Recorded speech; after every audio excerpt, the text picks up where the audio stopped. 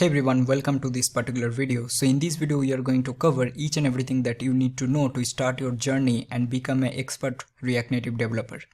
Now this is the best React Native course you can find on YouTube, I can guarantee. Before discussing anything, just one point I want to mention, that in this whole video we are not going to cover Expo, because I can see in YouTube there are a lot of Expo related tutorials.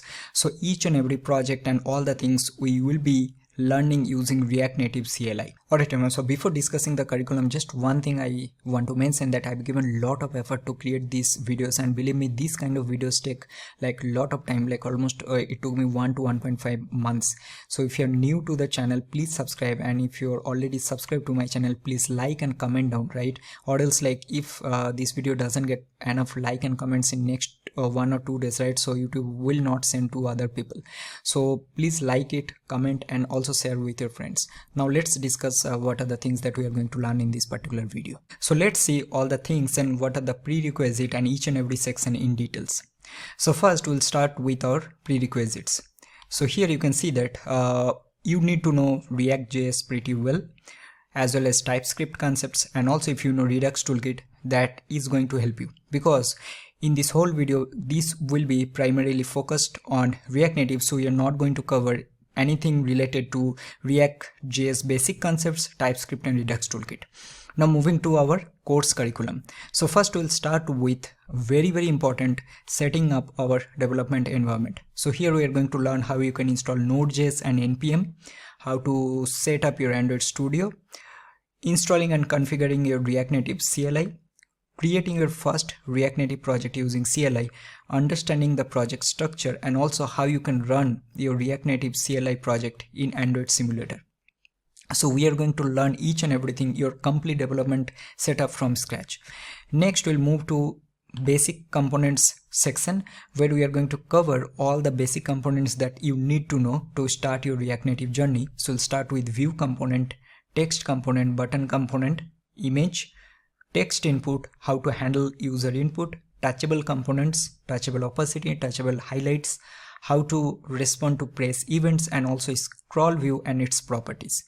Next we'll move to layout in React Native. So here we are going to learn how you can create layout using flexbox properties, the concept of main axis and the cross axis, justify content and align items, and some of the other properties like flex, direction, and flex wrap that are already I'm pretty sure you know from CSS. Then we'll move to styling. So we are going to learn how you can create styling using style set API, and then we'll move to our first project. So whatever concepts that we have learned so far, we are going to create a simple to-do list app. Next we will be going to another very important section, which is navigation. So here we are going to cover the following things. So how you can set up navigation using React Native navigation.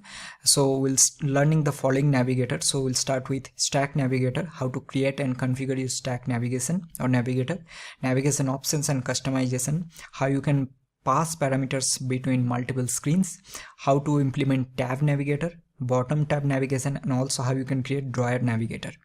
Once we'll complete our navigation section, we'll move to list and user input. Now this is another very important section. Here we are going to learn very important component, that is FlatList. So how to render list just like in your React component, so render list of data.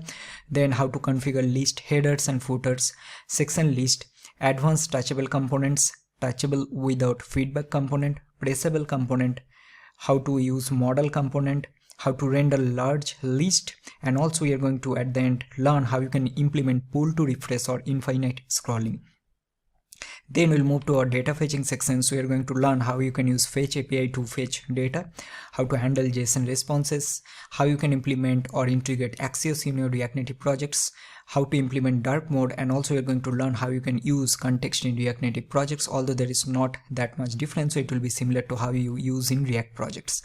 Next we'll move to another extremely important section, and I'm not seeing any proper resources on YouTube also. So we are going to cover animation in detail. So you are going to learn a lot of things in these two sections. So I'm not only going to cover the main React Native animation API that React Native team will provide, but I'm also going to cover a complete section on React Native Reanimated. So let's see the first one. So here we'll start with animated API basics. So how you can do opacity, translate, scaling, easing functions, combine multiple animation at once, how you can create custom animations, concept of interpolation, right, and also how you can handle gestures, and also we are going to learn how to use band responder, right, for complex gestures.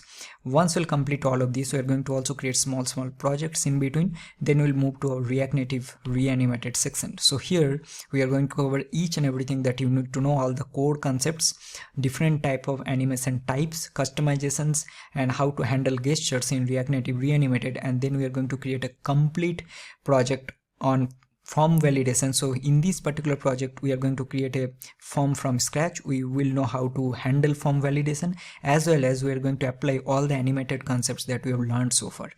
After this, we'll move to state management section. So here we are going to use Redux toolkit for our state management. We'll also see how you can use async storage to persist your data. Just like in web projects, we use local storage or session storage, right? So in React Native, we can't use that. So we are going to use async storage. And then we are going to create a task management app.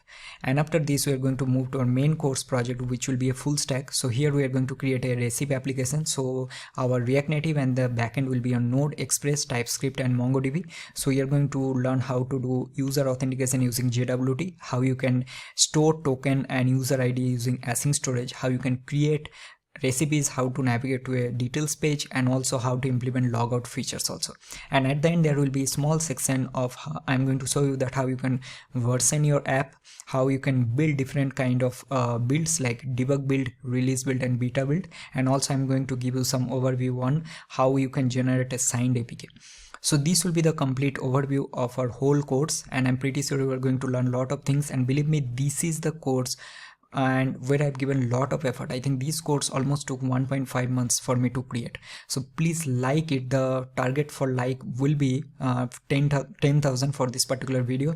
And please comment, because if you don't comment, again I'm repeating, so YouTube will not send this video to other people, and then like I given a lot of effort, right? So if you just please like, comment, and share with your friends. And if you're new to my channel, please subscribe.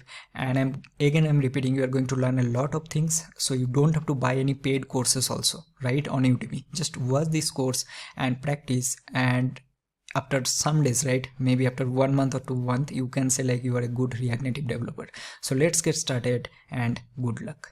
Alright everyone, so welcome everyone. So in this particular section, we are going to see from scratch, step by step, how you can install or create a React Native project using CLI. Okay, so now this involves a lot of steps, and you need to be very careful here. If you do some mistakes, it will not work. Okay, and like sometimes I'll face a lot of issues, and then it will take hours to solve.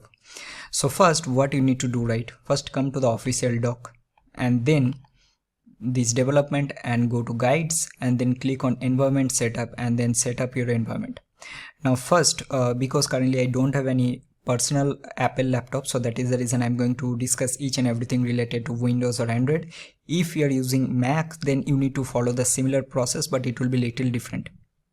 Okay, so the first thing what we need, so we need to install our Node.js. We need to have a JDK, and also we need definitely Android Studio. So the first thing you can see that for Node and JDK, they are recommending to install using this tool that we called as Chocolatey, and that is a popular package manager for Windows. Now here, the first thing you need to go or click on this link and go here. And then what you need to check, the first step, if you're installing using this, you can also directly install Node.js, that is absolutely fine. But here if you see, to install this one, you need to select individual, and then you need to open your PowerShell as an administrator, and then run this particular command. So we'll copy this, and then I'm going to run PowerShell. I'll right click and then do run as administrator. Do yes. And then if you just paste it, right, you can see I'm getting unrestricted. But if you are getting as restricted, so you just need to run this command. So it will allow all the installation and basically bypass all the policies, and then you'll be able to do or install whatever things you want to install. Once you'll run this command, right, then you need to copy this. I already have done this, and you need to copy and run the same. There is nothing difficult here. So first check with this. So first step will be check if you're getting restricted, run this or this one, and then you need to copy from here the following command and you need to run.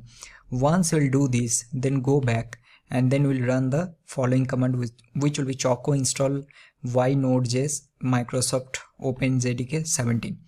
I'll copy this and then we'll just paste it. If I already have this one installed, right, you can see that already installed, and JDK version 17 is also already installed, so that is the reason it's not happening.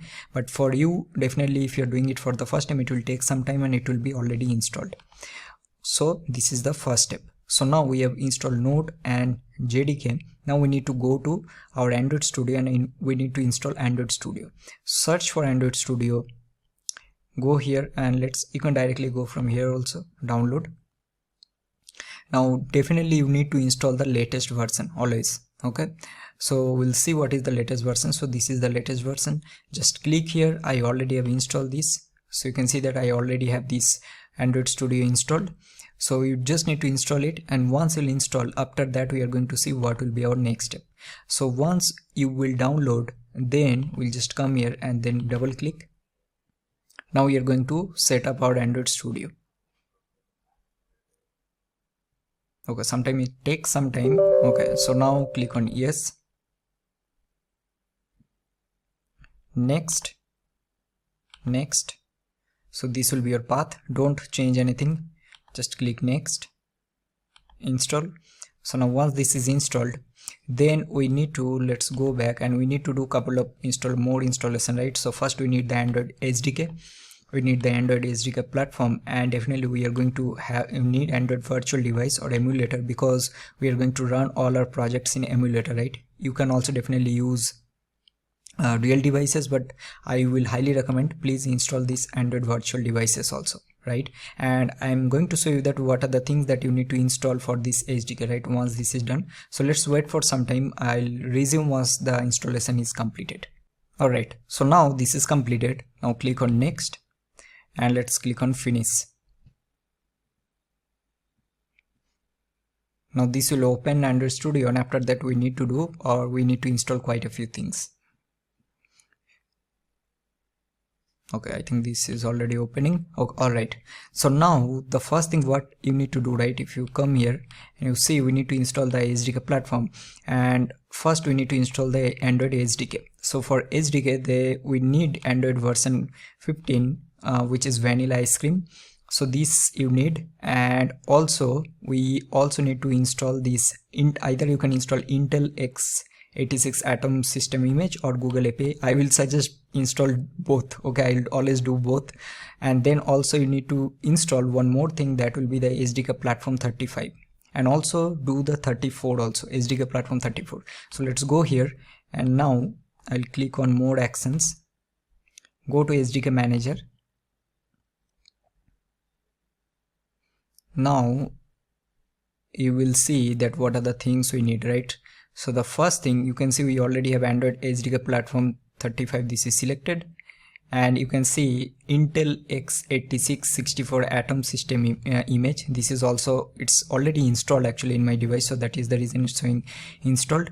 Just note it down, okay? There is nothing difficult here. If you're facing any issue, I'm pretty sure some of you might face, ping me on Instagram. Once I'll get some time, I'll definitely going to help you. Okay, then you need to select this Google API's Intel x86 64 Atom system image. Now they are actually recommending either you can install one, but I always install both.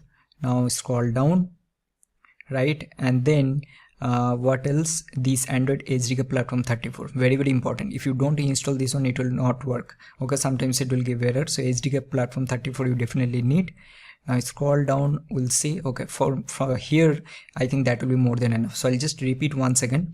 You need SDK platform 35 from this Intel or Google API Atom system image. You can install either, it will work, but I always do both.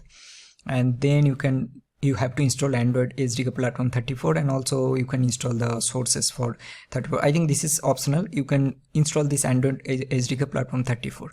Now once this is done, go to SDK tools, and here you need to install 35, and as well as please install 34 also. Okay, SDK tools you need to do 34, it's actually required. Now some you actually from here it will be more than enough, but if you go to this NDK side by side, right, install this 27.0.11 this version and also this 26. Okay, I know sometimes you'll not get any error even if you don't install, but I don't know, sometimes some weird things will happen and you might get some error actually. So install these two also, and then you can just come back, and then you need to install this CMake, this, and also I think this is already selected, so Android emulator and SDK platform tools. Also you need to install this SDK command line tools also. This is very important. Okay, click here, this also you need to install SDK command line tools. So once this is done, I think this will be enough. Now let's click on apply and then click on OK. Now this will start install. For me it is only 130 MB because all the other things whatever I mentioned, those are already installed in my device. For you it will take some time because that size will be like more than 3 or 4 GB like that. So if you just come here, right, let's recap one more time. I know that I have told some extra things to install because from my personal experience I sometimes face issues, but I'm not telling that you will also get. You can definitely do what they are telling in the official doc. So if you want, you can just simply install the SDK platform 35, or from these two you can install only one, so either Intel x86 or Google API's Intel x86 Atom system image. Okay, and in the SDK tools 35 you need to install. Alright, so now once you'll install all of this, this is done, finish, and click on apply and click on OK. So this is one part is completed. Now we need to configure our Android home environment variables. So how we are going to do that? So for this one we need to first go to our control panels. So we'll go to control panel, click on user accounts, click on user accounts, and click on change my environment variables. Now here you can see that you are having all these. Click on new, and now here you need to give the variable name and the variable value. So see, now here one thing very important, this name only you need to give, Android_home. If you give some different name it will not work, as simple as that. So here you need to copy this and then go here. So where is that? Let me just check. Okay, so here just paste it, and now the value you will be getting from where? So you need to go here, just click on this SDK manager, and you see you will be getting this path, right? So just copy this path here, and then just minimize this and go here. Where is that, man? See, it's went out. Okay, let me just paste it. So this will be Android home, right? So let's copy this and I'll paste it here. So Android home, and this you'll get from your Android Studio, that the place I showed you. So click on OK. So this is done. Now what we need to do, let's click on OK. Now you also need to check it. Alright, so now we need to verify. Now to verify, right, what you can do, we need to this open PowerShell. So I think it's already open. Now copy this into PowerShell. So run, right click and run as administrator, and let's paste it here, and you can see that we are having Android home, and this is the path, right? So this is very important. You need to verify it. Now once you'll verify, now you need to add the platform tools to path. Now to add this one, again you need to open or go to the control panels, go to user accounts, go to user accounts again, and change my environment variables. So now let's go there. So we'll go to change my environment variables. Now here you can see that you'll be having this path, right? So here you need to click, and now let's click on this edit. Now once you'll edit here, you need to add new.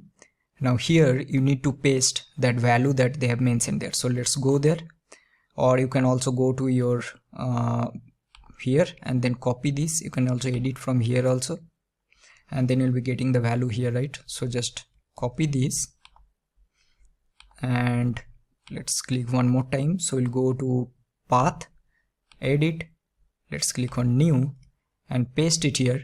And now after this, what you need to do, right, here you can see that you need to edit, click new, and add the path to the platform tools to the list. So here you need to add this path. So copy this and let's go here. I don't know when it's going away multiple times. Okay, let's click again, click on edit, and let's click on new, and first I'll paste this, and then we are going to go to our Android. Let me just do like this, or else it's going multiple times. So we'll go here and then copy this, and then we'll just edit this one and give this, and now this will be added. Okay, so now let's verify one more time. So you can see that this is your local app data, Android SDK platform tools. So this is my path, Android SDK platform tools.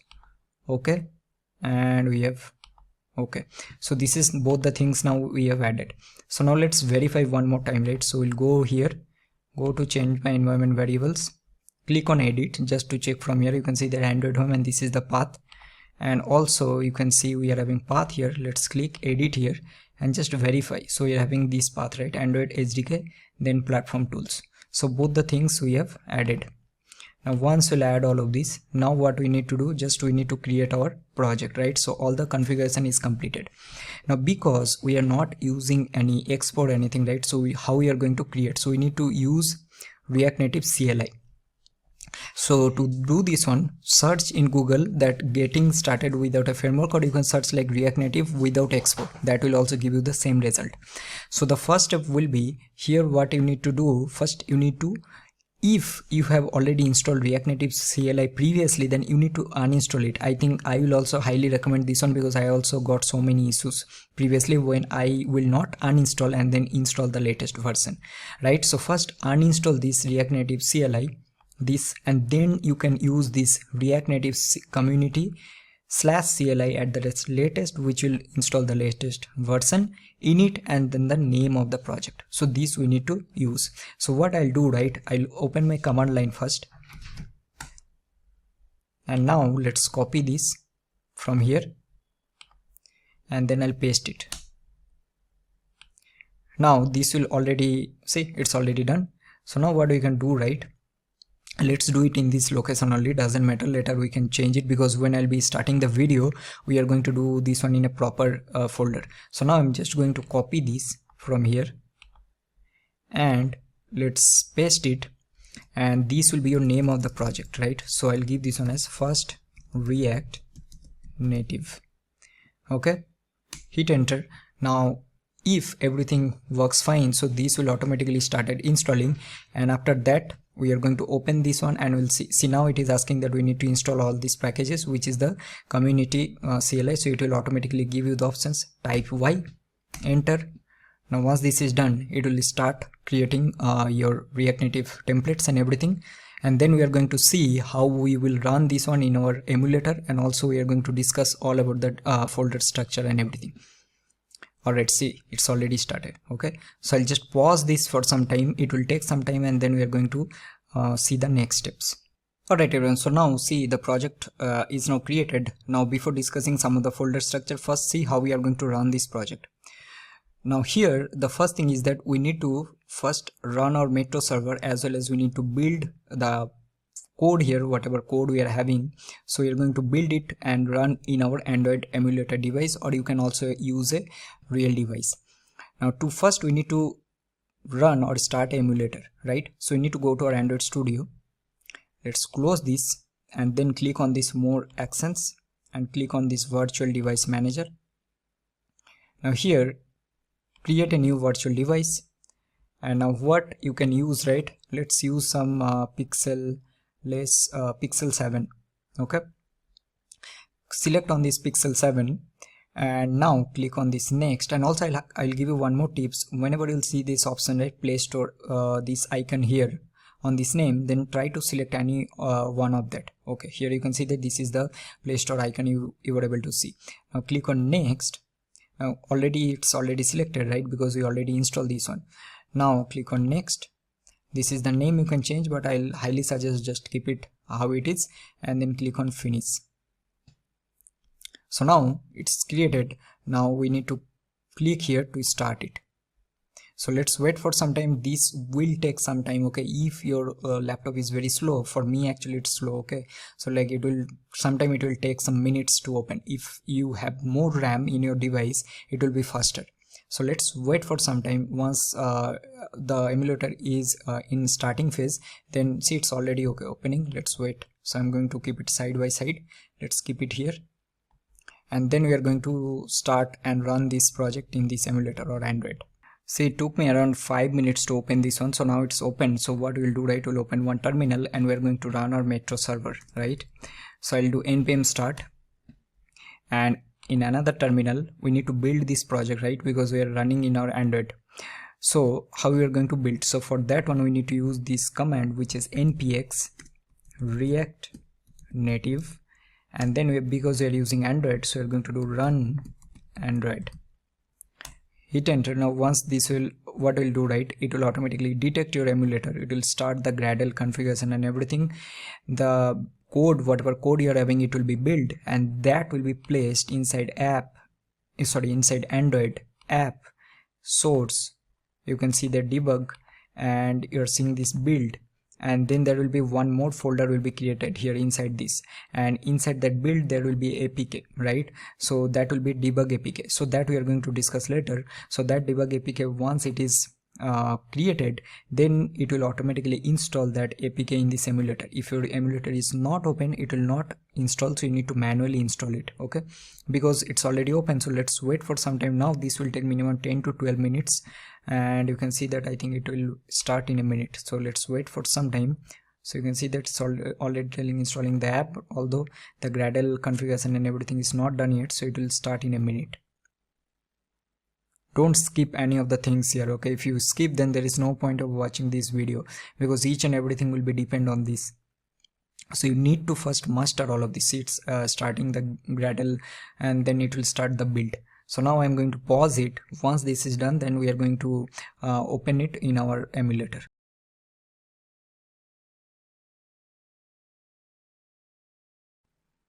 Alright, so you can see that it's completed and it's automatically open in our emulator. Now let's go to this. So here you can see that it's running our dev server, where it is doing nothing but it's actually bundling all our JavaScript code.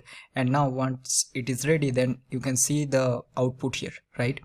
Now we are going to see that from where all this content is coming, but before that you can also see some of the command that you can run, right? For iOS, to run on Android you can run A. Normally I will use this R most of the times to reload the app after any code changes. It will automatically do.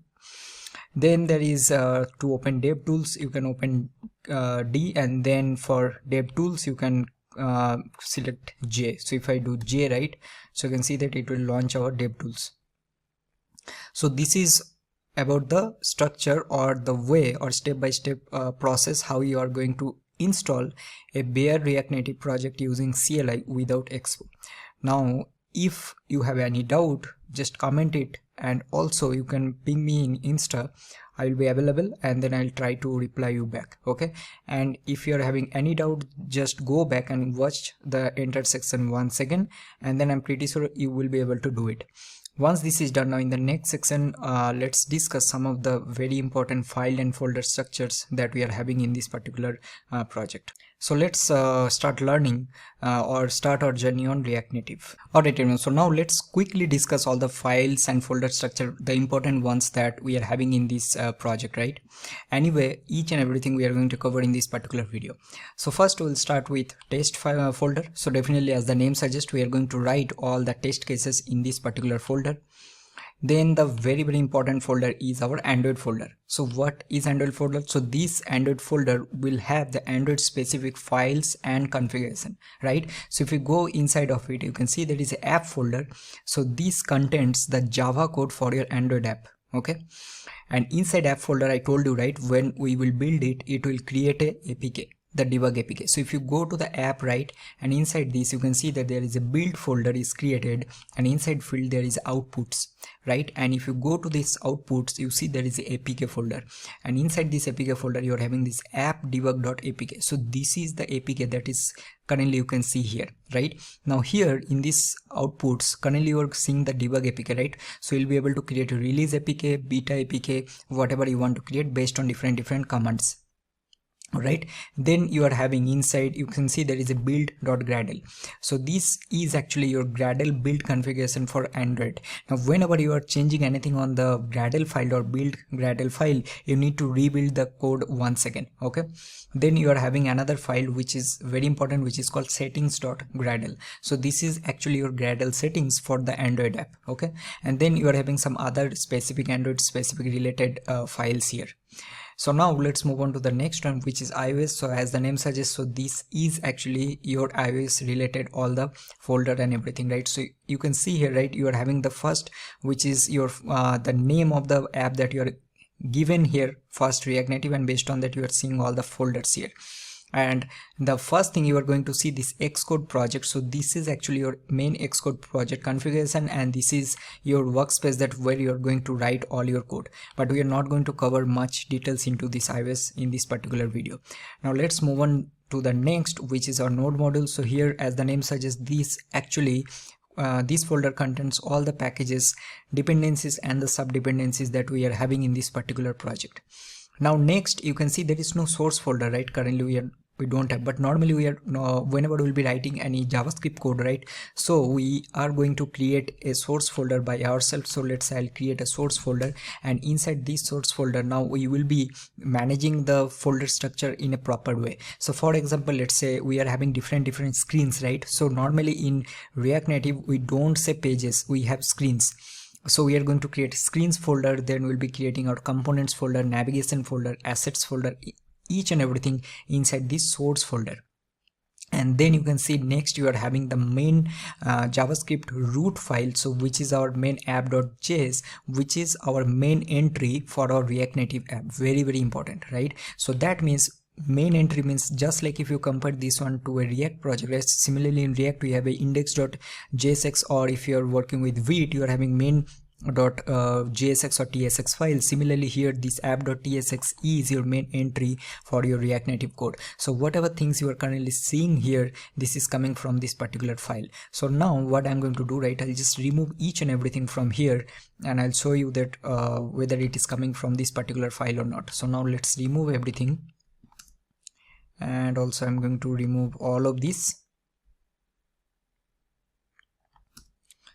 and remove everything from this return also.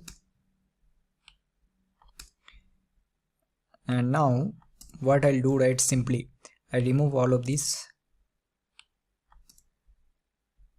And for now don't think about what I'm writing now, because pretty sure if you're completely new, we don't know what is happening. So what is this view and everything, so you're going to discuss in the next section only. So for now I'll just import a view, and I'll take a text and I'll just do here hello React Native.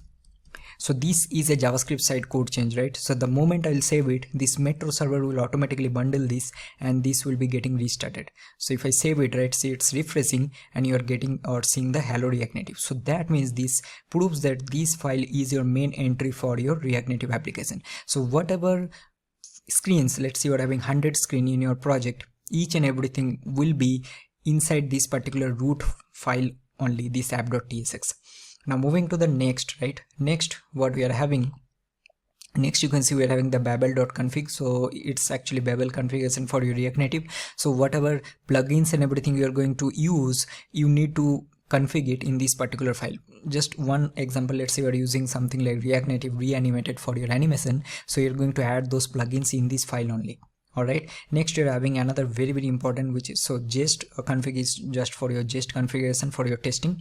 So here you can see that you are having one more file, which is your main index.js. So this is actually your entry point for your React Native app, right? So here this is another one. So next I want to discuss very important file that is called metro config, right? So this is also very important. So this actually your metro bundler configuration. So that actually use for your React Native bundling, right? See, in React Native we have a React Native is kind of a bridge, right? You have JavaScript code at one side and then you have a native code at other side.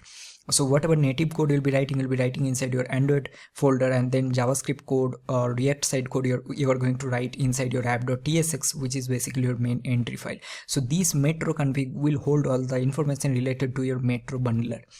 That's it. I think these all are the very important. Then you are having the package.json, which holds all the dependencies and the dev dependencies you are going to install in this particular project.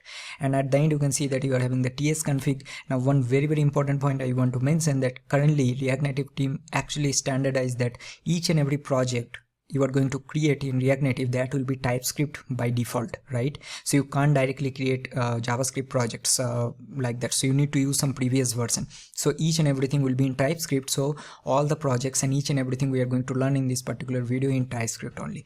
So that is all about a complete overview of all the files and folders you are having in this particular project.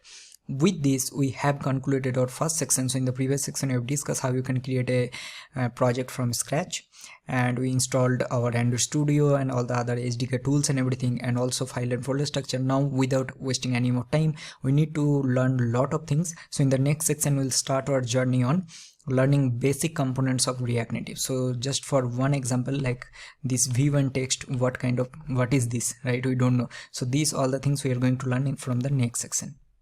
So all the very best. One more time, let's get started and good luck. Alright everyone, so let's start our journey. So first what we are going to do, right, we will be learning all the core components that you need whenever you will be creating any kind of app. Alright, so mainly let's go to the guides, and you'll see that we are having these core components and the native components. And if you go to the core components, we are going to learn this view component, text, how to render images, scroll view, text input, and some other things. Alright, so what I have done, I think in the previous section we already discussed that how we can create a project, and you can see that I just run this project here. So first we will start with the view component. Now what is a view component? So you can see that in the demo app where it will automatically come whenever you'll be creating any project using CLI, you'll see that we are using some of the components here that we can import from React Native. So view is one of them. So view component is the fundamental building block in React Native. So what that does, so for example, let's say if you worked with HTML or React, there we are having the div, right?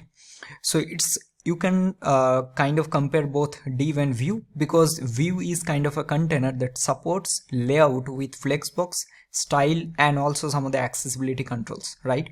And as I already told you, it is almost similar to the div in our web development. So what we are going to do, right, so let's remove all of this. I'm going to remove and clear everything from here, and let's remove this part from here also, and let's remove all the styling also.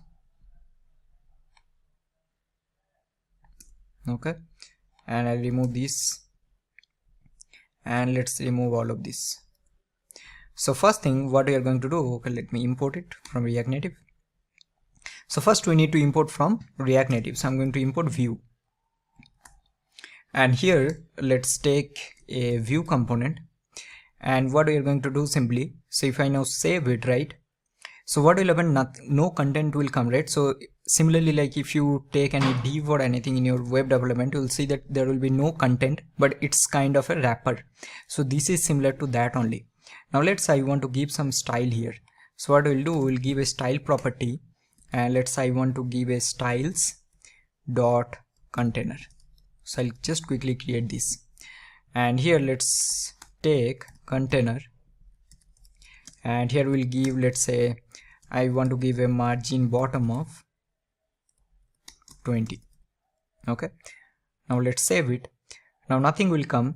Now inside this let's do one thing, let's create some blocks. So I'll take one more view, and here I'm going to take a style, and I'll do this one as styles dot, let's take this one as box container. Okay, now here let's quickly copy this, and let's take some styling. So what we'll do right here, I'll take a flex direction as row, and also I will do a justify content as space around. Now here inside this I want to take or create some blocks. So I'll take multiple div here, sorry, not div, I'm habituated of telling this div, but this will be a view, and then I'll take 2 more, and let's take some styling here. So I'm going to copy this. Now although if you're completely new to React Native, you need to do all of this, but if you already have some idea, then you can skip this option. But if you're new, I'll highly recommend, please do not skip anything in this particular video, okay, because we will be learning each and everything from completely scratch. And also you should have a lot of patience, because a lot of things you're going to learn, and also you should take some time, at least spend 15 to 20 days to complete this whole video. All right, then only you'll be able to practice and create projects by your own. So now I'm going to take this one as, let's take this one as red box, and let's copy this, and I'll do this one as blue box and green box. So I'll do blue box and I'll do this one as green box. Now let's quickly create. So what I will do, right, simply, now here what I want to do, let's first take this one as red box, and I'll do a width as 50, and I'll do a height as also 50, and for this one I'm going to take a background color as red. Okay, now let's copy this, and I'll just simply paste it 2 more times, and I'm going to do this one as, let's say, blue box. So I'll keep this on same, this I'll make this one as blue, and then I'll do green box, and I'll make this one as green. Now let's save it, and you can see that we are getting 3 boxes here. Now if you just compare this one to a simple web development, so you can see that it is actually the similar structure, right? So instead of view, we'll take a div, and then you'll be creating similar kind of boxes in your web development. So if I want to just recap whatever we learned so far, that now each and every components that we are going to learn in this 1 or 2 hours, these all are also very important interview questions also, right? So what is a view component? So view component is a fundamental building block in your React Native, and it is kind of equivalent to your div component in web development. All right, so now let's move on to the next. So in the next component, so you will be learning the text component. All right, so now let me just quickly give some comments. So this will be our view component, and now after this we'll be doing a text component. Now if you want, you can just write all of this in separate components folder also, that is also fine, but I'll be writing everything in this file only, so that it will be easy for you to practice. Now text component, right? So I think I don't have to explain this, as the name suggests. So text component will be used to display any kind of text, so similar to like you have paragraph and level in your web development, right? So first what we need to do, we need to import from React Native. So I'm going to import text component. So this is the component we need to import, and then let's say I will simply create a simple text here. So I'll take a text, and here in this text component you need to pass the text, whatever thing you want to render. So let's say I want to render my first React Native codes. Okay, so now let's save it. So you can see that we are getting text here, and you can also give the styling also. So I'll give a, let's say I'll give a styles dot my first text. Okay, let's copy this, and let's say I will take here. So what we'll do, we'll simply do a font size of 30. Let's save it. So you can see that you are getting a font size of 30. So this will be a simple text component. Now another thing you can do, you can also nest multiple text component inside each other. So what will be helpful in that case, so that will allow for inline styling of some particular text. So let's see how we are going to do that. So now I'll take one more text component here, and here let's take this one style, and I'll give a styles dot nested text, and here inside this I will take like text components can be nested. Now here inside this I will take another text. Now you'll see that I'm nesting one text component inside another text component, and I'll give this one as nested. Okay, and here what we'll do, simply let's take a style for this one. So I'll give styles dot we'll do bold. Let's I want to make this one bold. So now I'll copy this. Okay, and let's go here, and I'll do a font size of, let's say, 15, or let's do 18. And for bold, what I'll do, right, so for bold I'll just simply do a font weight as bold. That's it. So now let's save it. I'll see that we are getting text component can be nested. So nested is coming as bold. So that will be helpful whenever you need to nest component, nest text, and then you need some particular styling, for some particular portion. So what you can do, you can nest that particular or wrap that particular section inside that text component, and you can give some separate styles. So this is pretty simple. So this is about the view component, and this is how you can use the text component. Nothing more to discuss here, because as the video will progress, we are going to create a lot of projects and everything. There also we are going to use these components very frequently. Now let's move on to the next component. So next we'll be learning how to render images, right? So for that one we need to use the image component. So let's go back, and before that what I've done, right, I will show you. So I just created one asset folder, and inside this I just have a simple image here. Okay, so now let's give the comment. So I'll give image component. So now let's copy and just paste it here. So how we are going to do that? So simply we need to render the image component from React Native, and then here you need to pass the source. So this will take a source attribute. Now each and every component, if you see, there are similarities how we are going to write all of this in web development also. So there also will be writing image, and then you'll be rendering source attribute, right? Here also you have. So here simply just use the source component, and inside source component you need to pass the URI, which will be your string, that image URL that you need to pass. So what I'll do, right, just simply go here and just copy this, so some random images, and then I'll just pass it here. Okay, and then let's also give some style. So I'm going to give styles dot image. Okay, so what I'll do, simply let's go here and let's take the image, and I'll do a width as 150, height as 150, and what else we'll do, now here also you can use the resize mode. Now here you can either use center, content, cover, repeat, and stretch. So let's make this on content, and also what I'll do, right, simply let's take a margin bottom also. So I'll do a margin bottom of 10. So now let's save it. Let's see what is happening. So you can see that we are getting the image here, right? So nothing much to discuss here. If you have some basic idea of web development, you will be able to understand these components very easily. So this is how you can do a remote image. Remote means from a particular URL, correct? Now if you want to render a local image, so obviously there will be some requirement whenever you need to use some local images, right? So in that case, what we are doing, we have just created a assets folder, and inside this we are having the image. So simply we'll take an image, right?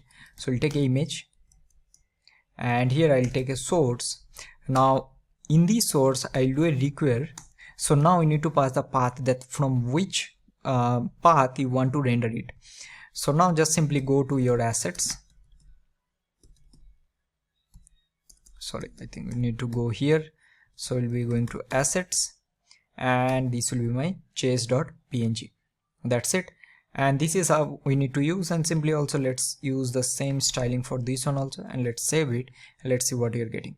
So you can see that we are getting the chase image here, which is a local image. So just simply give the path, require, and then you need to pass the path that from where you want to render that image. As simple as that. So this is will be the very basic of how you can render image from a particular remote URL and also from a local place. Now let's move on to the next component. Alright, so till now we have completed 3 components, right? So view component, text component, and also how to render images.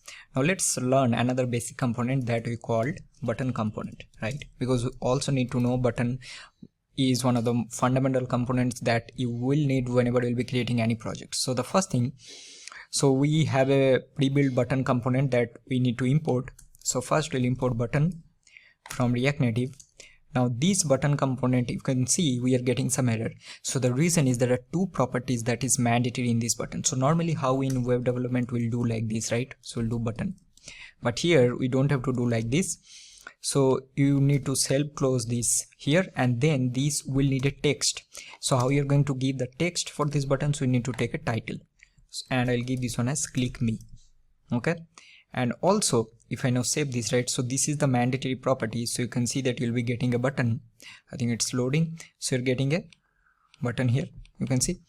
So now we want to do something, right? So let's say on click of this button we want to change some counter value. So now normally the state management is exactly similar how we do in React projects, but still let's quickly see with some very basic example. So here I'll take a count state, I'll do set count, and this will be use state, and this will be a number, and I'll take this one as 0. Okay, and let's render this count value here. So I'll take a text component, right, and I'll render count is count. Okay, so now let's save it. So we'll be getting count is 0. Now let's on click of this, I want to change the count value, right? So we need to take something. So normally how we do, so we'll do a on click, right? But here we don't have on click. We need to take on press instead of on click. So now here I can simply directly do just like as usual. We'll do set count will be count plus 1, right? So now let's save it. Now it will work as usual. So if you click it, see count value is getting updated. So there is nothing much to discuss here. So it's a simple component. You just have to import, give a title, and then whatever things you want to do, like the interactivity or state management, you need to take on press. Alright, so now these two properties you have learned. Now there is another property that we can use. Now normally there are so many properties you can check, like we have a color property, so you can directly pass color also. So color, I'll give this one as red, save it. So you can see it will be getting changed to red. Also you can give a disable property. So let's say disable, I'll make this one as true, save it. So the button is now disabled, but there is a limitation, and that is, let's say if I try to give a style property here, and you can see you are getting error. So normally in React Native buttons there is no style property that you can provide. So for that we have a quite good alternatives. So you can use components like pressable, touchable, touchable opacity, touchable highlight, touchable without feedback. So all these components we are going to cover in the upcoming section in details. But if you want to use normal button components, you just have to import, give the color if you want to change the color, but title is mandatory. You need to give the on press, and on click of on press you can do the state management or whatever things you want to do. So that's all about I want to cover quickly on this button component. Now let's move on to the next one. Alright everyone, so now next we will be learning the text input component. Okay, but before that what I will do, right, so let's quickly do one thing. So inside this I'm going to create a source folder, and let's create components, and let's move all of this to a basic components, right? So I'll do basics, basic.tsx. okay, and what we can do, simply just copy all of this and let's cut it from here so that it will be easy. We can organize this one properly, and then I'm going to create a component. So this will be my basics, and then I'm going to take a view and then just paste it here. Also I'm going to copy all of these styles,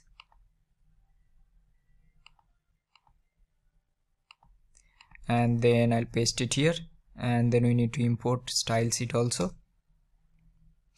and also we need to import all of this, right? So I'll import text and the image component. Now let's remove all of these all are not required here, so I'm going to remove all of this from here, and let's remove this also, and let's save it, and I'm going to import it here. Okay, let's save this one. Okay, we are getting error because we need to change the path. That is correct. So what I'll do, I'll just quickly go here, and then need to go to assets, and then we need to take it from here. Now we are getting all of this. Awesome.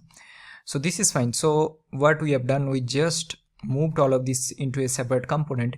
Now what are the next, whatever components we are going to create, we'll be creating single file, and then we are going to import those in this main root component. Okay, the reason why I'm doing this, I thought it will be much more organized and it will be easy.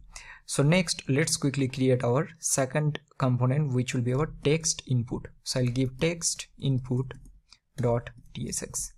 Okay, so now let's quickly create this. So I'll do function, this will be our text input. And now what is text input? Now this is again similar to our input component in your web development. So here user will get options where they will be able to type something, and then whatever, like for example you're creating some form, you're submitting some data, so in those cases you need this in text input component, right? So what I'll do, simply again I'll take a view component here, and inside this I will take a text, and then I'm going to do here text input component. Okay, now let's quickly create the styles. So I'll do const styles, and this will be styleset dot create, and I'm going to take a style here. So I'll do a style, and this will be styles dot container, and I'll copy this, and I'll do this one as, let's say, header text. So now let's go here, and I'm going to just copy some styling from here. So header text, and container I'll simply keep, let's say, margin bottom as 20. Now that's it. Now let's save it, and I'm going to just quickly import it here. So I'll do text input component. So now let's save it.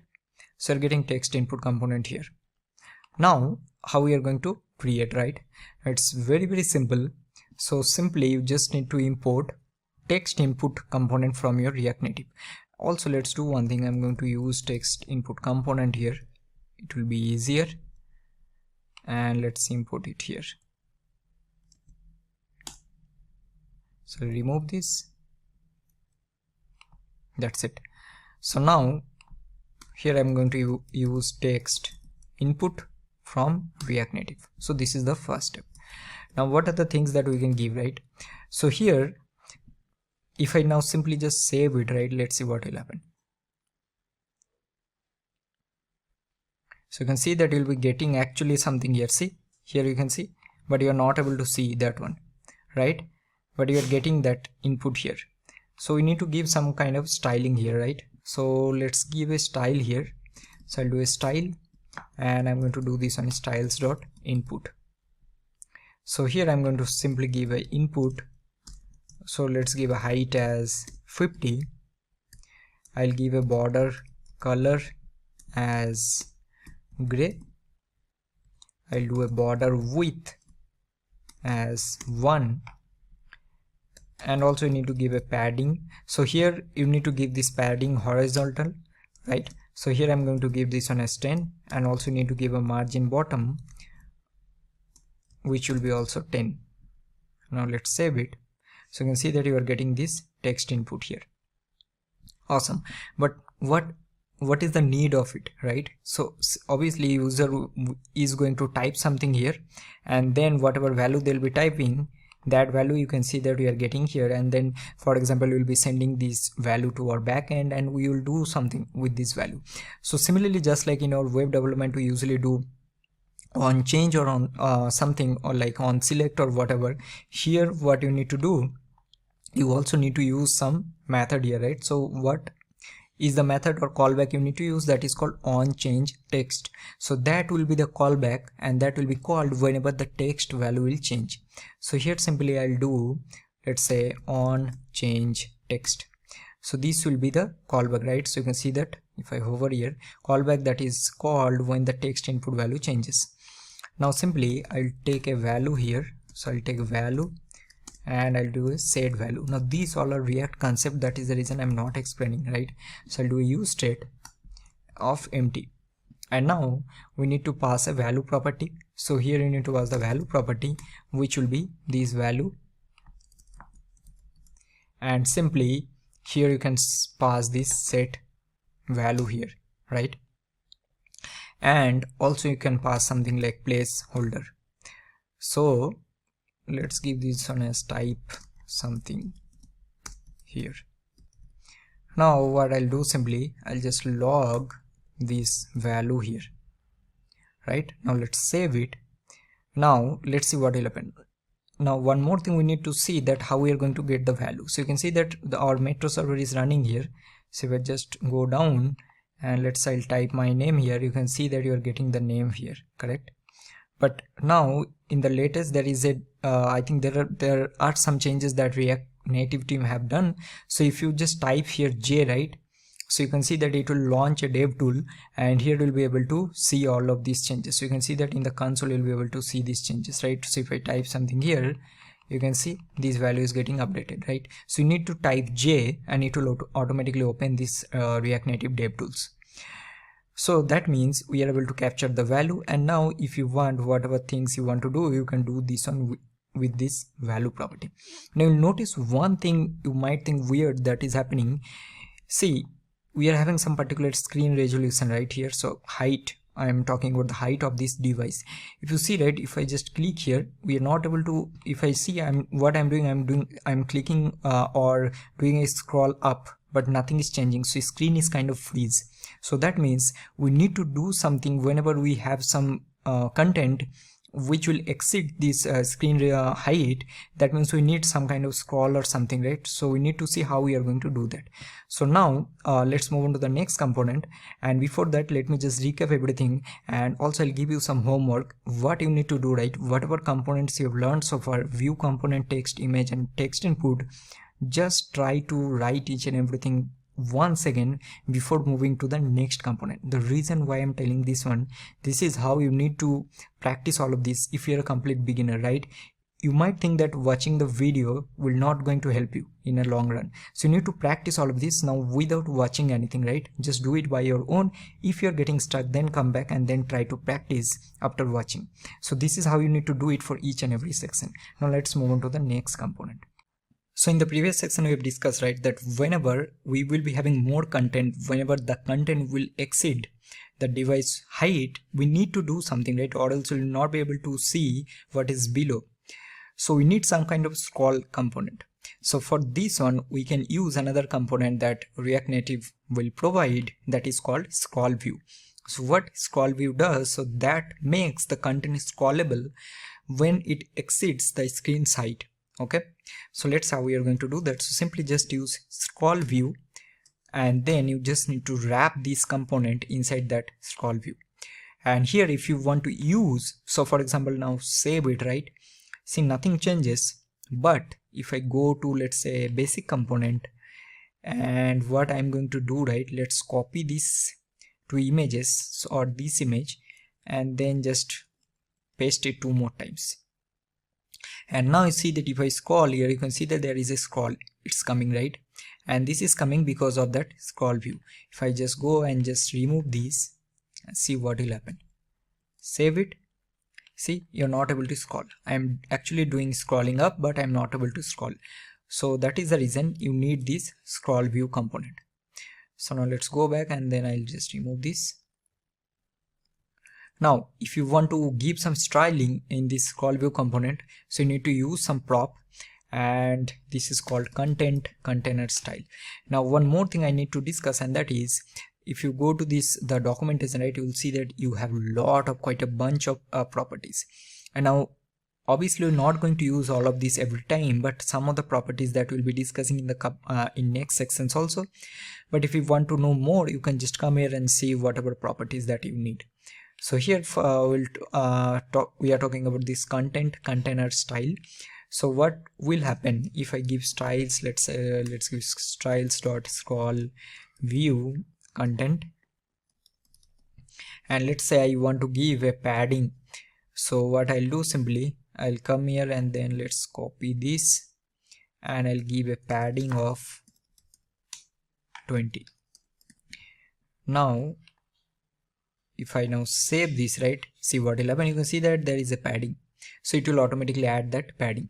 So that means this container style will help you to style the content that is inside your scroll view, right? So this basic component and the text input component inside the scroll view, so that is the reason you are getting the padding of inside of that particular scroll view, right, around that component. So this is how you need to use this scroll view component. Now let's see some more example of this.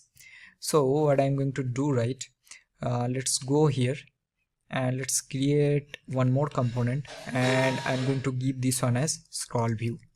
So I'll do scroll view dot tsx, and let's quickly create this component. So I'll do scroll view component, and here let's return a view, and let's also take some style. So I'll do const styles, and this will be styleset dot create, and let's start with our container first. So I'll give a style, I'll give a styles dot container, and I'm going to use container, and let's give a margin bottom of 20. Okay, now inside this let's take a text component. So I'll take a text, and then I'm going to use here, let's give scroll view component. Also we are going to use the same style that we have used there. So I'm going to copy this, paste it here, and let's copy the header text styling. Okay, let's save it. Also we need to use this component, correct? So I'm going to use this here. So I'll do scroll view component, save it. So now you can see that we are getting scroll view here. Now what I need to do, right, I want to render some list of, let's say, items or whatever. For now we don't have any data or anything, so I'm going to render some dummy data. So here what I'll do, simply I'll take a scroll view. Again, whatever components you want your scroll on, you need to wrap that inside that scroll view that we have already discussed.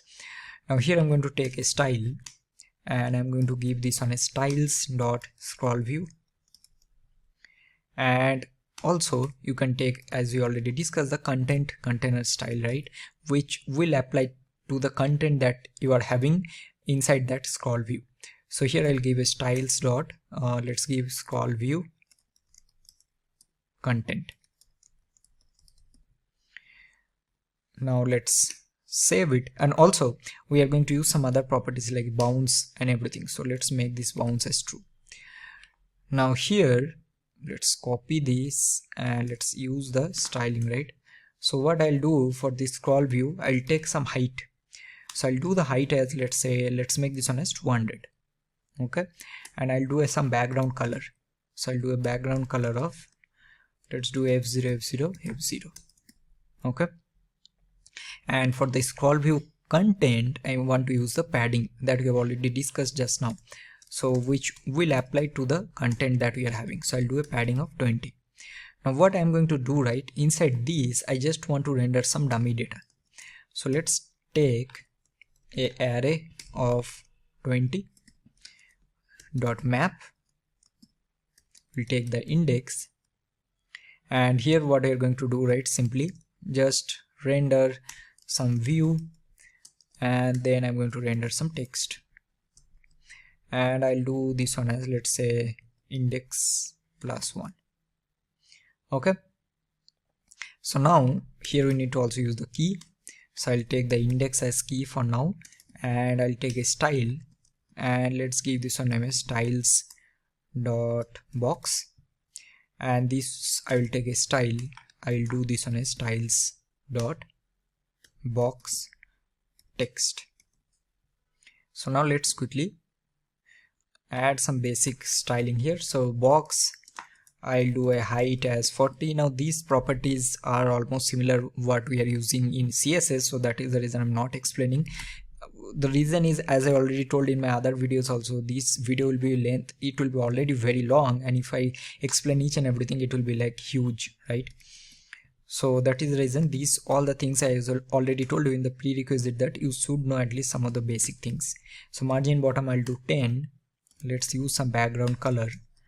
So I'll use this 3498 dB, and also I'll do this one as justify content. I'll do center, and also I'll do a align item center. So this will be our box. And for the box text, so this one I'll do a color as white. So simply, so I'll do white, and also I'll do font weight as bold. Alright, so now let's save it and let's see what you're getting. Okay, so you can see that if I just scroll here, you're getting all the boxes and everything, but there will be a problem. You see what is happening, you are not able to scroll. Okay, you see there is no scroll is coming in the right, and what is the reason for that? So the reason is because you can see that in the scroll view component you are already using a scroll view.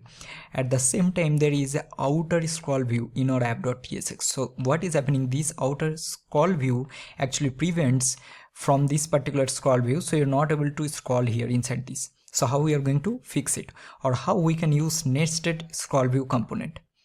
So to do this one, we are going to use some props. So the first thing here in this scroll view component, I'm going to use so vertical scroll indicator will be true. So this is the first. Save it, and you can see that still it is not working. Now go to your app.tsx. So this is your parent scroll view. Here you tell them that okay, I want nested scroll enabled as true, and the same thing. So now let's copy this. And if you hover here, you can see that enable nested scrolling for Android API level 21, right? And for iOS, it is by default supported. Now let's save it. And the same thing you need to tell in this scroll view component also. And the moment I'll save this, I'll see that you'll be getting a here. See, you're getting now scroll. So in the both the places it's scrolling. It's a very important concept that you need to know. Okay, because there will be some criteria in your app where you need to implement nested scroll view. So there you can use this thing, right? So what we have done so far, in our parent component we use our parent scroll view component, we use nested scroll enabled true, and in our child component we use nested scroll enabled as true, and we use this so vertical scroll indicator as true, and now it will work. So it is your inside or inside this particular component, and this is your outside scroll view. Okay, so this is all about the scroll view component. Now let's move on to the next one. Now let's start with the next one, which will be, we are going to learn some of the styling concepts. Okay, so what I'll do right inside this, I'm going to create one more component. I'll give this one name as styling.tsx. The first thing we have already done so far is that we already have the style sheet API that we used, and the create property, and then whatever name we'll be giving, just like your CSS, you'll be giving the CSS classes, and then inside each and every class you'll be having the CSS styles. The only difference is that here it's like an object, so you need to use the, like in normal CSS how we are going to do, we'll do margin and then bottom, something like that, right? Just giving an example, but here it will not work like that. So that is the only difference here. But apart from that, I also want to discuss that how you can use inline styles, which is exactly similar to your how we usually do in web development. And also I'm going to show you that how we are going to combine multiple styles and then use in a particular component. So let's quickly create here styling demo. Okay, and here I'm going to simply return a view, and here let's take a style, and then I'll do styles. So let's quickly create it. So I'll do const styles. So this will be your style sheet dot create. So this part I'm not explaining because this we have already done multiple times. So whatever properties that you'll be using, for example container, so this is your class name, think like that. And then if I go here and let's say I'll do container, and for example I want to give a margin bottom, so I'll do margin bottom of 20, right? And now let's go to our app.tsx and we'll use this styling demo here. So let's go here. So inside this, let's say I want to use some inline styles, right? So what you can do is simply take a view and then I'll take a style. Just simply take just usual you take in your web development, right? So you'll take some background color, all the properties will be same. I'll take blue color, sorry, let's take a padding and I'll do here for example 10, and what else, will do a border radius of 5, and I'm going to do a margin bottom of 15, right? And inside this view I want to take a text, right? So I'll take a text component, and here inside this I will take a style property. So I'll do a color, let's take some navy, and then I'm going to do a font size, I'll do 15, and font weight I'm going to do this one as bold. So now let's save it, and if you scroll down, right, so you can see that we are getting this. So let's do this one as, so this is our inline styling example, right? So this will work. Alright, so now also let's do this one. So I'll take a color here, so I'll do color as white.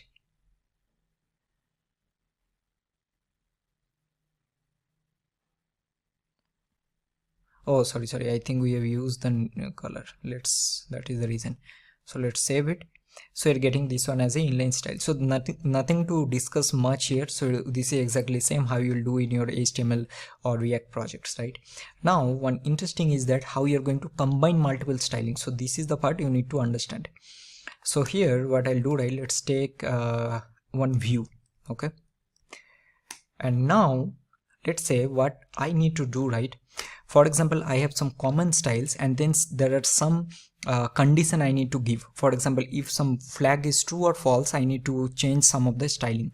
So in that case you can use these combined styling properties. So what you can do, right, simply take a style, and here you need to take this array. So whatever combine styles you need to do, you can combine those multiple styles using arrays. Now here I'm going to do this one as, let's say styles dot, I'll give this one as combined style. So let's quickly create this. So here I'm going to do a combined style, and I'll do a background color, let's do this one as yellow, or let's do this one as light yellow. I'll do a padding of 10, and also let's do this on a border radius as 5. So this is my style, and now I need to combine something with this. So what you can do, right, after this you need to take curly brackets, and now you can combine multiple style here. For example, I need to take a border width, right? So I'll take a 2, and I also need to do a border color, and I'll do this one as purple. Now let's save it, and you can see that you are getting this one. Also let's do like this. So here I'll do something like margin top, I'll take this one as 20. Okay, so this is fine. I think we have done this one, that is the reason we have done this one inside this view. We need to do it outside. Okay, so now you can see that we are getting this. Now what we are doing, we are using, let's say, some common styling. So how you can do, right, for example, let's say you're having 10 views, right, and all the 10 views you need to use the same styling. So you can use this styling, and then let's say for this particular view you need to add a border width. So what you can do, you can use the combined styling property. You can take the array, use the common styling for all the other views, and for this particular view just add these properties. I hope you're getting. So similarly you can do the same for text also, right? So let's say I'll take a text, and I'll give this one as, let's say, combined text style, right? And here you'll use a style property once again, and then you need to use, let's say I'll give this one a styles dot combined text, and let's give some styling here. So for example, I want to give some font size as, let's say, 14, and after this I will use some specific styles that is only for this particular text. So here I'll use, for example, text decoration line.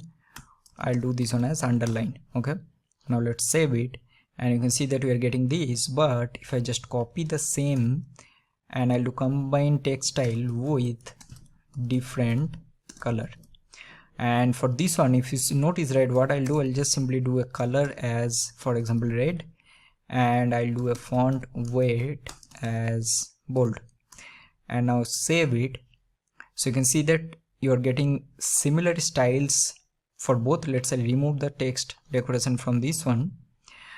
Now the common style is applying in both the text, but we are having some specific styling. For this first text we are having underline, and for the second we have a color and a font weight, right? So this is how you can use this concept of combined styling using these arrays, right? So this is a very, very important and useful concept that you should know.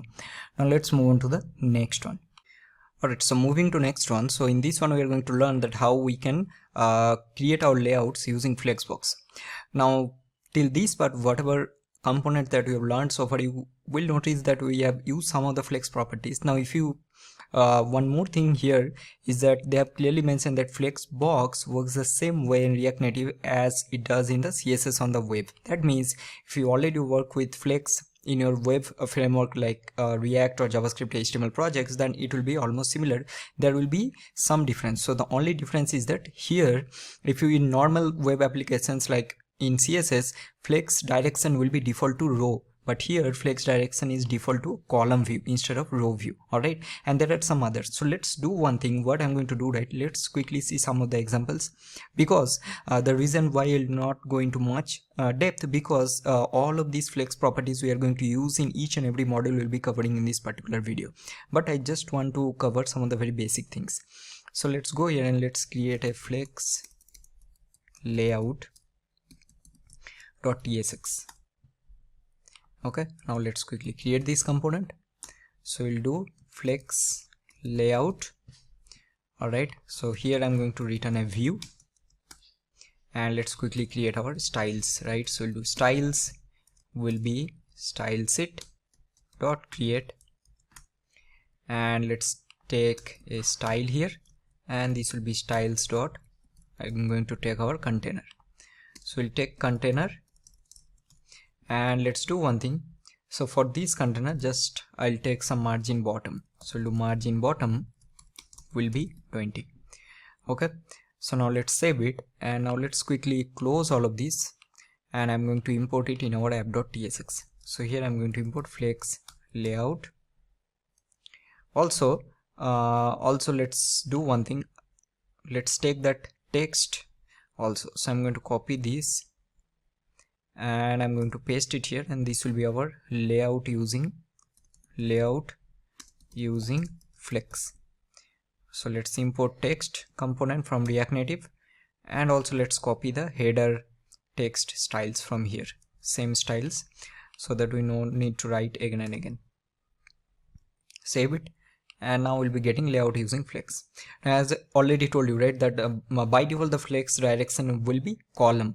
So here I'm going to show you two examples. So first I'm going to take one more text, and I'm going to do this one as main axis, and let's keep this one as row. Okay, and after this we will take one more view, and let's give this one style. So I'll take a styles dot, this one I'm going to create a row container.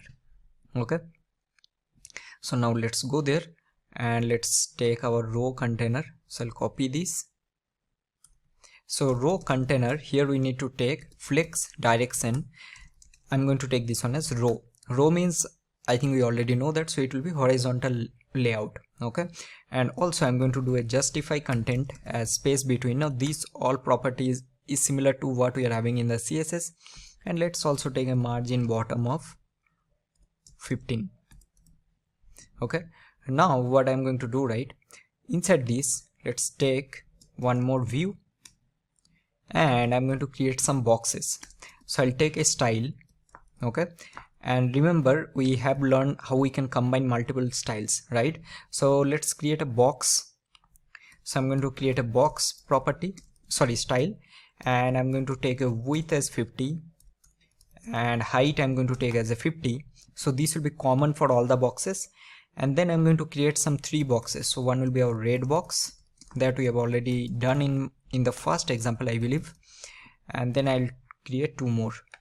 I know some of the things will be little repetitive, but again I'm requesting everyone not to skip anything. This is going to help you, okay? All the things, all the basic things, whatever we are learning. So I'm going to do this one as blue, and let's make this one as green box.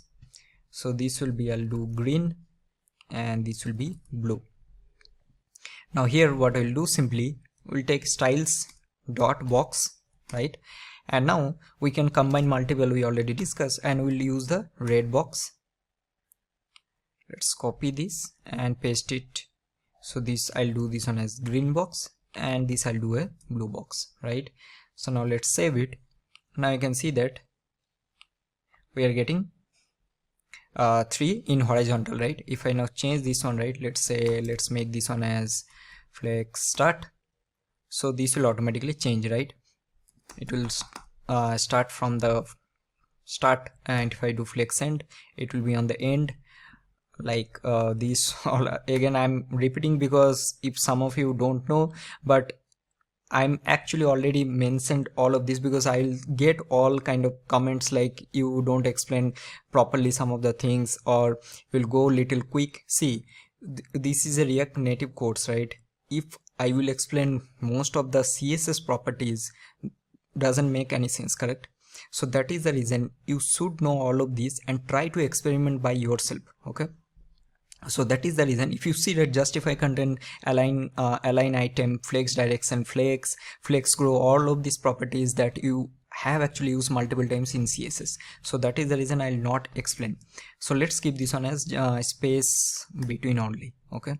So this we have learned. Now next we'll create one cross axis, or means column. So I'm going to copy this, and let's make this one as cross axis, okay? So this will be our column view. Now here again let's use the same,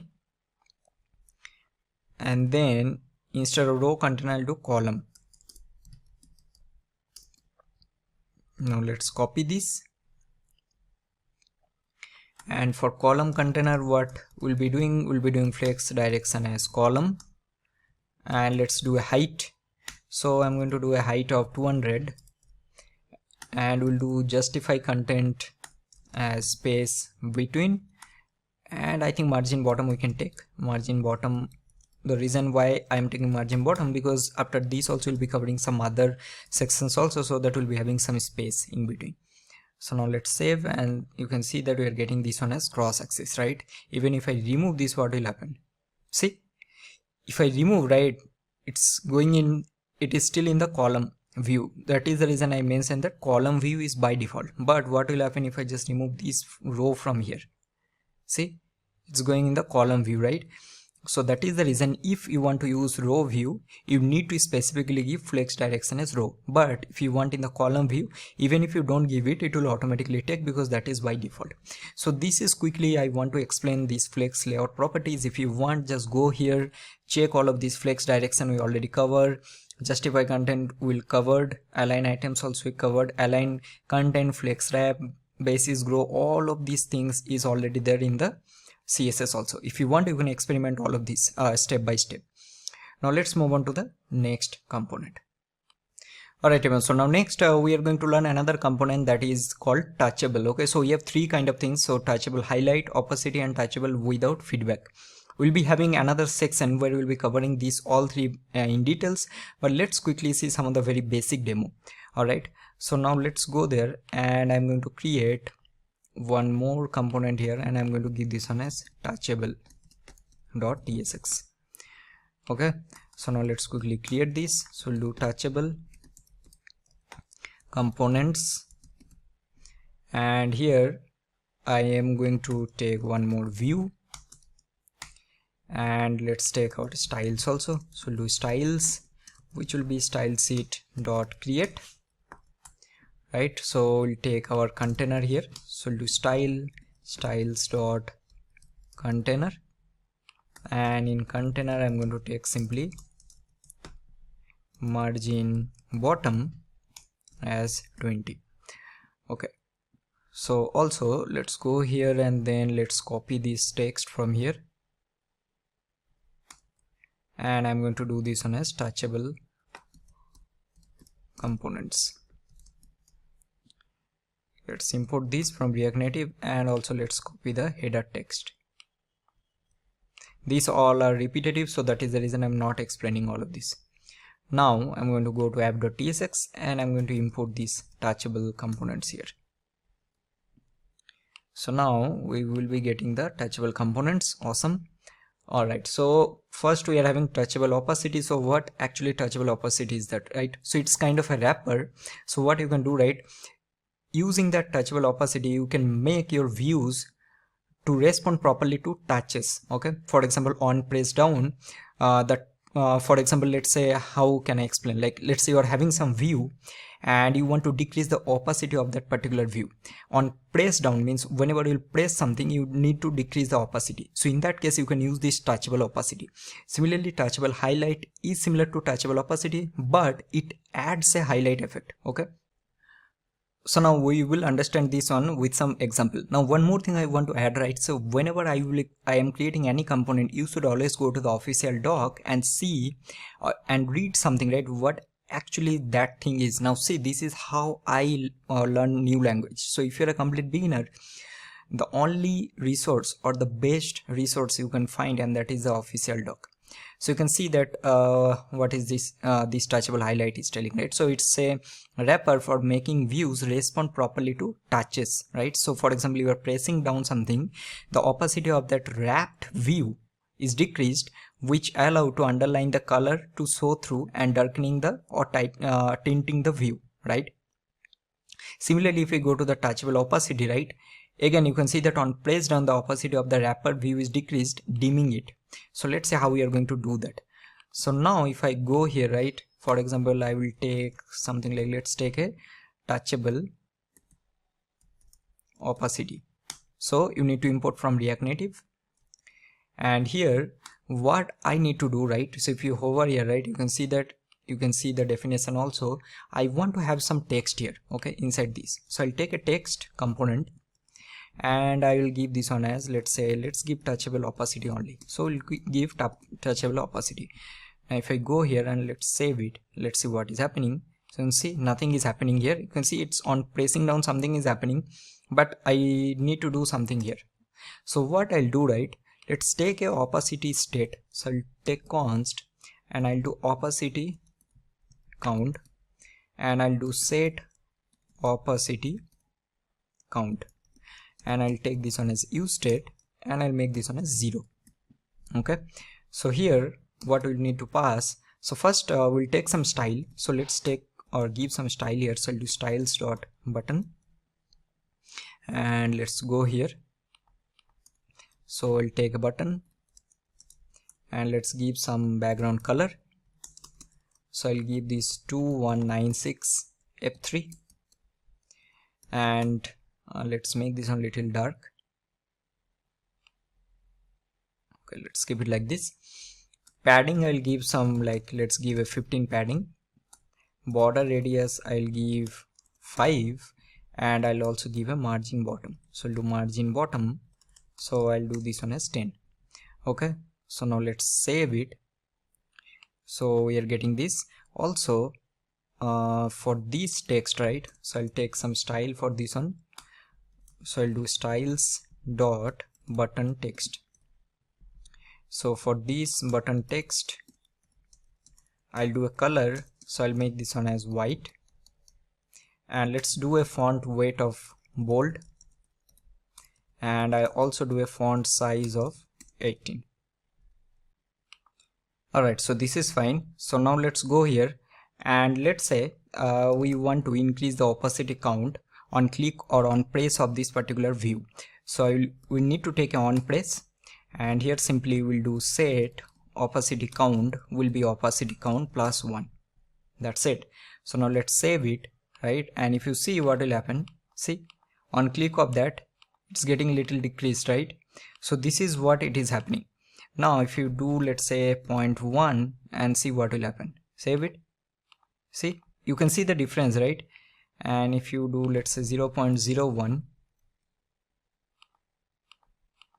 and if you do, let's say only 1 and click it, you see the difference, right? So this is what the effect will come, right?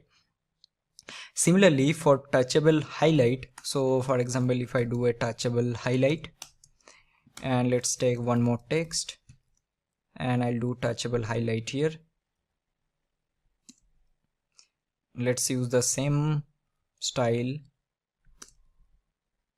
and let's save it. And also I'm going to use the same style for this button also.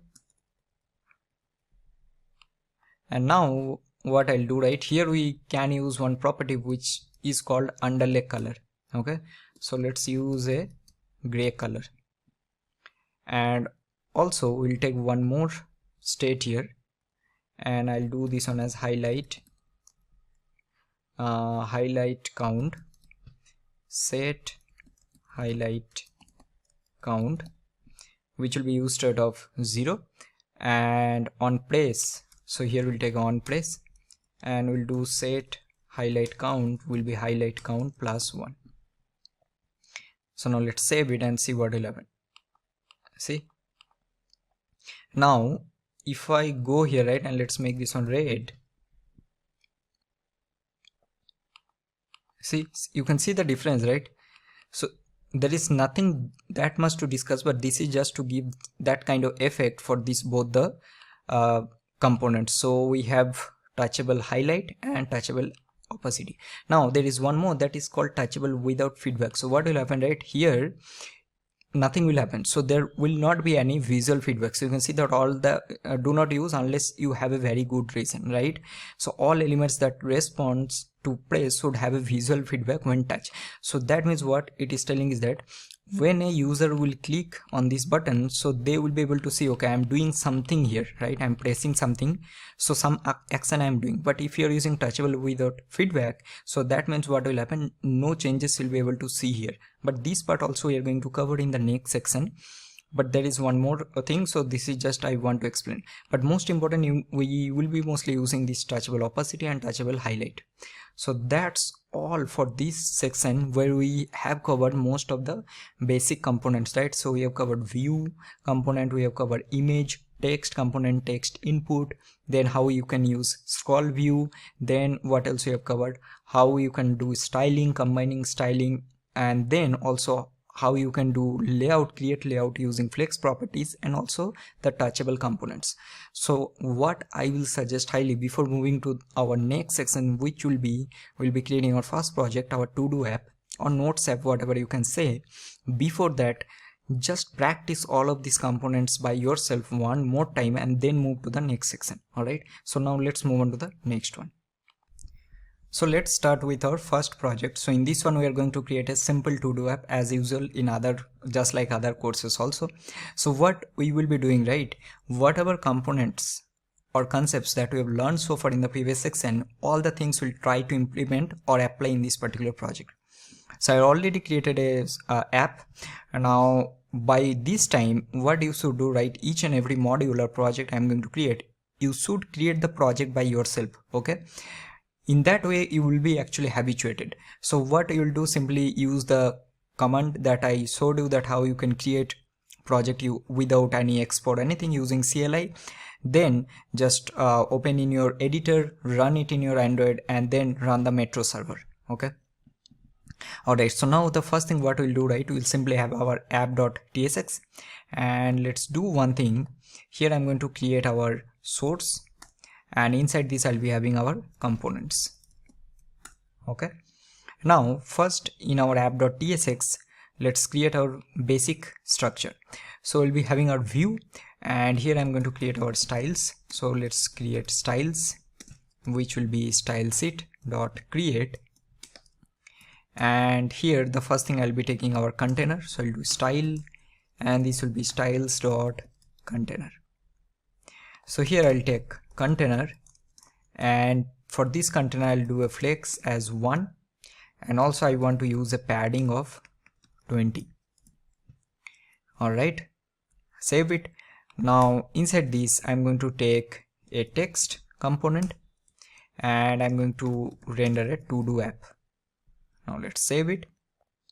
So you're getting to-do app here, and also I want to give some style for this also. So I'll do styles dot header text. So let's give a header text, and for this one let's use a font size of 24. Let's use a font weight as bold. We'll do a margin bottom as 20, and also I'll do a text align as center. Save it. So you're getting to-do app here. Awesome. Now after this, the first thing what we need to create an input, to-do input, correct? And then we'll be creating our to-do list. So first let's start creating our to-do input component. So inside components I'm going to create to-do input dot tsx. Alright, so first let's quickly create this. So this will be, so let's create this one as arrow function. So I'll do to-do input. This will be of, so we'll give a type. So this will be react dot fc, right? Also we need to import react. So I'll do import react from react, and here I'm going to return.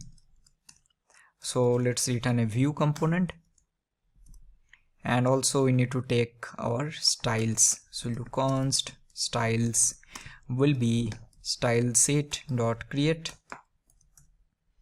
and at the end we're going to export default to-do input. Awesome. So the first thing we'll take our container. So let's copy from here instead of just rewriting. And for this container, what we'll do, right? So we'll do container, and I want to use the flex direction as row, and also I'll take a margin bottom of, let's take this one as 20. So this will be container. Okay, now inside this what we need to take, so which component we need to take to create a input, right? So we need to use text input. So we'll do text input, and here first thing we'll take some style. So we'll do style will be styles dot input, and here I'll take input. So let's make this on flex as 1. We'll do border width as 1. We'll do border color as this color. We'll do a padding horizontal as 10 and padding vertical as 5, and also I'm going to do a margin right as, let's make this one as 10. Okay, so this will be our style. Then we also need to take a value, right? So for this one, okay, first let's take some placeholder and let's render this. So we'll do enter or add a new to do.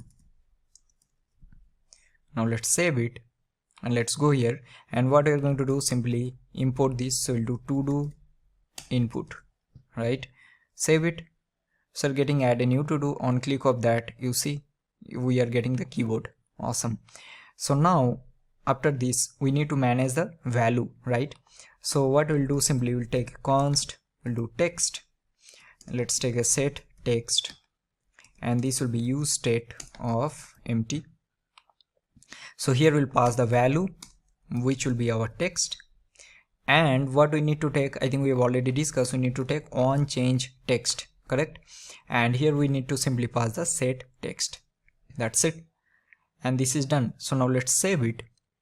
After this, what we are going to create, right, we'll be creating a touchable opacity. See, the way I created this, so that is the main idea of creating these projects, right? So it might seem very simple, but you see what the concepts that you've learned so far, right? I'm trying to apply all of this in a project, and this is how you will be able to create a very complex project also, if your basic concepts are very clear.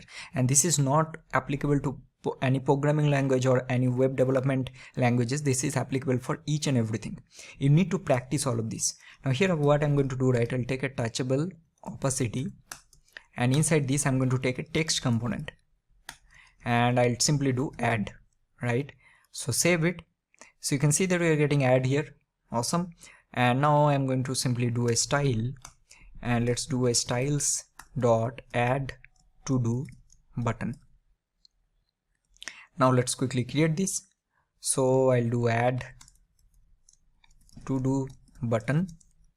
So let's take a background color as 007AFG.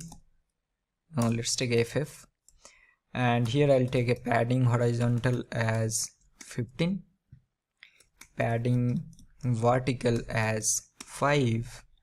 We'll do justify content as center, and I'll do align item as center.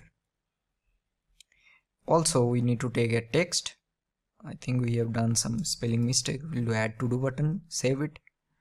And also I'm going to do a style here, which will be styles dot add to do button text. Let's copy this, and I'm going to paste it here. So this will be color. I'm going to take this one as simply white, and also I'll take a font weight as bold. I like this bold property a lot. Awesome. So I think this is fine. This is done. So now what we need to do, what will be the next step, right? First thing, whenever we'll be creating on this add button, right, we need to take the input value, whatever user is typing, and we need to pass this on to our parent component. Now see, there are multiple ways you can do that. So what you can do, right, instead of managing the state from this component, you can manage all of this from this component also. That will also work, right? So now what I'm going to do, I'll do, right, I'll simply manage the state here and then use a callback to pass it, because we don't have any state management like context or redux. But that is not the point. The point is whether we are able to apply all the concepts and components that we've learned so far or not. Okay, so what I'm going to do, right, simply here, let's create an interface. So I'll create an interface, and I'm going to do this one as to do input props, right? And here I'm going to do on add to do. So this will take a text which will be a string, and it will return void. And here what I'll simply do, I'll simply pass this to do input props. Now here, see, from here we'll be getting the error. That is fine. Now what I'll do, we'll receive this on add to do. And now what I'm going to do, simply, we have this touchable opacity, right? This is the view. I will take an on press, correct? And I'll do handle add to do. So we'll take an event, and then simply we'll take const handle add to do. Simply we'll just do here if text dot trim, then simply we'll call this on add to do, and what we are going to pass, we'll pass this text property, right? So we'll simply pass the trim value of it. If there is any space, it will remove it. And then after this, I'm going to do set text as empty. Awesome. Now this is fine. Now definitely we need to pass this one from our main to do app. So now let's go to that component, and here I'm going to simply pass on add to do. And here let's create one method which will be add to do, right? So now what I'm going to do, simply here let's create const to do list, or let's make this one as let's do to do list, set to do list, and this will be use state of empty array. Now here I want to also create some interface for our to do. So we'll take one interface, and I'll do to do. To do will have a string, ID of string, This will also have a text property definitely, and also we'll take one more property, that whether the to do is completed or not. So I'll take a completed property which will be a boolean. Alright, now here we are going to pass this, so let's pass the type which will be to do, and then I'm going to create this add to do method. So look const add to do, let's copy this. See, I'm doing step by step so that it will be easy for you to understand. Now what this add to do will receive, this add to do will receive a text, and that text we are passing from here, right, remember, as a callback. So this will receive a text which will be a string, and here what we'll simply do, simply we'll call this set to do's or set to do list. So we'll take our existing to do list, and then I'm going to add a new one. So let's do a id. So id, I'm going to do a date dot now, and let's make this on toString. All right, this will also need a text, so which will be our text, and also it will need a completed property. So for now I'm going to make the completed as false. So this will be our to do. So whenever I'll be typing something, it will receive that text here, and I'm adding a new to do here, as simple as that. So now let's save both the components, and I'm going to show you that how this is happening, right? So let's log it here, text, and let's log this to do list here also. Now let's save it. Now I'm going to type J, so it will launch our DevTools. So you can see that we are getting array of 0, which is fine. Now I'm going to go here, and let's say I'll do Sangam, I'll type my name, and the moment I'll click add, you see on line number 15, which is here, you are getting console.log text, which is my name, and here this is the ID of that, and this is the text, and completed is true. And also it is clearing. From where it is clearing? Because after adding this, we are making this set text as empty, right? So that is the reason. Now let's go here and let's create one more. So I'll do second, oh sorry, so I'll type here second to do, and let's do a add, and you can see that now I'll be getting 2. So this is working fine. So add is completed, right? As simple as that. So now what we need to do is simply need to render all of this to do here, and after this we'll be moving to the delete and the edit functionality. So first let's render the list of to do's here. Alright everyone, so let's first create our to do list and the to do item component. So we'll go here and let's create a to do list dot tsx. Oh sorry, this will be a file, so I need to delete it.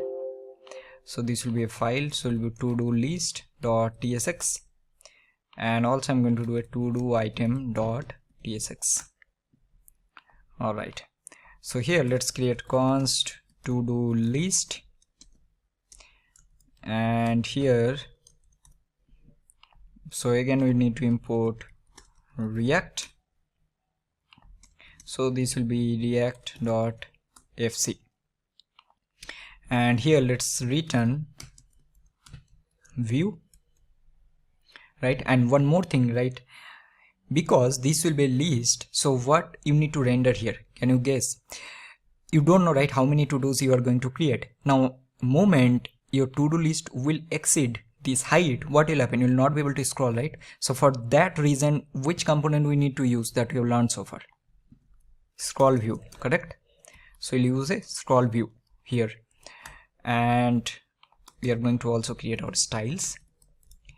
This will be styleset dot create, and then we are going to do export default, and I'll do a to-do list.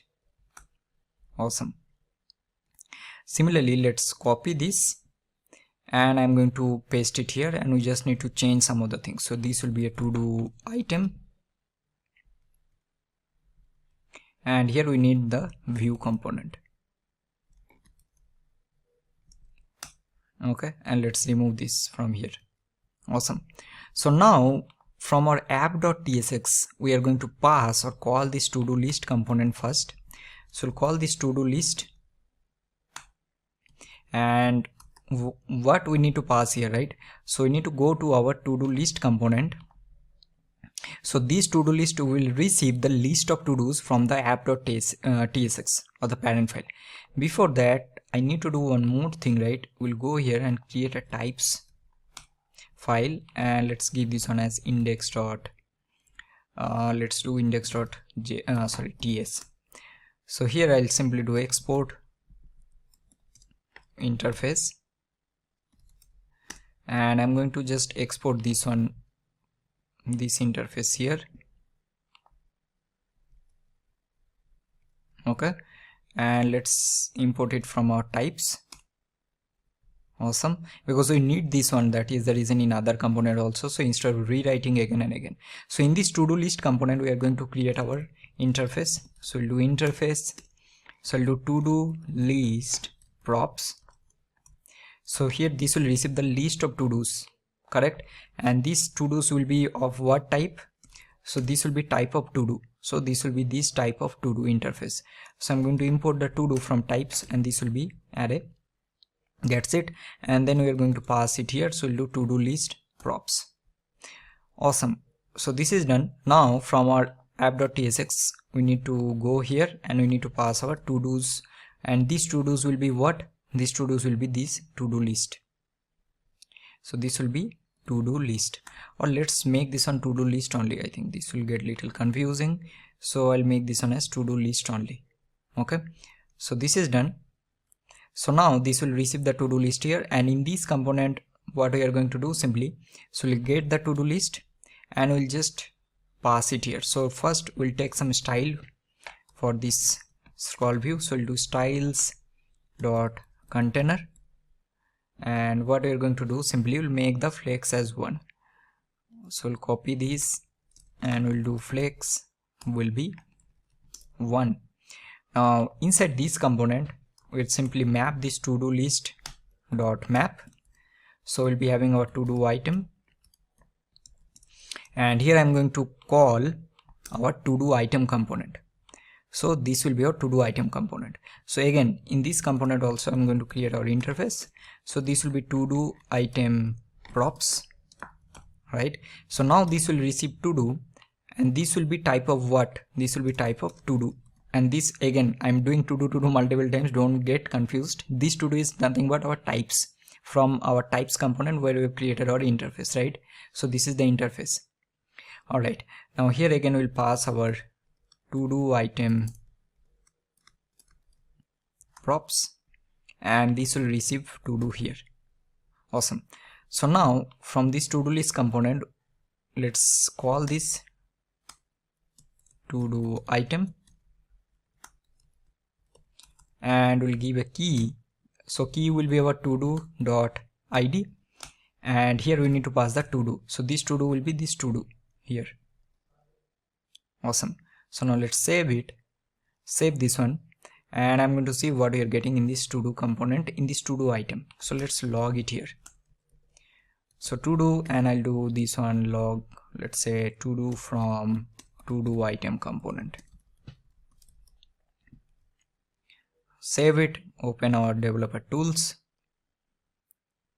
and let's type something here. So I'll do first to do. Okay, so let's add here.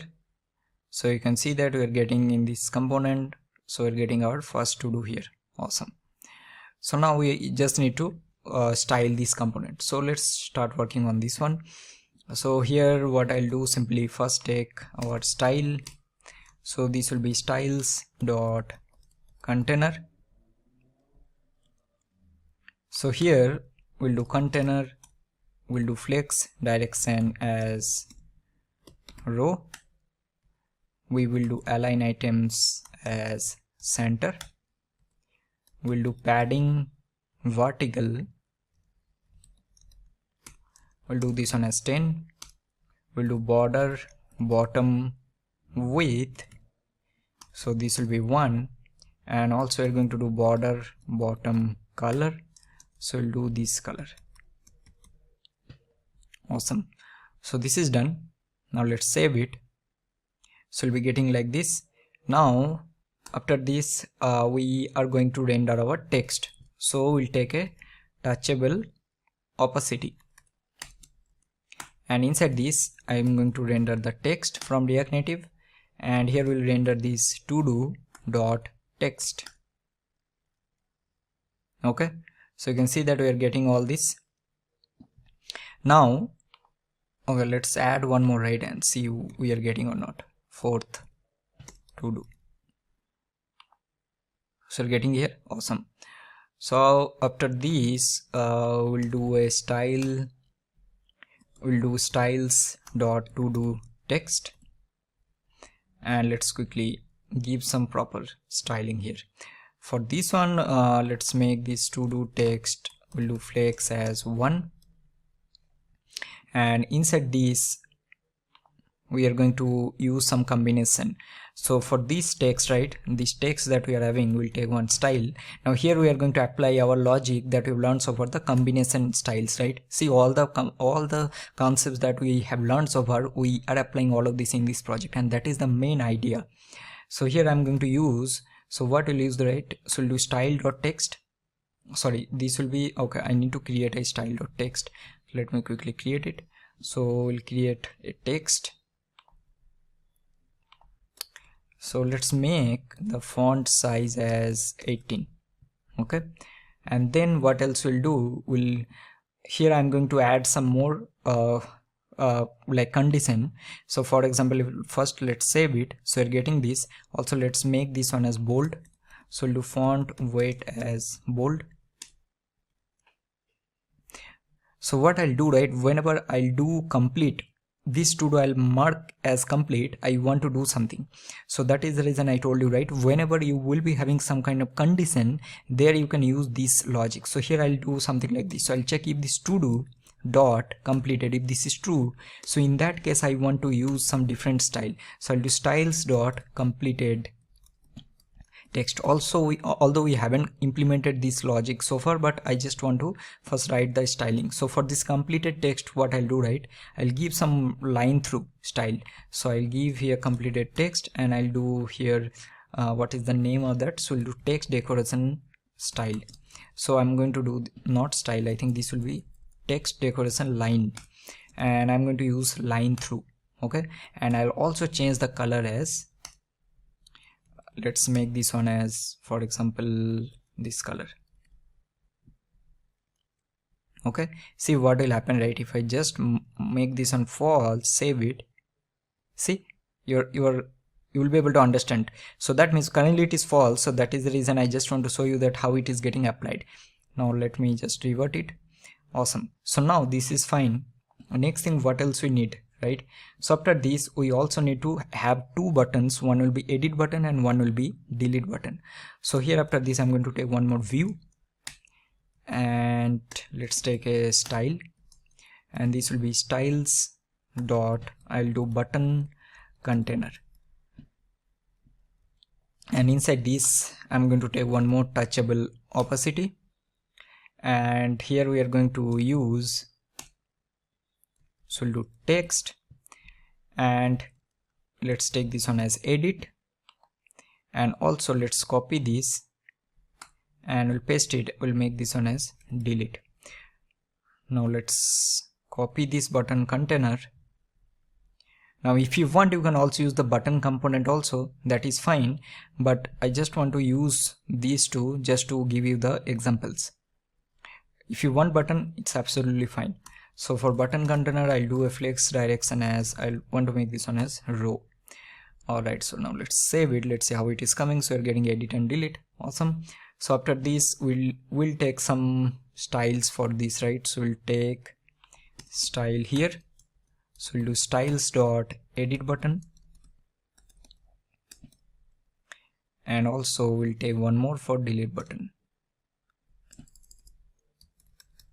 Okay, so now let's quickly create styles for these two.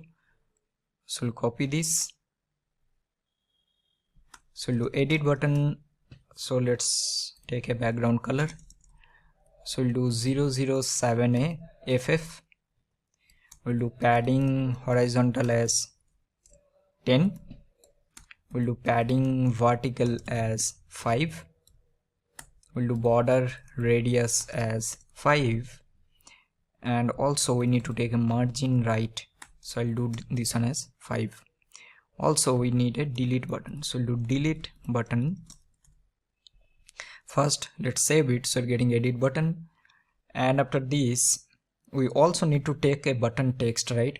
So in that case let's do one thing, we'll take same style for this one, so we'll do styles dot button text, and this I'll use for this also, delete button also. So after this I'll do button text, this I'll do color as white, and I'll do font size as 15. Okay, for this delete button what we'll do, right, simply we'll use copy this, use the same, we don't need margin right for this one, style will change this one to ff3b30. So we're getting edit and delete. Awesome. So now this UI is completed, so let's add one more, so we'll do fifth to do added, right? So let's add, so it's getting added here. Awesome. So that means these two part is completed. Now next what we are going to first implement, we'll implement the delete functionality, then we are going to implement the completed functionality. So on click of this we want to do something, so you can see that we already have the touchable here, we want to mark this to do as complete, and then also after this we are going to finish the edit functionality. So first let's start with the delete one. Alright, so let's start working on the delete functionality. So first I will create a method here in the parent component or app.tsx, and let's do this one as delete to do. So what we need to do, so whenever we'll be deleting some to do, if I click on this delete button, right, we need to get the ID of this to do. So that means this will receive ID, which will be a string, and then we are going to do something here. Now this delete to do we are going to pass as a prop in our to do list component. Okay, so we'll do on delete to do, and we'll pass this delete to do here. Now the error will come because we need to add it in our interface in our to do list component. So let's go to our to do list component, and here I want to add on delete to do. So here what will happen, this will receive a ID of string, right, and this on delete to do I'll be receiving here. Okay, and now how we are going to get the ID, now this ID I'm talking about. So how we'll be getting, simply we will take this on delete to do, and here simply just call this on delete to do and pass this ID here. ID will be your to do.id, as simple as that. So this will be to do.id, that's it. Now this is not the thing, because this is not the end. This on delete to do again we need to pass in our to do item component. So we'll do on delete, let's make this on delete, and let's go to a to do item component, and we'll add this on delete here, and then simply pass this on delete on click of this or on pressing of this delete button. So here I'll do on press and I'll pass this on delete. Okay, also you need to get it here, that's it. So now let's repeat one more time what we have done. See, if you've already worked with React, this will be like a piece of cake for you. It will be very easy, you know what I'm doing here. But if you're a beginner, that is the reason I'm explaining step by step. So first we have a parent component here. Again I'm repeating, if I want, you can manage all of this state from this component and you can easily do that. But this is also another way of doing, using your callback, that you are communicating with your child and parent component. So we have a method delete to do, we are passing this to this component to do list. Sorry, I closed it. So we'll go to do list. So now on click of this to do item on delete, we are calling this on delete to do, we are passing the current to do item, and this on delete we are passing in our to do item where we have this touchable opacity. So on pressing we are calling this. Now let's go here, let's log this ID, and I'll remove this and also remove this, save it, and now let's open our DevTools, and then I'm going to simply just click here See, you're getting the ID. Click on the first one, you're getting a different ID, right? And this is working fine. So now what we can do, simply we'll go here and just call this set to-do list, and here simply we need to filter, right? So we'll do to-do list dot filter, we'll do item, and we'll do item dot id is not equal to that ID that we are having. So we'll simply filtering that. Just remove and save it and see what will happen. If I click here, delete, it's removed. Click on the first one, it's removing, and it's working fine. Let's add another one. Let's say third to do added. Let's click on add, and I'm going to delete it, and this is working fine. Awesome. So delete functionality is completed. Now what will be the next? Next we are going to do toggle to do. Means on click of this we want to toggle it, right, or mark it as completed, whatever. So here again same process, exact same process. So we are going to create one more method. So this will be to toggle to do. Again this will also receive the ID, because whenever I'll be clicking on this to do, right, I need to get the ID of this to do. So this will be also again string, and I'm going to pass this on here. So we'll do on toggle to do, which will be toggle to do. Copy this, go to to-do list.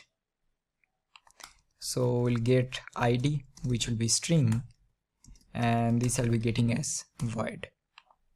Now here again we'll do on toggle, and we'll call this. So we need to get it here in our props, on toggle to do, and then we'll call this on toggle to do, and we need to pass the to do dot id, right? And also I'm going to copy this on toggle. Now again the same process, you need to go to do item, you need to add in your interface, and then you need to pass it here, and then we are going to call it from where? Call it from in this, because on click of this text we want to do it, right? So we'll do on press, and I'll pass it here. That's it. So now let's save it, all the files. Now how we are going to toggle, right? So it will be very simple. So we'll simply do set to do list, and here we need to simply check. So here we are going to do to do list dot map item. So we'll do is simply if item dot id is equal to this current ID. So what we'll do simply, or else this will be item. So here I'm going to take the item, and I'm going to do completed will be not equal to item dot completed. That's it.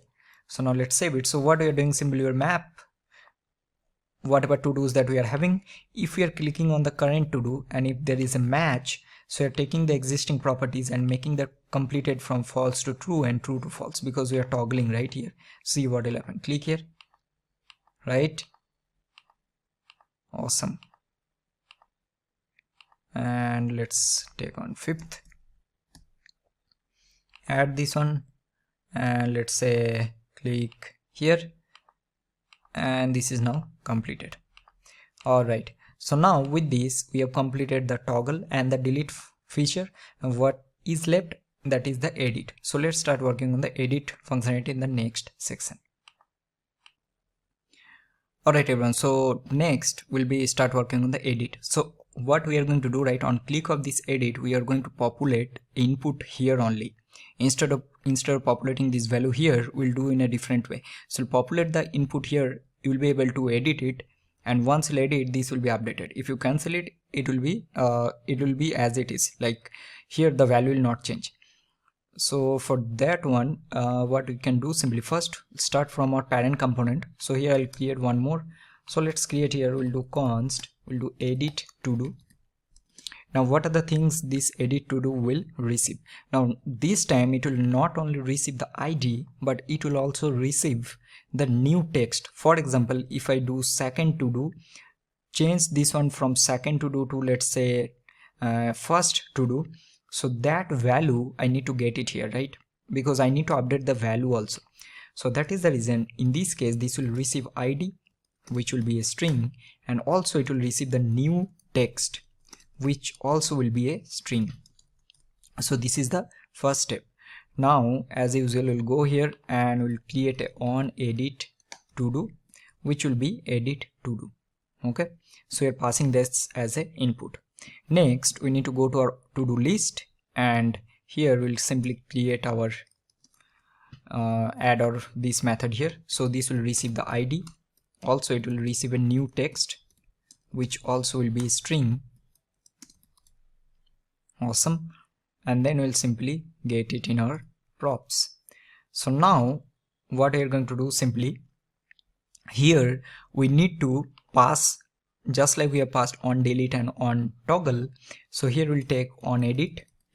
Now this time it will receive the new text, but now you might thinking, okay, from where I'll be getting the new text? So new text you'll be getting from this to do item component, because what I'm going to do, right, this edit button, just notice this one carefully. This edit button is in this to do item component, right? So here you're having the edit button. So what I'll do, whenever I'll click on this edit button, I want to render this input in this component only, and whatever value I'll be typing, let's I'll make this one from second to do to first to do, I'll pass that value from to do item to do list component. Okay, so I'm doing a child to parent here.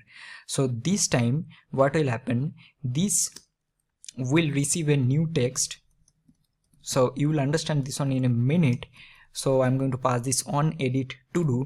So first it will receive the id. So id will be as usual your to do.id, and this new text you will be receiving from your to do item component. Okay, all right. So I think we have done something wrong, is it?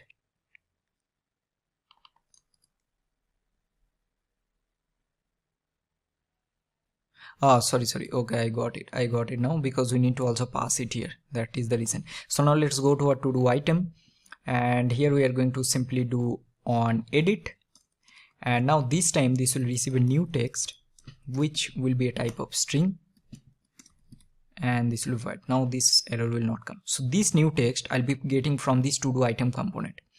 So now I'll receive this on edit here, so do on edit, and next I'll simply create one state here.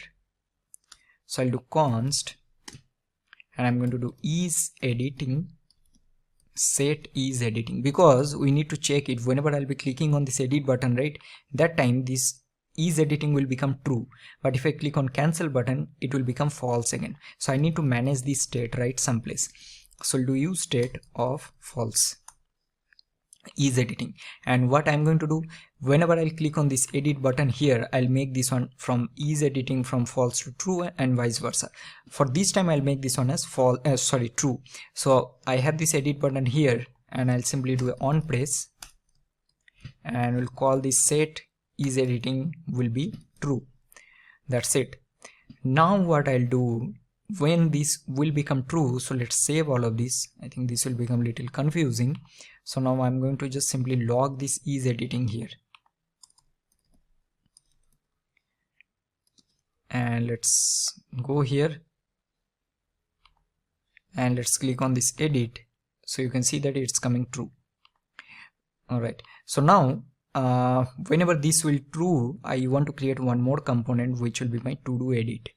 So I'll do to do edit.tsx. okay, and now here first I'll show you something. So I'll do to do edit, and let's return a view, and I'm going to just simply do a text, and I'll do a to do edit. I'll just simply show you what is happening, right? So if I now save it, also we need to manage some other things, right? So here what we are going to do, we also need to have some two buttons. So let's do one thing, let's quickly create the UI only. So I'll take const styles. So this will be style set dot create. So first we will take our container, so we'll do style, and this will be styles dot container. So I'm going to make this flex direction as row. We'll do align items as center, and also I'm going to do a padding vertical as 10.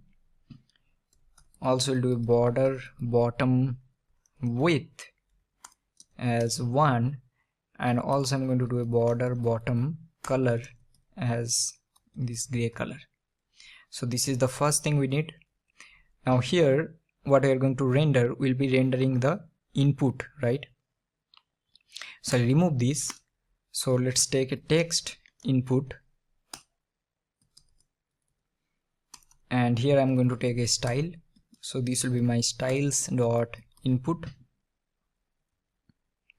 So here let's take input. So we'll take a flex as 1. We'll do border color as the same color. We'll do border width as 1. We'll do padding horizontal as 10. We'll do padding vertical as 5, and we'll do margin right as 10. So this, in this place I want to render the input. Okay, now from where we'll be getting the value, so that I'll show you how we are going to get the value. What else we need? So after this text input we also need buttons, right? So we'll do view, and here I'm going to do a button container. So we'll do style, and this I'm going to do a styles dot, let's do a button container. So here let's take this one as simply row, and I will take 2 button. So let's do one thing, let's copy from here instead of rewriting. Okay, so let's import this one, remove this. So we will be having a save button here, and also I want to remove this on press. This will be a cancel button. So this will be cancel button and the save button. Now let's go here and let's use the styling here only. Same styling we'll use, or let's use we'll use the same styling, but we'll change the colors. Copy this and I'll just paste it here. So this will be our save button, and this will be our cancel button. So for save button let's use this color. So we'll use the 4CD964, and for this cancel I'll use FF9500. Alright, I think this is done. So these all the styling that we need, right? So now what will happen if I go to to do item component, you notice that whenever I'm clicking on this edit button, I'm making the set is editing from false to true, and whenever this is editing will be true, what I'll do, right, in this component, instead of returning this to do, I want to return the to do edit component. So what I mean by that, if I do if is editing is true, so here I want to simply return to do edit component, right? Now this to do edit component will receive 3 things. The first thing, it will receive the current to do, right? For example, if I click on edit, so it will receive this to do item. Second thing, it will receive a on save method, and also it will receive a on cancel method. So on cancel, what we are going to do, on cancel we will make this set is editing from true to false, correct? Because let's say if I click on edit on this second to do and I don't want to edit this one, so I will click on cancel, correct? So these 3 things it will receive. So now let's go here. So here I'll create our interface. So I'll do interface to do edit props. So it will receive a to do which will be type of to do from our types. It will receive a on save method. So on save we are going to get a new text, and last thing it will receive, last thing it will receive on cancel. So we'll do on cancel. Awesome. Now here we'll do one thing. I think other components also have used arrow component, right? So let's quickly convert this. It will be uniform in all the places. Okay, So here I want to use React. Also you need to import it .fc, and I'll pass this to do edit props. Alright, now three things we are going to get. So first I'll get the to do, I'll get the on cancel, let's do this on sequentially, on save and on cancel. Awesome. So these three things we are going to pass from this to do item component. So first thing will be, what will be our to do, right? So to do is pretty simple, that we are already getting here. So we'll pass this to do, which will be this to do. Next we are going to pass a on save method. So on save we will do handle edit method. I'll create a method here. So let's quickly create a method. So we'll const handle edit,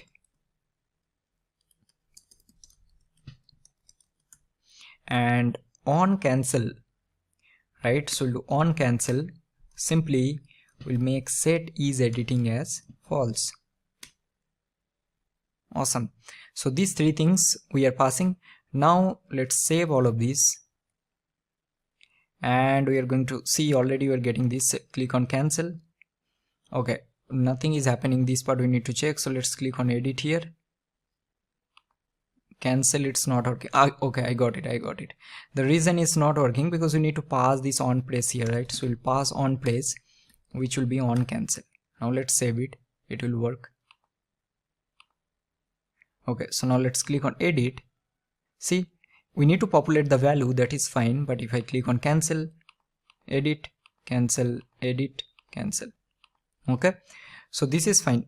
Now if you want, you can add one more feature that I will give you as a homework, and I'll tell you later. But now let's go to our to do edit component. First, whenever I'll click on edit, right, I need to populate the value. So how we are going to do that? So to do this one, simply we are in this to do edit component. Now see, we are getting the to do value, right? So this to do will have the text component. So I'll simply take a state here. So look, text set text, and this will be use state of to do dot text. That's it. And this text component I will pass as a value here in this text input. I hope you are getting. So we'll do value, which will be text, and I'll do on change text, which will be set text. Done. Now let's save it and see what is happening. If I click on edit, see, cancel, edit. If I click on edit here, see, cancel, cancel, like that. So this is working fine. Now what we are going to do, simply here we have a save button. So whenever I'll click on this save, right, let's say I'll update the value. So I need to pass the updated value to the to do item component back. So that is the reason we have this on save method. So now we will go here, and in this save button, in this to do edit component, I'll create one more method, and I'll do on press. And here let's do something like, we'll do handle save, and let's quickly create this. So do const handle save, and here simply take if this text dot trim is true, and then I'll call this on save method, and I'll pass the text dot trim. Okay, so let's save it. So now we'll go here. Now in this handle edit, we'll be getting our updated value, because if you see that on save we are passing the updated value here, and this on save we are calling this handle edit. That means here we'll be getting our updated text. So we'll do new text. Let's keep this one as new text, which will be string. And if I now log this new text, so this will be from handle edit. Save it, and let's say I'll do cancel, let's do edit, and I'll change something to, let's say I'll make this one as first to do, and I'll click on save. See, you're getting first to do value here from handle edit, right? So here you are getting the value. The reason is because, again I'll repeat, from here we are doing this. Now on this handle edit, what we'll do, simply we are getting this on edit value that we are passing here, right? See, on edit we are getting the new text that I told you that from to do item we need to pass to do list, and we'll get in our app component. So in this to do item on handle edit, now I'll simply call this on edit. So I'll call on edit, and this will take the new text. So new text will be this new text you are getting from to do edit component. Pass it here. This is done. And now after this, once this is done, we need to make the set is editing as false again, right? And this is done. So now let's save it. And if I go to to-do list component to app.tsx, now see what will happen. I'll log both. So do log id and new text, and this will be from app.tsx. Save it. Now let's go here, and I'll first do cancel, and I'll edit this one. So do 5th to 5th to do edited, and I'll do save. See what will happen. You're getting 5th to do edited. You're getting the ID also. Awesome. So now once this is done, so simply you go to app dot here and simply update it. So how we are going to do that? Simply do set to do list will be to do list dot map, right? So do item. So do if item dot id is equal to current id, or else this will be item. So here simply you will get our existing item, and I'll simply do text will be our new text. So that new text I'm getting from here. So now let's save it, see what is happening. So I'll do edit. So I'll do 5th to do edited, and I'll do save. So it's edited, right? I'll add a new one, add new one, added. I'll do edit, and I'll do this one as edited. Save it, and this is done. Awesome. If I do delete, delete is also working, right? So with this, we have completed our to do app component. Now the main idea is not to complete this project, but the main idea is that whatever concepts or components that we've learned so far from the previous section, whether we are able to apply all of this in this project or not. And if you notice that we have almost applied most of the components, what will be your work, right? So I will give you one task. So remember, we have completed this mark to do or toggle to do functionality. So what you need to implement, right? Whenever, let's say for this particular to do, if I make this one as toggle as true, so in that case you can't edit this to do. Okay, so this feature you need to add. So whenever any to do will be in the toggle state, toggle true state, you can't make this or edit this to do. So you need to make this edit button as disabled. So this is what you need to do. Again, if you make this one as false, then again you will be able to edit it. So this is the feature you can implement. Okay, try to implement it by your own. So now in the next section, what we are going to do in the next section will be start learning React Native navigation. So let's start working on the next part. Alright everyone, now welcome to a new section, right? So in the previous section we have covered all the basic concepts. Now this one will be very important. Okay, this section don't skip, because all the things, whatever projects and everything we are going to learn, we are going to apply the concepts from this particular section, and here we are going to cover React navigation, React Native navigation. So for that we are going to use the React navigation package. So normally what we will do, right, as usual, I'll create simple demo, and then using practical example I'll try to explain all the concepts. So this is what I'll do. Before that, just one thing I want to mention, and that is in this React Native navigation we have different kind of navigators, right? So different types, and based on your project requirement you need to decide that which navigators you want to use. So first we'll start with the stack navigator, then we will cover, let's say, drawer navigator, and also I'm going to show you how you can implement tab navigator. So all three, so stack navigator, drawer navigator, and also tab navigator. So the first thing, we need to install some of the packages for this. Okay, and before that, as you can see, I already created a bare React Native project, so we don't have any export or anything. It's using React Native CLI. So now first thing we need, what are the packages we need? So that first we need to see the first minimum requirement is that you need to have React Native version 0.72.0. okay, and also TypeScript version has to be greater than 5. Now for us it's a by default TypeScript, so it will be the latest version. We are not using Expo. If you are using Expo, then you need to check if the version is greater than 52 or not. Now for installation, the first thing we need, the main React Native package, which is called React Navigation / native. So this is the first package we need to install. Second, we need to install two things. One will be React Native screens, and third will be React Native safe area context. Now these three things you need. Once you install all of these, it's not over. The reason, because the way they have created this package, right? As I already told you, this point what I'm going to say, it's very important. So what are the navigators? For example, let's say you are working on some project, and in that project the requirement is you need to use drawer navigator. So in that case, after you install these React Native screens, React Native safe area context, and React Native navigation / native, these three packages, you need to go to the drawer navigator, and separately you need to install these packages. So if you see, right, we have React navigation / drawer.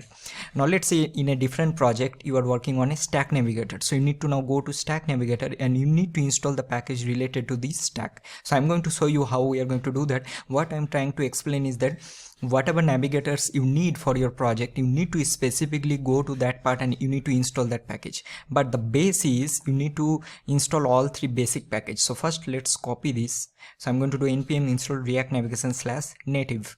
So now let's copy this and go there, and then I'll just paste it. So this will be our first package. Once we'll do this, we need to go here. Now if you see, right, if you're using expo, you need to use npx expo install. The package will be same, but we are using in a bare React Native project, so without expo, so we are going to use this one. So I'm going to copy this, right, and let's go here. So this is done. Let's clear it, and then I'll paste it. So we are installing React Native screens and React Native safe area context. Now once these two is done, after this we need to go to the navigators. So first we'll start with stack navigation. Okay, so here if you see, right, stack navigator is provide a way for your app to transition between screens, where each new screen is placed on top of a stack. Now I generally don't want to go on all this definition and everything, because when I'll create all the example, it will be very clear. Okay, so for that, the first thing we need to install this npm install React navigation / stack. So you see, it's specifically mentioned that for stack you need to install stack package. If you go to, let's say, drawer, right, it will be React Native navigation / drawer, right? Similarly, you need to do it. For example, let's say you are using tabs, so you need to use bottom tabs. So it's a separate packages. So first we'll start with stack navigator. So let's go here and let's copy these also. So I'm going to copy this, and now let's clear it and paste it here. So this is done. After this, we also need to install React Native gesture handler. This is also important. Okay, now let's copy this here. So once this is done, we will paste it. All right, now this is all about all the packages that we need. There are some optional steps that you can follow. So for stack navigation, we need the stack and the React Native gesture handler, right? So once this is done, then next we'll move to the bottom tabs. So let's go to our bottom tabs, and here if you see, we need to use the React navigation / bottom tabs. This is the package. So now let's copy this, and now let's go here. Now the reason why I am installing all the packages first time or at a time, because we need to build it, right? We are using CLI, so until unless we'll build, it will not work, and every time I'll build, it will take a lot of time. So that is the reason in the first step I want to show you what are the packages so we need. Anyway, we are going to cover all of this. So now I'll install the bottom tabs, right? So I'll copy this, and then let's go here, and then let's clear it. So if you see, we don't need anything else for this, and then we'll go to drawer navigation. So for drawer navigation, we also need the drawer, right? And let's copy this, and once this is done, then we'll paste it. So this will be for drawer, and at the end we need React Native gesture handler that we have already created. And now next thing we need, you might think, okay, what is this? So React Native Reanimated is a package that is used for any kind of animation in your React Native project, right? So these we need to install.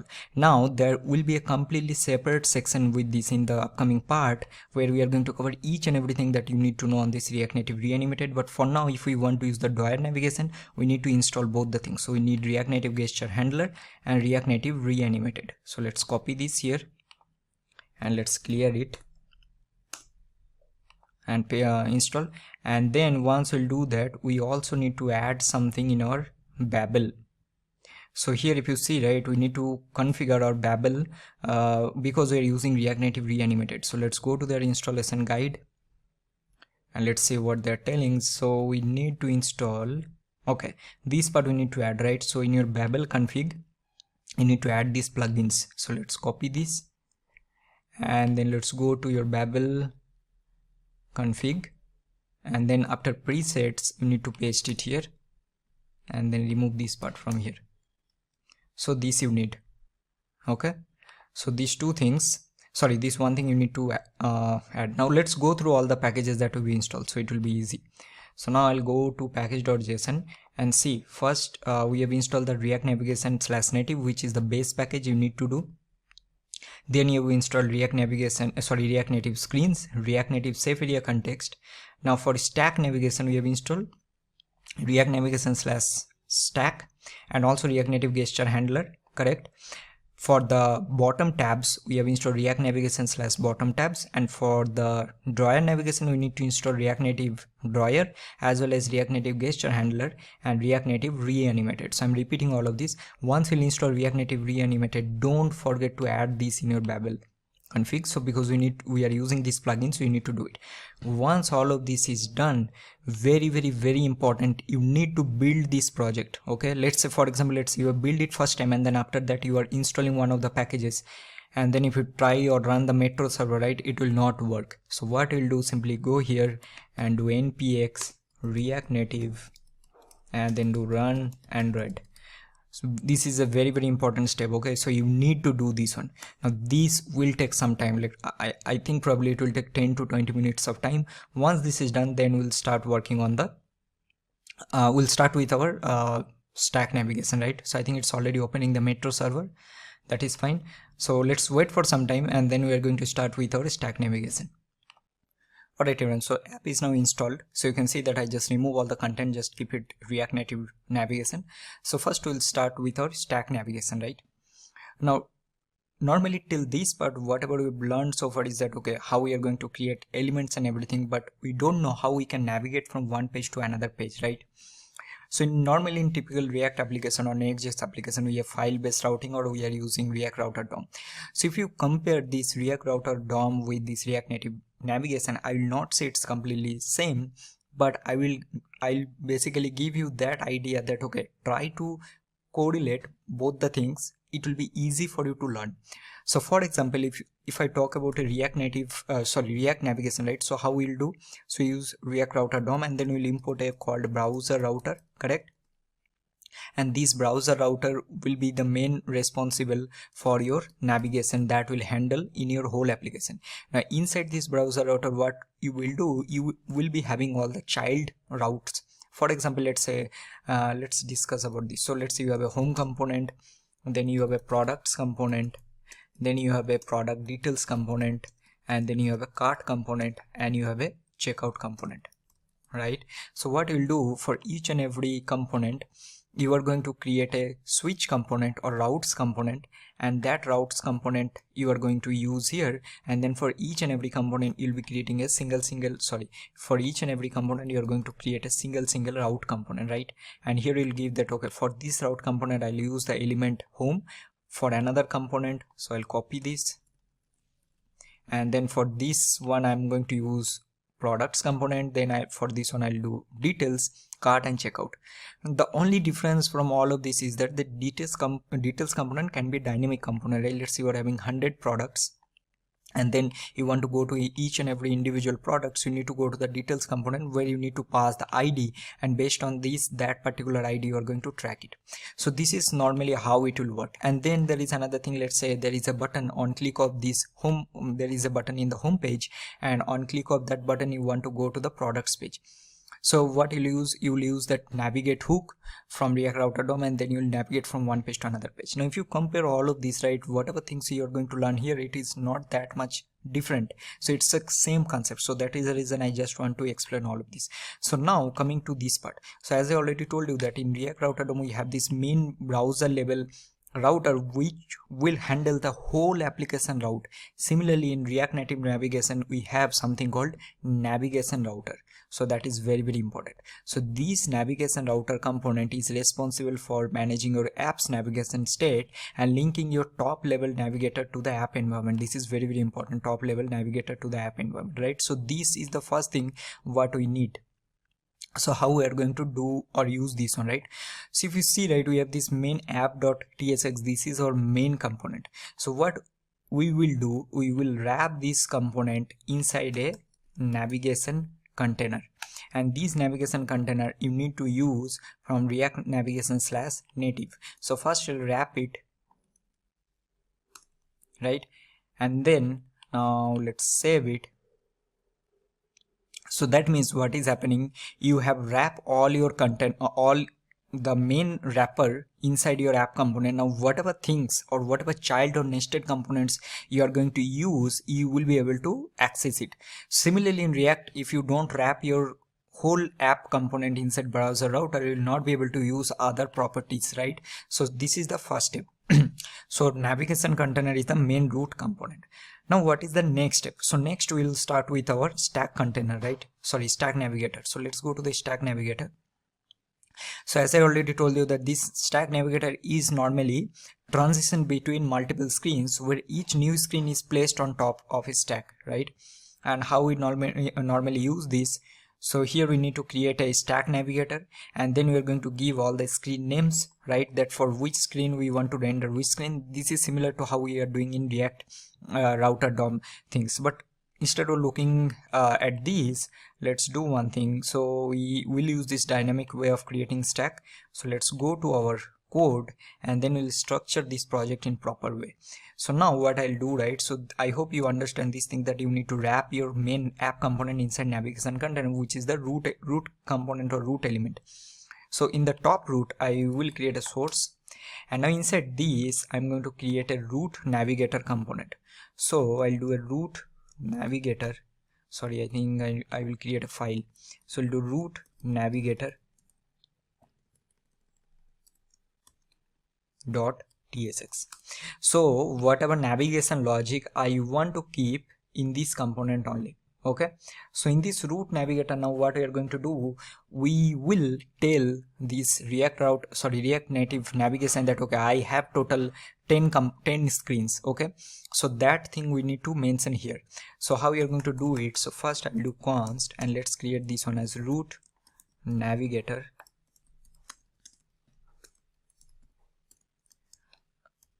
Okay, and now here I want to return something.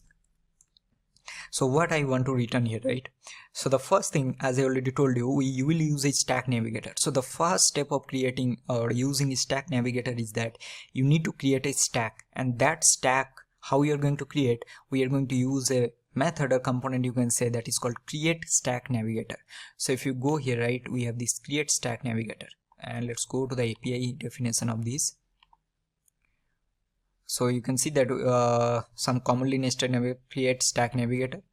So this, okay, let's go back. So here render one screen at a time and provide transition between screens, right? When a new screen is opened, it will placed on top of the stack, means on top of the previous screen. It will work like that. Then you can go back. So once you'll go back, then it will remove that screen from that stack, something like that. So if you go here, so the first thing we are going to create a stack. So I'll do create a stack navigator here. So I'll do const and let's use this one as a capital always, and then I'll use create stack navigator. So this is the first step, and if you see, we are importing from the stack package. Now here we are going to use the type, that what will be the type. Now this is the very important concept, that what I'm going to explain here. Type means, let's say in the stack navigator, for example, here how we are going to use it, first I'll show you, then we are going to go into types. Now I have this stack. Now whatever properties is available in the stack navigator, you'll be able to use using this stack. So first we need to use stack Navigator. Now you can compare this one with the switch component or routes component in React Router DOM. So what will happen in React Router DOM, you will use a routes component and then inside that you will write multiple routes, correct? Similarly here you need to use the stack.navigator, and inside this you need to use all the screens, that whatever screens you will be having in this application. Let's say you are having home page, products page, cart page, product details page, whatever page you are going to write inside this. So now first let's go here and let's create a screens component. I'm talking about page multiple times, sorry about that. We need to tell it screens because we are working with React Native, right? Instead of telling page, it will be screens. So inside screen, I'll create a home screen .tsx. Okay, now let's quickly create it. So look const home screen, and now let's return a view, and I'm going to return text, and I'll do home screen, and I'll do export default home screen. Save it. So now inside this stack navigator I need to use the screens. So I'll use my first screen, which will be stack.screen, and here you need to give the name of the screen. Very important. Okay, these things are extremely important concept. You need to master all of these, then only you'll be able to create complex things.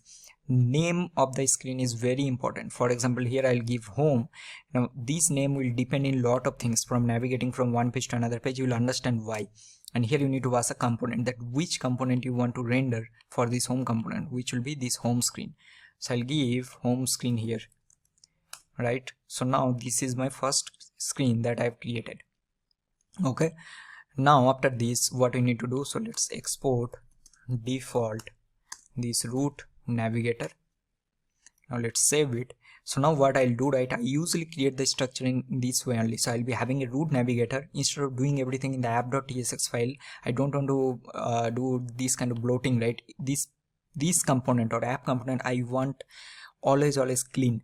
So now I'll create all of this in a root navigator, and then this root navigator now I want to use in this app component. So I'll simply just remove it and I'll use root navigator. Okay, now let's save it and see what is happening here. Awesome. So first time it will take some time. Now you can see that we already got our home screen. Very important, right? So here we are having the header and this is the content. Now this header is coming from this naming that you have given here. So I'll do home to, see what will happen. Save it. It's becoming home to, right? So this is handled by automatically by the React Native navigation. Stack navigator. So I'll change this one to home, and this is our content. This content is coming from this home screen, right? So now what I need to do, right, I want to do like this. So in this home screen I will be having some buttons. So the first button will be stack navigator demo, second button will be tab navigation demo, and third button will be something. So, and on click of this I want to go to that corresponding component, something like that I want to do. So here I'll do something like this. So let's create some components. Okay, so here I'll create some, let's say, let's do inside source, I'll create some components, and here I want to use let's create another component, folder inside this. We'll do stack, and I'm going to create my stack navigation demo.tsx. Now this particular section, right, this is just for you explaining purposes, theory. So we'll give some this kind of file naming. So don't think like you are going to use this kind of naming in a real project. This is just if you're a complete beginner, just to give you all the overview of all the concepts and everything that you should know. So we have the stack navigation demo.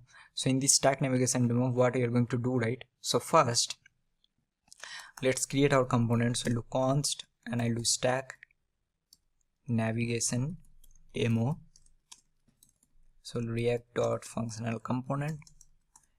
And now here, before that I want to do another thing that we'll do later, but first let's quickly create this component.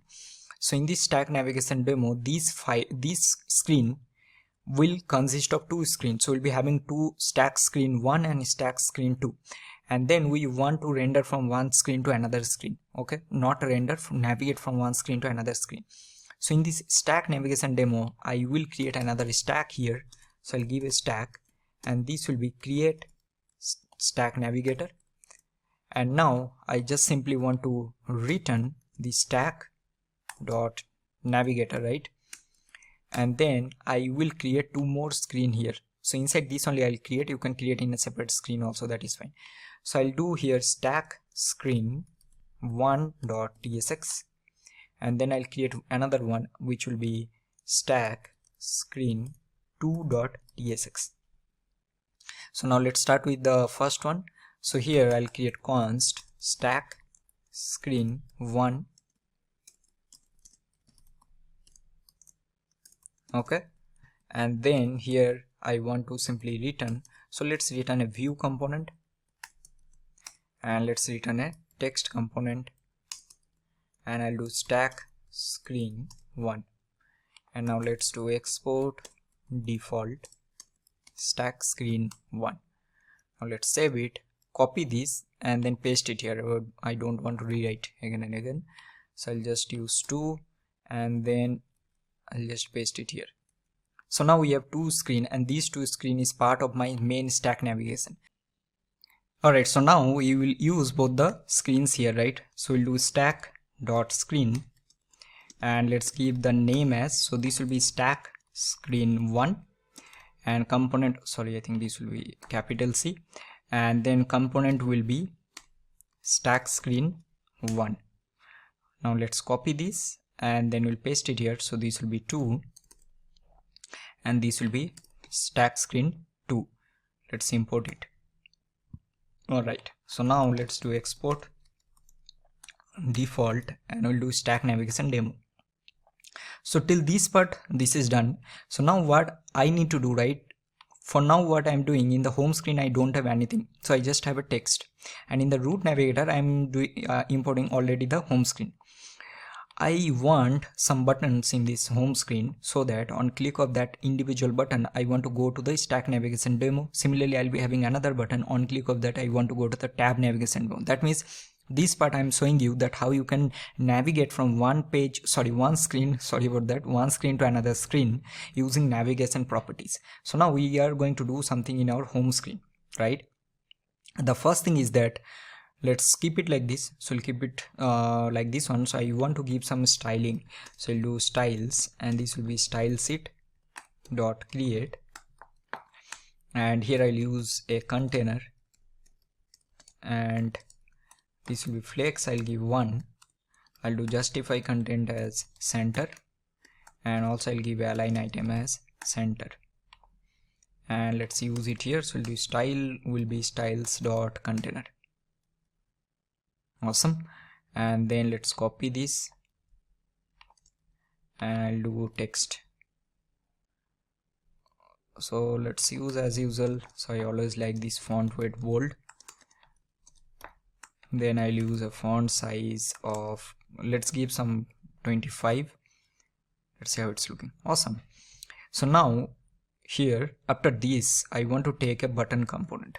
Okay, so I'll be having a button component, and here I want to take a title that stack navigation demo. Save it. So here that means on click, whenever I'll click on this button, right, I want to go to that stack navigation demo page in this page.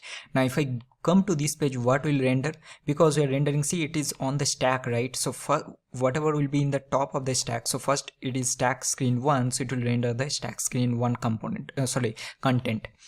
So now what I'll do, simply I need to do something, so I need on place, but what I will use to navigate from one screen to another screen. Similarly in React Router DOM we have use navigate hook, right? So we'll use navigation. Similarly here you can use navigation hook. Now here first thing I'll use const navigation, I'll create, I'll use navigation. Okay, and now I'll give here, now we haven't covered the types yet, so that part I'm going to cover in a minute, but before first let's implement this. So we'll do navigation dot navigate, and now what you need to give here, you need to give that which screen you want to navigate, right? And this is very, very important. So here now I want to go to the stack demo page. Now you'll see we are getting some error here, that okay, how it's not getting the stack demo page only. So why this is happening? This is because in our root navigator we have only our home screen, right? So now let's say this stack navigation demo, this is a screen, right? So I need to include it in my root navigator, just like in your, you have a different page you need to include in your main app.tsx component in a React project. Similarly, you need to do it here. Now whatever name I've given here, I'll copy this and I'll paste it, okay, and then I'll use stack navigation demo, okay, but still you are getting error here, okay. So it's telling that argument of type string is not assignable to parameter of type never, whatever. Now here the reason this is happening, now we need to manage some types. So you need to tell this stack navigator that okay, what will be the param list for each and every screen. Param means, let's say you have a details page, right? So detail screen. So whenever you'll go to a detail screen for each and every product, you need to pass a unique ID. So you need to handle those kind of types. So here now I'm going to create my type. So this will be my main type for my root navigator. So I'll give this one name as root. Normally you will create a separate file for these types, okay, and then keep it in a separate file so that you need to export it, because you need this one in multiple files. So you need to, it will be easy for you to export, and also it will be much more organized. But for now I'll keep it like this. So I'll give this one as root stack params list. And now how many screens we have? We have a home screen and a stack demo. Here very, very important, whatever name of the screen you have given here, the same name you have to take here also. So you have home component, I will take home here, and for home component I don't have any params, so I'll keep this one undefined. Similarly for stack demo component, I don't have any params, I'll keep this one undefined, okay.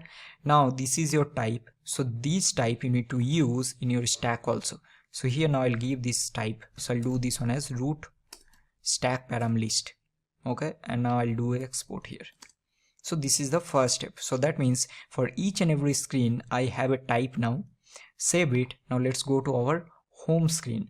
So in the home screen, what I'll do simply, now I need to create a type for prop. So I'll create type home screen navigation prop.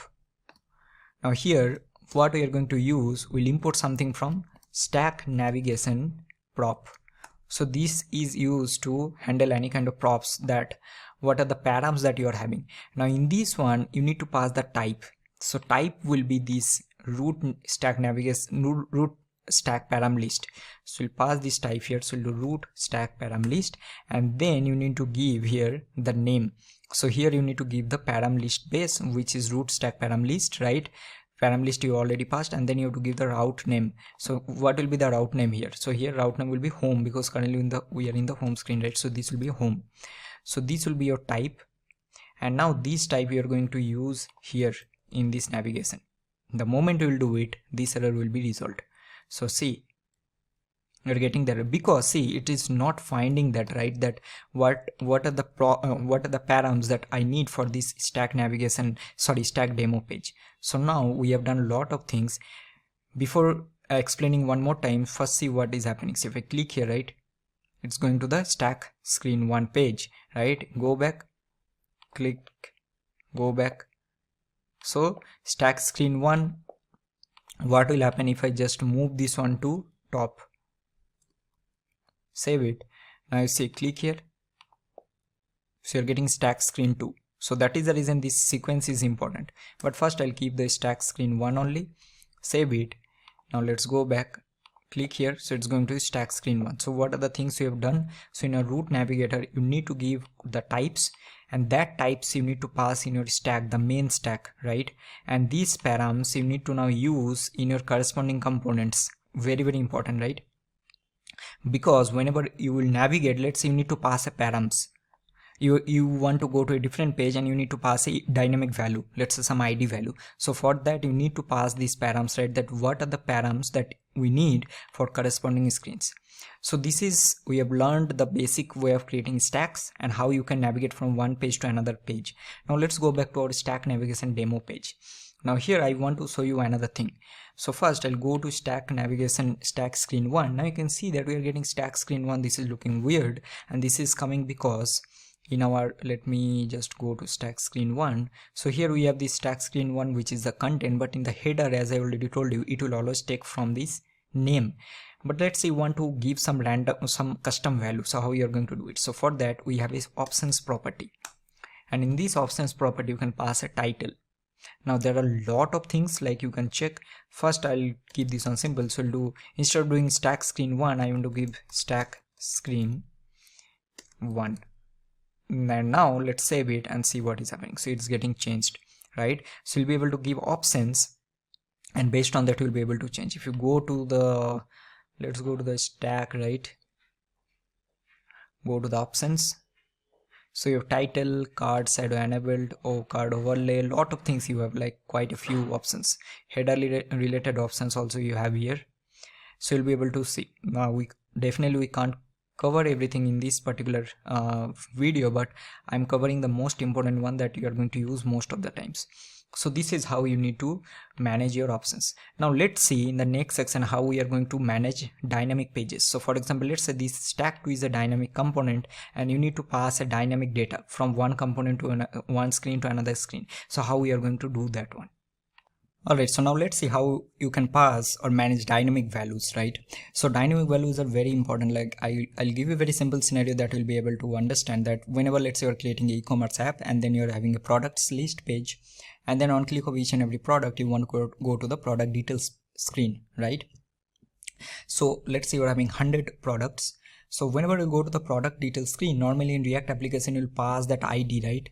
Because each and every product will have a unique ID. Similarly here also you need to pass it, or else that particular product details screen will not able to understand that for which product I need to display, right? So first what we'll do, right?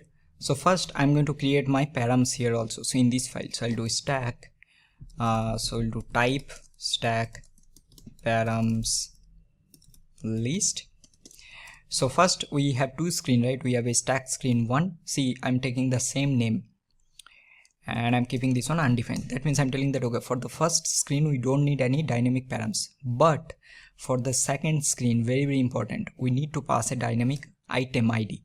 So here how we are going to do, simply take a, now you can pass multiple params.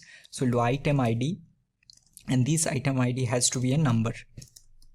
So now this will automatically understand, okay, this stack 2 is now a dynamic screen and this will receive item ID. So this is similar to, let's say if you're having a product details page, you'll be passing the product ID. Now I'll do export. The first thing we need to pass here, right? So this will be my stack param list.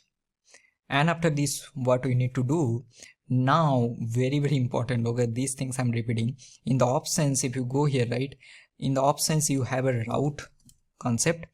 This is the route object for the current screen. So these you need to pass this route, right? So how we are going to do it? So here I'm going to pass options. So I'll receive the route object here, and in this route object, let's say I want to pass something like this. So I'll pass a title property in my stack screen 2, and then I'll pass here item, and then I need the item ID. So how I'll be getting this item ID? So this route will give you a params, okay? So this will be your params dot item ID, okay? I think we have done something wrong. So you have a route, sorry, this will be like this, okay? This will be an object, so you have a params, and then if you see, right, if I do dot item ID, so it's automatically getting. So now what I'm doing, I'm simply passing item ID params dynamic value to my screen stack screen 2. So now let's go to my stack screen 1 screen, and now let's think this one hypothetically that this is your product listing page, and here what I want to do, I will be getting a button and I'll give a title that, okay, go to stack screen 2, save it, So we'll be getting a button, and now here on press I want to pass something. So what I want to pass, before that I'll show you what we need to do. So we need to use the navigate, right? So let's take the navigation. So I'll do navigate, or let's do navigation, which will be use navigation, and here we need to again create the type, right? So we'll do type, we'll do stack screen 1 navigation prop, and this will be stack navigation prop that just now we have learned.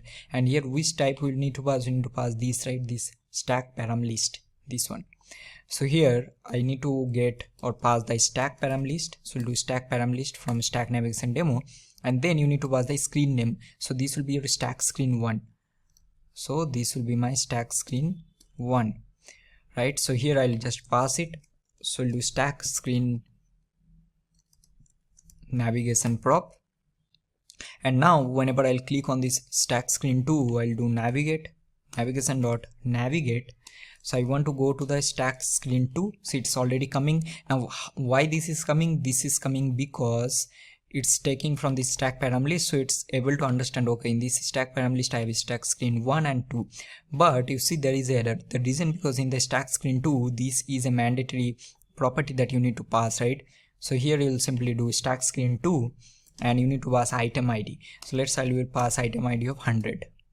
So the moment I'll save it, and I'll click on this stack screen 2, okay, nothing is happening, sorry, my bad, because we need to render it here. So now let's go to our stack screen 2. So now similarly here also I'll copy this from here and let's paste it here. So I'll do stack screen 2 navigation prop, and this will be stack navigation prop, this will be stack param list from our stack navigation demo, and the name screen name will be 2, right? But here now what I need to do, this data, sorry, this value that I'm passing from here, which is my item ID 100, I'm passing from this stack screen 1 to stack screen 2, but somehow I need to get this value here, right? How I'm going to do that? So normally in React Router demo, what we'll do, we have something called use route or some use params. Remember use params hooks, and from that use params will be able to extract that value, because the point is like if we are passing that 100 value here, we need to render it in this component, right, in my stack screen 2. So to do that we need to take another type here. So we'll do type stack screen 2 route prop. Okay, so this is my route prop, and now I'm going to import my route prop from React Navigation / native, and here I'm going to pass. So what we need to pass, we need to pass the stack param list, right, because this is the type, and then the name of the screen, which is my stack screen 2. So till this part this is done, but now what I need to do, I'll go here and then I'll take my navigation. So I'll do const navigation, this will be use navigation, and here we'll pass what, we'll pass the stack screen 2 navigation prop, and now I'm going to use my route property. So to use the route property, similar to use navigation, we have another hook that we called as use route. Okay, and now you need to pass this stack screen prop, because these will automatically understand from this params that okay, from this stack screen 2 I have item ID, so this you need to get. So now I think everything is done. So we have a navigation and route. Now let's say I want to render this here, so I'll simply do item ID will be what, it will be route dot params dot see item ID, we are getting, right? The moment I'll save it, what will happen, if we go here, what we're getting, 100, right? So that means these value whatever we're passing here, if I do 104 and let's go back, we need to obviously go back and go again, we're getting 104. So that means this is how you need to pass or navigate, or sorry, not navigate, pass dynamic values from one screen to another screen, and then this is using this use route, you need to extract that value. Extract means you need to render or get that value. And after this I'll do a button here once again, and I'll do something like title that go back to stack screen 1, and I'll take on press, Now I want to show you another method, so that is the reason. So you'll use this navigation, right? So if you do a go back, right, so navigation.go back will go back to the previous history. So now let's save it, and let's say if I click here, you're going to the previous screen. So now with this, if you go in this page, you're going to stack screen 1. If you go here, it is going to this page with the dynamic value, and again you can go back. You can definitely go back from here also. It is given automatically by this React navigation stack, but if you dynamically go to based on some condition, then you can use this navigation.go back. So if you click here, it will go back to the previous screen. With this, we have completed most of the basic things. I'll not say basic, like it will cover most of the things, like 50 to 60% of the things in stack navigation. Now it's up to you how you are going to practice it. Okay, practice it multiple times, and then only you will be able to create projects. Now let's move on to the next navigation. Alright, so now we are going to start learning the bottom tab navigation. So let's do one thing inside our components, right? Now normally I shouldn't give this on name as component. You can do like this, right? You can put it all of this inside screen only. That's okay. So here I'll create a tab navigation, and let's give this one as tab navigation demo.tsx. Alright, so the first thing, and before that also I'm going to create 2 more sub screen. So I'll do tab screen 1.tsx, and I'll create tab screen 2.tsx. So here in this tab screen navigation demo, so let's quickly create this component. So we'll do const tab navigation demo. This will be react.fc, and here I'm going to return, we need to return something, right? So here, before doing that, let's quickly create these 2 components, which we don't have anything else here, just simple tab navigation, so simple component I'll create. I'll just do tab screen 1, do react.fc, so return view, and I'll do text, and I'll do tab screen 1, and let's do export default, and we'll do tab screen 1. Save it, copy this, and then I'll paste it here. So this will be 2, and this will be my tab screen 2.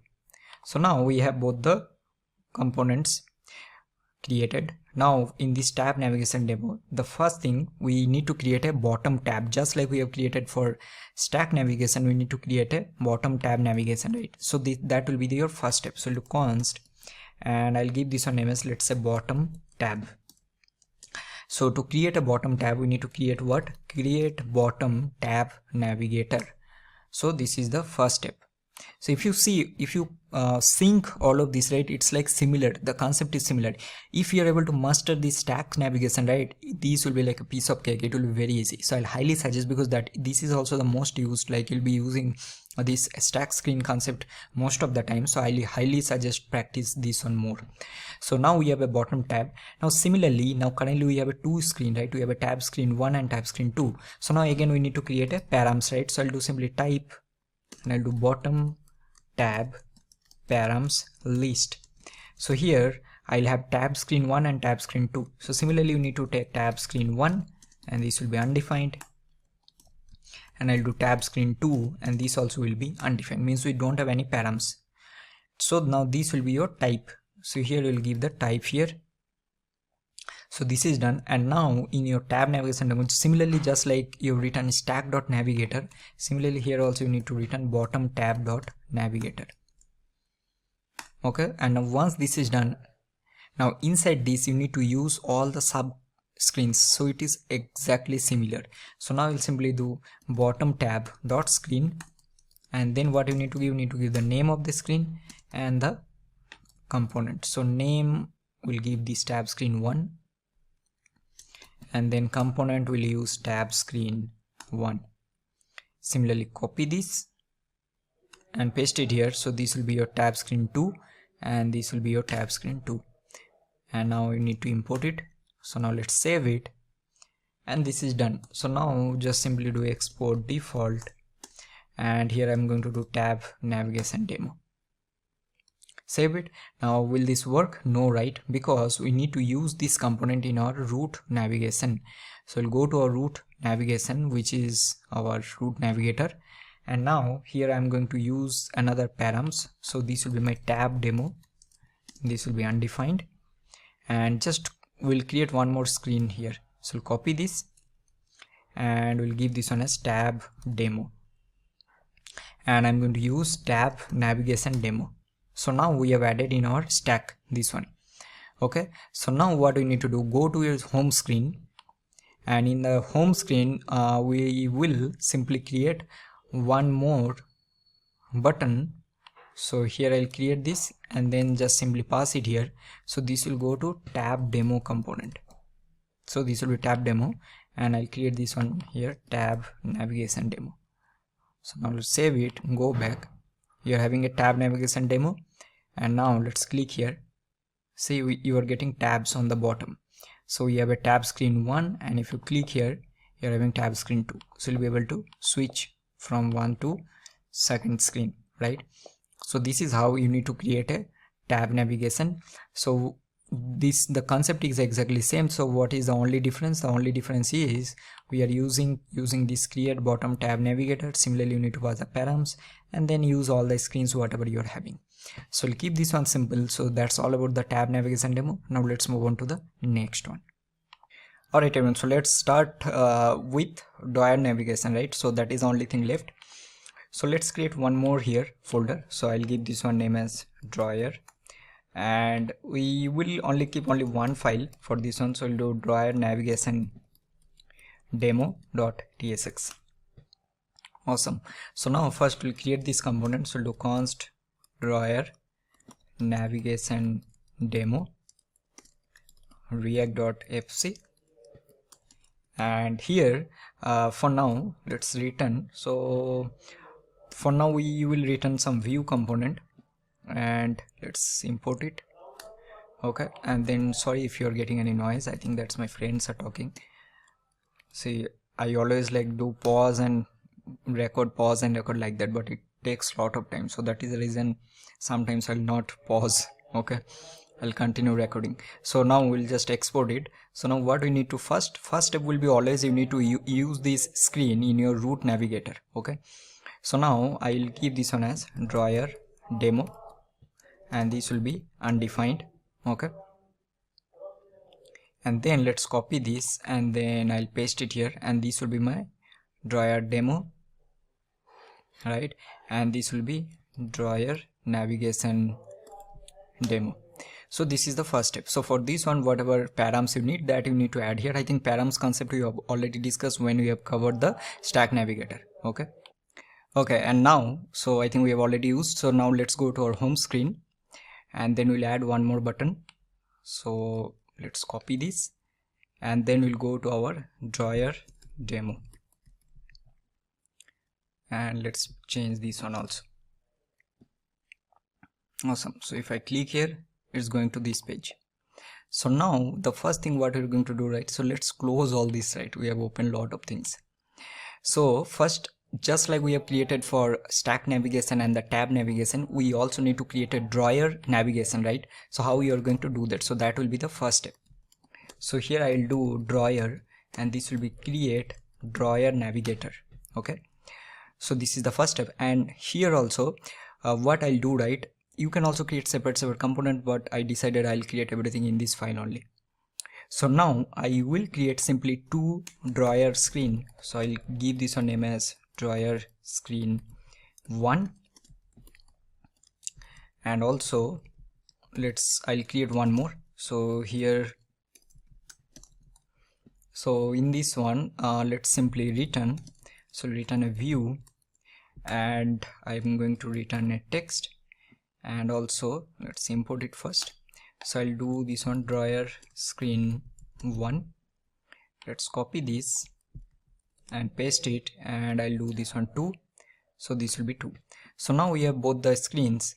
So now here we are going to create our navigator. So it is actually exactly same, just like how we have created for stack and the tab navigation. So that is the reason I'm not explaining in details. So here again you need to do same thing, drawer dot navigator, right? And inside this you need to create all the screens. So I'll do drawer dot screen, and here I need to give the name. So name I'll give this one as drawer screen 1, okay? And then component I want to use the drawer screen 1. So now let's copy this, and then I'll do drawer screen 2, and this will be drawer screen 2.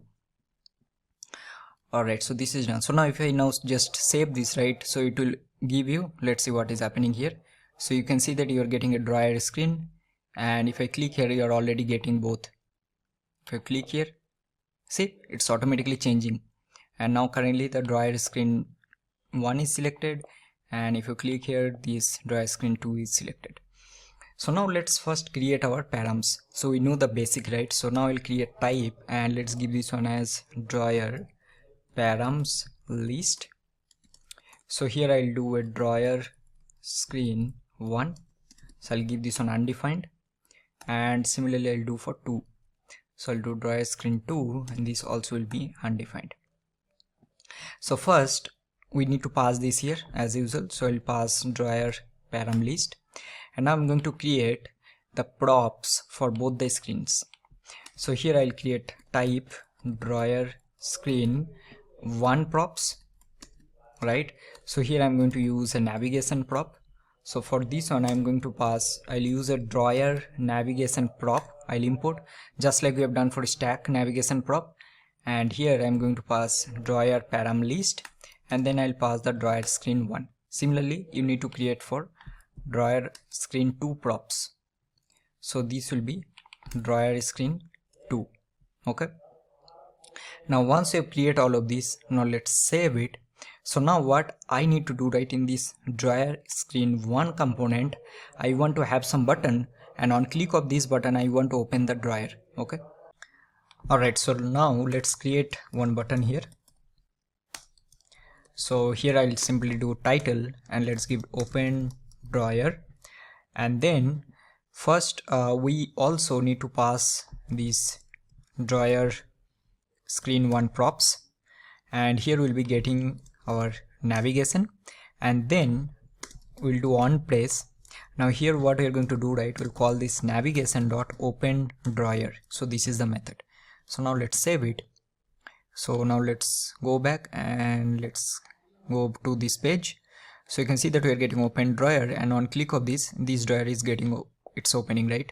The similar way you can do the same for this screen 2 also. So here I'll give drawer screen 2 props. This will also receive navigation, and then also you can pass the same here, open drawer. So if I go to, let's say, drawer 2 now, and on click of this it will do the same. So this is another way, or dynamically you can open the drawer. So this is all about the very basic of how you can implement drawer navigation. So now with this we have covered almost everything that you need to know to start your journey on React Native navigation. Right now I will highly suggest whatever things that you've learned, so try to practice by some examples, or search on Google, create some simple projects, and then once you'll be habituated, then move to the complex one. Now let's move on to the next section.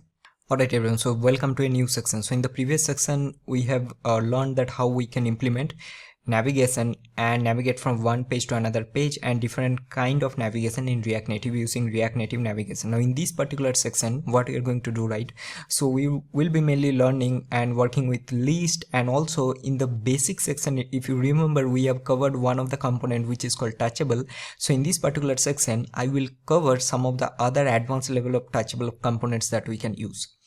So first you can see that what I've done, right, I just simply created a React Native project, and here I have some of the packages that I've installed that we've already discussed in the previous section. So if you see, I have the React Native / native package, React navigation / stack package, because we are going to use the stack navigation, and some of the other things like React Native screens, safe area context, and also the gesture handler. So now what we'll do, right? So let's first create the basic structure or basic implementation of the navigation, and after that we will start working with our first concept, which is one of the very important concept in React Native. Just like in React we have like concept of list and keys, wherever you'll be getting list of data and you need to render the list of data in your React project. Similarly in React Native we normally use the FlatList. So this FlatList component normally used for rendering basic FlatList and some other functionality, like if you see we have like pull to refresh and scroll loading, infinite scrolling and other things that we are going to cover. But first let's go here. So I'm in this app.tsx. so first what we'll do, I'll just remove this, and then let's do something like this, return our navigation container from React Native. And now here we need to pass our children obviously. So what we'll do, right, let's go here and I'm going to create a source folder inside this. So let's do step by step now and little slowly. And inside this let's create our screens folder. Okay, and inside this let's create our root navigation. So I'm going to create, let's give this a name as root navigator dot tsx, and here let's create the components. We'll do const, let's give this one name as root navigator, and here simply will return. So I'm going to return a stack. Okay, first let's export this and we need to create it. So look, export default, and I give this one as root navigator. And now we will go to our source and let's create, or let's go to screens only, and let's create our first screen, which will be our home screen. So here I'm going to create my home screen. So we'll do home screen dot tsx. First, for now, let's normally create the screen and later we are going to change the content. So we'll do home screen, and here let's do export default, and we'll do home screen, and I'm going to simply return. Also we need to give type, so I'm going to do react.fc, and we are going to return here, let's return simply a view, and I'm going to give a text, and I'll give this one as home screen. Okay, so this will be our home screen component. Now we'll go to our root navigator. Also we'll give this one as a React component. So we'll do react.fc, and what we'll do, right, first we are going to create our params just like we have done in the previous section also, right? So here I'm going to create our params, and let's give this one name as root stack param list.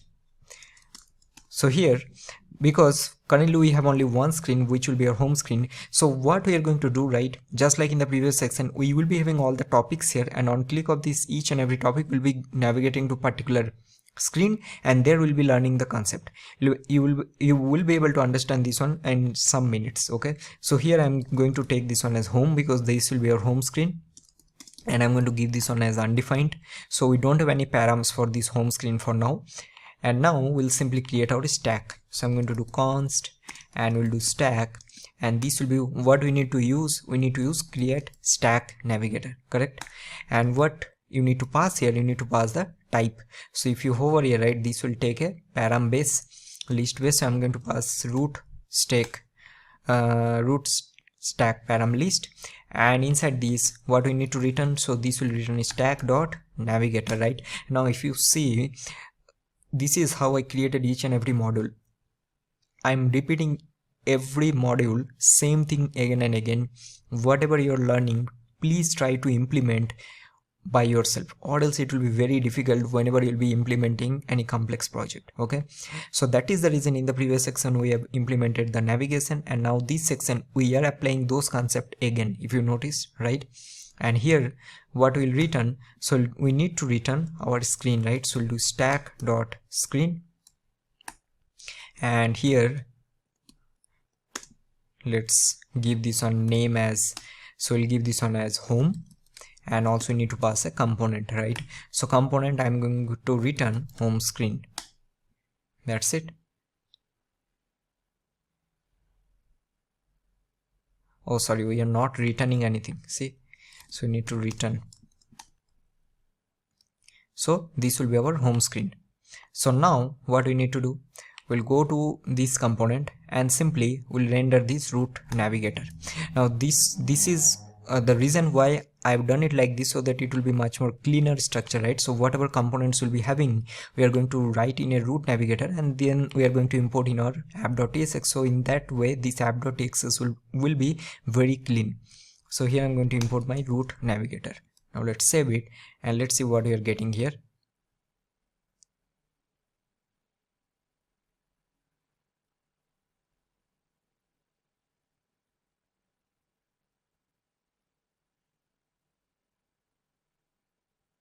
Alright, so it takes some time. So we're getting our home screen. Awesome, right? So now what will be our next step?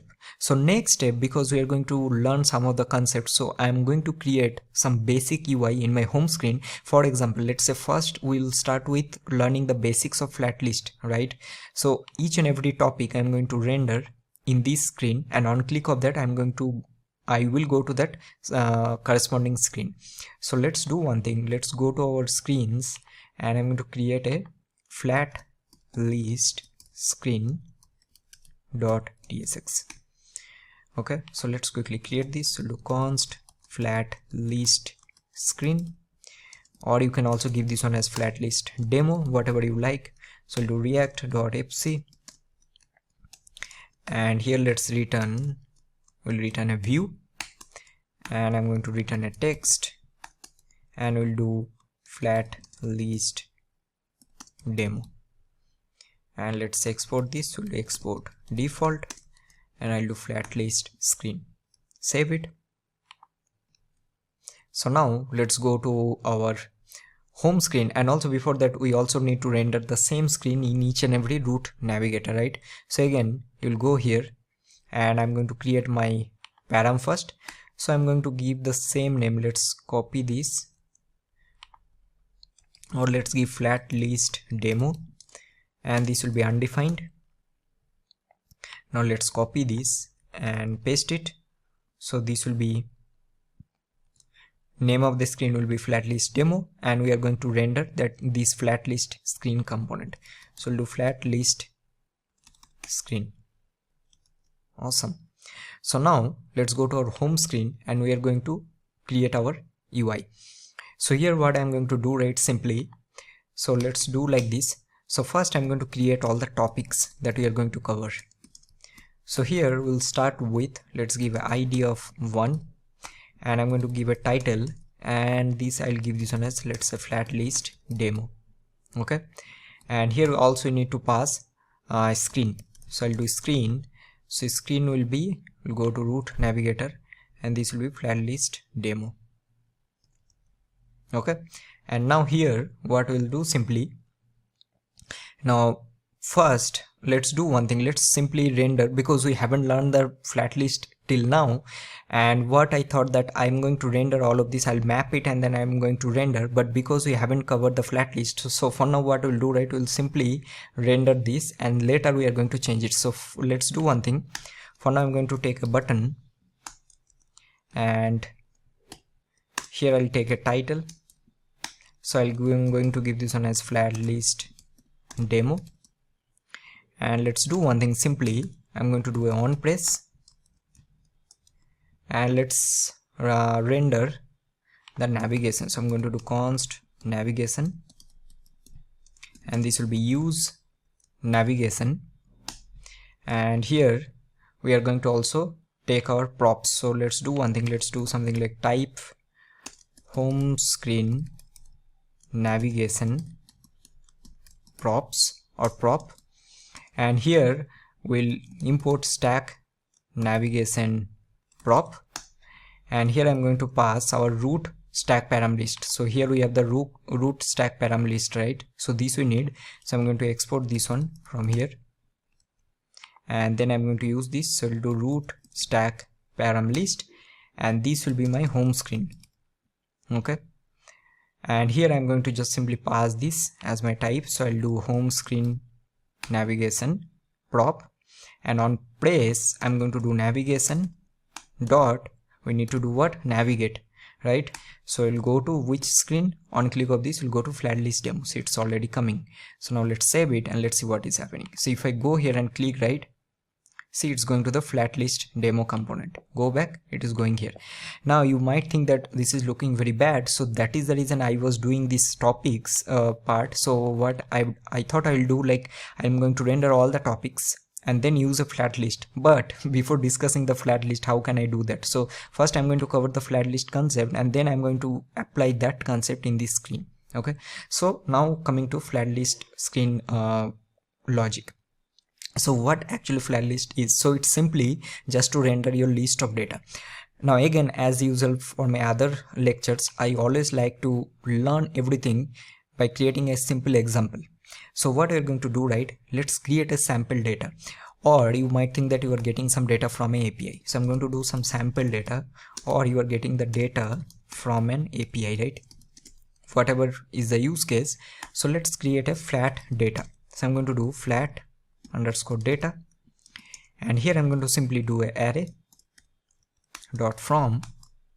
So let's take a length of we can take this one as, let's do a 50, and after this it's simply going to take the index, and here let's map it, and let's have a ID. So here I'm going to do, okay, let's do one thing. Let's simply keep the index as a ID only, and each and every item will have a title. So here I'm going to take this one as, let's say, item, and then I'm going to do index plus 1, means first item will be item 1, item 2, item 3, like that it will continuously happen, and this will be your flat data. Now definitely this is not going to happen in a real project. Here you'll be getting a API, doing a API call, and then you'll be getting the data, and then you're going to render, but at the end you're going to use the FlatList component only, so it doesn't matter. So here the first thing, let's give some basic styling. So I'm going to create our stylings. So I'll do const styles. This will be styleset dot create, and here I'm going to do a container. So here I'm going to use a flex as 1, and also let's use a padding as 10, and I'm going to use this one here. So we'll do style, and this will be my styles dot container. Okay, now inside this I'm going to take a text, and I'm going to do this one as, I'll remove that part. So I'll keep flat list example. I'll remove this, and I'm going to give this one as style will be styles dot header. So let's give this header, I'll give a font size of 20, font weight as bold. That's it. Save it. So you're getting flat list example. Now I need to use the flat list. So what we'll do, right? So we need to import the component first. So I'm going to import flat list component from React Native. So this is the first step. Now if you see that you are getting some error, that it is giving that there are some properties it is missing, right? And if you go to this official doc, as I always love to read official doc, you'll see that it needs some of the properties like virtualized props, and here if you see it's need a render item. Now what actually is render item is, now if you're a complete beginner you can read all of these, but I'll explain in a simpler way. So let's say you're having a 50 items, right, and you need to render each and every item. This render item is nothing but it will render each and every item 50 times. You think like that, okay?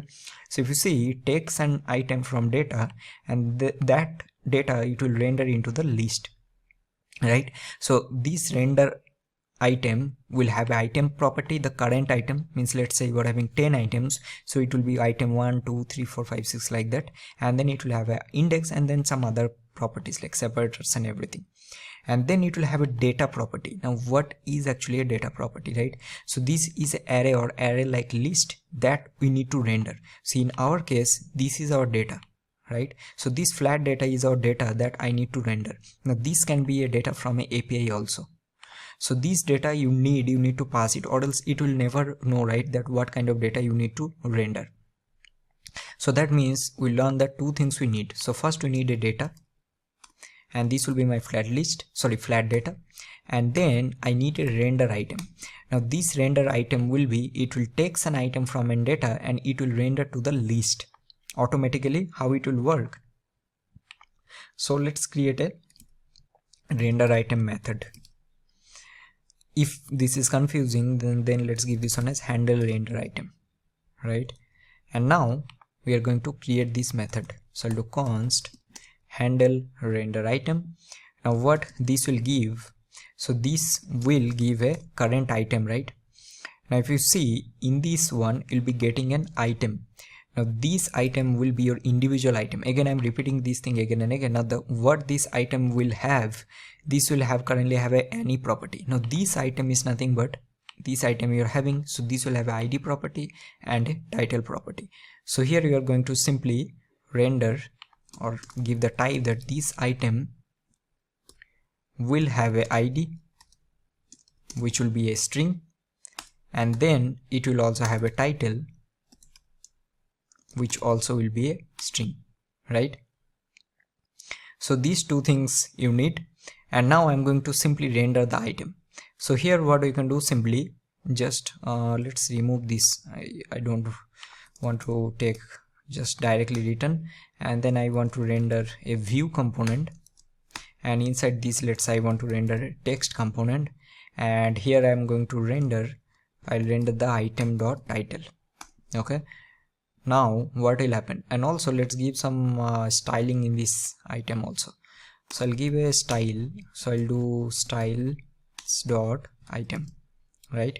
So this item I'll take, this is the individual item. So currently we are having 50 item, right, in the dummy data. So this will be 1 2 3 4 like that, 50 items. And here I'm going to give a padding as 20. Then I'm going to do a border bottom, let's give width, which will be 1, and let's give a border bottom color. So let's use some gray color. So I'll do CCC or EEE. Okay, whatever. Let's save it. See what is happening. So it's rendering all the items. But if you notice what will happen if I remove this part from here. So it's giving error, right? So because it should return some item here or content here. So this is how you are getting. See, you are getting all the 50 items. Okay, so that means what you have learned so far is that this will simply render the list of items, but you need two things. First, you need a data, that which data I need to render. Then it will need a render item. So render item will be a function which will take the individual item. So individual item is nothing but here you are having 50 items, 1 to 50 items, and it will individually render all the items. Now let's say I just want to render my name here. After this I'll add, right? So it will automatically add here. See, all of this it's coming, right?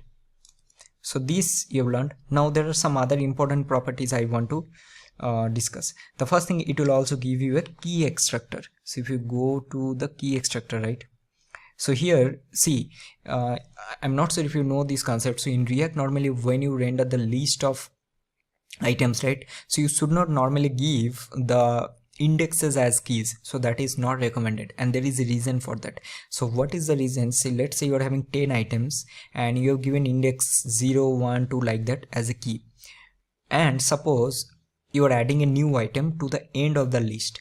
So when you add an item to the end of the list, right, nothing will happen because React will not re-render all the items. But if you just add a new item in the beginning, so what will happen? The index will change for each and every item, right? So React will re-render the whole list, and it will hamper your performance whenever you will be having long list of data. So that is the reason you should not give indexes as keys. Now here you can use this key extractor, which will give you again the item and the index, and these actually used to extract a unique key, right, for a given item at a specific index. And there is some default extractor, right, item.key and then item.id. If nothing, then it will fall back using index here, like React does. See, so in React normally if you don't give any unique key, it will always fall back to index, right? So here you can also give a key extractor. So I'll do a key extractor. So key extractor will give you item, right, and this item will have a item.id, right? Now normally you are having a unique ID now, so that is the reason, or else if you don't give it, will always take this index. So this is one thing. And then if you see that you have a lot of other properties, but I'm pretty sure you also will be agree with me that I can't cover each and everything in a single video, right? This video will be like 50 hours long.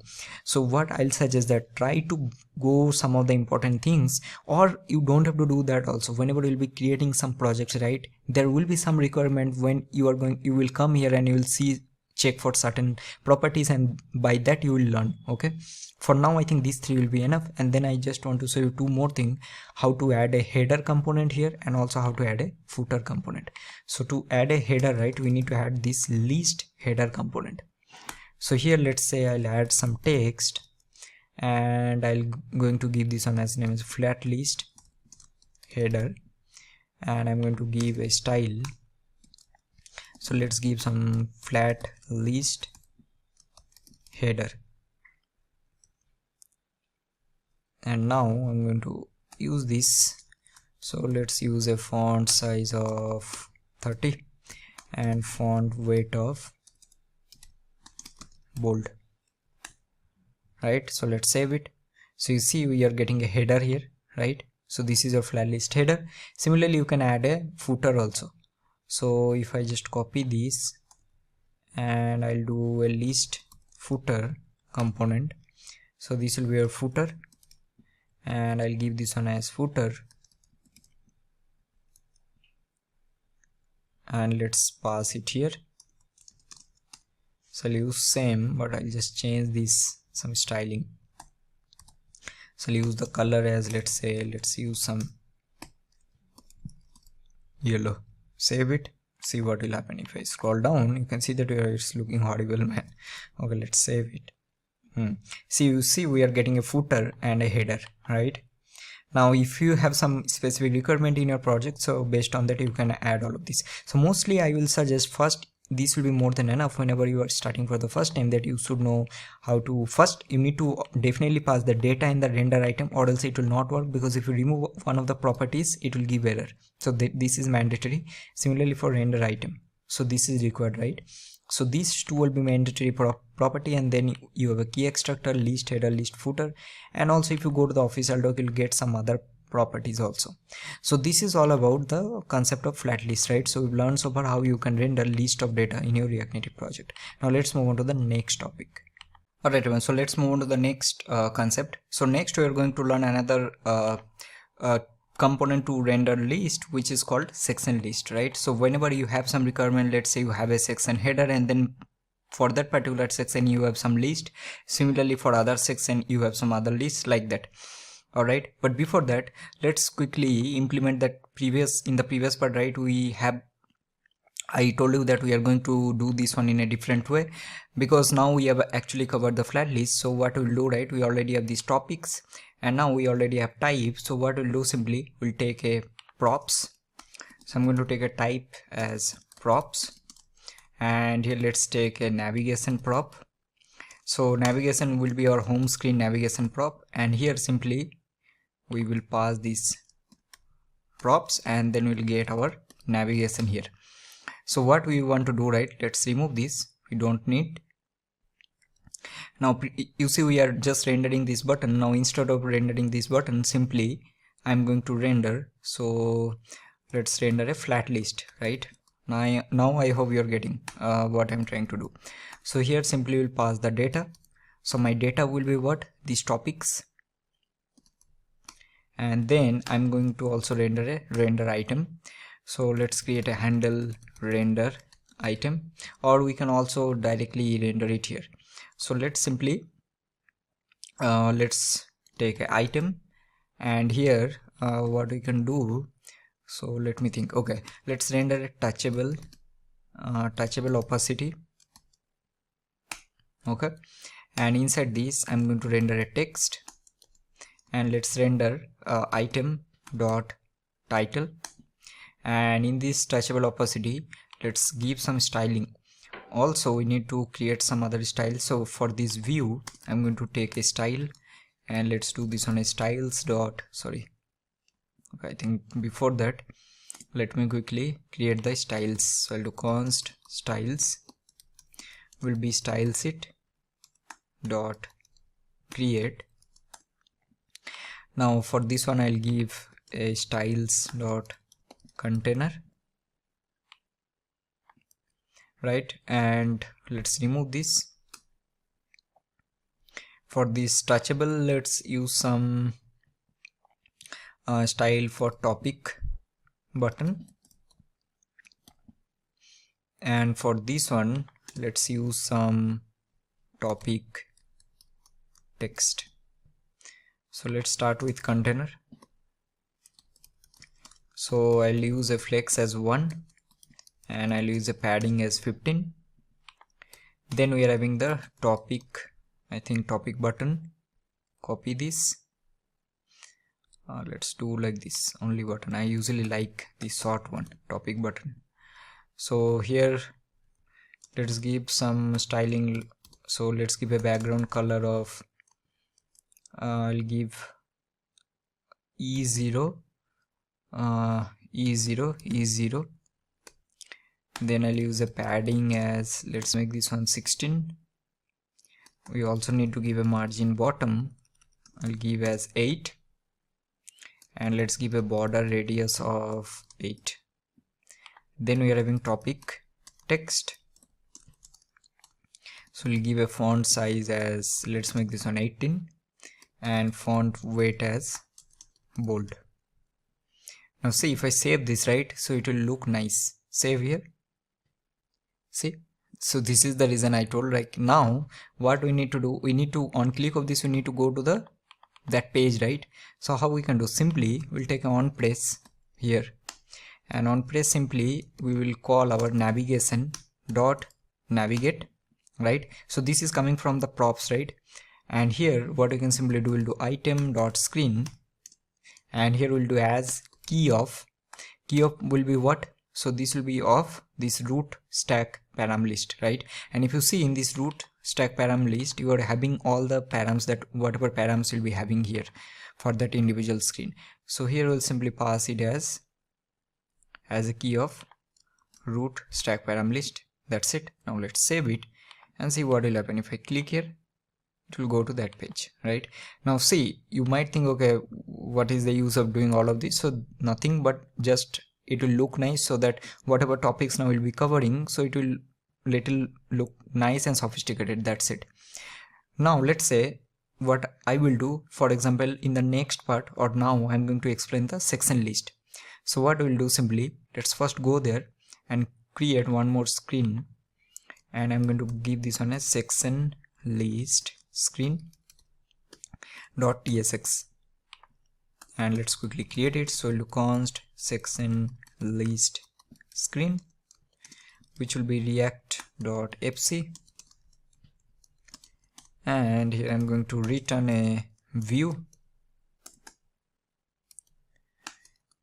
right? And let's return a text, and I'll do section list component. Let's do export default section list screen. Save it. So now we'll go to our we'll go to root navigator, and I'm going to first take a section list demo, which will be undefined. So these will be my params for section list, and I'll add one more screen here,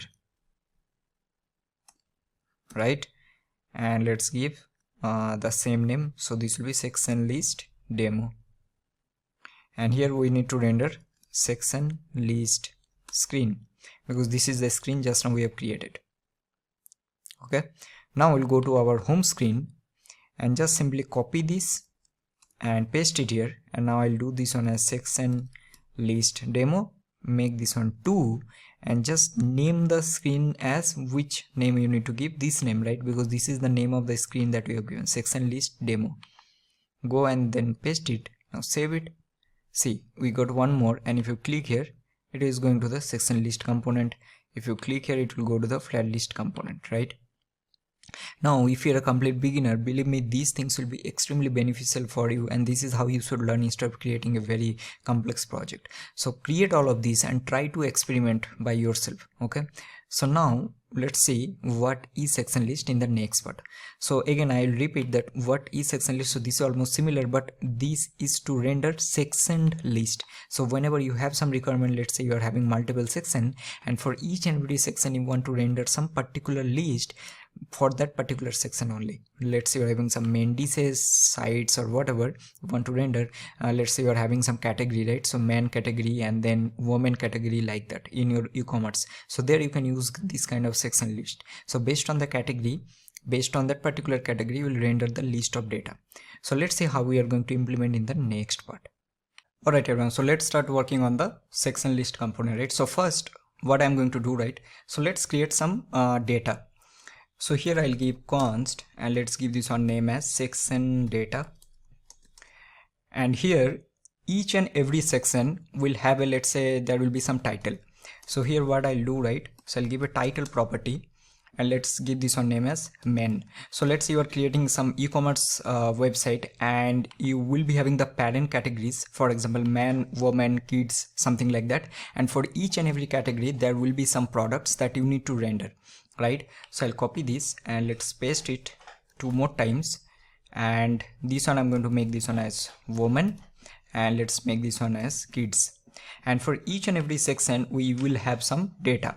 So I'll take a data which will be array, and let's give this one as men t-shirt 1, and just give some random value, right? I'll copy this, paste it here,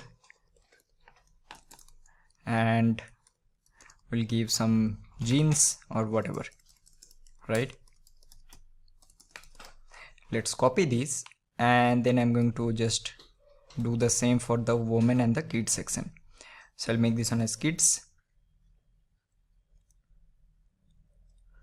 and same I'll do here for woman. So let's copy this. That's it. So this will be our dummy data. Now definitely you are going to get this data from API, right? So for now we will be having some sample data. Now we need to create the section list component. So first so let's go to this component, and we need to import, right? So we'll import section list from React Native. Now again, just like in the previous section, when we learned the FlatList, what we learn is that we need to have 2 things, right? First will be the data, that which data you want to render, and second thing you need, and that is the render item, because that render item will take the each and every individual item, and that it will render in your UI. So similarly for this one, right, we also need to pass the data, and the prop we need to pass, that we called as section. So in this section you need to pass that section data, whatever data you'll be getting from API, right? So here I'm going to pass the section data, and also we need to pass here the render item, right? So here let's create a render item method, and I'm going to keep this one name as handle render item, just like we have done in the previous section. So now let's copy this, and now we are going to simply create this method. So let's do const handle render item, and here we are going to take the item, and this item will have simply the item because we are having the single item, right? So we'll do item, which will be a type of string, and let's return here simply, or directly we return instead of writing this. So we'll simply return a view, and let's take our text, and I'm going to just render the item here. That's it. So this will be our render item. Now what will happen if I now save this? So let's see.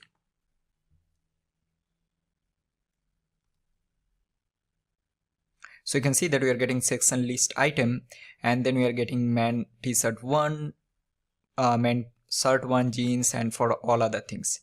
But if you see, we are not getting the section header, right? Section header means this is the title that we want to render, and to render that, what we need to use, we need to pass another prop here, and that is called render section header. Okay, and let's create one more. So I'll do render section header, and let's create this method. So I'll do const render section header. Now here you'll be getting the current section. So I'll be getting the section. Now in this section, what property will be getting? So what we are having the title, right? So we're going to use this. So I'll use here that we have a title. Okay, and also we need to pass the property, sorry, the type. So here we'll simply give section, and section will have a title, and this will be type of string. Okay, that's it. And we are going to return here. So again, I don't like this, so let's simply return like this. So here I'll take a view, and let's return text, and in this text I want to render just the title. So now if I save this, see what will happen. See, if you notice, we are getting man, woman, kids. So what it is doing, it is separating all of these section, and for each and every section you are getting the sub data that you are having for that particular section, right? Obviously we need to give some styling here, so let's work on some of the styling. And before that, one more thing we need to add here, and that is the key extractor. Remember, we have learned this one in the FlatList also, right? So if you don't give any key extractor, it will always fall back to the index. So here we can simply, so this will give us the item and the index, and what we can do, right, we can simply do item plus index as our key extractor. That's it. And now let's add some styling, because this is looking very bad. So let's start from our render item. So in this render item, let's take a style here. So I'm going to do this one as styles.item. Sorry, I think we don't have any styles yet, right? Maybe because of that it's coming. So let's quickly create the styles. So I'm going to create a styles here. So I'll do styles, and this will be styleset.create. And the first thing, let's give some style in our container. So we'll do styles.container. So as usual for the container, I'll use the flex as 1, and also I'll use a padding of 15. Okay, awesome. Next we are having the title. So let's do one thing, let's use the same title that we have used styling for this one also. So I'm going to copy this header, and I will go here. Let's make this one example, and header, let's copy the style from here only instead of rewriting. So I'll use the same styling, and we'll paste it here. All right, next what else, we'll give some for this render item also. So we'll do style, this will be styles.item, right? So for this item, let's add some padding. So I'll add a padding of 10, then I'll add a border bottom width as 1, and also I'm going to add some gray color. So we'll do border bottom color as let's do this triple E. I think this will be a gray color. Okay, so let's save it. You can see we are getting this. So the reason why I'm doing this styling, so that we'll be able to understand that how it is differentiating each and every section. Now let's go back and let's give some styling in our header. So we have this header, right? So here I'm going to do a style, and I'm going to do this on a styles.section header. Okay, and also I'm going to do a section header text. So we'll do section header text. So we'll do a section header, and for this one let's use a background color of this color. Okay, and also I'll use a padding of 10. Save it, and let's give this one as 5. Yeah, and after this I'll use a section header text. So I'm going to just give this one as font size as 20 and font weight as bold. Alright, so now you can see that how it is differentiating, right? So let's go here and add one more section. So I'll add something like watch, and now simply just pass this 1, and then let's do this on 2, and this will be 3. Now let's save it. You get one more section. Now based on your project requirement, it's up to you that what you want to use. I hope you are getting. If you have simple list of data where you want to render, let's say, some product list, you can use FlatList. When you have something requirement like you need to divide each and every section, there instead of using FlatList, you can format your data in such a way that either you'll be getting this data from API, or let's say you're not getting in your UI, you can format this data in this way and then just pass this data in your SectionList component and this will work. Okay, so this is all about the SectionList component. Let's move on to the next one. Alright, so remember that in the previous section or in the basic section, we have covered most of the components, and one of the component was Touchable, and I told you that there are some more components we are going to learn. So let's learn some two more components. One is called the Pressable, which is also another core component, and also we are going to learn another component which is called Touchable without feedback. So what I'm going to do, right, so let's quickly create another screen here. So I'm going to do this one as Touchable screen.tsx, and also first let's quickly create this component. So we'll do Touchable screen. Alright, so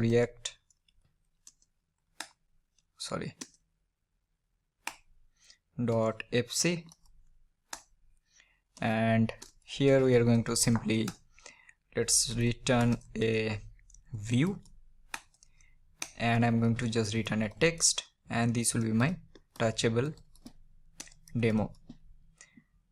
Okay, we need to import text. Now let's quickly do export default. Now this part I'm going to I'm doing little fast because we have already done these things multiple times, right? So let's close these two files, and also we'll go to root Navigator, and I'm going to do one more. So here I'll do Touchable demo. So here also don't need any params, and let's copy and paste, and I'm going to use the same name, right? So this name I need to use, which will be my screen name, and this will be my Touchable screen. Alright, so this is done. Now next what we need to do, we need to go to home screen, correct, and we'll add one more. So here I'm going to add this one as 3, and this will be my Touchable demo. And let's go here and copy the screen name, and we'll paste it here, and this is done, right? So now if I go back, so I think it's refreshing, so let's go back. So we're getting Touchable demo. On click of this, we're getting this component. So now let's go to this component and let's create some style also, because we need. So we'll do styles, which will be stylesheet dot create. So let's start with our container. So I'll do flex as 1, and I'll use a padding of 15. So here I'm going to use style, which will be styles dot container. Awesome, right? And also let's do the same styling for the other header also, right? So I'm going to copy this, and let's paste it here. So this will be styles dot header. All right, so we already have learned Touchable opacity and Touchable highlight, right? So let's create one more, which is called Touchable without feedback. So as the name suggests, so remember previously whenever we learned these two components, Touchable opacity and Touchable highlight, something was happening on click of that particular component or the button. The reason is because whenever we are clicking that, user will be notified that okay, we are doing certain operation. But here if you don't want certain you don't want to do anything, or you don't want to show any feedback to the user, then only you should use this component. Normally you should not use this. If you see and go to the official documentation, right, so they are also recommending not to use this one. Mostly you can use Touchable highlight or opacity. So let's go there, and then I'm going to do a Touchable without feedback, right? And you can see that do not use unless you have a very good reason, right? Because you normally don't have any feedback whenever you'll be using this component. So if I go here and let's quickly import it, so I'll do Touchable without feedback, right? And here what I'll do simply, so let's do something like, let's render a view inside this, and inside this I'm going to render a text, and I'm going to do this one as Touchable without feedback. Now let's save it. So you're getting nothing is happening now definitely. And what I'll do, right, so let's take some count state. So I'm going to do a count set count. This will be use state of 0, and on click of this I just want to increase the count, so I'll do on press and I'll do set count will be count plus 1. That's it. Now we need to give some style also, right, or else you'll not be able to understand that what the hell is happening here. Okay, so let's give something like let's give here in this view, I'll give a style and I'll do a styles dot button, and also I'll give this one as button text. If you want you can give some other name also, it's up to you. So here I'll use button and button text. So let's quickly create this. We'll do button, I'll use a padding of 10. Let's use a background color. Okay, first I'll give some random color and then I'll choose. So let's use something like this.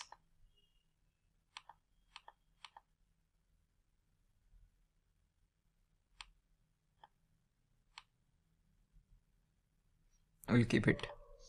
Okay, and what else? We'll use some border radius of 5. We'll do a margin bottom of 10, and also let's use a mean width of, let's give this one as 250, and also I'm going to do this one as align items as center. Okay, so let's save it. All right, now we have button text.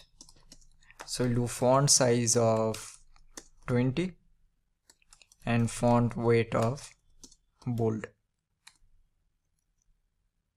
right? And also let's use a color of white, it will look good. Okay, now the only thing I just want to show you that here if you click right, you see nothing is happening, and this is quite confusing to the user also. So it's looking like this button is actually disabled, right? So that is the reason. See, there is nothing like not that much to learn here, but this is about some of the component. There might be some requirement you will be having in your project where you don't need to show any kind of feedback.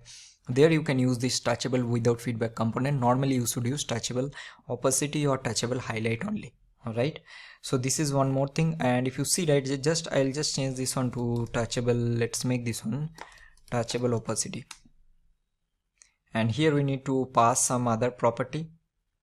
I think we need to import it, right? Okay, no, I think this is fine. So you see this is happening, right? And same will be for your touchable highlight also. We need to import it, save it. See, this highlight is coming, right? So that is the reason sorry, you should use this touchable without feedback whenever you'll be having some certain requirement, or else not, right? There is no feedback. Now the second component I want to show you, and that is called the pressable, which is the most flexible. The reason is because you will be able to customize the pressed state also.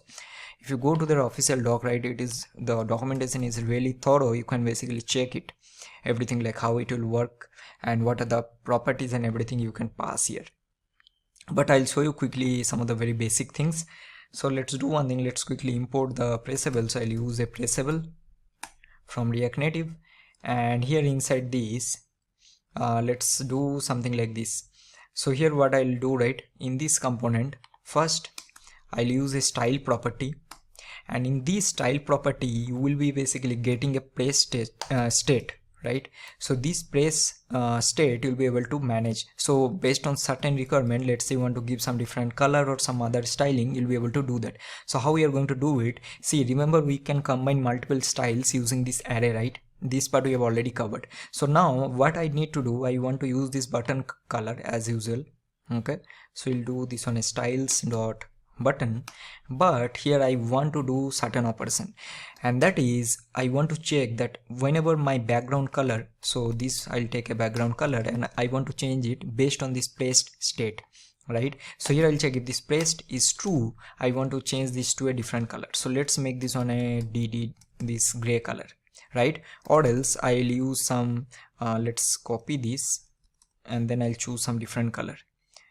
sorry, this will be or, and here let's use some different color. Let's use this one. Okay, so this I'm telling that okay, I want to change this one, and here inside this what I need to do, for example, I'll have some text and I'll do like placeable or whatever you can do, and let's save it and let's see what you're getting. And see, notice what will happen if I just click it, right? See, if I click now, see, I actually paused it. When I clicked, I paused it. You can see this color is now gray, and if I remove it, remove the cursor, you can see that it is now it is now this color, right? So that means whenever you are clicking here, that time you will be able to see, or based on your condition you will be able to change the background color. It's not about the background color, whatever styles you want to do, you will be able to change it. See, for example, if I now make this onto a yellow color, see, it will be changed to a yellow. Save it. Now if I click here, see, actually I'm pressing now, I am not removing my cursor, and if I remove this, not cursor means if I remove the click event now, so I'll remove now, see, it's going to the previous state. So this is how you'll be able to check the press state, right? Now you can also do some other things also. For example, let's say I want to change this text property also based on certain condition, like whenever I'll be clicking on this button, I want to change this text or whatever you want to do, you'll be able to do it. So for example, let's say here inside this I have the text, right? So I'll take a curly bracket, and again you'll be getting the press state here also, and inside this you'll be able to do lot of things.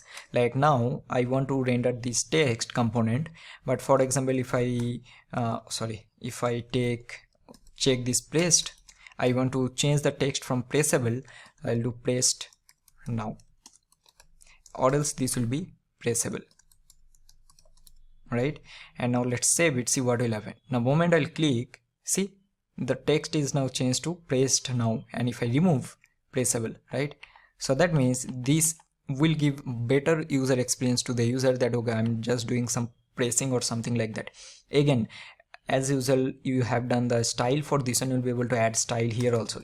Let's say I want to add a style, and I'll take this one as styles dot button text, and now I'm going to do something like this, that I want to change the color.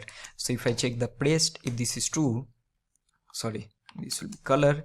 So if I pressed is true, let's say I want to make the color as what we'll do, so here let's use some red color, or else I'll use some blue color. Okay, let's save it. So now it's blue, if I click here, it's now red, right? So this, from this press state you'll be able to do, and you can customize it. Now this also as usual will take on press and all the other methods, right? So on press and everything it will take. So you'll be able to pass like set count will be count plus 1. Alright, so this is another 2 component I thought it would be better to discuss, and based on your project requirement you'll be able to use it. Now let's move on to the next part. Alright, so now let's learn how we can create models in React Native, right? So we are going to use the model component. So what I've done, right, I just normally created a model screen and then just imported that in root Navigator, and the same I've added in the home screen. So it will save some of our time, so that is the reason I just created the basic setup. So if you click here, right, it will go to this models demo page. So now let's go here. The first thing what I will do, right, so let's take some state here, simple state. So I'll do const so model, and we'll do set so model, and I'll do this one as use state of false, right? And here the first thing we need to import the model component, and for that we need some button, and on click of that button we are going to open the model, right? So here let's do one thing. Again, I'm repeating that if you want you can also use a button component here, but I usually like to use this touchable. So I'm going to use a touchable opacity, and inside this I'm going to use a text component, and I'll use like so model. Okay, so now let's do one thing. Let's take a style, and I'm going to do this one as styles dot button, right? And also let's take some style here, so I'm going to do this one as styles dot text, and let's take the button. So I'm going to, let's do one thing, let's go to the previous part and copy some of the styling from the button instead of rewriting again and again. right? So copy this and we'll go here and paste it, and then we are having the text. So for text I'll just do font weight as bold, and I'll do a font size as 20. So let's save it. Okay, also I'm going to do a margin, let's do a margin top of 20, and let's use a color as white. Okay, now let's just normally take the on press. So see, these all are, if you have worked with React, right, so these nothing separate or nothing different concept here. The only thing we need to see that how we are going to use the components and everything. So I'm going to do set so model will be not equal to so model, that's it. And here now we are going to import our model component. Right after this, on click of that, we are going to open the model. So let's import the model component. So we have a model component from React Native, and inside this I'm going to take some view, and here let's take this one as, let's take a style, and I'm going to make this one as styles dot center view. Inside this I'll take one more view, and here I'm going to do a style which will be styles dot, let's make this one as like model view, and inside this I'm going to take a text and I'll do model component. Alright, that's it. And after this we also need to close the model, correct? So let's copy the same thing and I'll just paste it here, and instead of this I'm going to do this one as close, and on press I'm going to make this one as false, right? That's it. So now let's create these two styles. So I'm going to do this one as, let's do a centered view. So let's go here, flex I'll make as 1, justify content I'll do center, right? What else? We'll do align item as center, and let's use a background color. So I'm going to do this one as RGBA. So we'll do 0, 0, 0, 0.5 as opacity. Okay, so let's save it. Now we'll be getting some error. So the reason is because we need to also add the model view. So let's use the model view. So I'm going to do a background color as white. We'll do a border radius as, let's do 20, right? Also I'm going to do a padding as 35. Align items I'll do as center. Also let's use a shadow color which I'll do a black, and also we are going to use some shadow offset. So here let's use a width as 0, and also I'm going to do a height as 2. Okay, and what else? We are also going to do a shadow sorry, opacity as 0. Let's make 0.25. We'll do a shadow radius as 4, and also we are going to do a elevation of 5. Okay, so this will be our basic styling. So now let's save it. Alright, so we are already getting a model component. Let's close it. On close we need to make something, I think. Alright, we need to pass some other properties also, and that is, here I'm going to, in the model component I'm going to pass animation type, and I'll do a slide animation. What else we are going to pass? We also need to pass the visible, that when this model will be visible. So this will be visible whenever this show model prop will be true, right? So we are going to pass a visible.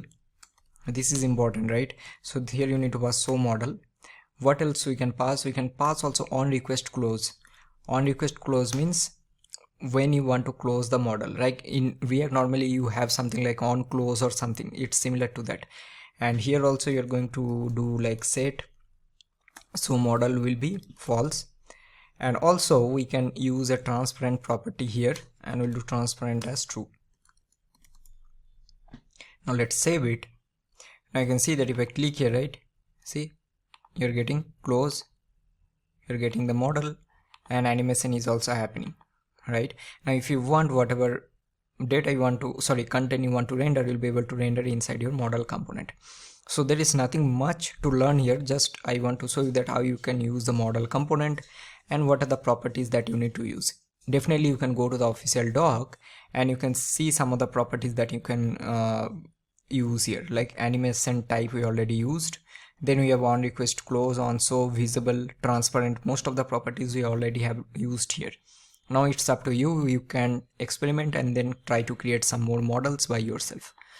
Alright, so that's all about the model component. Now let's move on to the next one. Alright everyone, so let's move on to the next topic. So in this one we are going to learn how you can implement pull to refresh or infinite scrolling.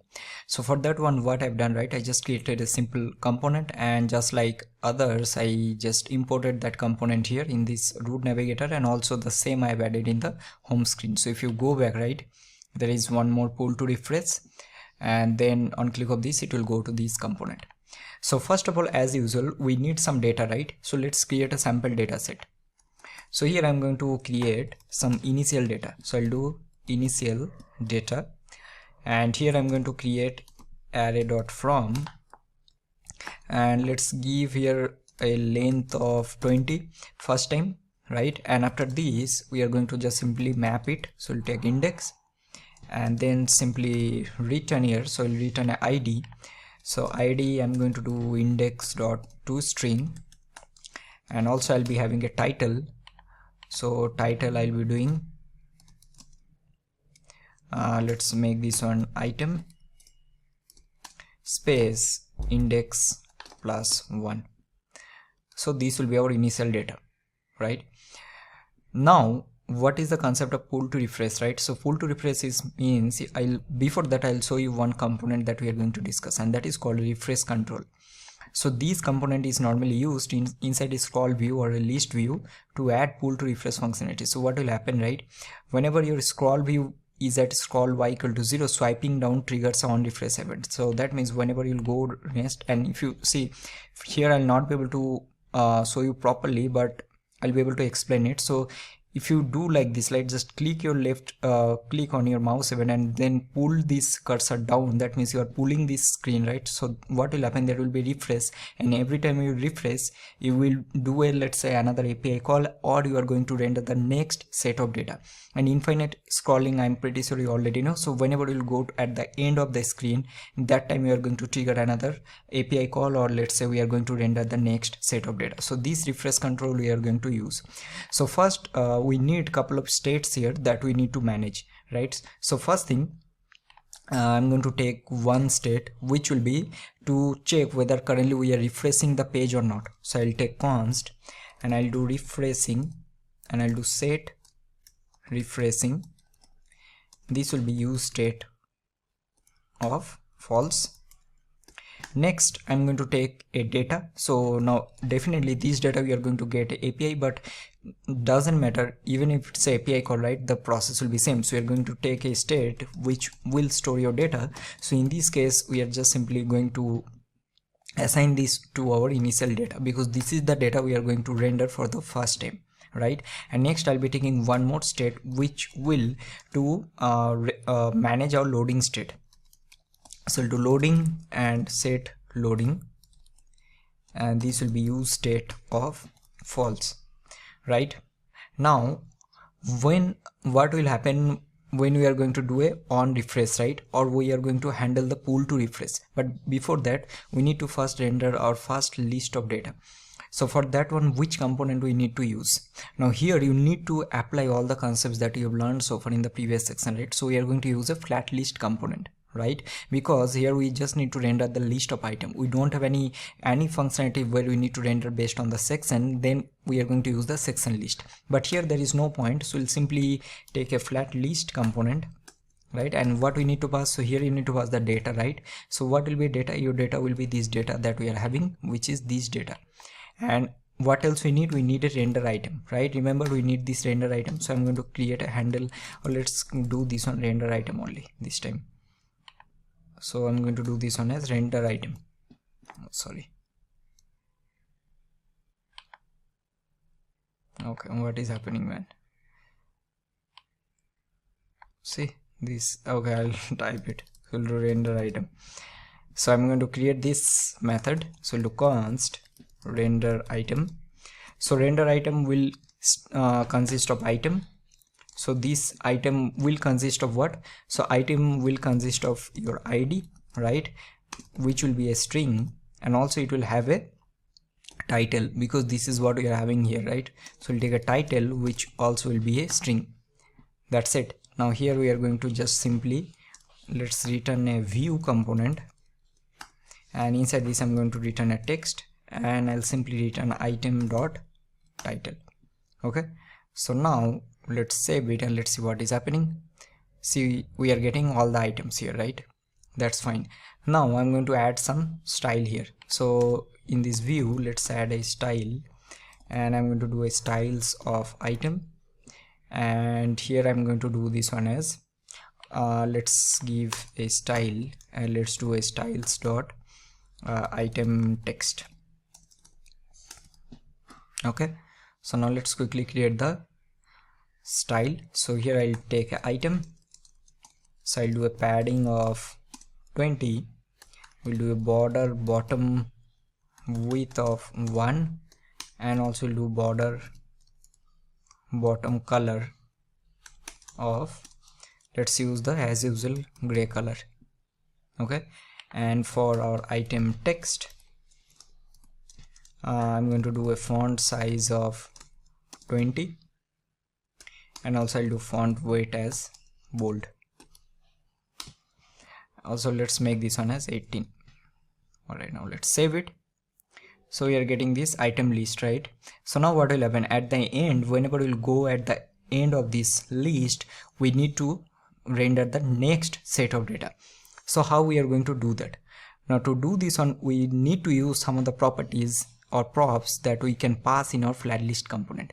But before that, we need to pass one more thing. Remember, we have discussed that we have another property that we can pass, that is called the key extractor, and you should always pass this, or else it will always go default to the index, right? And you don't want your keys as index, right? So you should always pass some unique key, and here I'm going to simply take the item dot id, because id will be my unique id.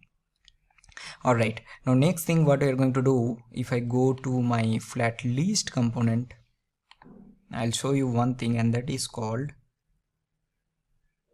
okay, let me search it. So we have I believe that we call on end list, virtualized list here.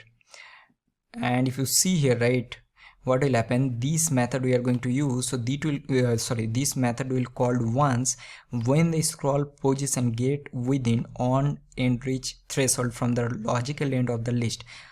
Don't go in this kind of definition. So that means whenever we'll go at the end of that list, we are going to this React Native will understand, okay, now we are at the end of the list, and then we are going to do something else. So what we are going to do for that, we need to load our mode items, right? Whenever we'll go to the end, we are going to render our next set of data.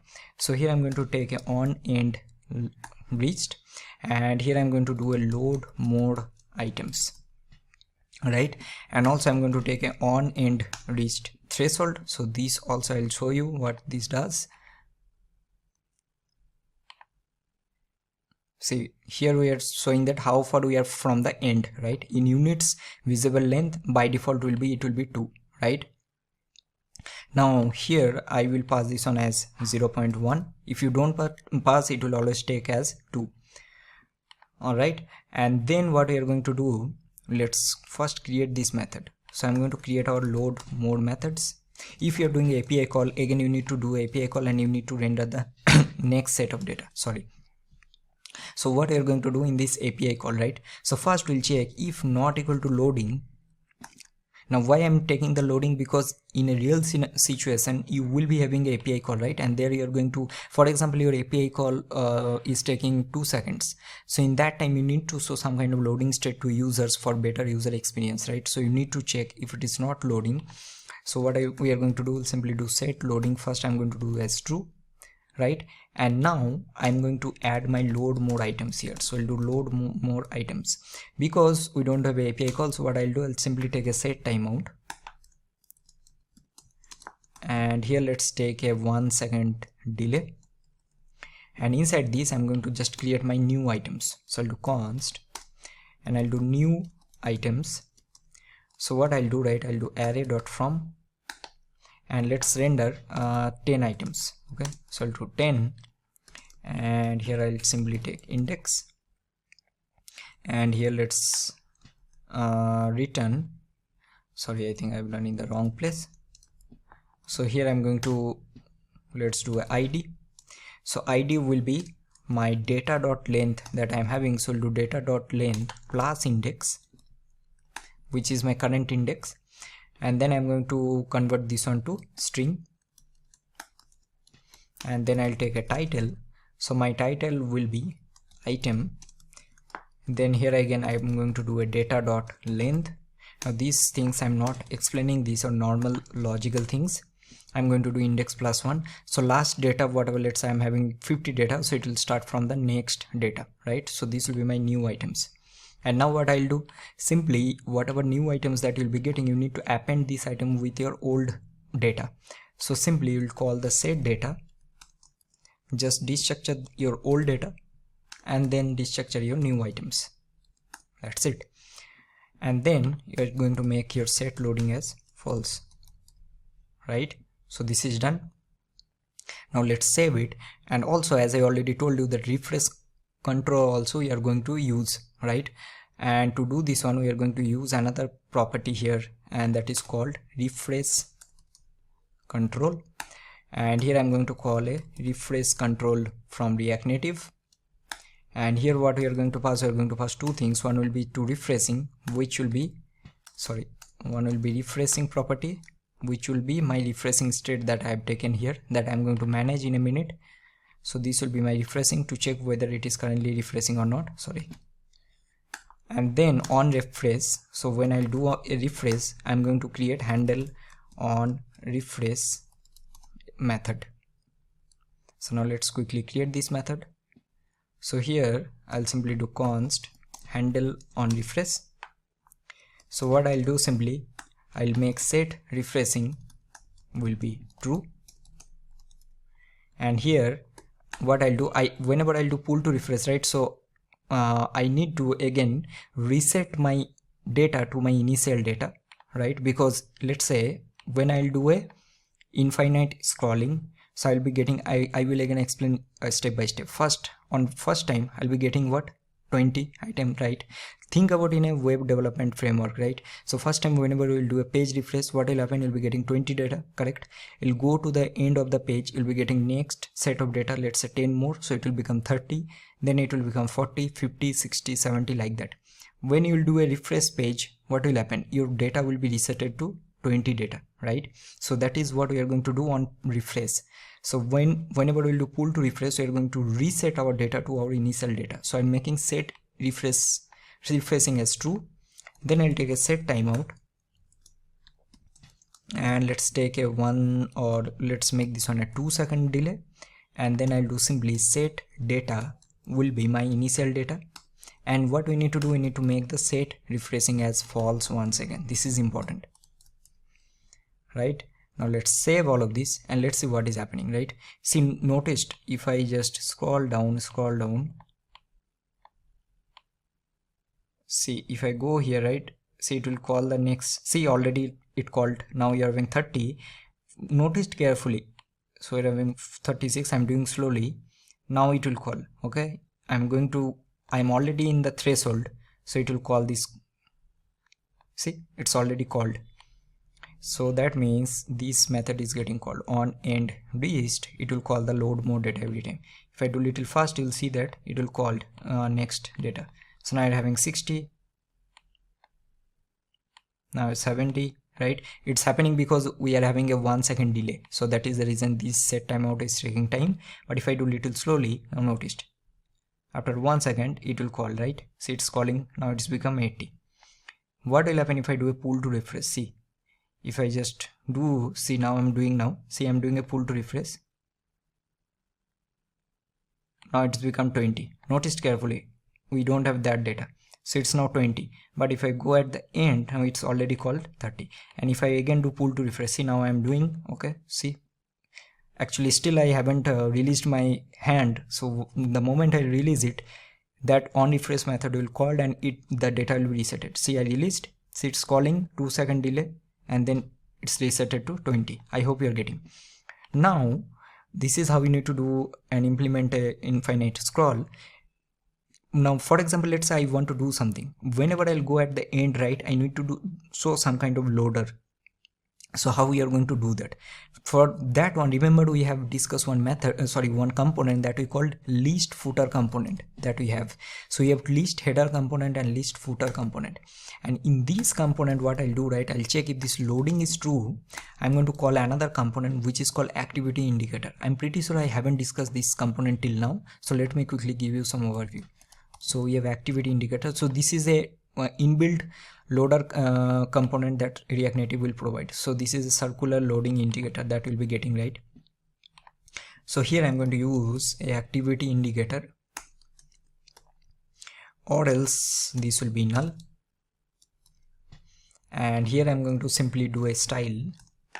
So let's do a styles.loader. Size I'm going to do this one as large, and color let's use 456. Okay, now loader we need to, let's give a margin of vertical of 20. Let's save it and now see what will happen. See, now I'll go at the end. See, it's calling, right? Loader, you can see, I'm pretty sure you will be able to see. I'll scroll down, see, you'll be able to see the loader. See, now it's coming and then it's calling. Go down, calling, and then it's calling the data. See, right? And if I do pull to refresh, then the data will be resetted to 20. Now you have a 20 data. I'm pretty sure this will give you very detailed idea how you can implement pull to refresh, and also you can implement your infinite scrolling. So that's all about this particular section. Now let's move to the next one, but before that I'll highly recommend try to implement by your own this part once again, okay, before moving to the next section. Alright, so now moving to the next section. So we're going to learn how we can do data fetching using fetch API, and also we are going to see another example with axios, right? So as usual, I already created 2 more files. So one is data fetching. Here I'm going to show you using fetch API, and one will be using axios. Now before that, one thing I want to discuss, if you have some idea on React and you work in React data fetching, these will be exact same, there is no difference. Okay, we are going to use as usual use effect and all the hooks, loading state, and then once we'll get the data from API, we are going to store the data in our API. But that then also I thought it will be really good, or it will be better to explain all of this from scratch once again. So first I'm going to close this, and let's close that also. And in this data fetching, first thing we are going to take 2 state, right? So one will be our data, so which will be data set data, and this will be use state of, and here we are going to use this API, this URL to fetch the list of post. Okay, so let's do one thing. Here I'm going to first create one interface, and I'm going to give this one name as post. So here we'll be having a ID of, let's say, number, and also we'll be having a title which will be a string, right? So we'll take ID and title. Alright, so here I'm going to pass the type, so this will be my post, and here we are going to pass as empty array. Next I'm going to take one more, which will be my loading state, and one will be my set loading, which will be use state of false. Let's save it. So now what we are going to do, simply first we are going to take a use effect, and here we need to take empty dependency because we need to run only once component mounts, and then we are going to do a fetch list of posts, right? So let's create this. So I'm going to simply create this method. So do const fetch list of post, which will be async, and here we are going to take a try catch. So here we have a error, and I'm going to just do console.error, and I'm going to render the error here. Okay, sorry, this will be error. And here in the try block, the first thing what I'll do, I'll make the set loading as true, right? And then we are going to call the API. So do const, and this will be response, which will be await fetch, and then we are going to call the URL, right? So let's copy this and let's paste it here. Alright, so now here we'll simply do const data. So here what we need to do, right, we'll simply need to convert this data to as usual JSON we do in our web development projects, right? So here just give the type, which will be type of post, and here simply do await response.json, and I will simply check if this data is true. So what we are going to do, simply we'll do set data will be our data, and then we are going to make the set loading as false, else we'll do set data as empty, and we'll do set loading as false. Alright, so I think now this is done. So what we're going to do, right, so let's log this data here. So I'm going to log the data here, let's save it, and now I'm going to open our DevTools,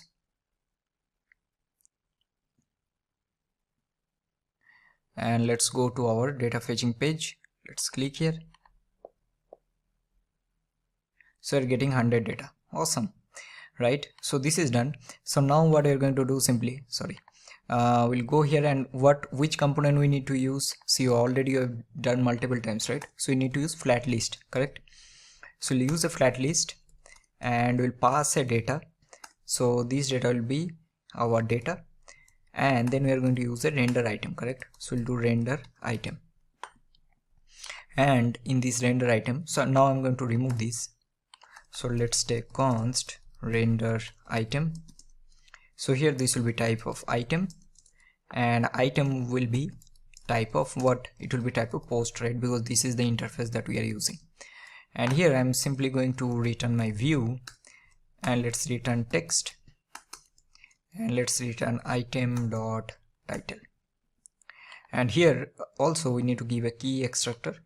So I'm going to do a key extractor will be my item, and we have item.id.toString.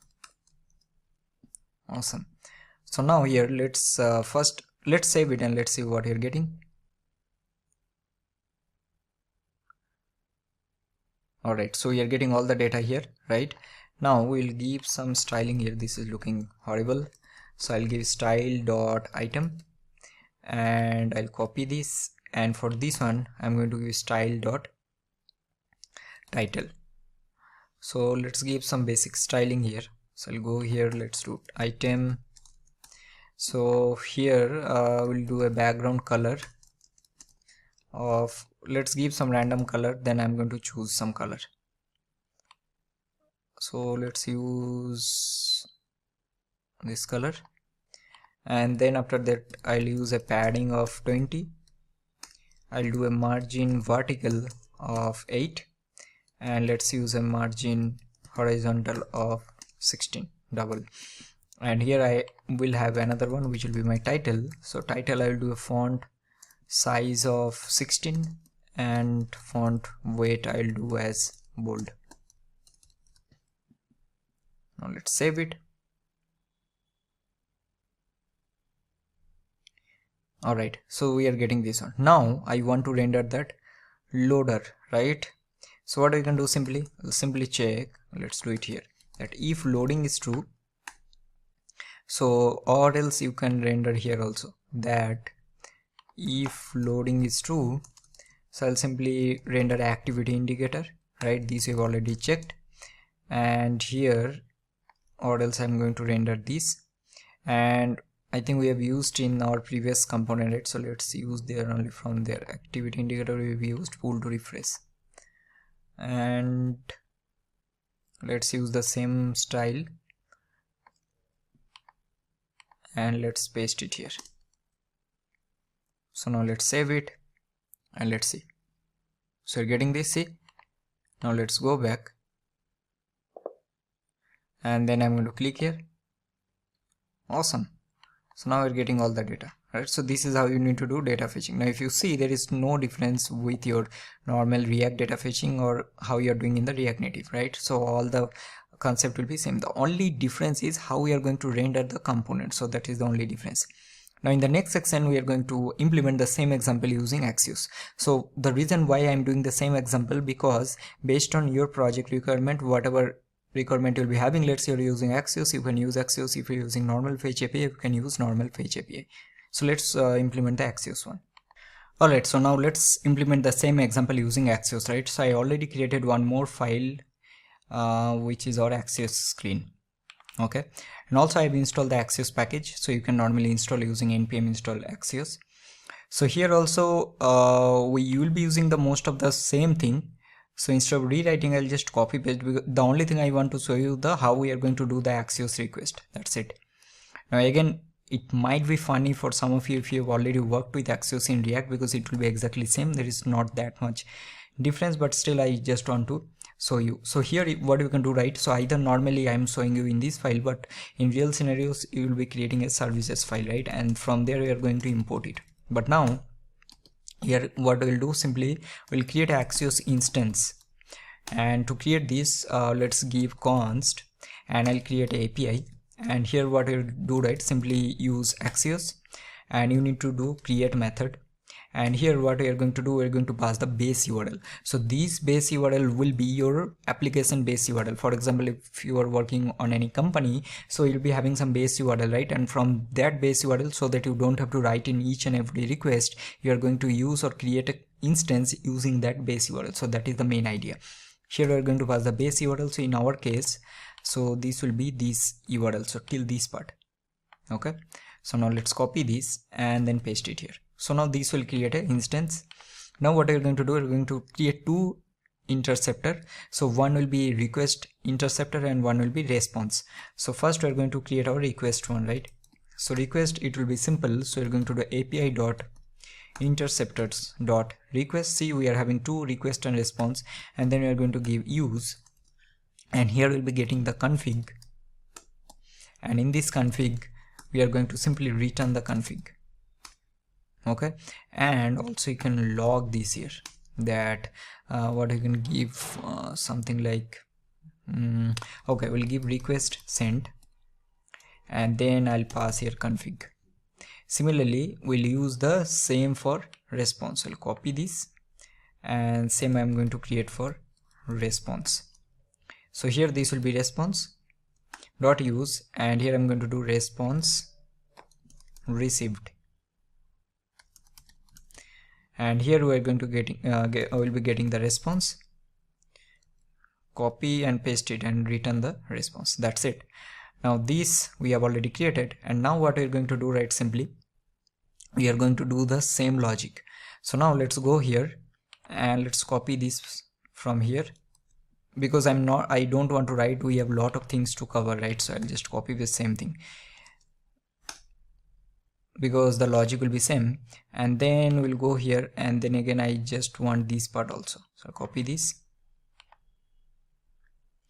and then paste it here, and let's import this first, and let's create this method.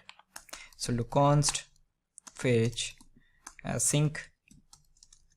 So here simply we'll do try catch, and let's do an error, and then I'm going to log this error. And here first I'll do set loading as true, and we're going to simply do const response, and this will be await API dot get, because we are doing a get request, and here you need to pass the type. So in our case, what will be the type? So it will be type of post of array, and now you need to pass the endpoint, right, the URL. Now what URL you need to pass? So you already have a base URL, correct? Now if you go back, we are doing this /post, so this will be your endpoint that you are hitting. So here I'm going to pass /posts. Okay, so this is done, and now simply we are going to check if response is true.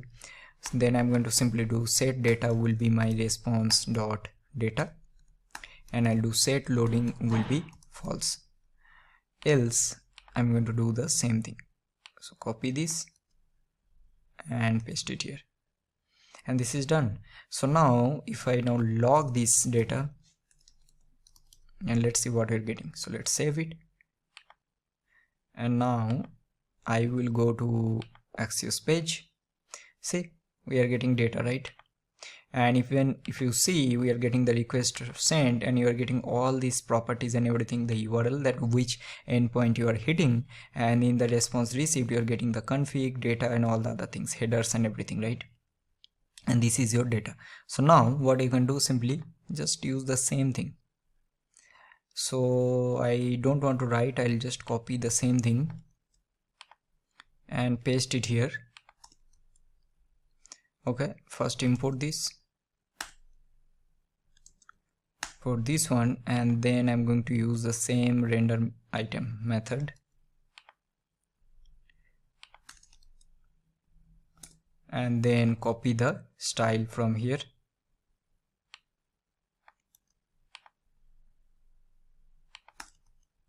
and I think this is done. So now let's save it, and you will be getting the same result, right?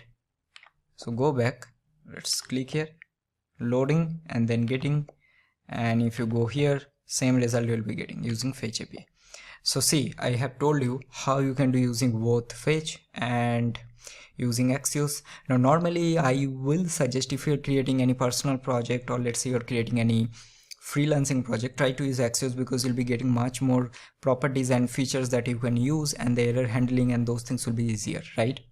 So axios will be really good options, but again, it's up to you. You can create your own custom hook, or you can directly use your fetch API also, but try to organize the project in such a way that keep all of this logic in a services file, and then try to use it from your screens or components from wherever you want to use it. But I'll highly suggest you can also create some custom hook and then use that custom hook also. Alright, so this is done. So now let's move on to the next.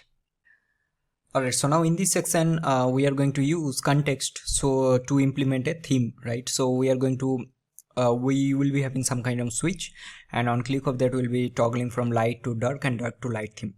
Now with this particular section we'll also learn how you can use context, although there is nothing difference how you normally use context in React, the similar way you need to use here also.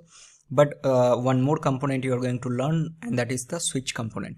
So for that, as usual, I already created one component here, theme screen, and I just imported all this in this root, navigator, and the home screen. The first thing what we need to do, right, always we need to create our context, right?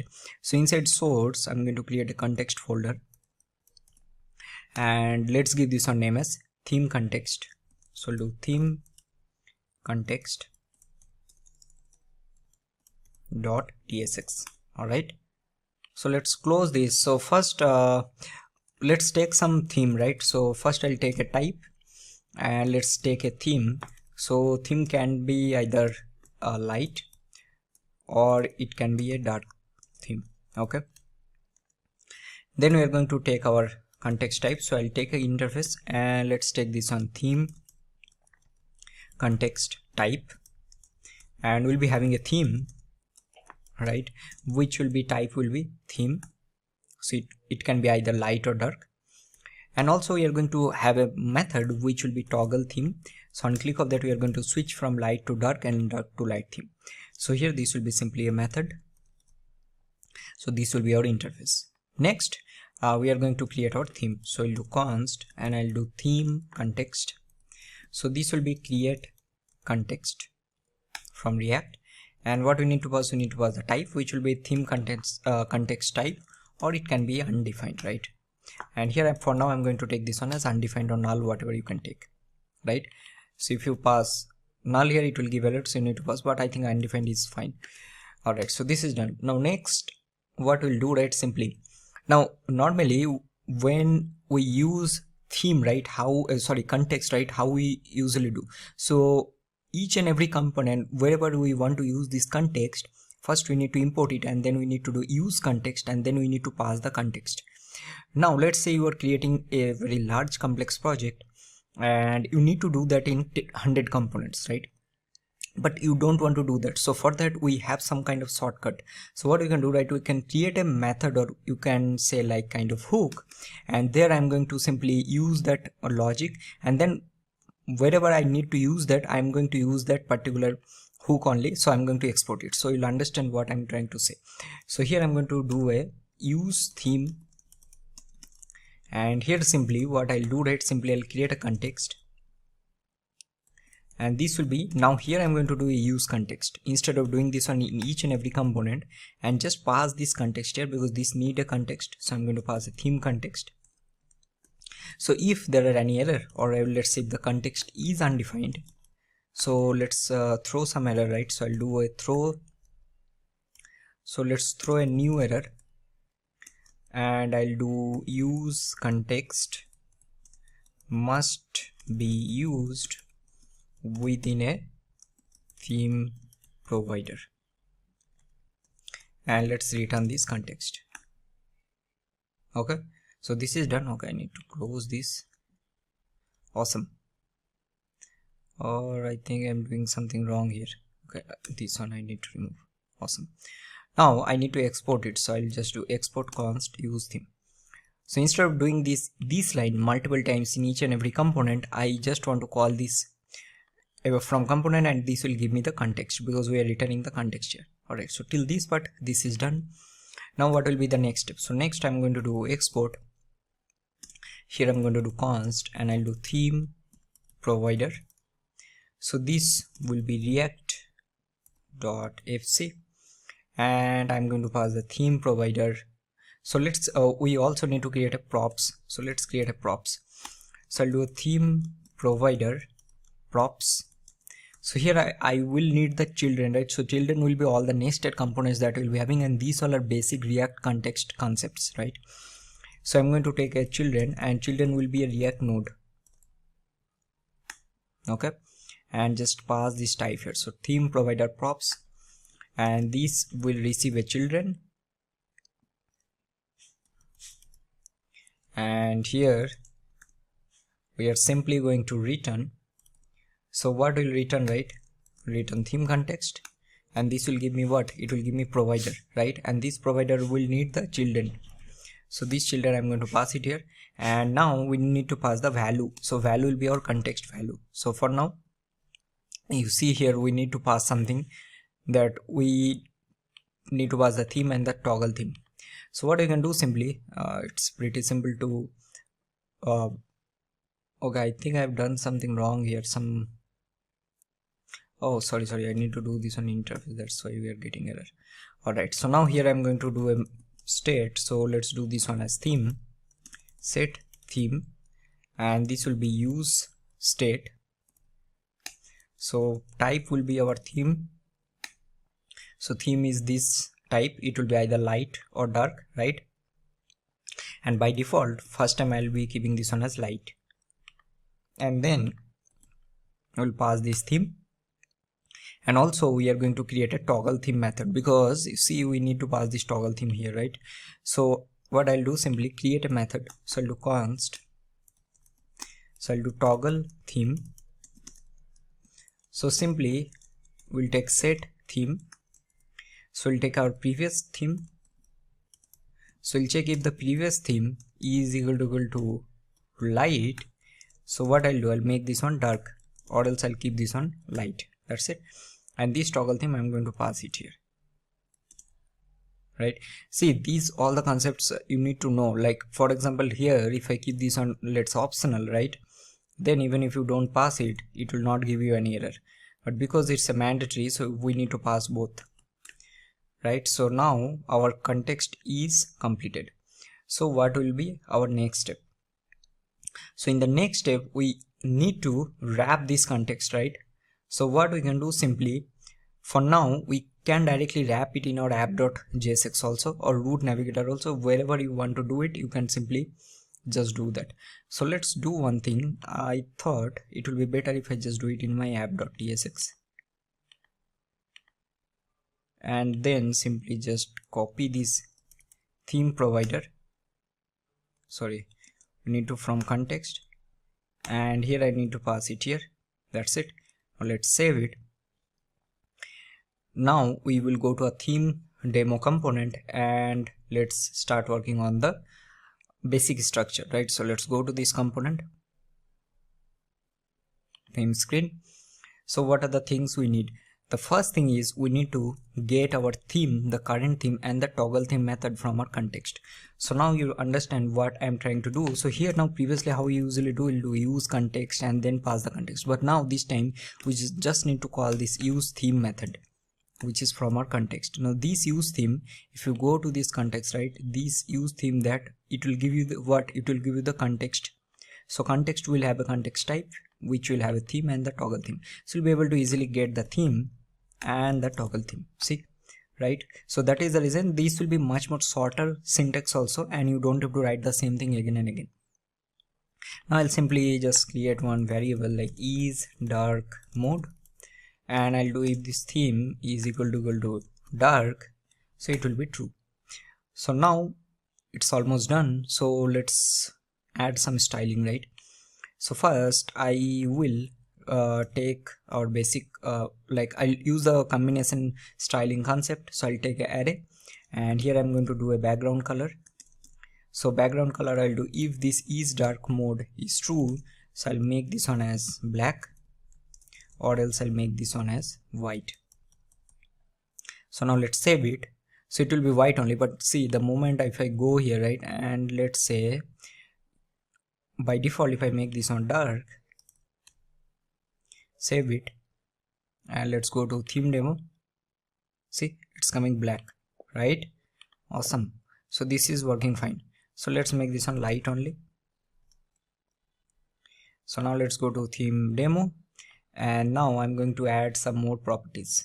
So let's add in this also, like I'll pass this, and I'll also add if the color, if it is dark mode, so I'm going to do opposite, so I'll do white, or else I'll do this one as black. And after this I will be having some switch component. Now this is the component I was talking about, so you can use the switch component from React Native. So in this switch component we can pass couple of properties, right? So the first thing we can pass, if you go here, let's go and see the official doc. Let's search for switch. So we have disable iOS background color, on change method you have, so custom color for your background, on value change thumb color. So in the thumb color you can change the foreground switch grip, right? You need to pass the color, and then there is a track color, right? So the track that you'll be having for the switch, so you need to pass two things. It will be object. For false, what color you need to pass, for true, which color you need to pass, and then the value. So now let's start. So first we'll pass the value. So what will be the value? Value will be whether it is a dark mode or not. So we need to pass this is dark mode. Toggle. So we need to pass on value change, right? On value change will be what? Toggle theme, because toggle theme will switch from light to dark and dark to light. So I'll pass the toggle theme. Then I'm going to pass a track color. So it will be object, right? So you need to pass false.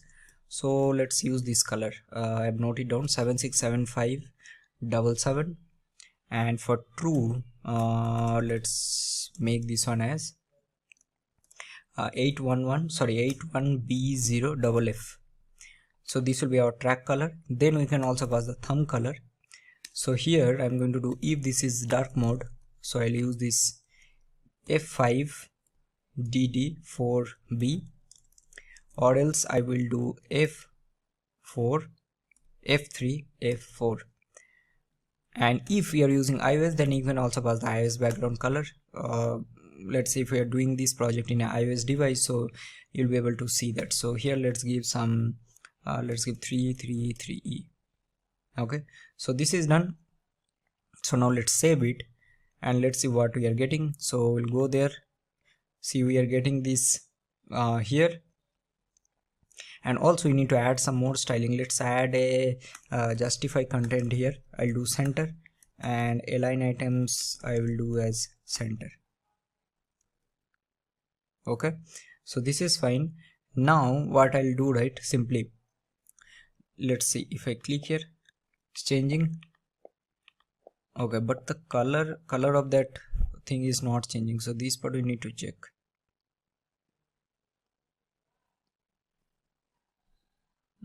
Okay, this is the reason.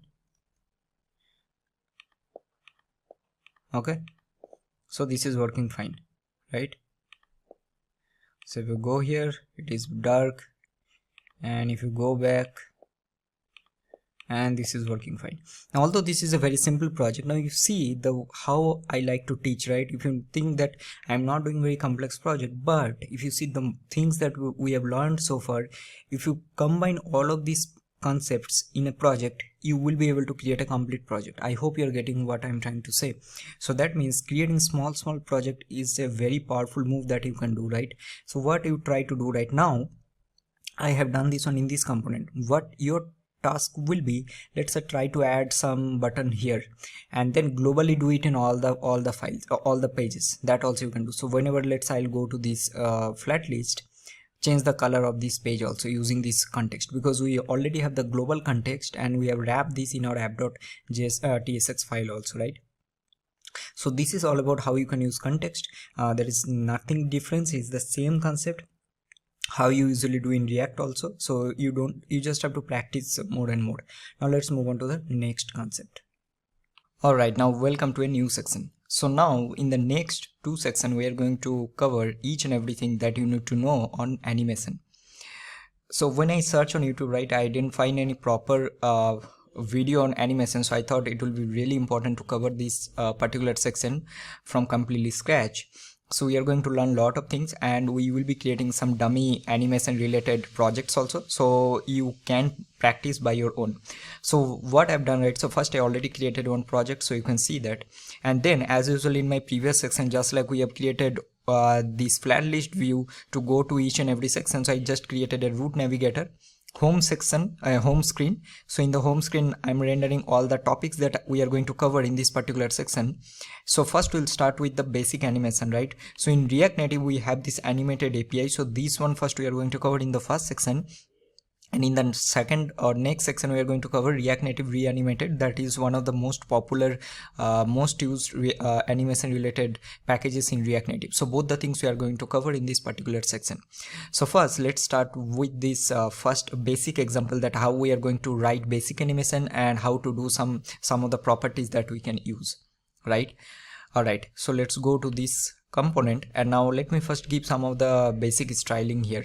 So I'll go to basic animation, and here first I'm going to use a scroll view because we will be having some more properties here, so that we'll be able to scroll it, right? So I'm going to remove this and I'll take a scroll view, and here I'm going to take a container style, and let's give this one as so first we need to create a styles. So I'll do const styles, and this will be stylesit dot create, and let's take our container.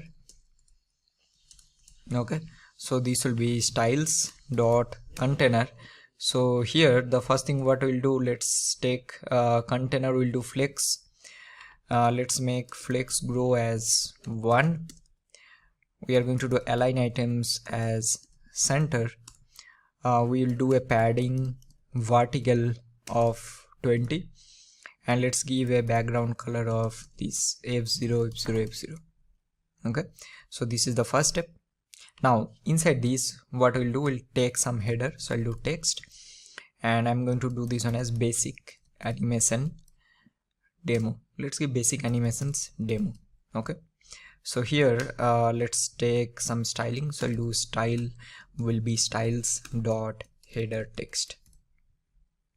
So let's create header text.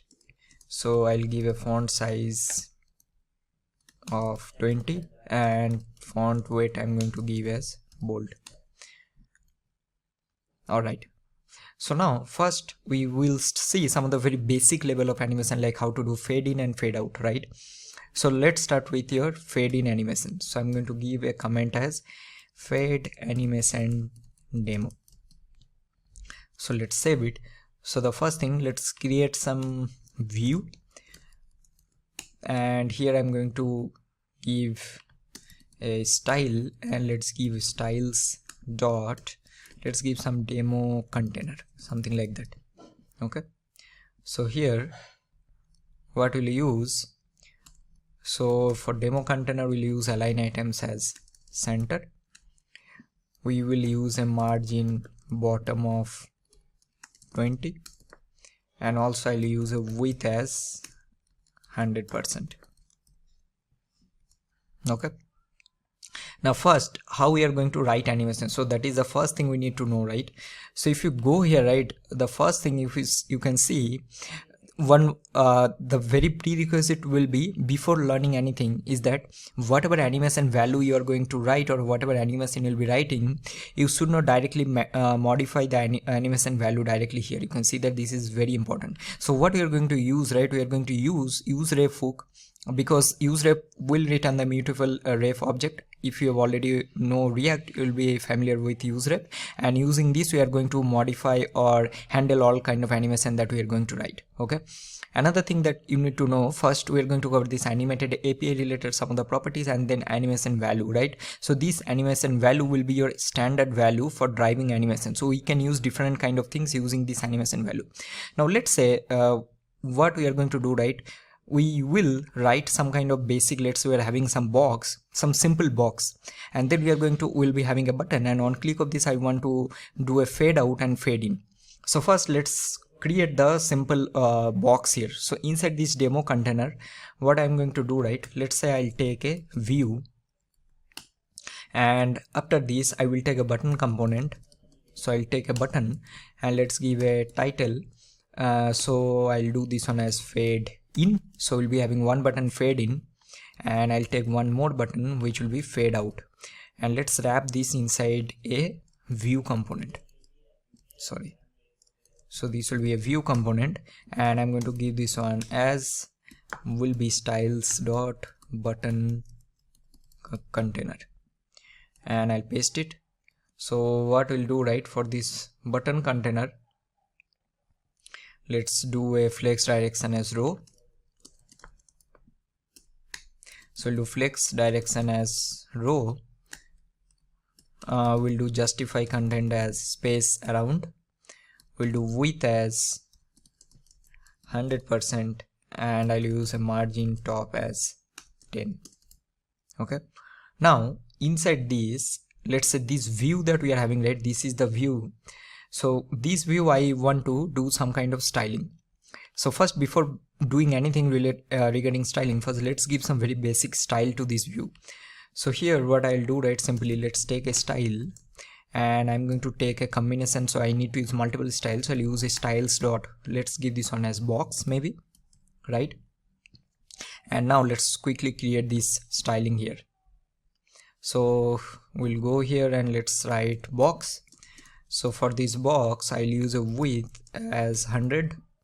I'll use a height as 100. I'll use a justify content as center. I'll use align item as center. Also let's use a margin vertical of 10, right? And what else we're going to use? We'll use a shadow color. So I'll use a black color. Then we are going to use a shadow offset. So here I'll give a width of 0, and I'll use a height of 2. Let's give a shadow opacity as probably 0.25, and we also will use a shadow radius of let's give this one as 3.5. okay, and I'm going to give elevation of 5. So now let's save it. Now definitely we don't have anything here because we haven't given any color or anything, right? And that we are going to do. For example, let's see if I give a background color and I'll give a red, so you'll be able to see the box, right? So I'll not give this one. Now before doing anything, how we are going to do animation to this particular box, sorry, this box, right? So we need to use some of the animation properties, right? Then only you'll be able to do it. Before doing anything, what we are going to use, we need to, instead of using view, we will use animated.view, because that is the API that React Native will provide. So first thing what I'm going to do, right, I'll use animated, right? We need to import, and then I'm going to do a view. So we'll do animated.view. So this is the first step. Now if you hover here, right, okay, first I need to import it from React Native. Now what I'm going to use here, I will use some styling to manage the fade in and fade out, because when I'll do a fade in I need to show it, and when I'll do fade out I need to remove the opacity, correct? This is how it will work. But before that we need to use some of the properties that how we are going to manage the animation of it. Now as I already told you that animation.value, that will give you the instance for various animation, right? And that will mainly used to drive your whatever animation you are going to write. For example, the first thing we are going to do a fade animation. So I'll take a fade animation here. So I'll do fade and I'm going to do a animation. Let's give something like this. And as I already told you that we are not going to directly mutate the animation.value. Instead we are going to take a use ref. Okay, and inside this I'm going to create a new, and I'll do animated dot value, and here I'm going to give the initial value, right? So I'll give this one as 0. And now what this use ref will return, I'm pretty sure already you know. So this will return a current property, right? Now this fade animation now we are going to use. So now how we are going to do it?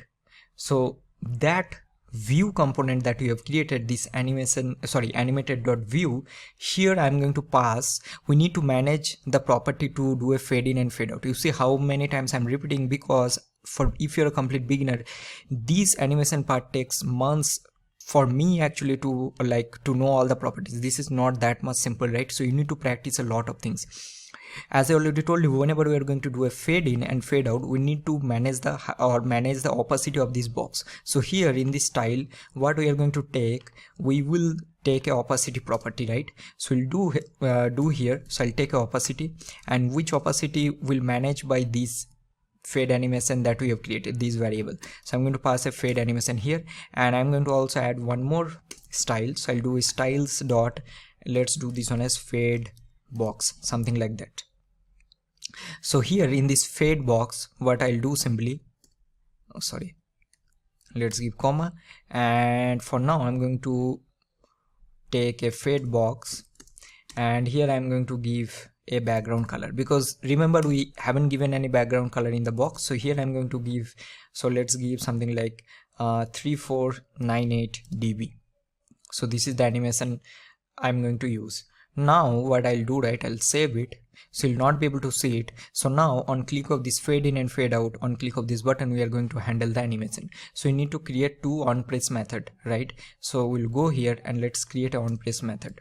So the important part is that this opacity property we are handling using this fade animation. Okay, now here we will give this one as on press, and let's give this one as something like we'll give handle fade in, and then we'll create one more, and I'm going to do this one as handle fade out.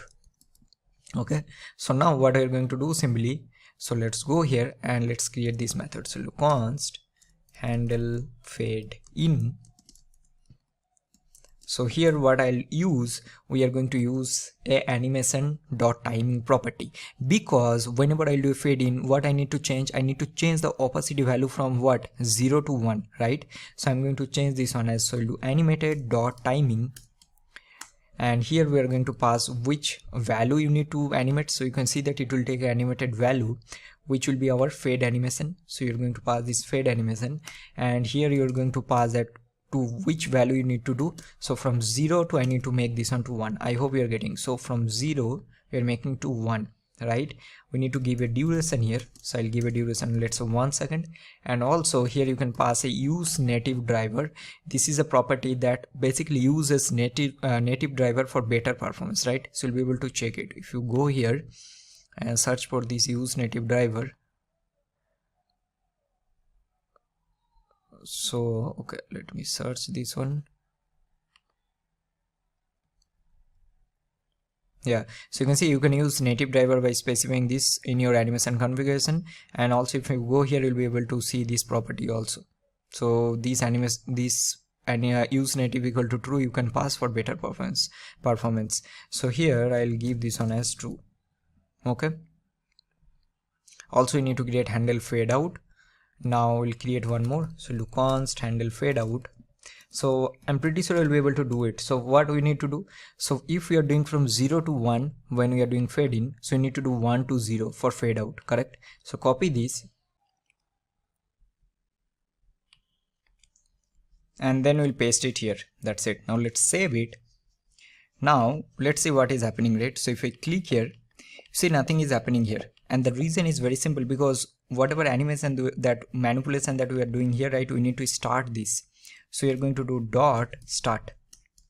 Okay, and in both the scenarios you need to do this one, and then let's copy this and then we'll pass it here.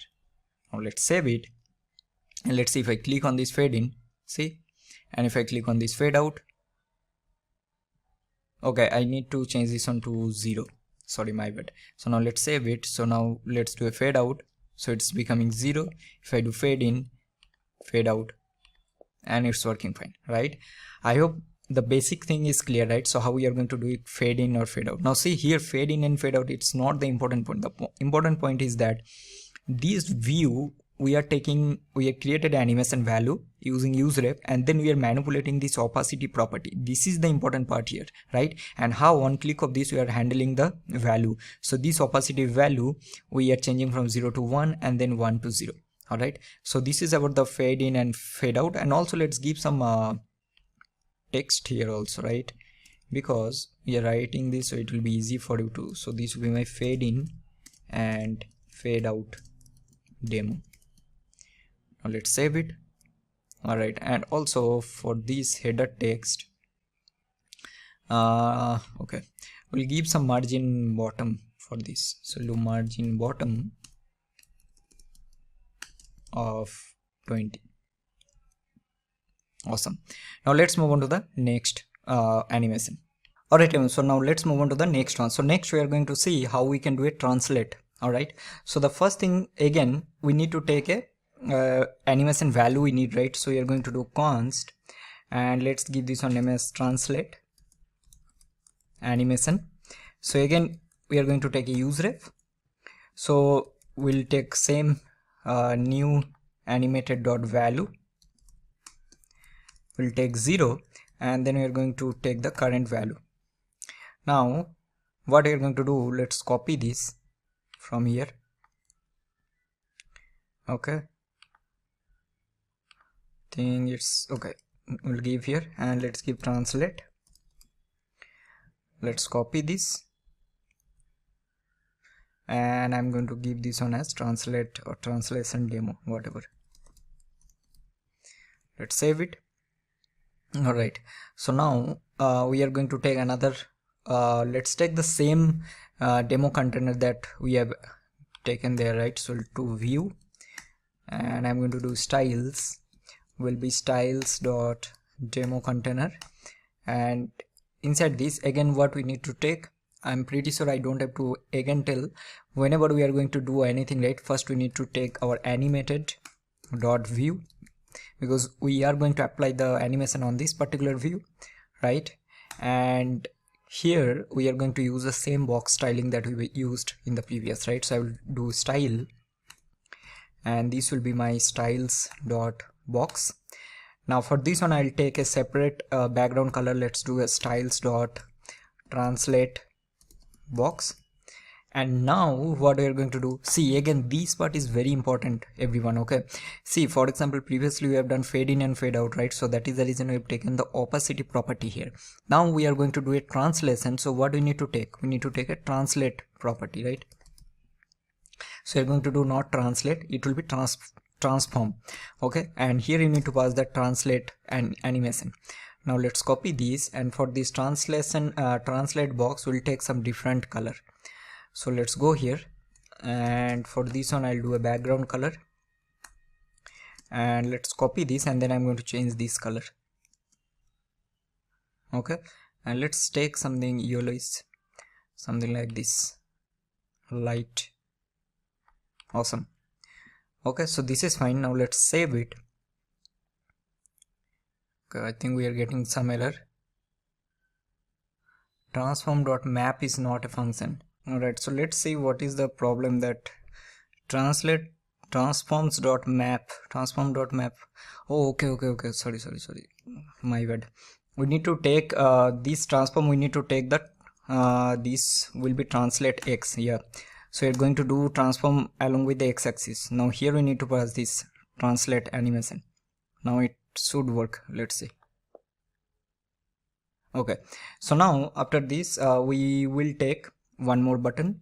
So let's take a button here and we'll give a title as translate, and on press I'm going to do handle translate. Okay, so now let's create this method. So look const handle translate. So on this handle translate, what we are going to do, right? So the first, again, we need to take animated dot timing, and here we need to pass the value. So what will be the value? Value will be translate animation. And now here we are going to pass a to value as usual. This will be 100, and duration you can pass, for example, I'll pass as 1 second. And then we are going to pass a easing function here. Now to learn about this easing function more, I'll highly suggest to go to this easing API, and here we'll be getting most of the methods that we are going to use. Okay, so for now I'm going to use this Bezier, I don't know how to pronounce this one. So this one I'm going to use, and here you need to pass all this number, right? You can also go to the official doc, and here also you'll be able to see some of the examples how it will work, right? Okay, so now let's go here. So easing, I'm going to import easing from React Native and dot Bezier, and then let's give some value, some random value. So I'll give 0.25, 0.1, 0.25, comma 1. Now this is some custom easing function, and here I'm also going to give use native driver will be true. Now once we done all of this, now what we're going to do, we'll do a start. That's it. So now let's save it, and now let's go here and let's see what is happening. Okay, I think I need to close the open this. So simply we are just changing the value, and now this will automatically, so how it will do, so we are doing a translate, right? So to value will translate the box 100 units to the right over 1000 milliseconds, means 1 second. And this is the easing animation property that it will use. If I just go here, right, let's do a translate. See, it's going to the 100 units to the right over 1000 milliseconds. So this is how you need to do.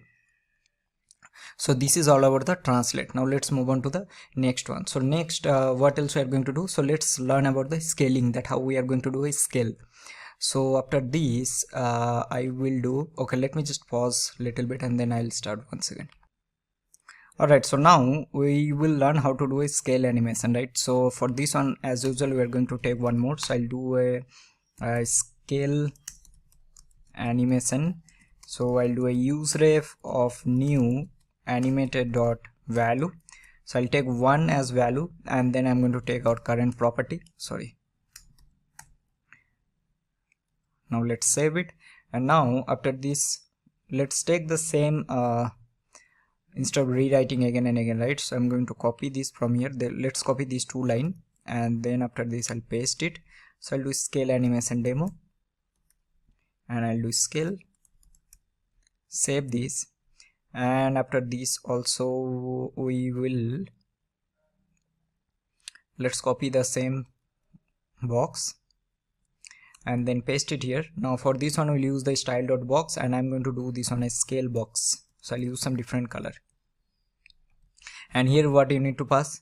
Now I want you to do by yourself that which property you need to pass here. See, because each and every time whatever things that we are doing, for example, here we have done translate animation, so that is the reason we have taken transform property. Here we have done the fade in fade out, so we have taken the opacity property. Similarly, if you do a scale, which property you need to take, try to do it by yourself. And then I'm going to take this scale box, and let's use some background color here. So I'll paste it, and I'll use some different color now this time. So let's use this color, or let's use something like this.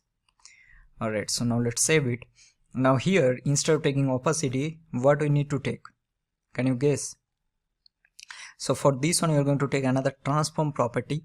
So we'll take a transform. Now in this transform, we need to do scaling.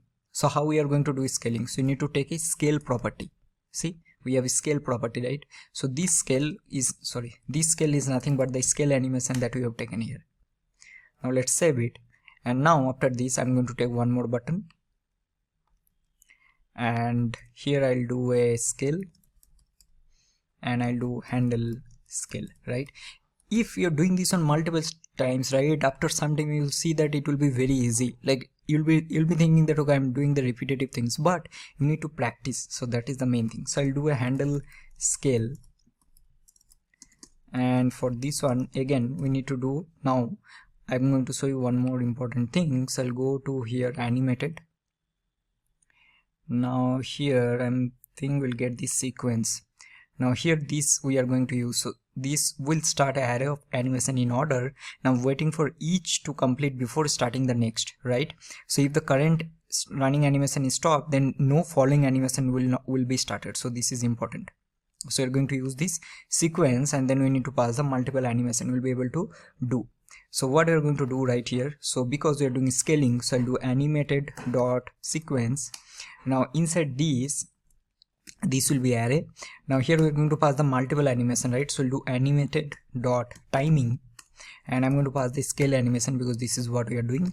And inside this, for example, I have a initial value of what, 1, right? So I'll do to 1.5 or 2, and then I'll come back to 1.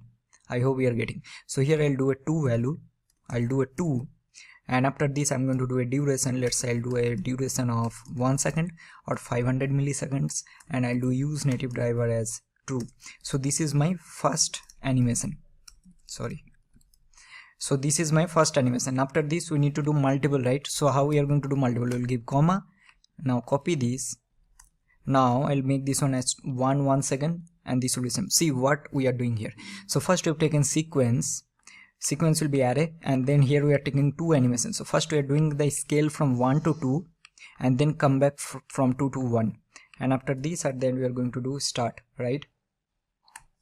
Now let's save it and let's see what is happening here. So now let's click here, see it's going to 2 and then it will come back to 1. So I'll make this on 1.5, save it, right? Even if I, let's say, copy this, paste it, I'll make this one 3 and see what will happen. Save it, see, working, right? So this is how you need to do scaling. So you have learned one more thing, right? How we are going to do animation sequence.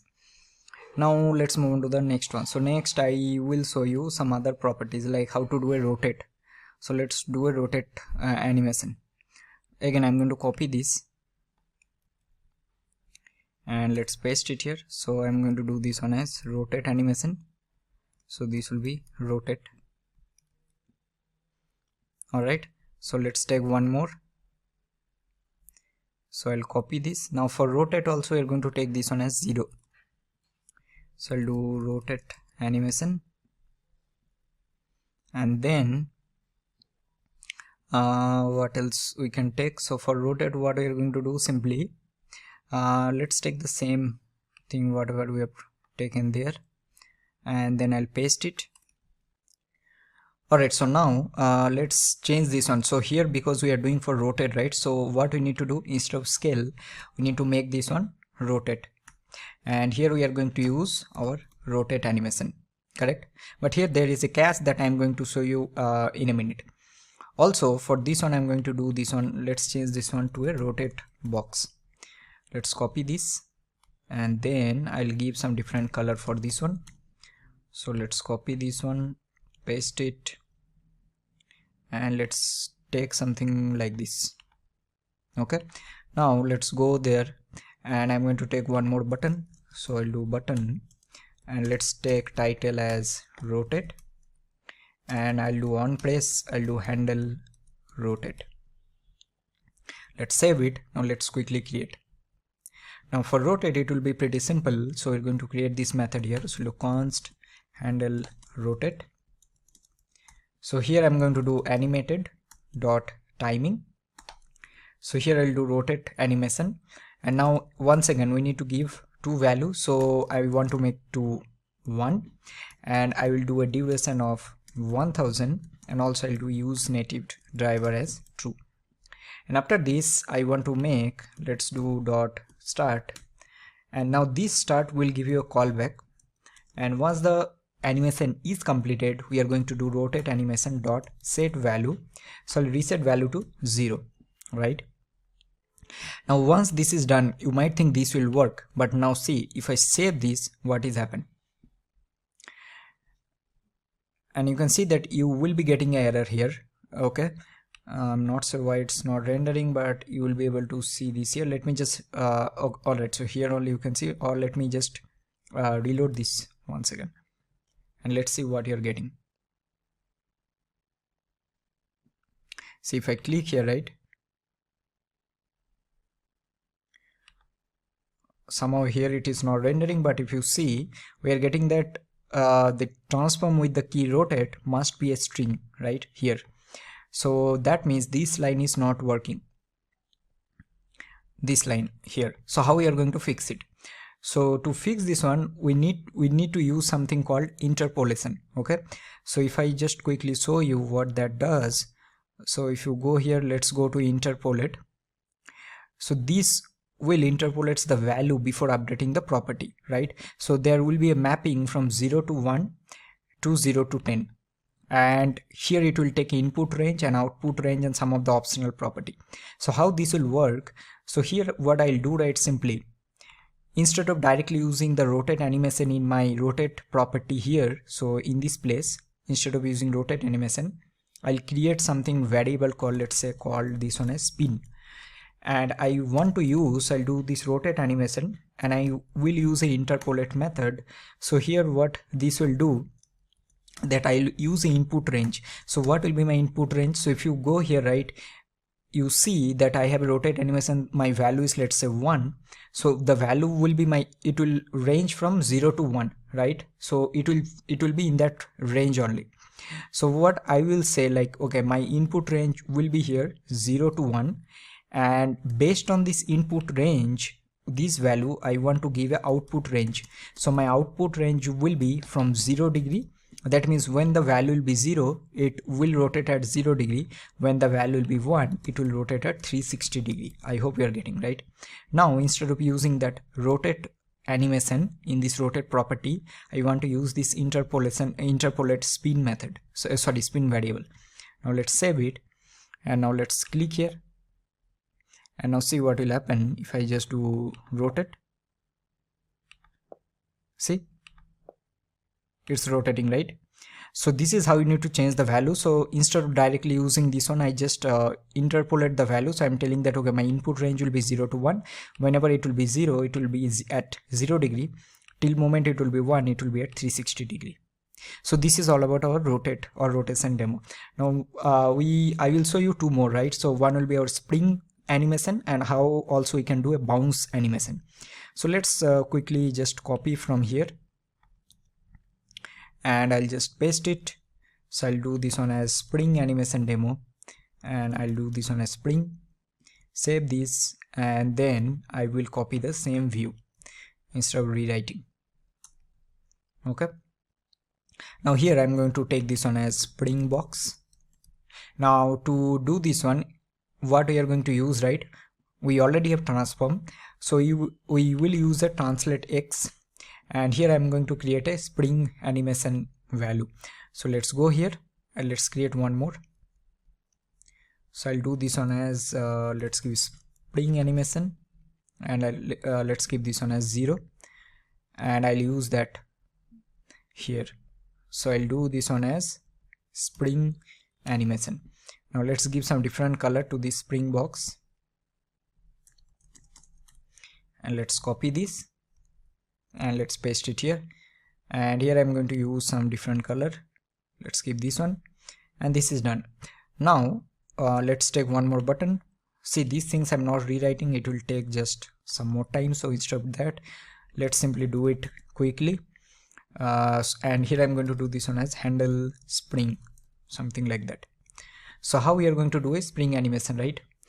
So let's go here, and I'm going to create one more method. So I'll do const spring animation, and here we are going to use animated dot spring, right? So this is used to do spring animation, right? So what it's kind of it will give kind of a bouncy effect, and you'll be able to see.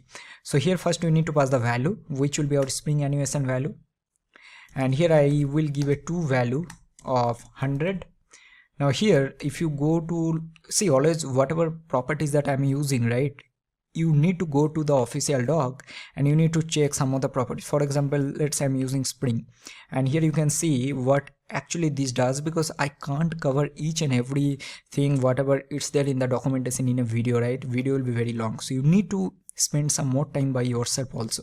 So you can see that it will take a friction, then tension, speed and bounciness, all the properties. So here I'll give a to value of 100, and here I'll give a friction of, let's say, let's give 3 or 4, maybe I'll give 5, let's give. So this will controls the bounciness. Then I'm going to give a tension I'll give a 40. So tension will controls the speed, if I'm not wrong. So you'll see that it will control speed, which is default to 40. And then I also going to use my use native driver will be true. This is done, and after this I'm going to do a start, and in the callback I'll simply do spring animation dot set value will be 0, and this is done. So now let's save it, and let's click here. See, it's happening, right?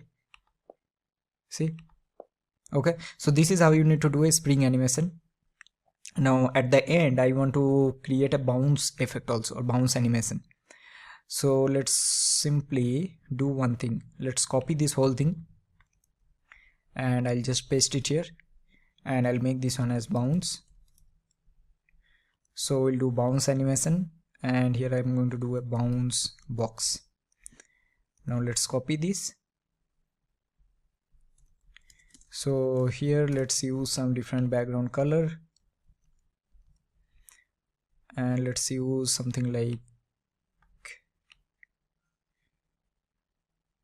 this one. Okay, and what else? So I'll give this one as bounce. And which property we need to use for bounce animation, right? So we need to do this one as translate X, and here we need to create one more, which will be my bounce animation. So let's create one more animation. So I'll give this one as bounce animation, and this will be same, and then I'm going to use this at the end. So I'm going to do this one as bounce animation, and now let's create handle bounce. Now let's copy this. Now let's quickly create this method. So here I'll create const handle bounce. Now for the bounce animation we need to create a bouncing effect, right? So which will be using a sequence of 2 spring animation. So if you see, we are using this spring animation, right? So we need to do a sequence, and then we need to use 2 spring animation inside of it. So here I'm going to do animated dot sequence, and here this will be array, and I'm going to do animation animated dot spring. So here I'm going to pass the bounce animation, and then we are going to do, let's say, to value I will do from minus, let's say, 20, and then I'll do a use native driver as true, and then I'll give comma, and I'll copy this, and I'll use the same property, but for this one let's make the to value from 0, and then I'm going to just simply start it, right? And this should work. So now let's save it, and let's see what you're getting. So if you click here, right, see it's bouncing, right? So this is how you need to use.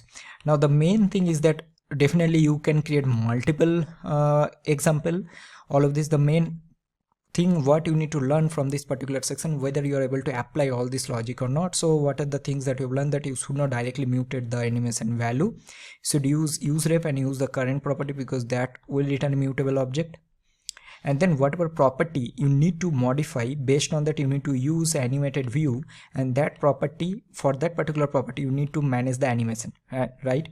And on click of this, whatever animation you are doing, you need to give a to value or the properties based on that particular animation. For example, in the spring animation, you have this friction, tension and all other things, but for a rotate animation you don't have those things. So see, this thing is not like you need to memorize all of this. All this will comes when you will do a lot of practice. It's a like hard truth, like there is no shortcut. this is what I believe. So you need to practice all of this, then only you'll be able to do it. So this is all about our very basic part of our basic animation. And now let's move on to the next section. So now in this section, let's quickly see in more depth how interpolate works, right?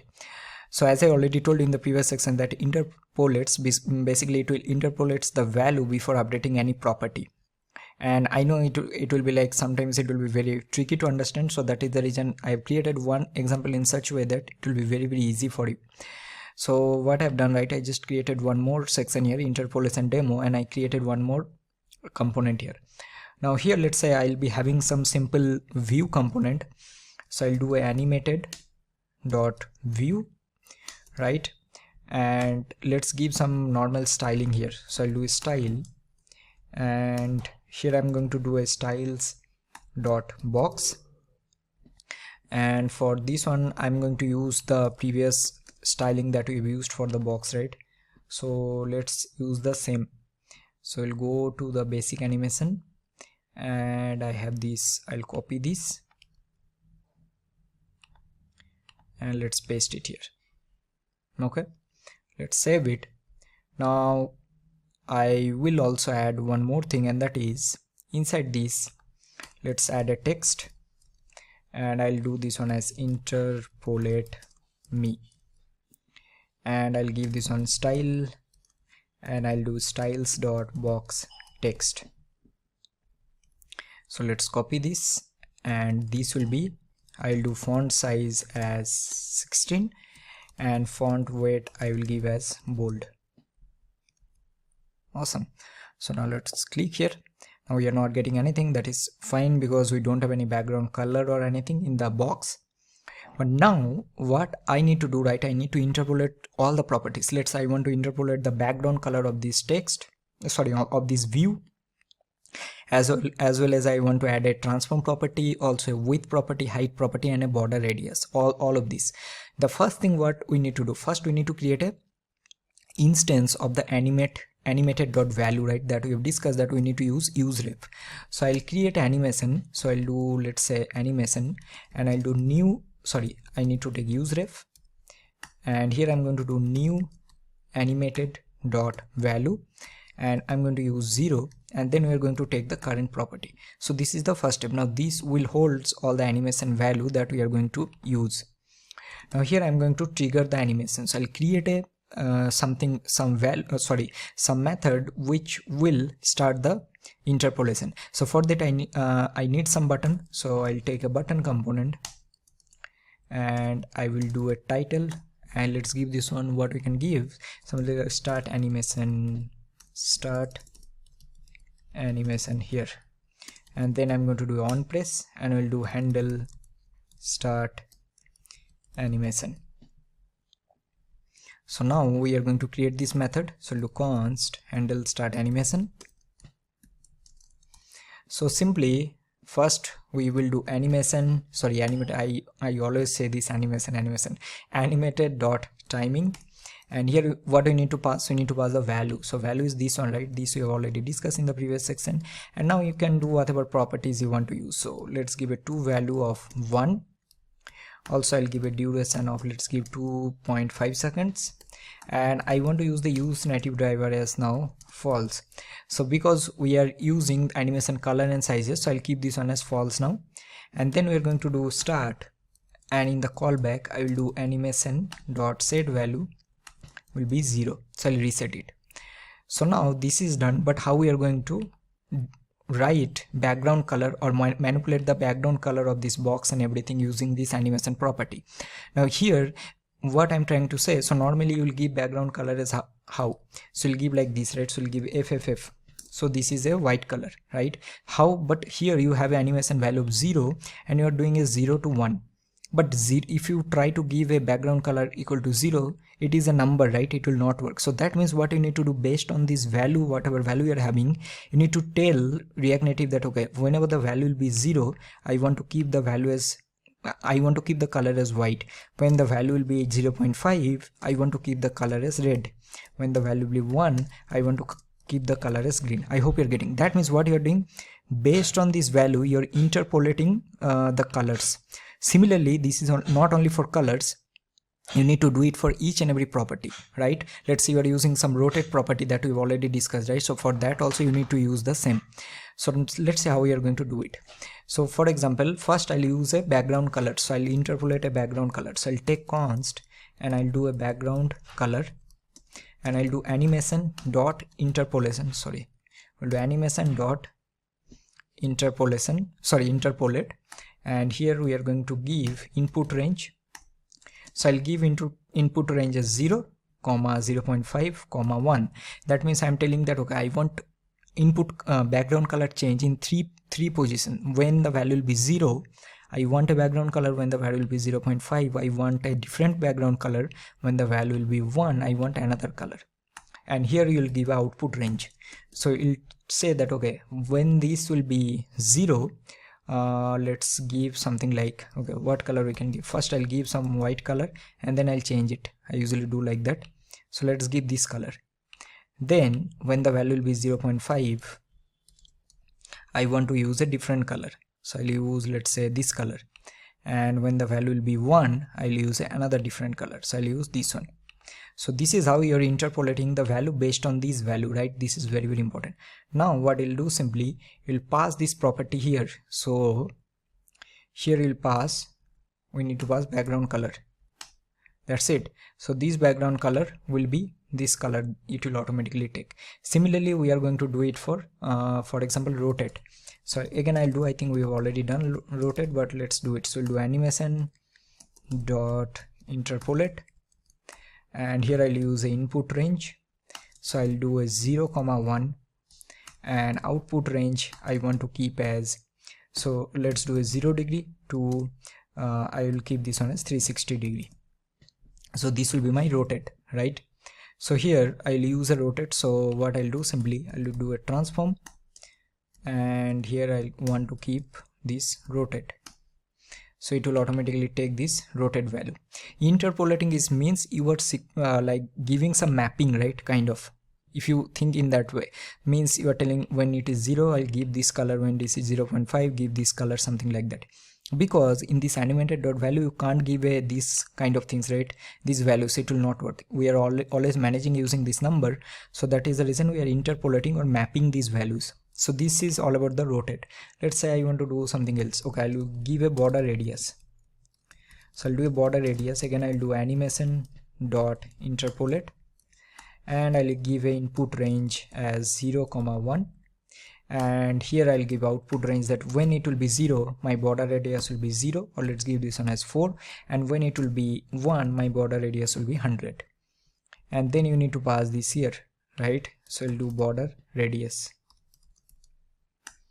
This is done, and at the end I also want a size property. So I'll do const size, and this will be animation dot interpolate. So I'll do input range of 0 to 1, and I'll use the output range of I'll give 100, 200, and this I will use here.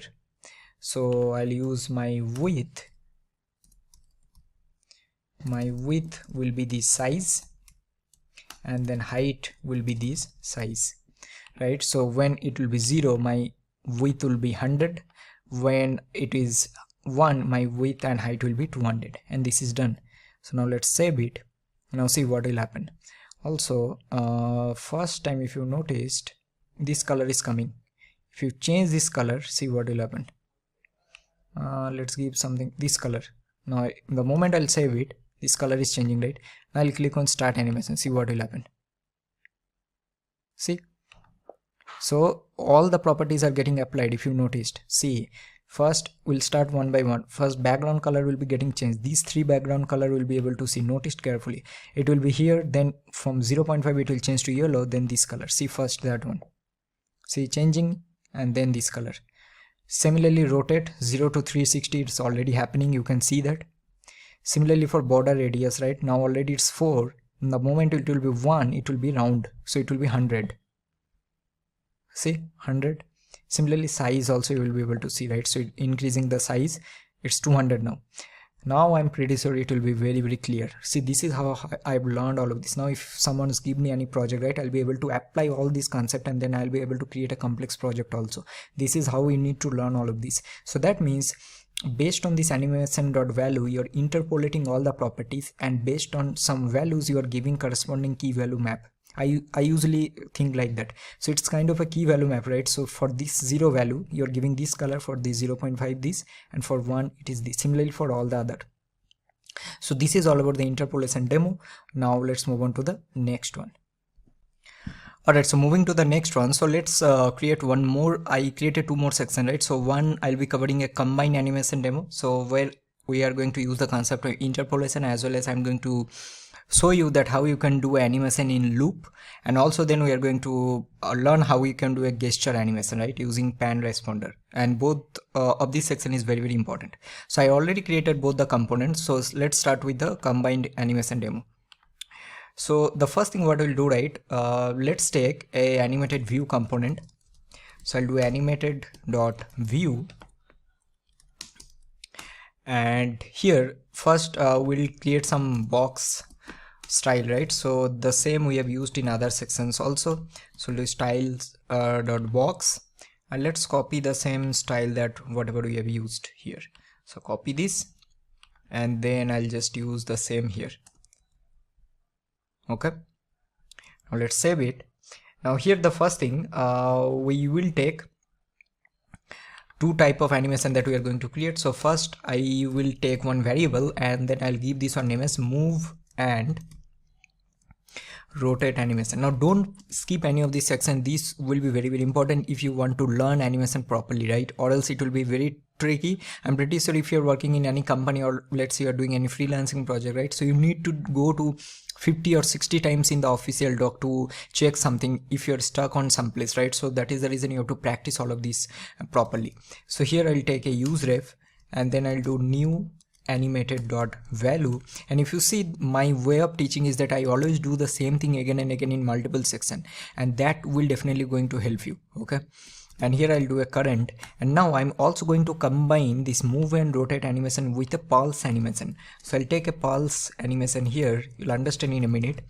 And here I'll take another use ref, and I'll do new animated dot value. For this one I'll take a 1, and then I'll do current.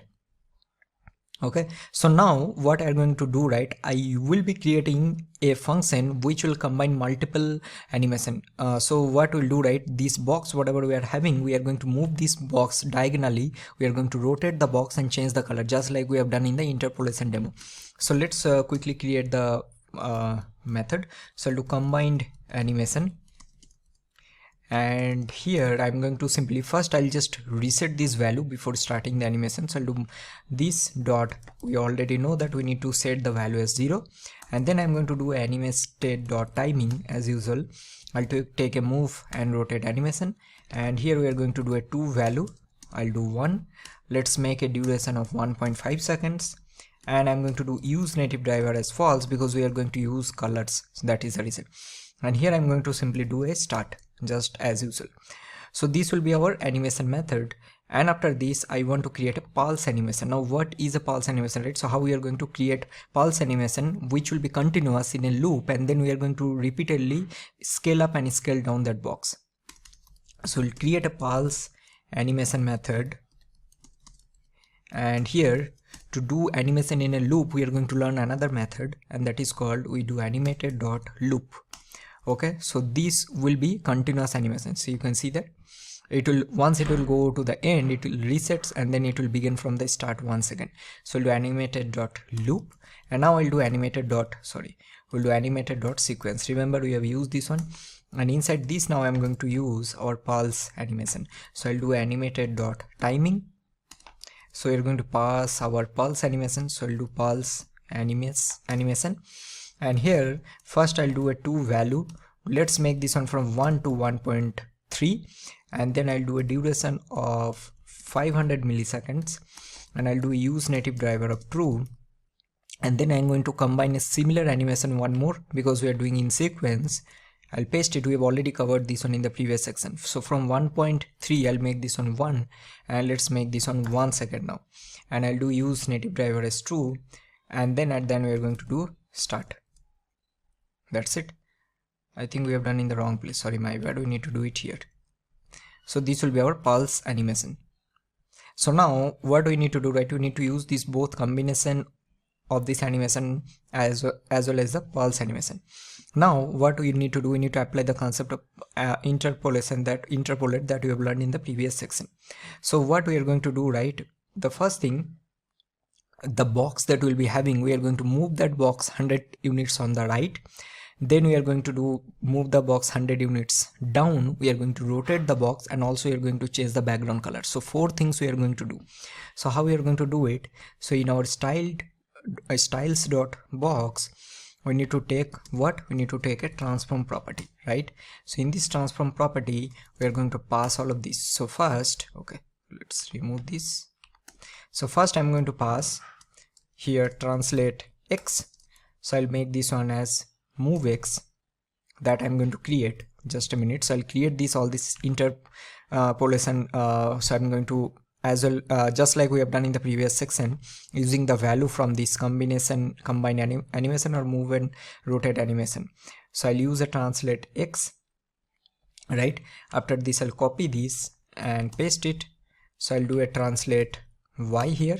For this one I'll do a move y, and then I'm going to use a rotate. So for this one I'll use a rotate, and here I'm going to use a rotate, and at the end we are going to use a scale animation. Now here you see what I'll do, right? I'm going to use that pulse animation that we have created. So here we are combining multiple animation at once. So this is the important part. Now what this part is done, so we need to create all this, right? So we'll create now move x, move y, and rotate and background color all. So here let's start with the move x. So we'll do const move x. So we'll do move and rotate animation, and which property we need to apply here? Interpolate, right? So sorry. So here we'll simply use the input range of 0, 1, and then output range I want to use. So when it will be 0, I will keep this one 0, and on 100 I'm going to move this one 100. No, sorry.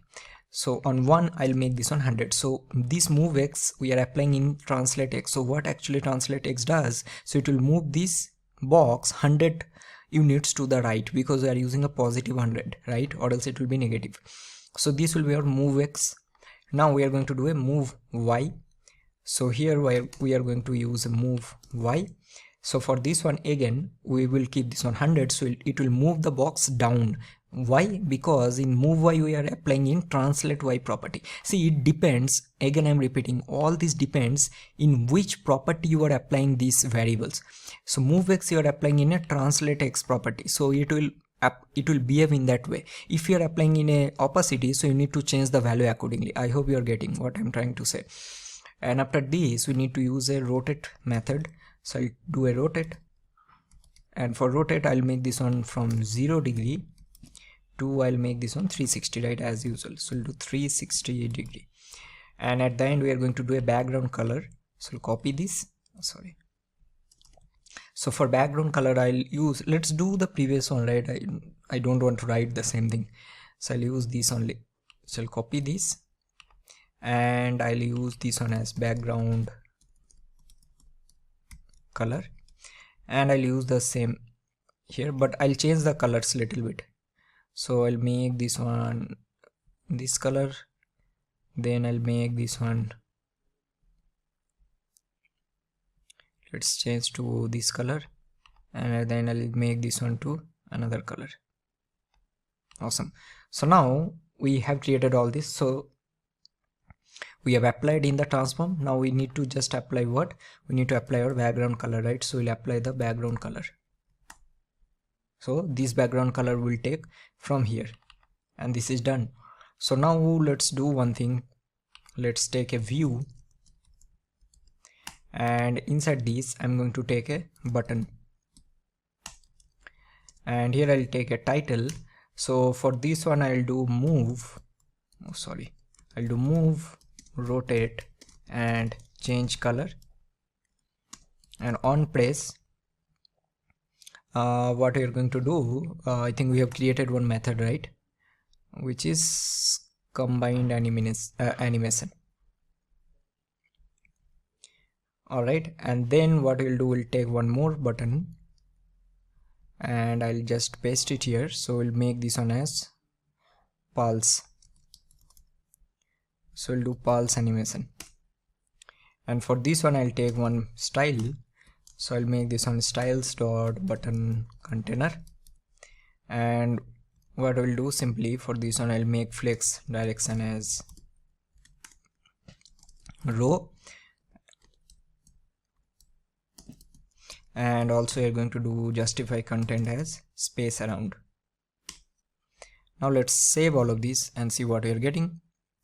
Alright, and now let's click here. See, now if I do pulse, so it will be applying there, right? So it is happening continuously. The reason is because it's very clear that we are doing here animation.loop, right? So this is how you need to do all of this. See, these concepts, the way I am teaching or creating the video, I'm pretty sure that I'm covering most of the things, almost 95 to almost I'll say 100%, because if you're learning in a proper way, right, you will be able to do all of this properly. So that means you have learned basic animation, interpolation, and also the combine animation, right? So all of this is covered now. Now let's move on to another important one, that is the gesture animation. So how you can do drag and drop and those things, or how normally gesture animation will work. So now let's move on to the next one. Alright everyone, so now let's understand how we can do a gesture animation, right?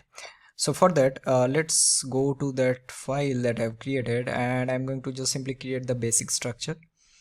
So here what I'll do, I'll add one more text here. So we will be having a box, and then we are going to drag that box on the screen. Okay, so here I'm going to give something like drag the box. Let's save it. Alright, so after this, as usual, we'll take animated.view. Okay, let's import this. Alright, and inside this I'll take a text, and then I'll do drag me. Okay, so here let's take a style, and I'm going to do a styles.box, and let's use the same box styling that we have used there also. So I'll just copy this and then paste it here, and after this what we'll do, simply here first let's save it. So we don't get anything because we don't have any background color or anything. So here let's give a background color, because we're not going to change any color. So let's give a background color here. So I'll give some random color, and then I'm going to change it. So let's change to some let's keep like this.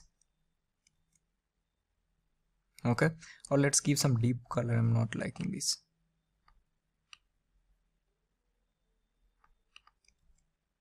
Okay, now here also I want to give some style in this text. So I'll do style.box text. So I'll give a font size of 16, color I'll do white, and I'll do a font weight of bold. Awesome. So now how we are going to do it, right? See, whenever we need to do any gesture animation, because we need to manage both the x and y coordinates, right? So for that, instead of using animated.value, we need to use animated.valueXY. So this is another API, and this is normally used for 2D value for driving 2D animations such as pan gesture, right? Now here the only difference, it's actually almost similar to whatever this animated.value we are having, but multiplex means we are managing both x and y values. Now here first we need to take it. So we'll do const, and I'll do pan. I'll give this one name as pan, and we'll do a use ref, and simply just take new.animated.valueXY, and we just need to take the current value only. Simple. After this, we need to create a pan responder, right? Now one very important point here I want to mention. If you go to the API, right, it's not that much simple, I will say. I'll be very honest. Like if you're doing for the first time, right, you need to practice a lot. Like there are a lot of properties, and each and every properties I can't explain here. I am going to explain the most important one that you need to know. But based on your project criteria, you need to come here and you need to see or experiment by yourself that which property or method you need to use in which scenarios. It's very, very important. So we are going to use the this pan responder API for this, for the gesture. So here I'll do a const and I'll create a pan. Let's give this on responder. So here what we're going to do, we'll create a use ref and we use pan responder from React Native. Now here we need to use the create method. So you can see that we already have the create method here, right? It will take all the configs. Now here we have a lot of properties. You can see a lot of methods that you can use. Now here the first thing we'll start with. So first we need when the first time when the touch is first detected, we need to take one method. So whenever I want to drag this box from here to here, let's say this position, so I need to first touch this box, right? So that time there is a method that will be getting triggered, and that is called on start should set pan responder. So we'll do on start should set pan responder. So you can see that this one, right? So here I want to make that, yes, I want to make the pan responder as true whenever I'll be touching this box. So if you copy this, search here, right? See, it is asking to be a responder, means it is telling that whether you want to apply that pan responder on that particular box or not. So I'll make this one as true. You can also see some other properties also, but there is not much like in details here, so that is the reason you need to practice all of this. So it's very simple, like whenever you are touching this box, right, this function will be called when this pan responder will detect the touch, means whenever you'll be touching the box, as simple as that. So this will be true. Now second is when I will be moving this box from here to here, let's say. So when I'll be moving it, right, so when the touch moves, that time there is a method that it will detect that, okay, now we are moving the box from here to here, and that is called on pan responder move. So it is also very important. So we'll do on pan responder move. So here what you're going to do, we'll use a animated, we'll do animated.event, and here you need to pass the properties. So what property we need to pass? So you can see this also. So if you go here, right, let's go to the animated API once again. So we will be having animated.event, right? So here you will be having the args that you need to pass and also the config. So the first time whenever I'll be moving this, right, what I need to do, so here I'll take this one as array. The first argument actually normally is the native event here that you don't need, so you're going to pass this one as null, and the second argument will be you have to map the gesture state to our pan animated values. I know it's like it will be really tricky first time. So whenever I'll be moving this box, right, so if you go to the pan responder API, so here you'll be getting this value that, first of all, this state has the following properties, right? A lot of properties you can see. The important one is that dx and dy. So what it does, right, this dx value will give you the distance of the gesture since the touch started, and then dy also accumulated the distance of the gesture since the touch started. So both dx and y value. So whenever I'll be moving here to this place, so I moved this amount distance, right? So this value it will give dx and dy. So here what I will pass, so I'll to pass the dx value, and here we need to use this pan. Okay, sorry, I think I've done something wrong here. No, I think this is correct. So we need to use the pan.x, and then I will be having the value of dy, which will be my pan.y value, right? So here we are simply mapping the gesture state to our pan animated values. This is because, see, it's very simple. Whenever you'll be moving this box, you'll be getting the value, right? Because this is a two-dimensional, so you'll be getting both value around your x direction and also the y direction. So just mapping that value to this dx and dy, that okay, I moved this box from this place to this place. So this is done, and after this what you need to simply pass, you need to pass the use. So here you'll pass the use native driver as false. so you normally don't need this. So this will be whenever you'll be moving this box, so on pan responder move, right? So now what will happen here, this will work or not? It will not work, right? Because this useRef will give you the current value, so you need to return the current value here. So I'll return the current value here. Okay, so this is done. Now where you need to use this pan responder, now this is the important point. So how you are going to use it? So the first thing what you need to do, first see, we need to get the x and y values of this box whenever we will be dragging, right? And to do this one, we need to use, we have created this pan value, right? So this animated.valueXY will give you a layout property. So let me just quickly show you. So here you can see that we'll be getting this get layout. So it will convert the x and y value into left and top, right, for use in style. So that means whenever I'll be moving this, I'll be getting how much this box from the left side or from the top. Simple as that. And to do this one, you need to pass this here. So we'll do simply pass here pan dot get layout. So this is done. So this is the first step you need to do. And after this, you need to also spread all the other properties. So here we are going to pass the pan responder, and then this will give you the handlers. So that you need to pass pan handlers. And this is done. Now let's save it and see what is happening. So if I now drag it, right, see, I'm able to drag it, right? See, so that means this gesture is now working. Now this is working because because of this animated.valueXY, because this is a 2D effect, right? So we are changing both the value of x and y. So that is the reason this pan will keep a track of those values, and then using this pan responder, we are using this method, that on pan responder move, we are managing this value of dx and dy from this pan.x and pan.y, as simple as that. Now let's say there is a requirement that after moving this, you need to reset this value so that it will move to the initial position. So for this, we need to use another method, right? So let me just close this, and after this you need to use on pan responder release. Okay, responder release. So whenever you'll be releasing it, so here what we are going to do, we'll do animated.spring. Sorry, there was some noise outside, so that is the reason I need to pause. Okay, so here I need to take animated.spring, and here it simply pass the pan, and then we'll do a to value, right? So to value, because now it will not work like 1 or 0, because it's a xy, right? It's animated value xy, not animated.value. So we need to give both x value. So I'll make this one to 0, and y also will make this one 0. So it will move to the initial position, and then we'll pass a use native driver as false. That's it. And then I'll do on start. So now what will happen? So if I now save this, right? See, if I now drag it,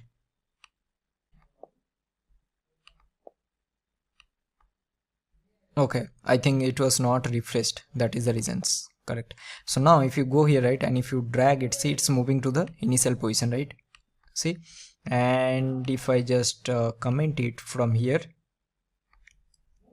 and now let's save it, and now if you drag it, it will be, sorry, I think it's not refreshed again. Let's go here and then drag it, see, it is in this position. But if you just comment it out and then just go this page and then just drag, now it will be in the initial position only. So it will move because we are doing a release event. In the release event, we are resetting these values. So this is how the gesture animation will work in React Native, right? So I think with this we have completed the basic concepts of most of the things. Now we need to experiment all of this. Now let's move on to the next section. Alright, so in the previous section we have covered all the fundamentals of animation. Now in this section we are going to learn how you can use React Native Reanimated package, right, for more advanced level of animation. Now here first thing we need to install this package. So let's start installing this one. So first, because we are not using expose, we need to use this npm install React Native Reanimated. So let's copy this and let's let it install, and then after that we need to add this Babel config in our plugins. This plugin you need to add. So let's copy this and let's go to our Babel config and let's paste it here, save it. And second thing we are going to install, and that is React Native vector icons. So I'm going to again copy this and then I'll clear it and then install this also. And after this, you need to set it up. You need to also add this. So this will be your installation. After this, you need to add this config in your build.gradle. So this is recommended. So you need to go to your Android folder, app, and then build.gradle, not directly inside Android folder, right? So here just copy this line, and after this go to your app. So you have Android, and then you have app. See, there is one more build.gradle. Don't make mistake here. Okay, so you need to go to Android and then app, and then you have this build.gradle, and here after this line just paste it, save it. This is done. So again, see that here we have updated the build file, right? So you need to, again, what you need to do, you need to run or build this project once again, or else you'll be getting error. Okay, so this is another very important step.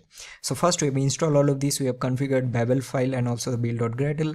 Now go to your PowerShell, and then you need to run this npx react native run android. Okay, very important, or else it will give you error. Okay, let me clear it, and now I'll run this. Now this will take some time. Once this is done, then we are going to start working on or learning React Native Reanimated. Alright everyone, so let's start working on the Reanimated, right? So first what we will run, right, some of the core concept, and then we'll be creating some examples and gestures, all the things. So as usual, I already created one component here, so you can see that, and I added here Reanimated core concept. So these all are the basic animation concept, and then after that we'll be adding all the other things or other cards related to Reanimated. The first thing, let's add some component here, right? So first let's create an animated. Now here, this animated, now we are going to import from React Native Reanimated, okay, not from React Native. So we'll import, and then we are going to do dot. So what will take? So we'll take a dot view component. Okay, so here inside this, let's take a animated dot text, and I'm going to give this one name as, let's give like animated box. We'll do this one little slowly, okay, or else it will be tricky to understand some of the concepts.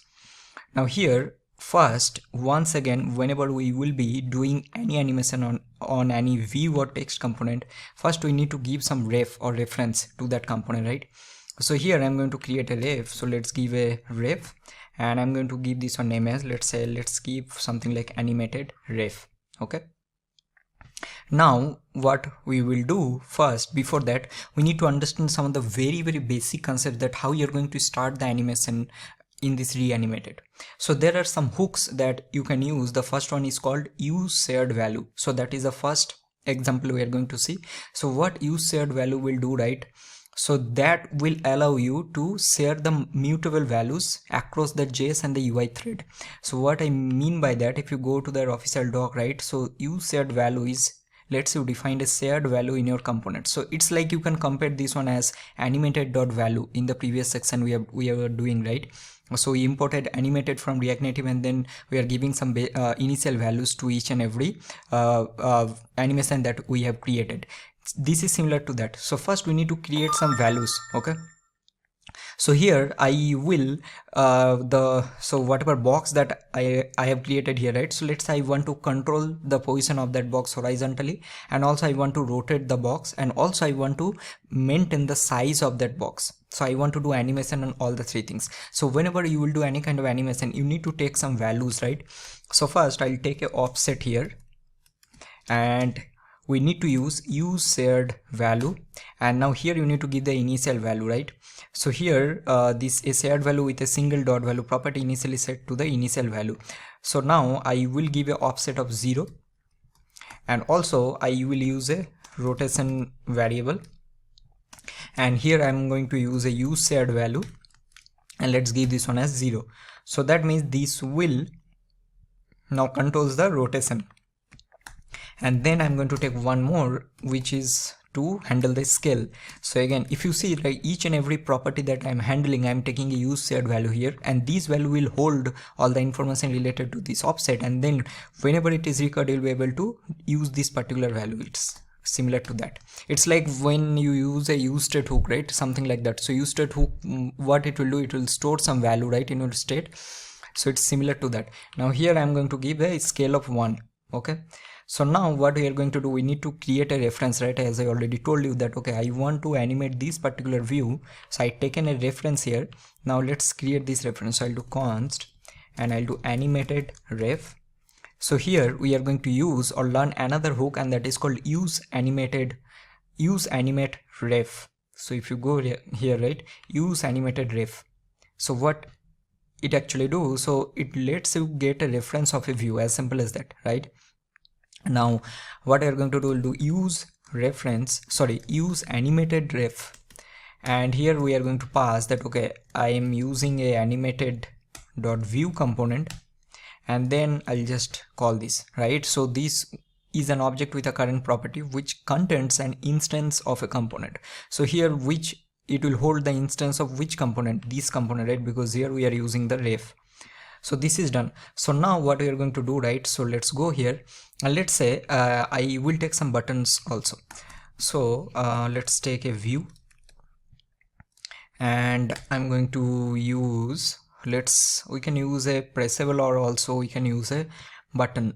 So what I will think, so let's take a pressable now. Okay, previous section we have taken buttons in all the places. Now inside this I will take a text, and I'll do this one as, let's say I start animation. So this is my pressable component.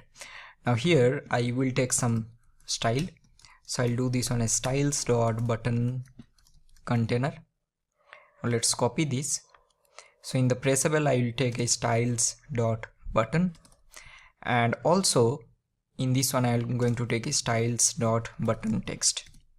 Now let's quickly create all this style. So first, alright, and before that we need to do one more thing I think we haven't taken, and that is for this view also let's give some style, right? So I'll take a style, I'll use this array. So we are going to use multiple styles, so I'll do a styles dot box for now. Now let's add all of these styles step by step. So first I'll take the box. So here I'll do a width as 150, height as 150. I'm doing little fast here, right? So these things there is no point of discussing again and again. So I'll do background color of, let's say, blue, or let's some different color, and I'll change from here. I'll take blue only, but let's something like this. What else? Will do a justify content as center, and I'll do a align items as center. So this will be my box, right? Then we are having the box text, so I think we need to take here also. So I'll do a style, and I'm going to do a styles dot box text. Now let's copy this. Now let's create a box text. So I'll do font size as, let's give 18, font weight as bold, and color I'm going to take as white. Alright, so after this I'll take the button container. So let's copy this. So here I'm going to use flex direction as row, and also I'll use a margin bottom of 20. Now after this I'll take for the button, because for button also you're having this button and button text. So let's take for button. So for button what we'll do, let's give a background color. So here, so let's give some color, then I'll change it. Okay, I don't know what color I've taken. Okay, F3. So let's change to, let's do this one like this color. Okay, and also I'll do a padding of 10. Margin I'll give as let's give a 10, and also I'm going to give a border radius of 5. And after this I'll take a button text. So for button text, let's keep it simple, right? So we'll do this one as white, and I'll do a font weight as bold. So we have done a lot of things. Let's see how it's looking first. So now let's save it. Okay, it's looking good. All right, so now we need to do a start animation, right?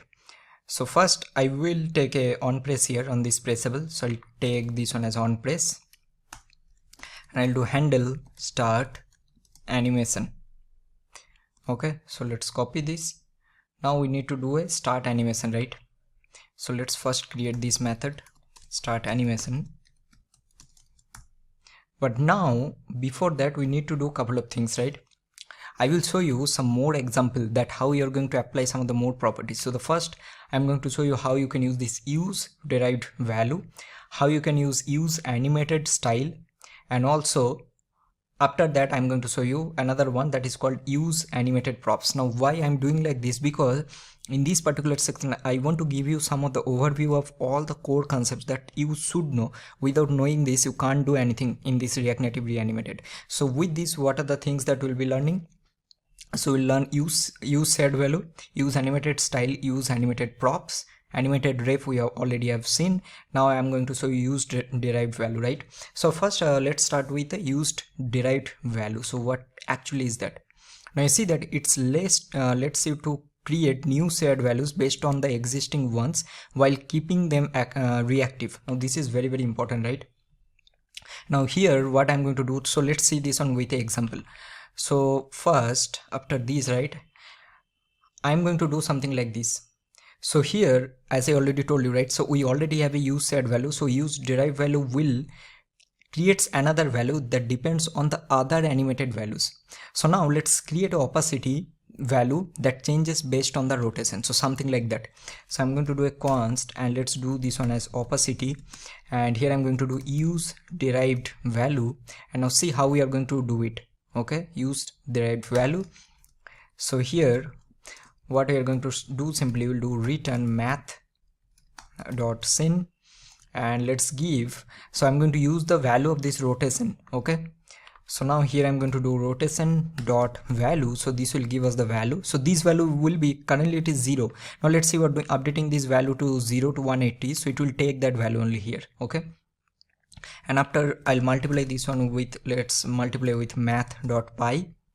Okay, and now here I'm going to do a division of 180, and now what we are going to do here, let's divide by 2 plus 0.5. Now you might think how I'm doing this. So this already I have checked someplace, so I already have some idea, so that is the reason. So you need to check all of this, that how I'm calculating all this, but this is not the point. The point is that how we are going to manage the opacity using the value of this rotation. So that means this use derived value is actually deriving the value from the rotate from this, right? So now let's save it. So this is how you need to use this use derived value. Now next I'm going to show you how you can use animated style, right? So that basically create styles that can change based on the animated value. So I'm talking about this one, use animated style. So here this lets you to create style object similar to style sheet styles like this, how we are creating here, right, which can be animated using shared values. Very, very important. Now this part is actually very important. You see this thing is repeating each and every time. Shared values means, let's say here I'll show you another example. Shared value means you have some values here, right? So now let's say you want to add some particular style, but you want to use the value from this offset, you want to use the value from this rotation, and also you want to use the value from this scale. So that means what you are doing, you are using some shared values, and based on that you are creating some new style using use animated style. I know I'm talking too much, but let's see with an example. So here I'm going to do const and let's give this one as box. So I have this box style, right? This box that I have created, this one. So here I'm going to use animated style. Now here this will update. So I want to return. So what I'm doing, I'm adding some new styling to this box. So I'll return a transform here.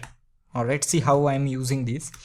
Now it's not about only transform, you can use any CSS property. Okay, any CSS property, because it's already mentioned that it's similar to styles. So here in the transform I'll do something like this. I'll use a translate x. Now what I'm going to do here, right, I'm going to use the value from this offset this offset. So that means I'm creating a new style from a shared value. This is the shared value. Okay, so now translate, I'll give this one as offset dot value.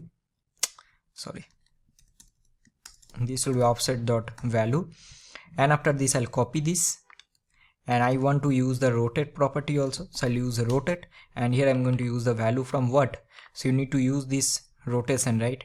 But here you need to give this one as a string. So here I'm going to use rotation dot value, and then how you're going to pass, remember we have done the interpolation in the previous section, so you have to give degree, right? And let's copy this, and I'm going to do a scale. Now in the scale you just need to use the scale dot value.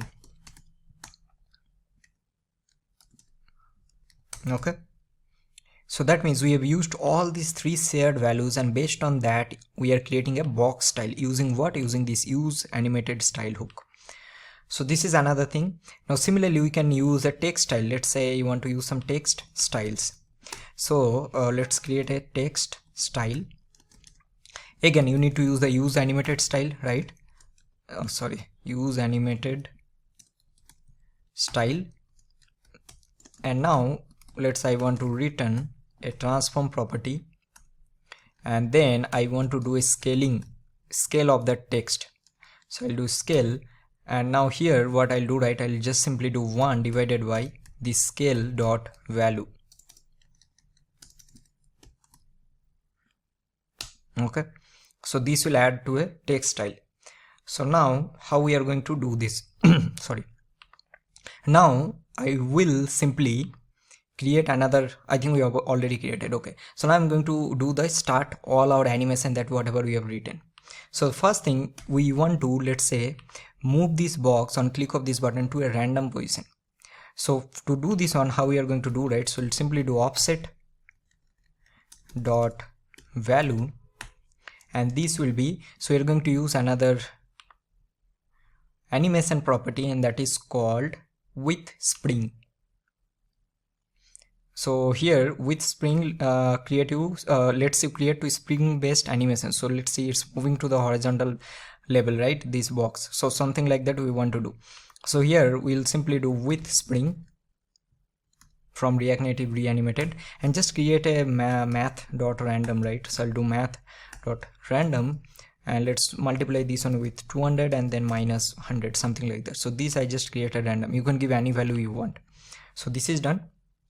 Now I want to rotate the this box continuously. So to move this one continuously, there is another animation you can use, that is called with repeat. See how I am applying all these things. Now you might think, okay, with this 20 or 25 minutes of this particular video, you will not be able to do it. I can guarantee after one day only you will forget most of the things. So how I have done all of this, right? Whenever I learn all of this again and again, see, in the complete video I repeat these things multiple times, that I always practice like that.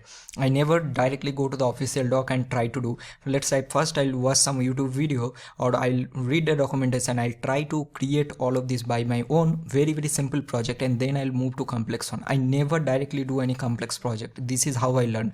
So similarly, for example, this with spring or with repeat or use shared value, whatever things you are learning here, you need to practice all of this. You need to apply by your own. Okay, so now let's go to with repeat. So it's a simple, like it will repeat a animation, like with the name only you are able to understand.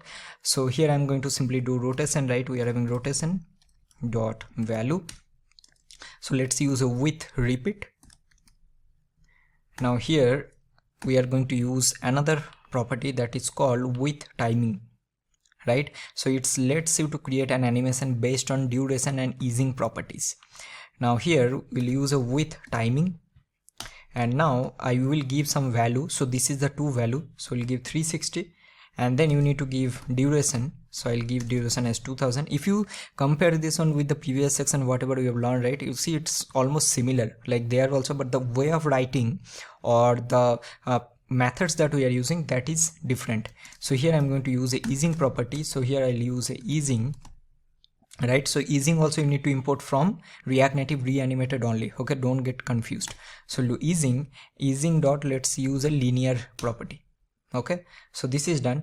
Now after this, what you need to do, you need to use a property that is the number of repetitions. So here you can see that now I want to give like infinite number, so I'll give a -1, and also I don't want to do or reverse the animation, so here you need to pass a false property. Okay, so this is done. So now this will create an infinite rotation, and after this I want to do something scaling related to scaling, right? So here also I'll do scale dot value, so I'll do with repeat, and then I'll use with timing again. So I want to scale this box to 1.5, from 1 to 1.5. okay, this is the to value, and then you need to give the duration, so I'll give 1000, and then again I want to do this one, let me check here. Okay, -1, so continuous, and then I'll do this one as true. Okay, so now let's save all of this. Alright, so this is done. So now how we are going to do it? Now remember, we have used this box style, right? So this one we will now use in our this box along with this box. So because that is a style, right? So I'll use this box style. Similarly for this text also I have created a text style, right? So here you can see that I have created a text style from this scale value. So here also I'll simply use the same. So I'll just cut it from here, I'll paste it, and I'll do text style. Alright, and this is done. So now let's save it and see what is happening if I do start animation. See, now if you noticed one thing, that here actually a lot of things are happening, right? It's not only doing the animation, but also this text style and everything, all these properties are getting increased. So right, if you notice carefully that text is also scaling here, see, right, based on the scale value. So this is how you need to use all of this. Okay, now let's say you want to stop this animation. So to do this one, let's create one more pressable here. So I'll create one more pressable. I'll just copy this, paste it here, and I'll do stop animation, and do handle stop animation, and I'll do const handle stop animation. So here what we're going to do simply, so here simply just call cancel animation. So this is another method, and I think, let me just check, or let's search here. So do cancel animation. Let's say cancel running animation paired to a shared value. See, everything is related to the shared value, right? So here I'm going to call cancel animation. I'll pass the offset because offset is our first shared value. I'll call the cancel animation, pass the rotation, and then you are going to call the cancel animation and pass the scale, because these three things we are managing. Now let's save it and see how it is working. Okay, let me just, I think it's not reloaded. Okay, and stop it. See, it's stopping, right? Stop. See, so this is how you need to manage, you need to create the very basic level of things, right? So what else we are going to do now here? I think one more thing I think we need to do, and that is, I forgot. So here where we are using this box style, right? Sorry, my bad. So here I just noticed, so we're using transform, but let's use the opacity property also, right? Because for that one only we have created this opacity. So let's use the opacity property here also, or let's directly pass it here. So this will take this opacity value. Sorry, what? Something is wrong, huh?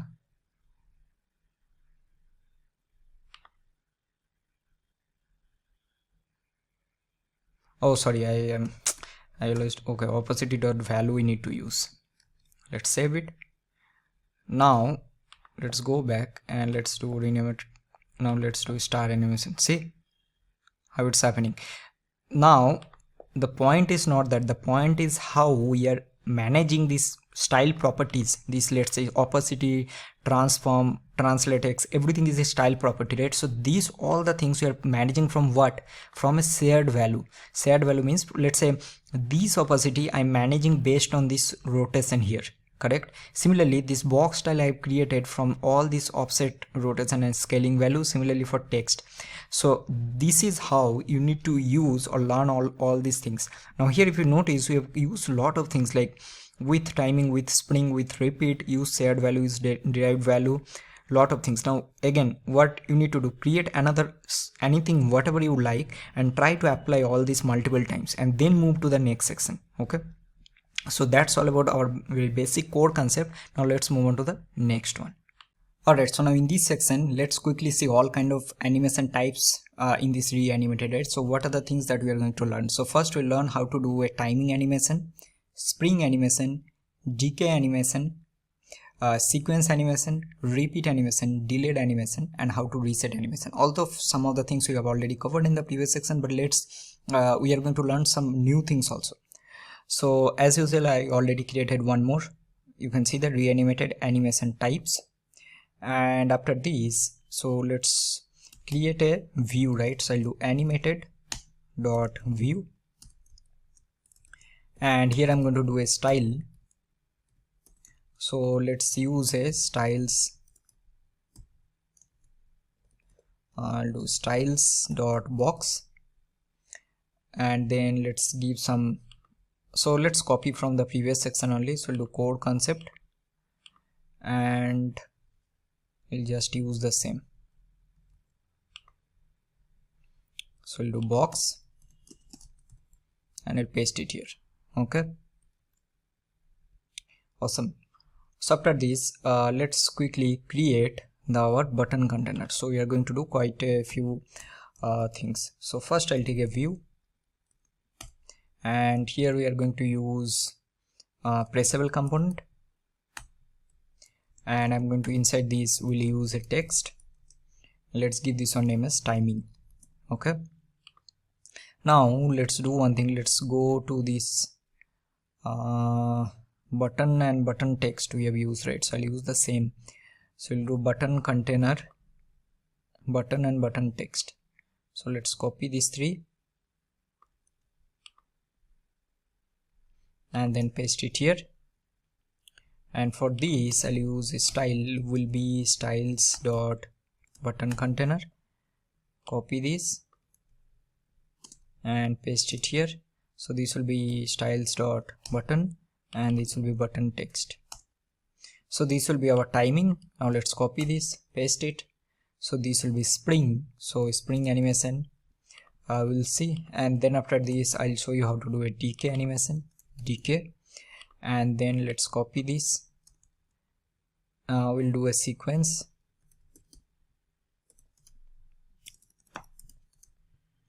Then we'll paste it. So let's do a repeat, and then I'll do a delay animation, and also at the end we are going to do reset. Now let's save all of this. Okay, now here we also going to do a wrap. So here I'm going to go here and do flex wrap, will be wrap, and that's it. Also let's use, I think margin bottom is already there. Alright, so this is done. Now what else we are going to do? Okay, for this one let's use a justify content also as center. Okay, or previously it was good. Now let's, okay, I think this is fine, not an issue. The first thing what we are going to do, so first we need to take a shared value, right? So first I'll take three shared values. So one will be my const, I'll do translate x, and I'll do a use shared value of 0. Next I'll do a scaling, and this will be use shared value of 1, and I'm going to do also a rotate, which will be use shared value of 0. So we have a 3 values. Now next thing what we need to do, we need to manage the box styling, right? So we need to create a style for this box which will be depend on these shared values. So which hook we need to use for that? What are the things that we learned in the previous section? Use animated style, correct? So we'll do box style, will be use animated style. So here you need to update and then simply return. So you'll return a transform, and let's give a translate x will be what? It will be translate x dot value, right? Now it will be easy for you. And now let's copy this, paste it 2 more times. So this will be scale. So this will be scale dot value, this scale, and at the end we'll be having a rotate, which will be rotate dot value. So this is your box style.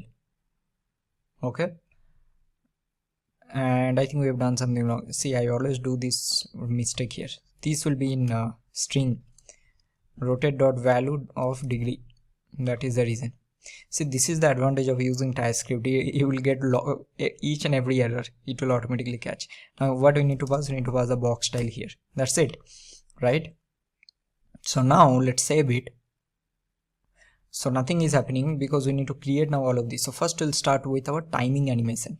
So let's give a comment, and I'll do it this one as timing animation. So I'll do const handle timing animation.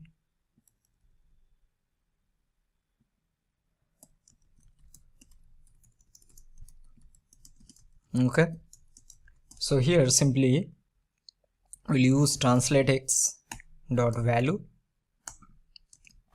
and which hook we need to use, or animation property we need to use with timing, right? So here you need to give the value. So I'll give this one as 200. I'll do horizontally, I'll move, or let's give this one a 150, and then I'm going to give a duration of, let's give 1 second or 1.5 second, and then I'm going to give a easing property, which will be easing dot, let's do a out, and I'll do a easing dot exponential. Okay, so this will be my handle timing animation. So now let's go here and let's give a on press here. Now let's save it. Now I'm going to click here. Awesome. So this is done. Now before doing all of this, right, first let's implement the reset, because we need to reset it every time we want to check something else.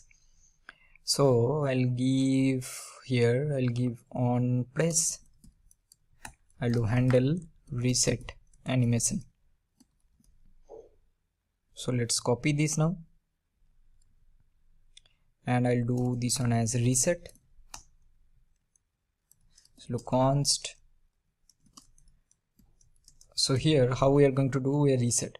See, reset is pretty simple, right? You just have to reset all the values. So I'll do translate x dot value, and this will be with timing of 0. That's it. So now let's save it. Now see what is happening. If I click here, see, it will be here. Awesome. So now let's move on to the next one. So let's quickly create our spring animation. So I'll do const. So let's give a comment, spring animation. So I'll do const handle spring animation, and here what we are going to do, so for this one we'll simply handle our scale, and I'll do scale dot value. So scale dot value will be, I'll use a with spring. So I'll make this one from 1 to, let's do this on 2, or let's do 1.5, and again you need to give the property. I think this we've already checked. Damping in the previous section also you've checked some of the properties. So I'll give this one as 10, and also I'll give a stiffness of 100. So now let's copy this, and I'll pass on press, and let's save it. So far let's do a timing reset spring reset. It's not happening. Why? Because we need to reset the value of scale also, right? So I'll do simply scale dot value will be what? With timing, right? So with timing of, I'll make this one from 1.5 to 1. Save it, and now reset timing spring reset. Awesome. So now we need to do the next setup. So first we'll start with DK. I don't know how to pronounce that. Okay, DK animation. So let's do const handle DK animation.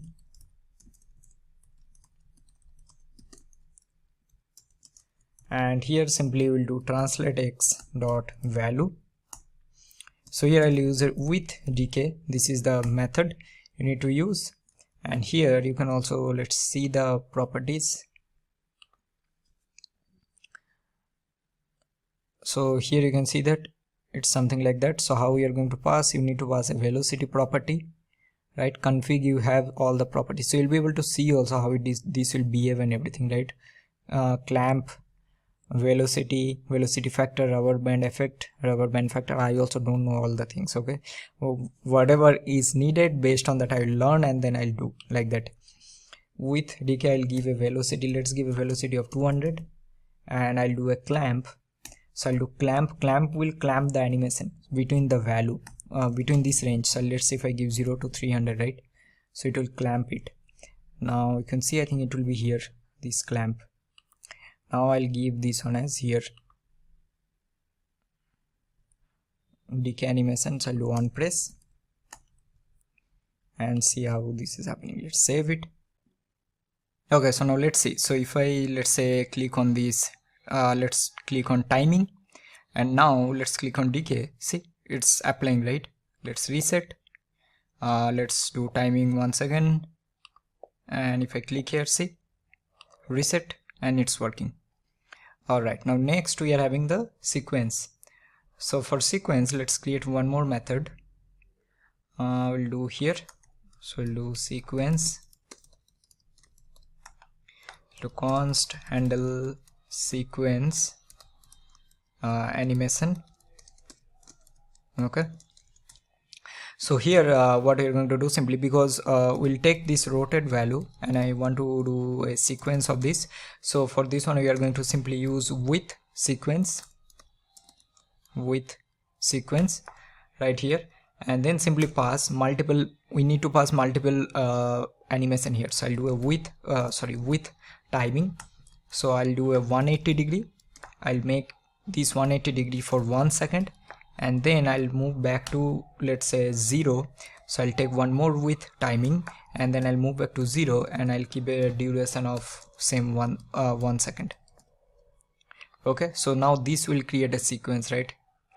Now here let's copy this, and then we'll just pass it here. So we'll do on press handle sequence. Now let's save it, and now let's click here.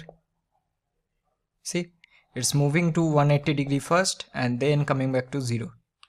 180 degree, coming back to 0. Now let's go here and let's do a 360. Save it. Now let's click, moving, coming back. Awesome. So that this also you have learned, right, that how you are going to do a sequence animation. Now what else is left? We have repeat and delay. So let's do the delay one. So we'll do handle delay. So this is actually pretty simple. So I'll do handle delay animation, and here for delay you just have to, I'll do a translate x dot value, and I'll do a delay of just pass a with delay of 1 second, and here I'll do a with spring, I'll apply spring animation of give a value of 200, right? So it will happen, but it will happen after 1 second because we are using a delay here. So here I'll give a on press. So I'll pass handle delay animation, save it. Now let's click here, wait. Now it's happening. Reset. See, after 1 second it's applying, right? For this one it's immediately reset, but if I click here it's happening after 1 second. So that means the delay is applying there. Okay. Now what else is left? So we are having the repeat animation, that's it. So let's create one more. Alright, so we create one more method here. So let's do this one as repeat animation, right? So we'll do repeat animation and we'll do const handle repeat, and here simply let's do a scale dot value. So you're going to do a with repeat and here you need to pass the animation, right? So we'll do a with timing. So I want to do a 1.2 scale, and then duration I'll keep for 1.5 seconds, right? And after this you need to pass how many times you want to repeat, so let's say 5 times. And also after this we are going to make that whether you want to reverse on each iteration or not. So let's make this one true. You can keep false also, that's fine. Now let's go here and let's give a on press of handle repeat animation, save it, and now let's click on repeat and let's see what is happening. See, 1 2 3, I think it's already 5, not 3. Let's do little fast. I think it's very slow. Let's give this one as 0.5 seconds. So let's reset it. Let's do a repeat. 5, right? Reset. See, 1 2 3 4 5. Let's make this one 6. Let's do a 1.5, and I'll do this one more. Save it, reset, and let's do a repeat. 2 3 4 5 6. Okay, so timing is also working. Reset, spring, timing, decay, this is working. Sequence, repeat, and then delay. Also one more thing we need to do, and that is where we are doing this reset, right? Here I'm going to do a rotate dot value. Let's reset this value also. So here I'll do a with timing of 0. That's it. Alright, now with this I think we have covered most of the things that you need to know on this React Native Reanimated, like most of the concept. Now it's up to you how you are going to practice it, and then you are going to apply in which scenario, which concept you need to apply. So that is the thing you need to practice. Now in the next section we'll learn how you can do gesture demo using this Reanimated. Alright, so moving to the next section. So in this section I'm going to show you a small demo that how we are going to do gestures in React Native Reanimated. So we have already seen the gesture demo in the previous section, right? So let's quickly see how we are going to do it here. So I already created one more component.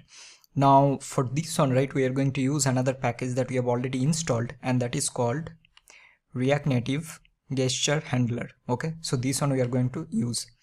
So the first thing what we need to do, right, so whatever view currently we are in, let's say in this component, so first we need to wrap our component.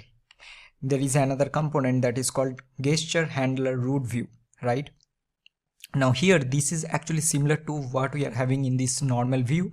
So that part first we are going to wrap. So first we will use gesture, this will be gesture handler root view.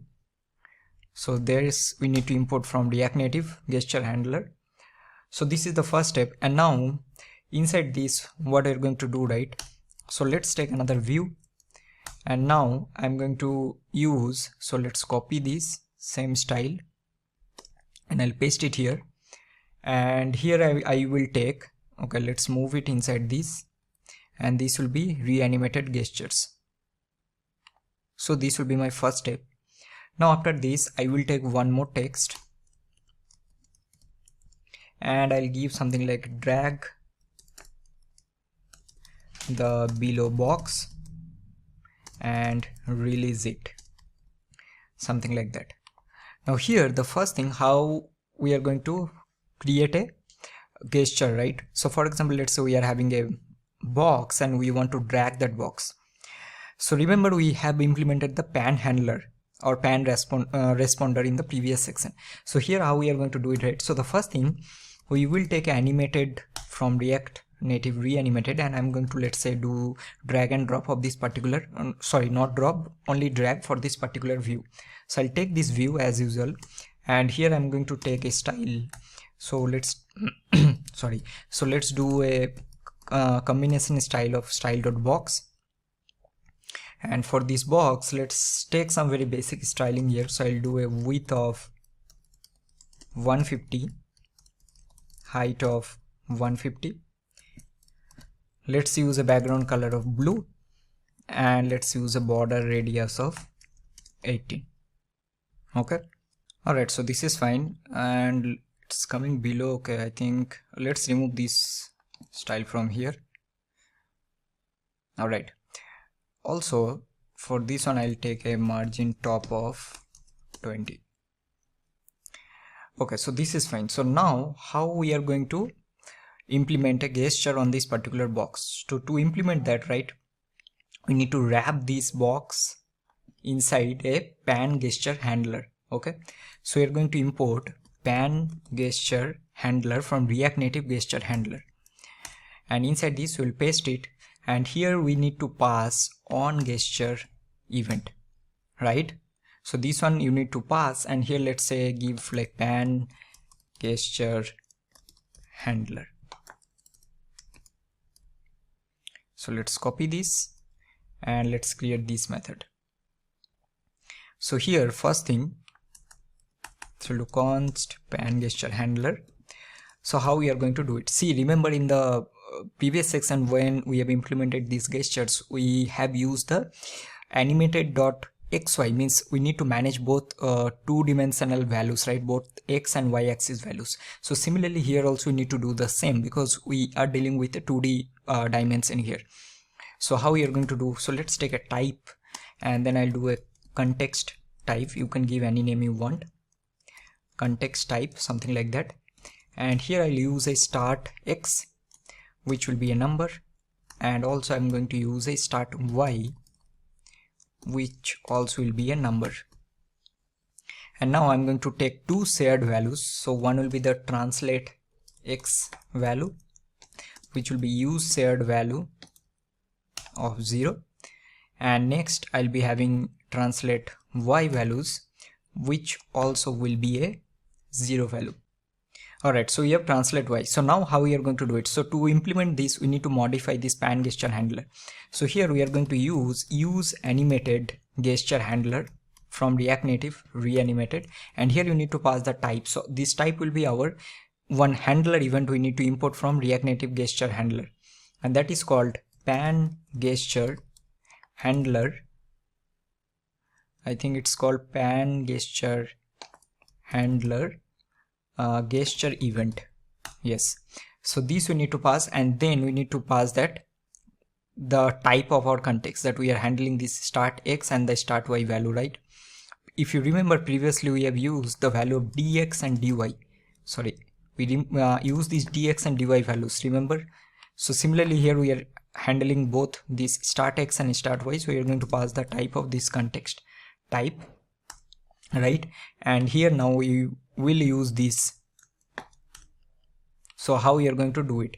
So the first thing, this will give us a method which we need to use when the gesture will start. So whenever I'll start moving this box, so we need to use a on start method. So this method will start or called when the gesture starts. So here this will give us a context,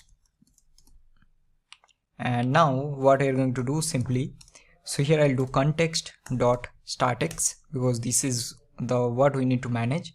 So this start x will be which value? This will be the value from use set value. We are going to get the translate x value, right? So this I'm going to take, so we'll do translate x dot value. Similarly for context dot start y will be translate y dot value. Okay, so this is our first methods when this will start. Now after this we need to create one more method when it will be active. That means there is an on active method, so that function will be called when the gesture is active, right? That means user is moving their finger. So the first, I'll repeat once again, this is when, let's say, click, it will start, and then you start moving fingers. That time it will call this on active method. So in this on active method, this will give us event and a context. So here what we are going to do, here we'll do translate x dot value, because this value will update, right? Whenever we'll be moving, the left and top value of this box will change, right? Let's see, if I move from here to here, the left will be changing. So this value you need to update. So how we are going to update? So we'll be having the value context dot start x plus this event that we are having. This will give you the value of translation x. See, right? So here now again, these things will be tricky. First you need to practice all of this. Okay, again I'm repeating, like you'll not be able to understand very clearly, and also I'm not able to it's like not at all possible also for me to cover each and everything from scratch. Similarly here also we need to do translate y dot value, so which will be my this context dot start y value plus this event dot translate y value. Okay, and then when you will move, so there will be on end method.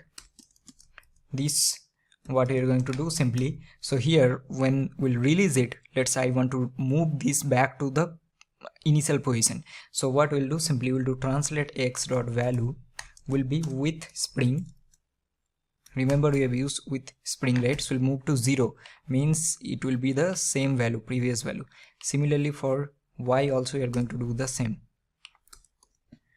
right? And this is done. So now let's save it.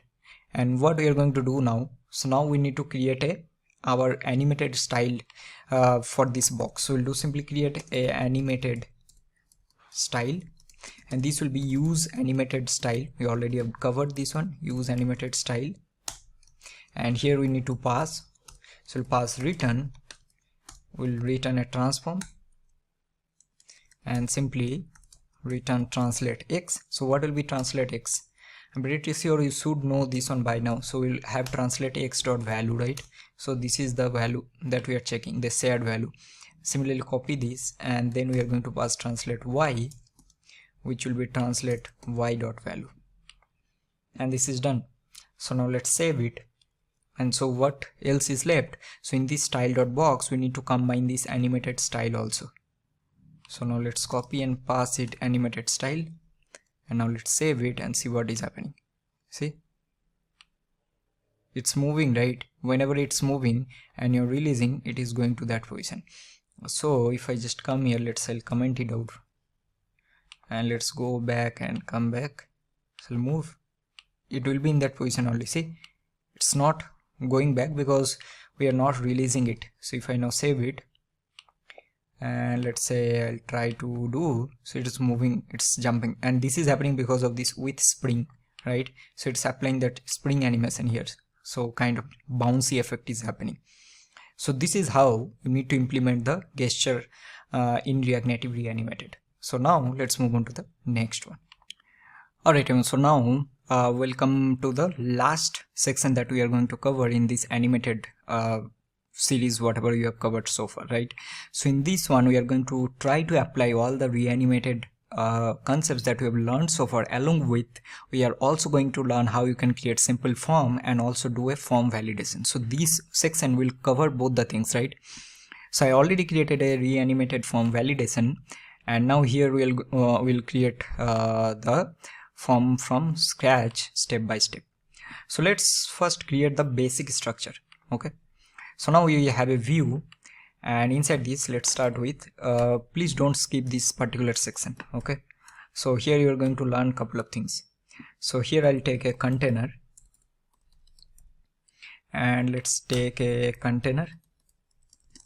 So we'll take a padding of, let's take a 20.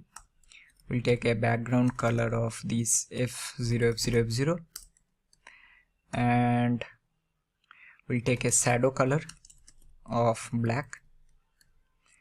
We'll take a border radius of 10. I'll do this section little slow. We'll do a shadow offset, so we'll do width as 0, height as 2.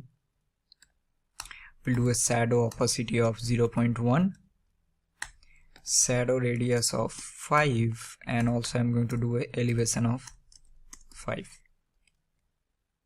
Awesome.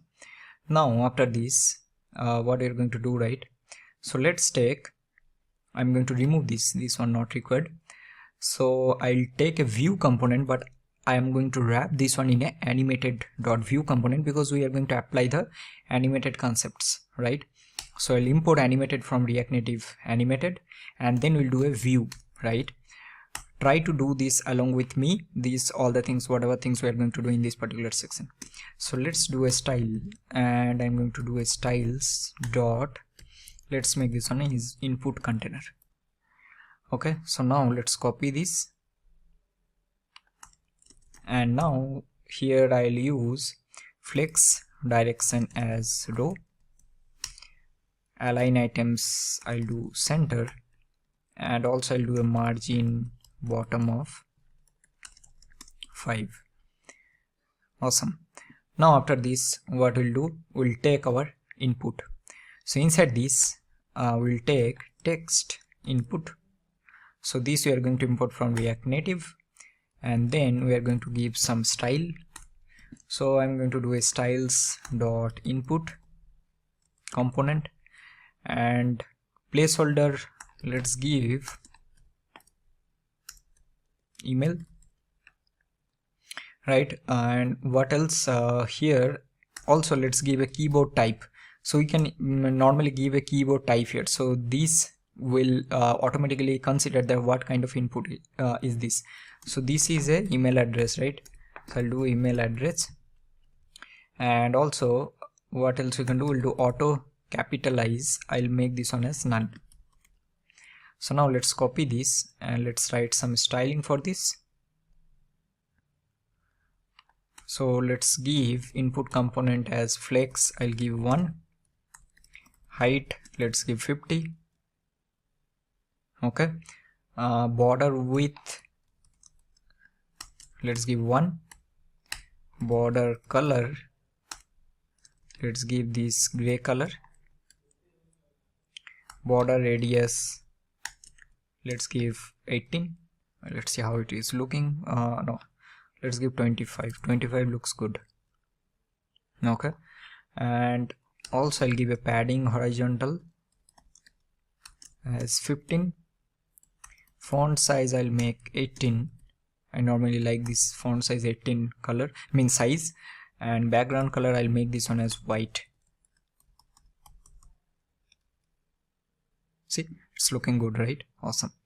So after this, what we are going to do, so here I will also render a checkbox. So once what our target will be, let's say user is typing something, right? So here now if user given some wrong email address, so will not show anything until unless user will give proper email address. We are going to show a kind of check mark here, okay. So now after this text input, I will take another animated dot view, and inside this let's take, so I'll just take a text and let's give this one a style.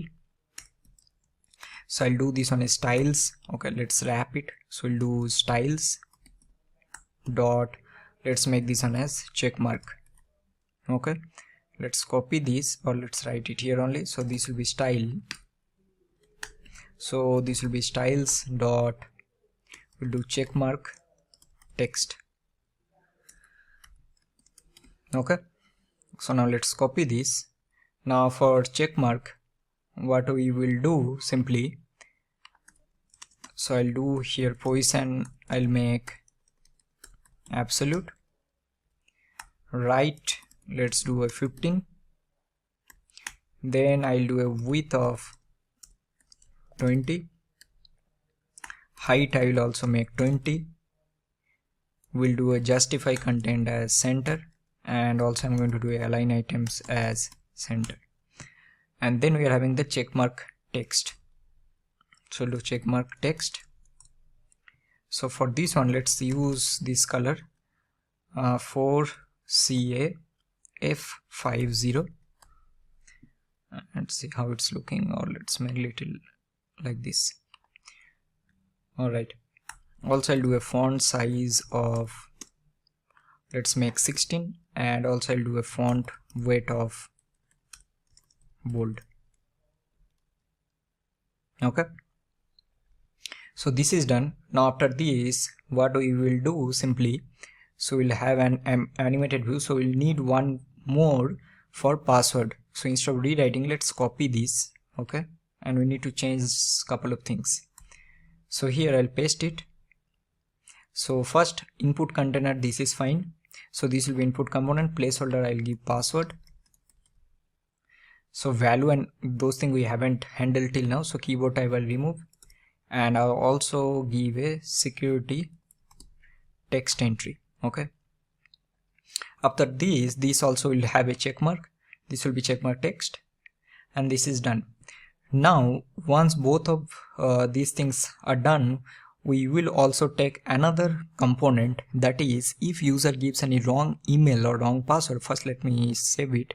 Any email or wrong password, then we are going to show error text. Okay, so for this one what I'll do, simply after this view, so we have two view, right, one for email, one for password. So after this view I'm going to take, let's take one more animated dot text component, and here I'm going to simply render the error. So this will render the email error. So let's copy this, and this will render the password error. Okay, now in this text let's give some style also. So I'll give a styles dot, let's give error text, something like that, and let's copy this and we'll paste it here. Alright, so now let's quickly write some basic styling for this error text also. So we'll go here, let's give something like red color. So I'll give a color here, we'll give something like FF5250, or let's give 5, and after this we will give a font size of 14, or let's give 12, it will be little less. Margin bottom I will give 10, and also I'm going to give a padding horizontal of 15. So we'll be getting email error and password error. Awesome. Now once this is done, at the end we'll be having a pressable component, right, because we need the button. So after this animated.text, now I'm going to take a pressable, and inside this I'll take a text, and I'll simply do submit, and here we'll be having a style. Now these will not only help you to apply all the animated or animation related concept you learned so far, but also this will give you the idea how you can create normal form and handle submit, form handle submit, and also how you are going to handle a error in form, right? Normally it's like almost similar to how you are doing in normal JavaScript or React project, but still we should practice here also, right? If you are a complete React Native developer, definitely this is going to help you, and if you're doing it for the first time. So now I'm going to do a styles.submit button, and also let's give a submit button text. Let's copy this. All right, copy.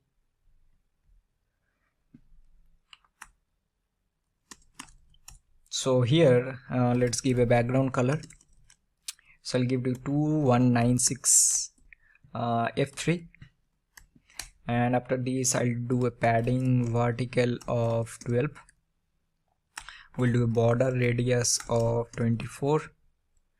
We'll do align items as center, and also I'm going to do a margin top of 10. Okay, now I'll do a submit button text. So let's do a color as white, font weight let's do a bold, and also do a font size of 18. Awesome. So now this is done.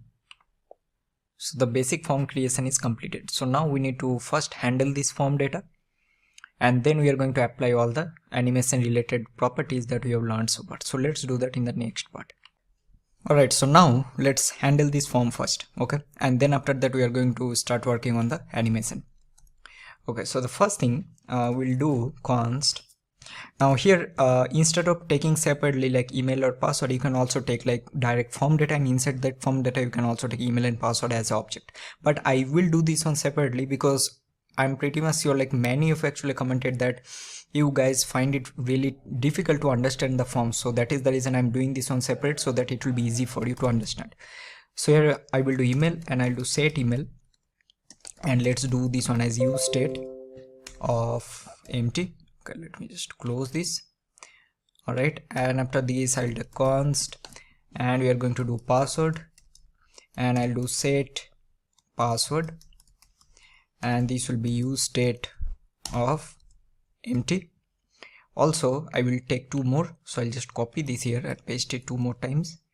So this will be my email error, and this will be set email error instead of empty, and then I'll be having the password error and set password error. Okay, now after this, first let's go to our view and then I expand this. So here we are going to take what? So first we need to take a value, right? So we'll do value, which will be email. Then I'm going to take on change text. So this I will take as handle email change. So I'm going to create this method, and then for this one also we will take value. So this will be password, and here I'll do on value, sorry, on change text. So I'll do handle password change. Okay, now let's copy this. So first we'll start working with the handle email change. So here I'll do const handle email change. Now this will give us the text. The current text means whatever I'm typing here, which will be type of string. And here the first thing what we will do, right? First I will do set email will be this text. So whatever text that I'm getting here. Now here obviously one thing very important, that this will be a type of string, right? It will not be a number. So you'll get error. Right here you can see. So that is the reason we need to take this one as a string.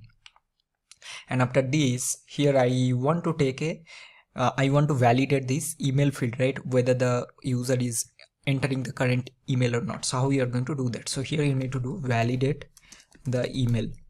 So I'll do const is valid email, and here I'll do something like validate email, and we need to pass the text.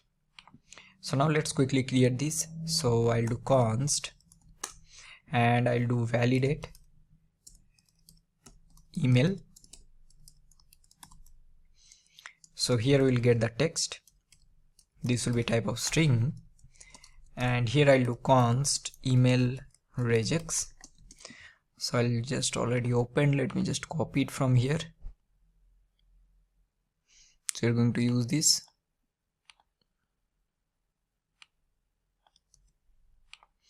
And here we are going to simply take and pass it. So this will be my regex. So first I'll check if this text is not present. So I'll do set email error, and this will be email is required.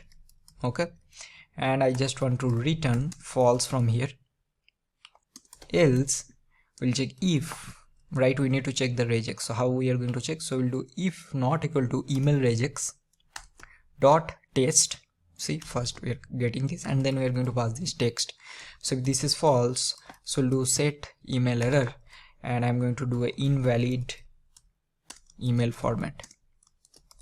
Okay, and we're going to return false, right? Else we're going to do set email error as empty, because if there are no error, we are going to simply return true. I hope you are getting, right? So this will be simply to check the validate email. Now similarly, I'll just create one more, which will be handle password change. Sorry. So this will be handle password change. All right. So after this, now here we need to do couple of things. The first thing, whenever I want to, so first before doing that, right?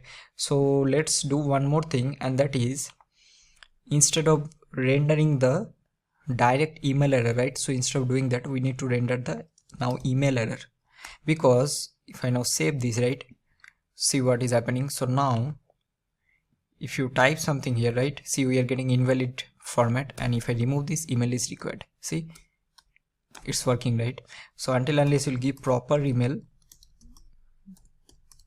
now it's moving, see, so it's working fine. So email is required. So first let's do one thing. First do this, we are going to do the similar for password also. Okay, and after that only we are start working on the animation. So instead of doing this, here we need to pass now password error, correct? Because that is what we are going to handle that. So now let's go there, and I'm going to do set password, which will be our text, and then again I'm going to do validate the password. So I'll do const is valid password, and I'm going to create a validate password method, and then I'm going to pass the text. So now let's copy this. So let's create here, so const handle validate password. So how we are going to validate the password? It's simply first we'll check a similar thing right here. I'll copy this. So I'll do set email password error. Here we are going to take the text. Okay, so this will be password is required. Else let's give something like else if text dot length, if this is less than 6, so I'm going to do password must be 6 characters long, something like that. Password must be at least 6 characters long. Else we are going to do set password error will be empty, and we are going to return true. Okay, so now let's save it. So now see what will happen. We will type here 2 3 4 5 6, remove, we are getting this password is required. So both is working fine. Awesome. So now with this we have actually completed the basic validation. Right now on click of submit also we need to do that. So how we are going to do that?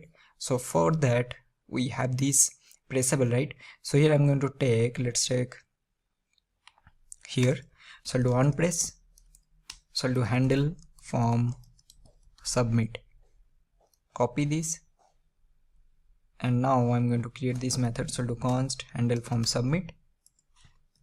So here also we're going to check if is email valid, is valid email, so will be validate email, and then which we need to pass, we need to pass the email value. Email value will be where it will be here, right, in this. So here I'm going to do email. Similarly we'll do is valid password, and this will be valid password of this password. And now I'm going to do if both is false, right? If is valid email is false, as well as the if this is true, that means if both the fields are true, then we are going to do a submit method. So we'll do on submit. I'll create a method on submit, and I'm going to pass the email and the password. Now these on submit might be you will be getting from a parent component, or let's say you are going to do a API call on click of the submit, or you can also directly do API call from here, right? Call from here or whatever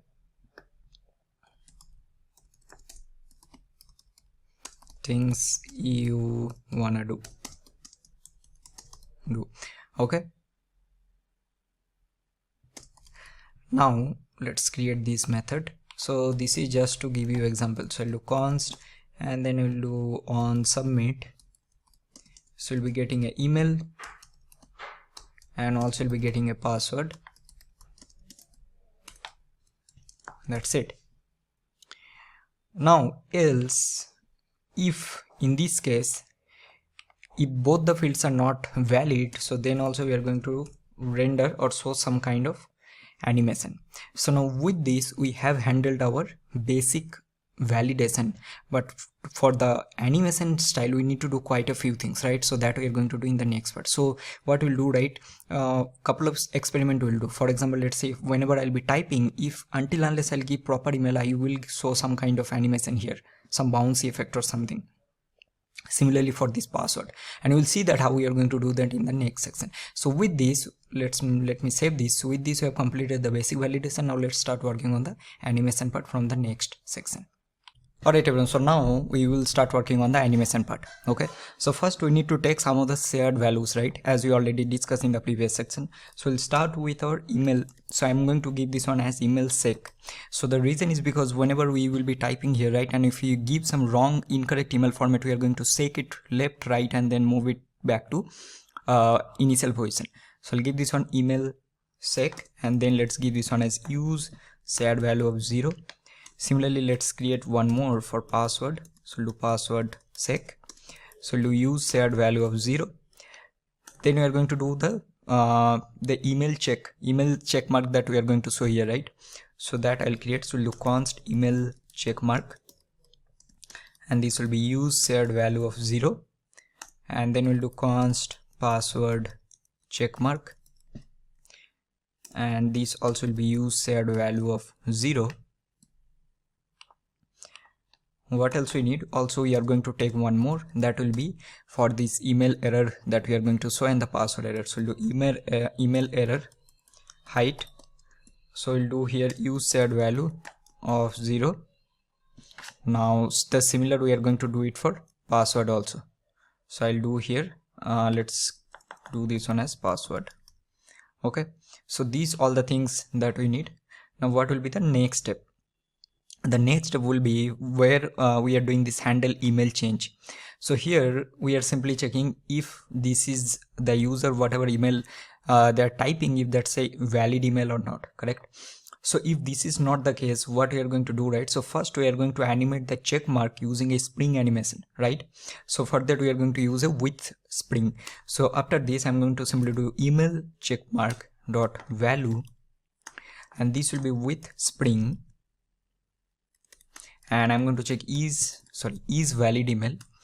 So if this is true, so you're going to give 1, or else it will be 0. That means email check mark means it will come when the user will give proper email. That time I'm making the value from 0 to 1. If you see, the initial value is a 0 for this, right?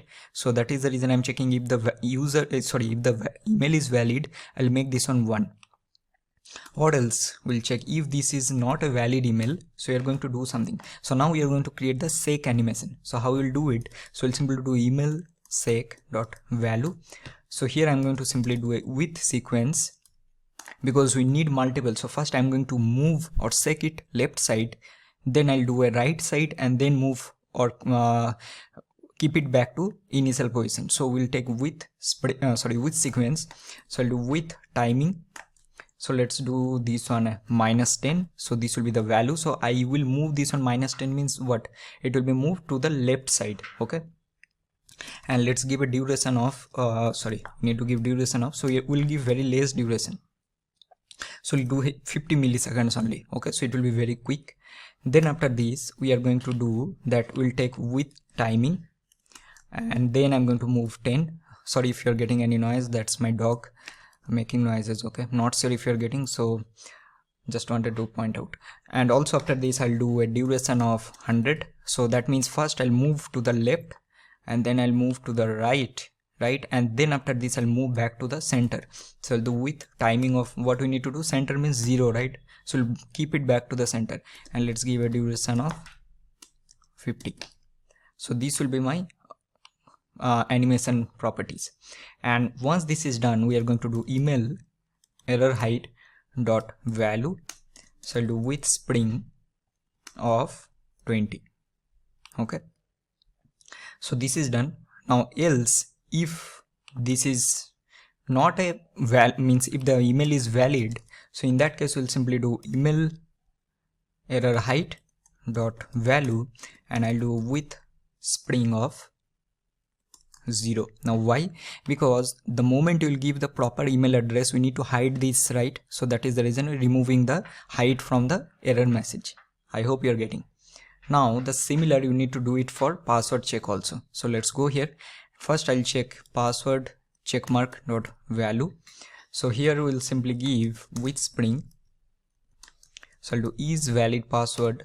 It will be 1 or 0. Then after this I'll simply check if not equal to is valid password. So password is invalid. So I'll do a password sec dot value, and this will be again with sequence, and I'll do with timing, same thing. So I'll do a -10. Let's do a duration of 50. Now let's copy this and paste it 2 times, right? So I'll move this on 10. Let's make 100. And I'll move back to 0 and keep it 50. And once this is done, we'll do password height dot value. This will be with spring of 20. else when the user will give proper password, so we'll again hide the error message, right? So we'll make the password error hide dot value will be 0. So this is done. So now we have handled both the use cases. Now the same thing we need to do when we are going to do this submit, right? So here in this else case, we'll simply check if not equal to is valid email. So we are going to do similarly, we'll do if not equal to is valid password, then also we are going to do. Now instead of rewriting, let's just copy from there.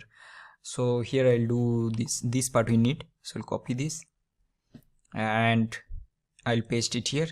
Similarly, we need to do it for this password. So let's copy here and then I'll paste it here. So this will be on click of handle submit. So this is done. So now with whether this will work or not, it will not work, right? Because we need to apply the animation styles to this. So how we are going to do it? So first, now we'll start with first animation, which will be our email animation style. Now see, these things I already discussed. So which hook we need to use here? We need to use animated style. So use animated style, we'll use the value from the shared values. Remember we have discussed. So we'll do use animated style, and simply we are going to do something like this, right? Or let's directly do it. So I'm going to return a transform, and here I'm going to return a translate x, because we are going to move left and right, so need translate x, and this will be what? Email sec right dot value, right? The similarly we need to do it for password. So copy this and paste it. So this will be your password animation style, and this will be password sec. If you want, if this naming looks funny, then you can give a different name, it's up to you. Okay, so this will be my password animation style. Next we are going to do it for email checkmark style. So we'll do email checkmark style, and this will be use animated style. So here we are going to do, so let's directly return. So we'll return opacity. So opacity will be email checkmark dot value. Then we are going to do a transform. So in the transform we'll simply return scale, which will be email checkmark dot value, and similarly we are going to do a rotate property here. So copy this and paste it. So I'll do a rotate. This will be for rotate. What we need to do, we need to do in a string, right? So here I'm going to do email checkmark style, sorry, email checkmark dot value, we'll do into 360 degree. Okay, so this will be our email checkmark. Similarly we need to do it for password checkmark also. So I'll copy this and paste it here. So I'll make this one and password checkmark. So this will be password checkmark. Similarly it will be password checkmark, and this will be password checkmark. Now next we are going to do it for error, both the errors.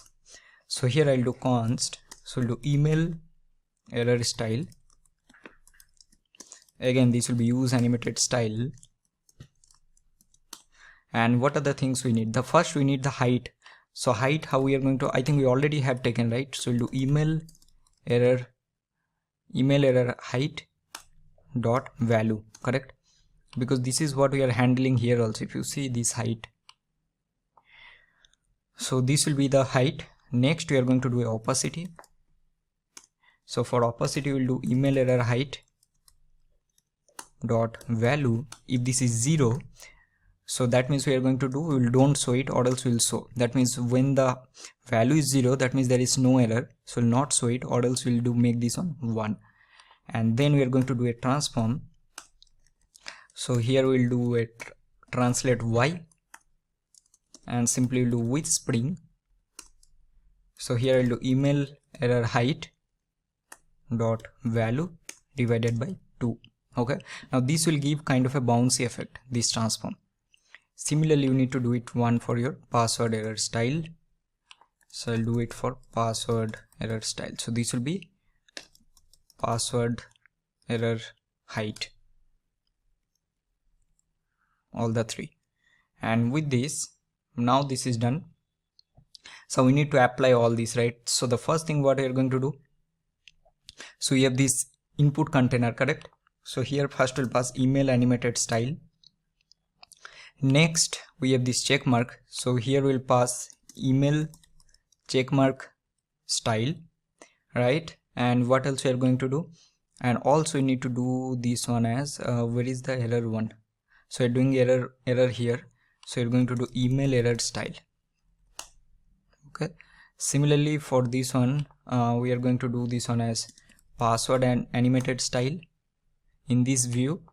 Then we are having the password check mark, so we'll do password check mark style, and then we are do password error style, password error style. And now I think everything is done. So now let's see what is happening, right? So if I go here and say type something, see happening, right? So until now this will give proper, see, gmail dot, see, now it's not happening. Similarly if you do for password 2 3 4 5 6, remove,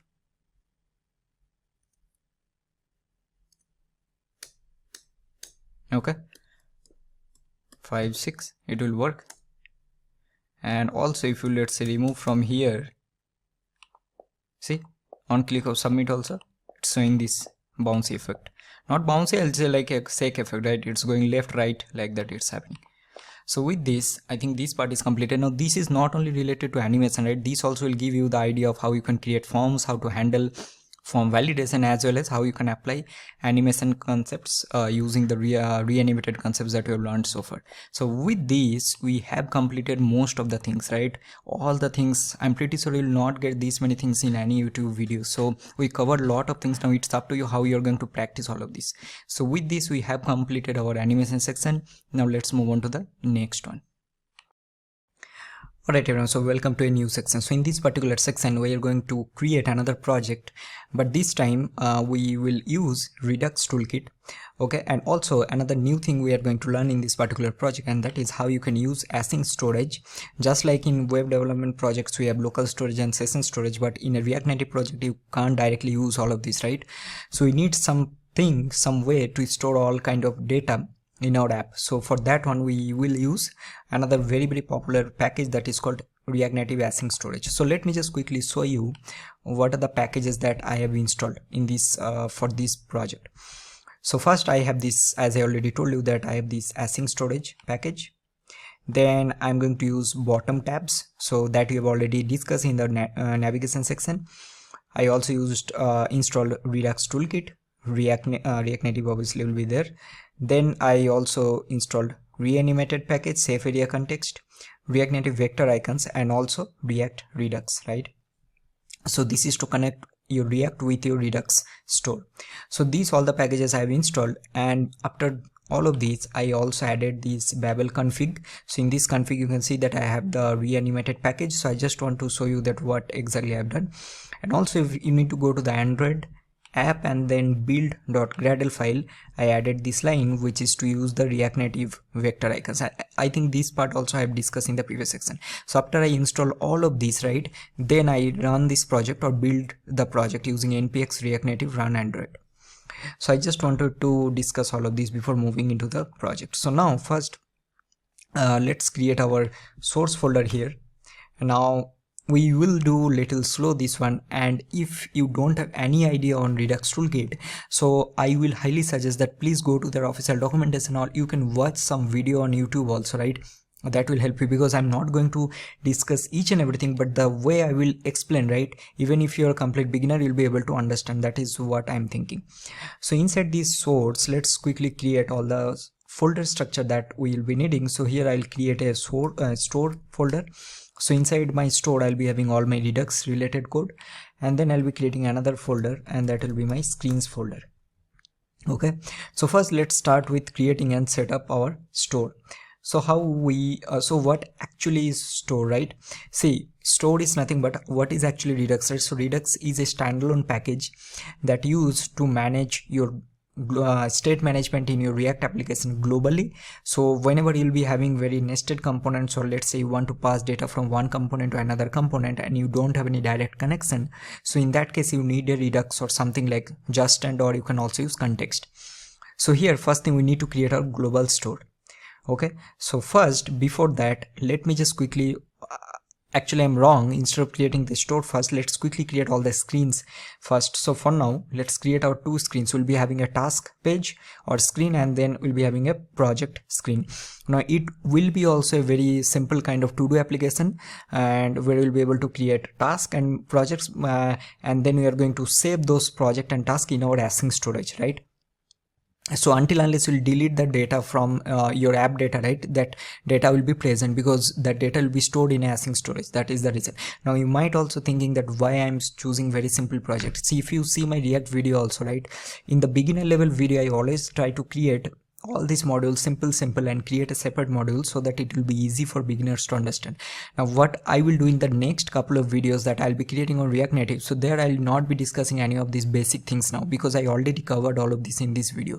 So in that videos I'm going to create some complex projects, and with this your basics also will be covered, and also you'll be able to create projects. So now inside this first let's go to our screens. So let's create our two screens, right? So I'm going to create my let's give this one as task list dot tsx, and then I'm also going to create, let's give a projects dot tsx. All right, so now let's close both the things and let's quickly create the component. So let's do it also little slow. So look const we have task, sorry, let me just, yeah, so look const task list,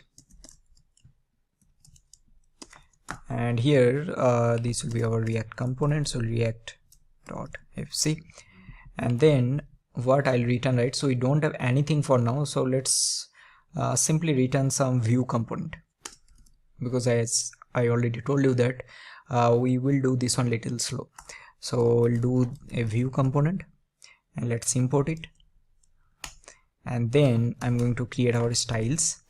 So we'll do styles will be styleset dot create, and here let's give this one a style, and this will be styles dot container. So let's create our container. So for container I'm going to give flex as, let's give 1, and I'm going to give a background color. I'll give this F5. All right, so after this I'll do export default and I'll do task list. So this is our first component. We don't have anything because in our app.tsx we don't have any content, so that is the reason.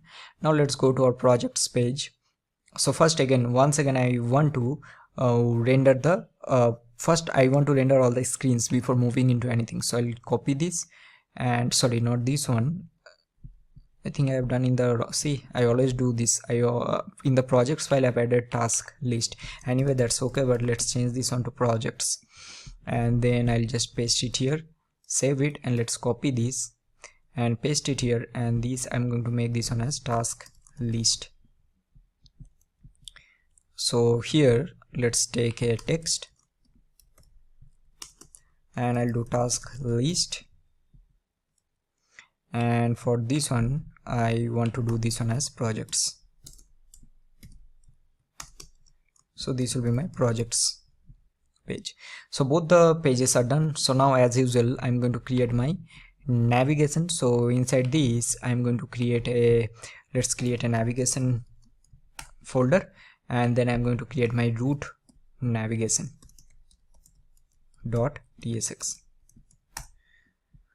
So now let's create this component. So do const, so root navigation will be react.fc, and here I'm going to return.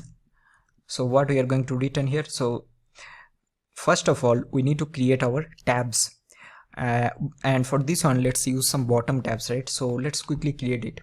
So first I'll create const and I'm going to give this one as tab, and then I'm going to do create bottom tab navigator. I already installed this one, and here what I'm going to simply do, so let's return tab.navigator, and here the first thing we need to render all the screens, right? So first I'll do tab.screen, and here I'll give name, so let's give this one as tasks, and also component will be task list. Then let's copy this and then paste it here. So this will be projects and this will be project list. Save it, and now let's export this. So do export default, and I'm going to export my root navigation here. So now let's save this. Now what we are going to do, simply we'll go to our app.tsx. So in the app.tsx, what we need to use, we need to use our navigation container, right? And here simply use root navigation. This part also we have discussed. So let's remove this and save it. So let's see what we are getting. Awesome. So we got our task and project. So let's click here. It's going to projects and this is task. Alright, so now the basic setup is completed. So we have both the screens.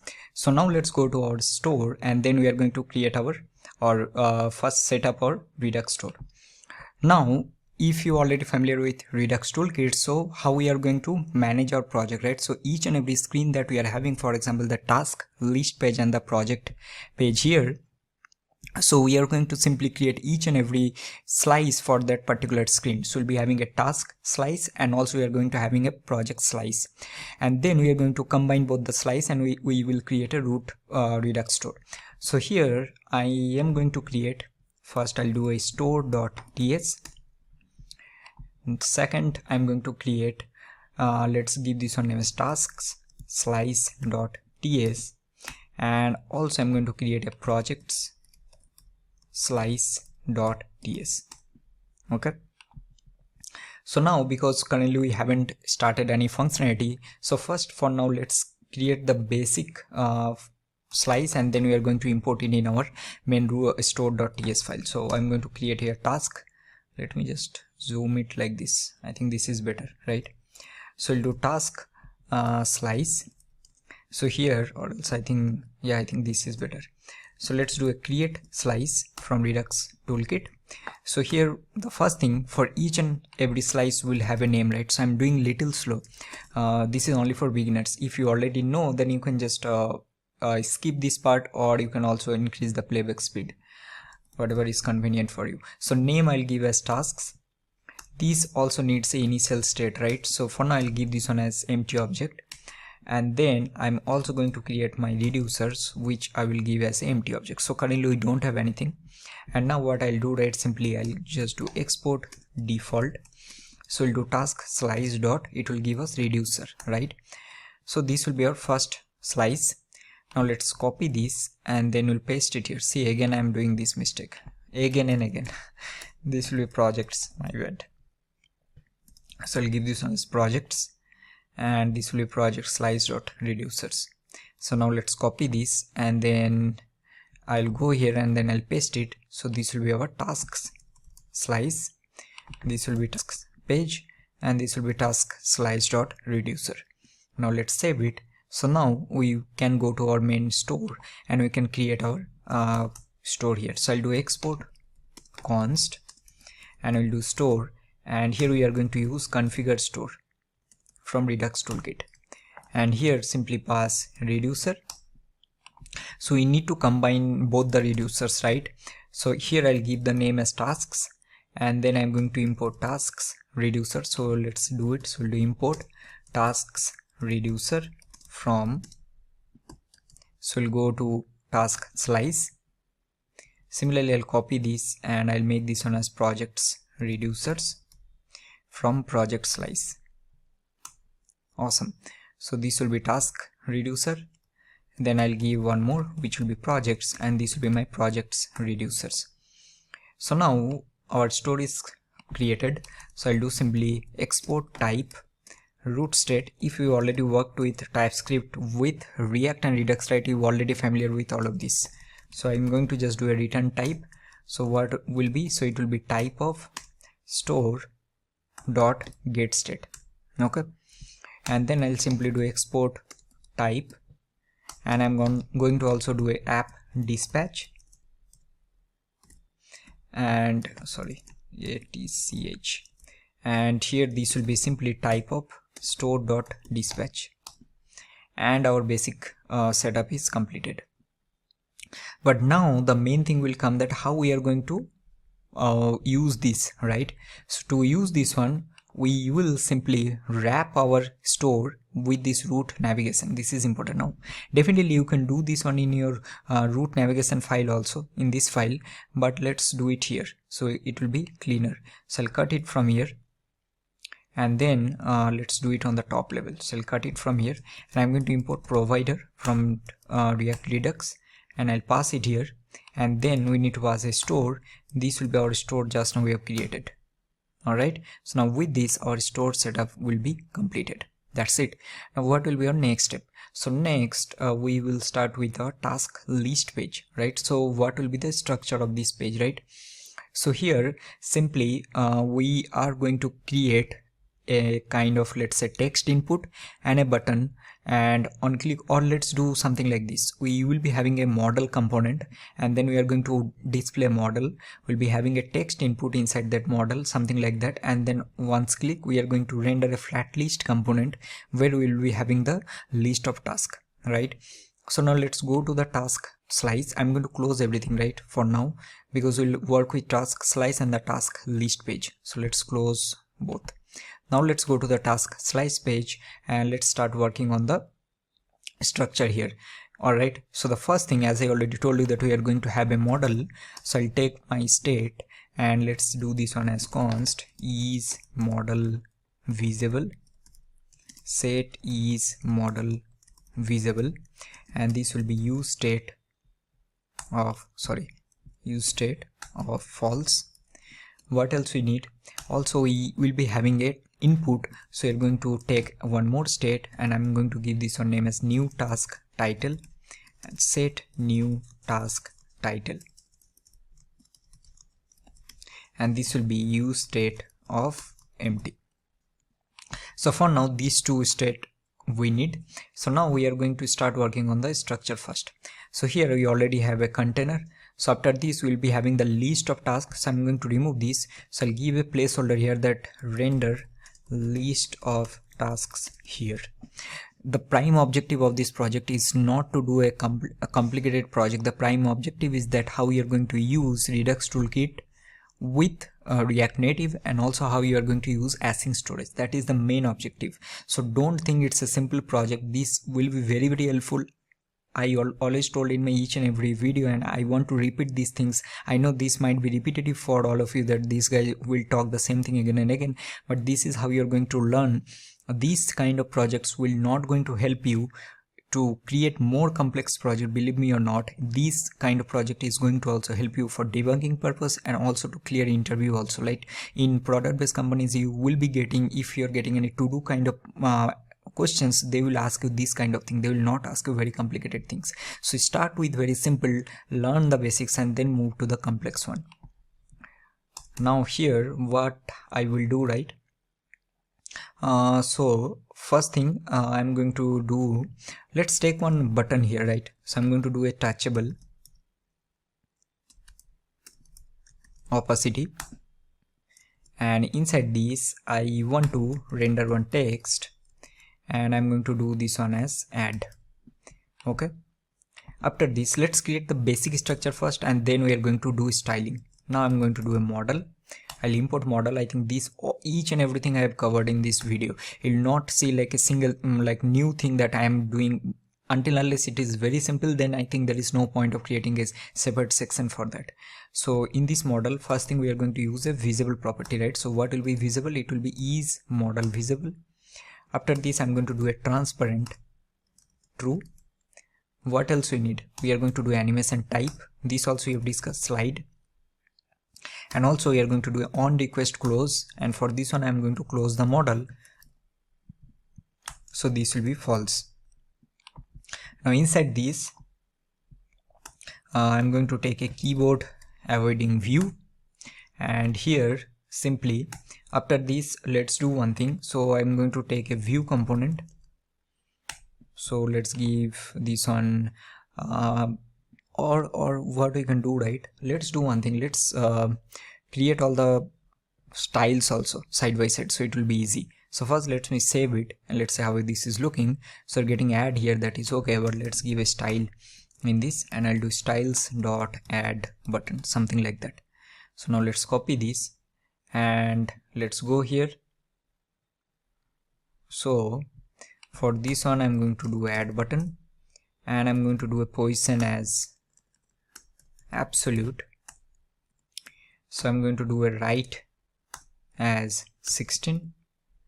I'm going to do a bottom as 16. I'm going to do a background color of, let's do this color, we'll do 6200EE. We are going to do a width. Let's make the width as 100, and let's after that we'll see how it is looking. Height also I'll do 100. We'll do a border radius of 25. We'll do justify content as center. We are going to do align items as center, and we are going to also do elevation of 4. Now let's save it. Okay, now I'll change the height. This is looking horrible, so we'll do a height as 50. Let's see how this is looking. 50, it's okay, I think it's fine. And also we are going to do a copy these, and I'm going to do add button text. Now let's go here and I'll do a add button text. I'll do font size as 18. I'll do a font color as white, and let's give a font weight as bold. Awesome. So this is done. So after this, what is the next? So next will be, I think we are having the modal component, right? So inside this we are having the keyboard avoiding view. So here I'm going to do a style.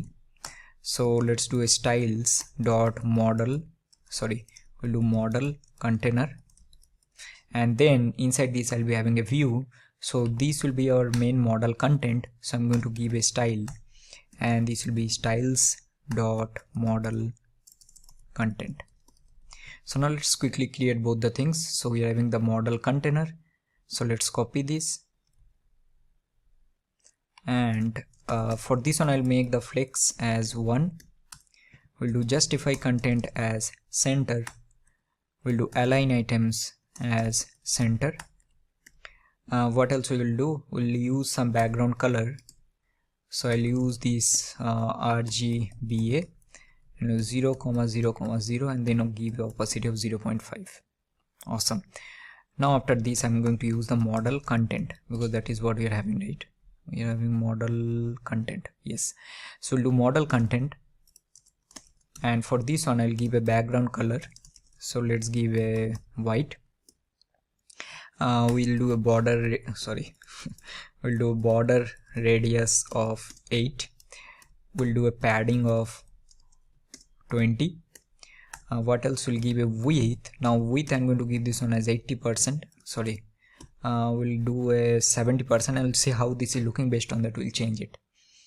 We'll do a max width of let's make this one 300, and I'll do an elevation of 5. Okay, I think for this one, this is for model, right? Let's keep this on 400, and width I'll keep 90%, because we already have a padding. I think this is fine. So now let's save it. Now definitely we don't have anything here. Now inside these, let's go, and then I'm going to take our model header. So here I'll take another. So inside this, let's take a view, and here I'm going to take, let's do a style, and this will be styles dot model header. And inside this I'm going to take a text component, and I'm going to give style as model title. Yeah, I think model title is okay. So do model title, and I'll do add new task. Alright, so now let's copy this. Now let's go there. So we're having model header and model title. So we'll do model header. So for header, what we'll do? So we'll do flex direction as row. we'll do justify content. For header I'll do space between. I'll do align items as center, and also I'll do margin bottom of 20. Then I'll be having model title. So for model title, we'll do a font size of, let's make this on 22. So I'll just experiment all of this. Sometimes I'll use 18, 20, it's up to you. You can change it if you like some different thing, right? I always said this thing, like I don't focus much on CSS and everything. I'll do bold, and I'll do a color of, let's give this color 333. So this is all about our model title. Now what else we need here? So here what we're going to do, right? After these, what we'll do, we need to take another one, but before that we are going to do one more thing, right? We need to first decide that what kind of functionality that we are going to do. So now so first of all, before doing anything, what I want you to do once you complete till this section, right? I forgot to mention this point. After this redux toolkit, means this till this part, I want you to do these things properly. Whatever things you have learned so far, like each and every component, from each and every component to state management to context, like we have covered the context, and each and every property of animation, combine all of this in a single project. Now don't search on Google, just apply your innovative idea and try to apply all the concepts you learned so far in a single project before moving to a full stack project. Very, very, very important. You will understand and you will thank me later that why I'm telling all of this. Now when you will go into full stack React Native project, right, there will be a backend will be involved, and you will get lot of options. But before going into backend, if you don't practice each and every properties that you have learned so far, it will be very difficult for you to create or work in a company. See, I personally worked on this React Native, right? Each and every company have different way of doing. Now if you're very lucky, then you will get a project from scratch, but most of the times I can guarantee you that 70% of the times you will not get projects from scratch. What will happen, you will get some work which project is already built, and you will get some kind of support work, and there for debugging purpose it will be a nightmare if you don't apply all of this concept, and if you don't know, it will be very difficult. So that is the reason I just 2 minutes of time. Before moving to the next section, right, just apply all of these things we have learned so far, and then go to the next section, or then go for the full stack React Native project instead of directly jumping. Okay, now let's go back to this. I know I talked so much, sorry about that, but I just want to mention like this is good for all of you, so that is the reason I keep repeating each and everything throughout this video. Okay, anyway, now after this add new task, right, here let's take one more touchable opacity, and here I'll take one more text, and I'll give this one as close. Okay, and for this one I think we already have used some touchable, so let's use the same for this also. So this, and I'll do on press, and here also I want to make set is button visible as false, and then just copy this and I'll paste it here. Okay, so this is fine. Now what will be the next step? Alright, so after this, now we are going to render a text input, right? And before that, let's see what is happening. Let's save it. I think we are already opening. On click of add, let's add on press here, and I'm going to do set is modal visible will be true. So let's see what is happening, right? So first I'm going to click here. Okay, it's breaking somehow, so this part we need to check. So let's click on close. Okay, I think it's because of that height it's happening. So for this one, right, what we can do, let's give this one as close button text instead of that, and this one I'll make this one as close button. So now let's go here and I'll copy this. Oh, that is the reason, maybe I got it. So the reason is because we have a position absolute there, so we should not take it. So we'll do close button, and I'll remove all of this, right? Everything I'll remove. I'll give let's remove these two, and let's remove these two, and I'll do this on as close, and I'll make this on 14, and let's see how this is looking. Okay, this is also looking very bad because we don't have the padding rate, so let's give a padding of 15, and I will make this on only 8. Yeah, I think this is okay. Let's see, make this on 18. Okay, I'll make little less, or let's do 12, and I'll make this on 12. Yes.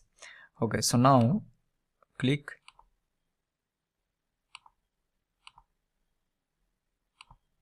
Okay, so I think this is fine. Now after this, let's go here, and then we are going to take text input. So I'll do a text input, and I'm going to give this on styles. So I'll do styles dot input. Let's give a value. So what will be our value? Value will be new task title, and on change text will be set new task title. This we are already taken. Placeholder, I'm going to give enter task title, and also let's give a placeholder text color. So I'll give this on as 999. Okay, and also I'm going to give a autofocus. Now let's copy this. So for input, what we'll do, right? So let's give a border width of 1. We'll do a border color. Let's give E0, E0, E0, and then we're going to give a border radius of 4. We'll give a padding of 12. Let's give a margin bottom of 18. Let's give 20, and then I'm going to give a font size of 16. Save it, and now let's do add. See, we are getting this one. Awesome. Enter task title. So after these, what else we need? So here I'll take one more view component, and let's take a style, which will be styles dot, I'll give button container. Okay, or we can also give model buttons. And here I will take, let's copy the, instead of rewriting, so I'll copy this part from here, paste it. So this will be cancel. Yeah, let's take a cancel button only, and also I'm going to take one more, which will be add task or submit. You can also keep submit also, or let's make add task. Okay, so for this one, what we can do, right? So let's, what else I'll do one thing, I'll use the color of the, the style of this add button only for this, but change the color. So what we can do, simply first let's copy this model buttons. So I'm going to do a flex direction of row, and I'll do a justify content of space between. Now after these, so for this one I'll use styles dot add button, and then I'll do styles dot cancel button, and for this one also I'll use styles dot add button, and I'll do styles dot submit button. Okay, so now let's copy this, and then I'll do cancel button. Oh sorry, I think I'm doing mistake here, because again for add button also we are having the position, right? So let's give some common button. So I'll give this one as modal button. So I'll do modal button, and this also I'll do modal button. So first let's create this one. So I'll do modal button. So for this one I'll do a padding vertical of 10. We'll do a padding horizontal of 20.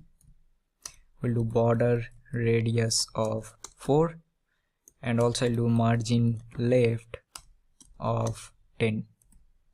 Then we'll be having the cancel button. So for this one I'll use some background color.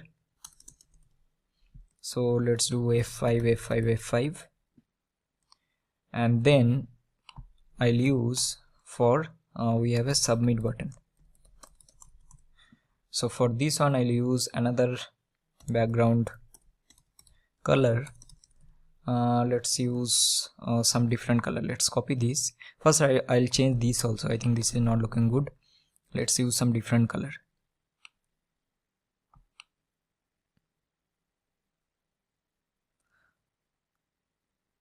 Okay, let's change it.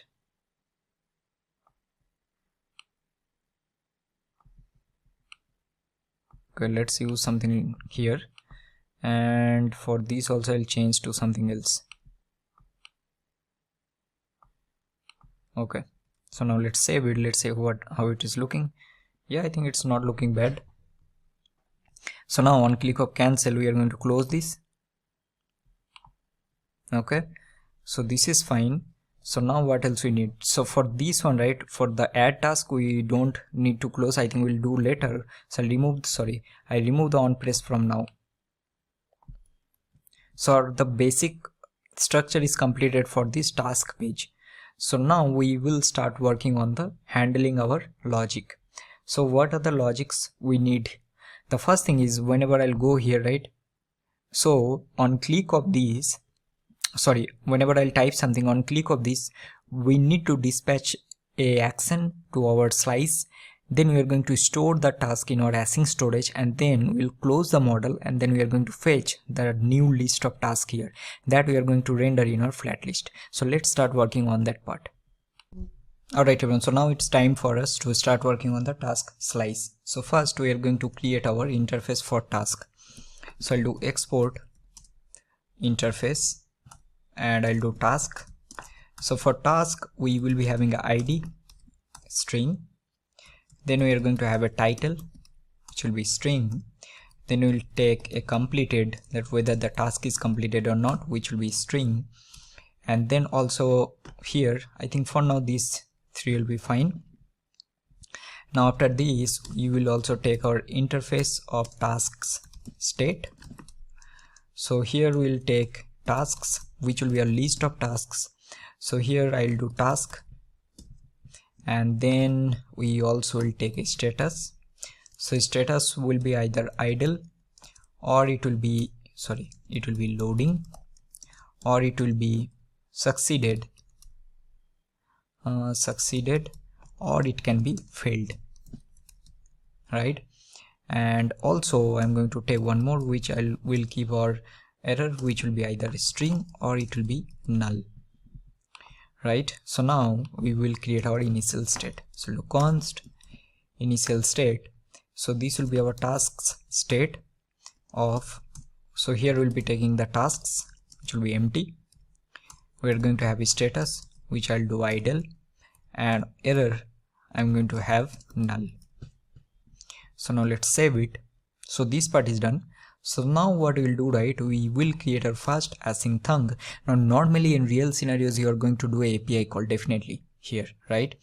But now what I'm going to do, right, simply will do const, and I'll do, okay, we also need to do export const, and I'll do add tasks, and this will be create async thunk. So here what we need to pass, you need to pass a type prefix or identifier, right? So here I am going to give tasks because that is the name I normally usually give like this, and then slash I'm going to give this one as add tasks, and here we are going to create a async method. So here what we are going to do simply,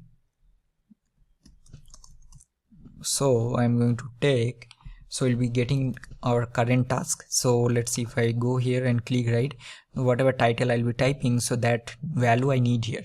So I need the tasks. So here what I'll do, right, I want to omit, so I'll get the task, so which is these tasks, this task, and then I want to omit here the ID. Okay, so now let's do one thing. Let's log these tasks here. Let's save it, and let's see first what we are getting. So now we will go back to our task list page, and then we are having the add task, correct? So we'll go here and let's create on press on this add task. So I'll do on press and I'll do handle add new task. Copy this, and now let's go here and let's do it here only. So I'll do const handle new tasks, and here I'm going to do what? First I'll check if the new task dot trim, if this is true, so I'll simply do what we need to do, dispatch, right? So that is the reason first we need to take dispatch. So do const dispatch, and this dispatch will be use dispatch, this will be use dispatch, and the type will be what? App dispatch, right? We have already created a type in our store, and here I'm going to just call it. So now we'll just simply do dispatch, and I'm going to do add task from our slice, and what we need to pass here? So we need to pass here the title will be what? New task title dot trim, correct? Completed I will pass as false. That's it.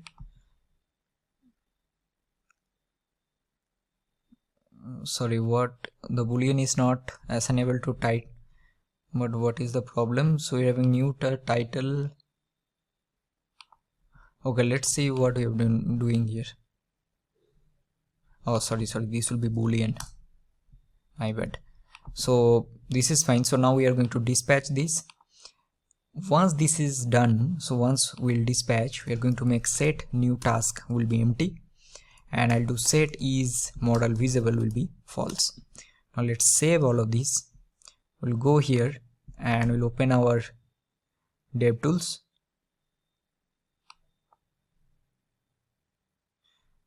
So we're going multiple. Okay, let's select 2.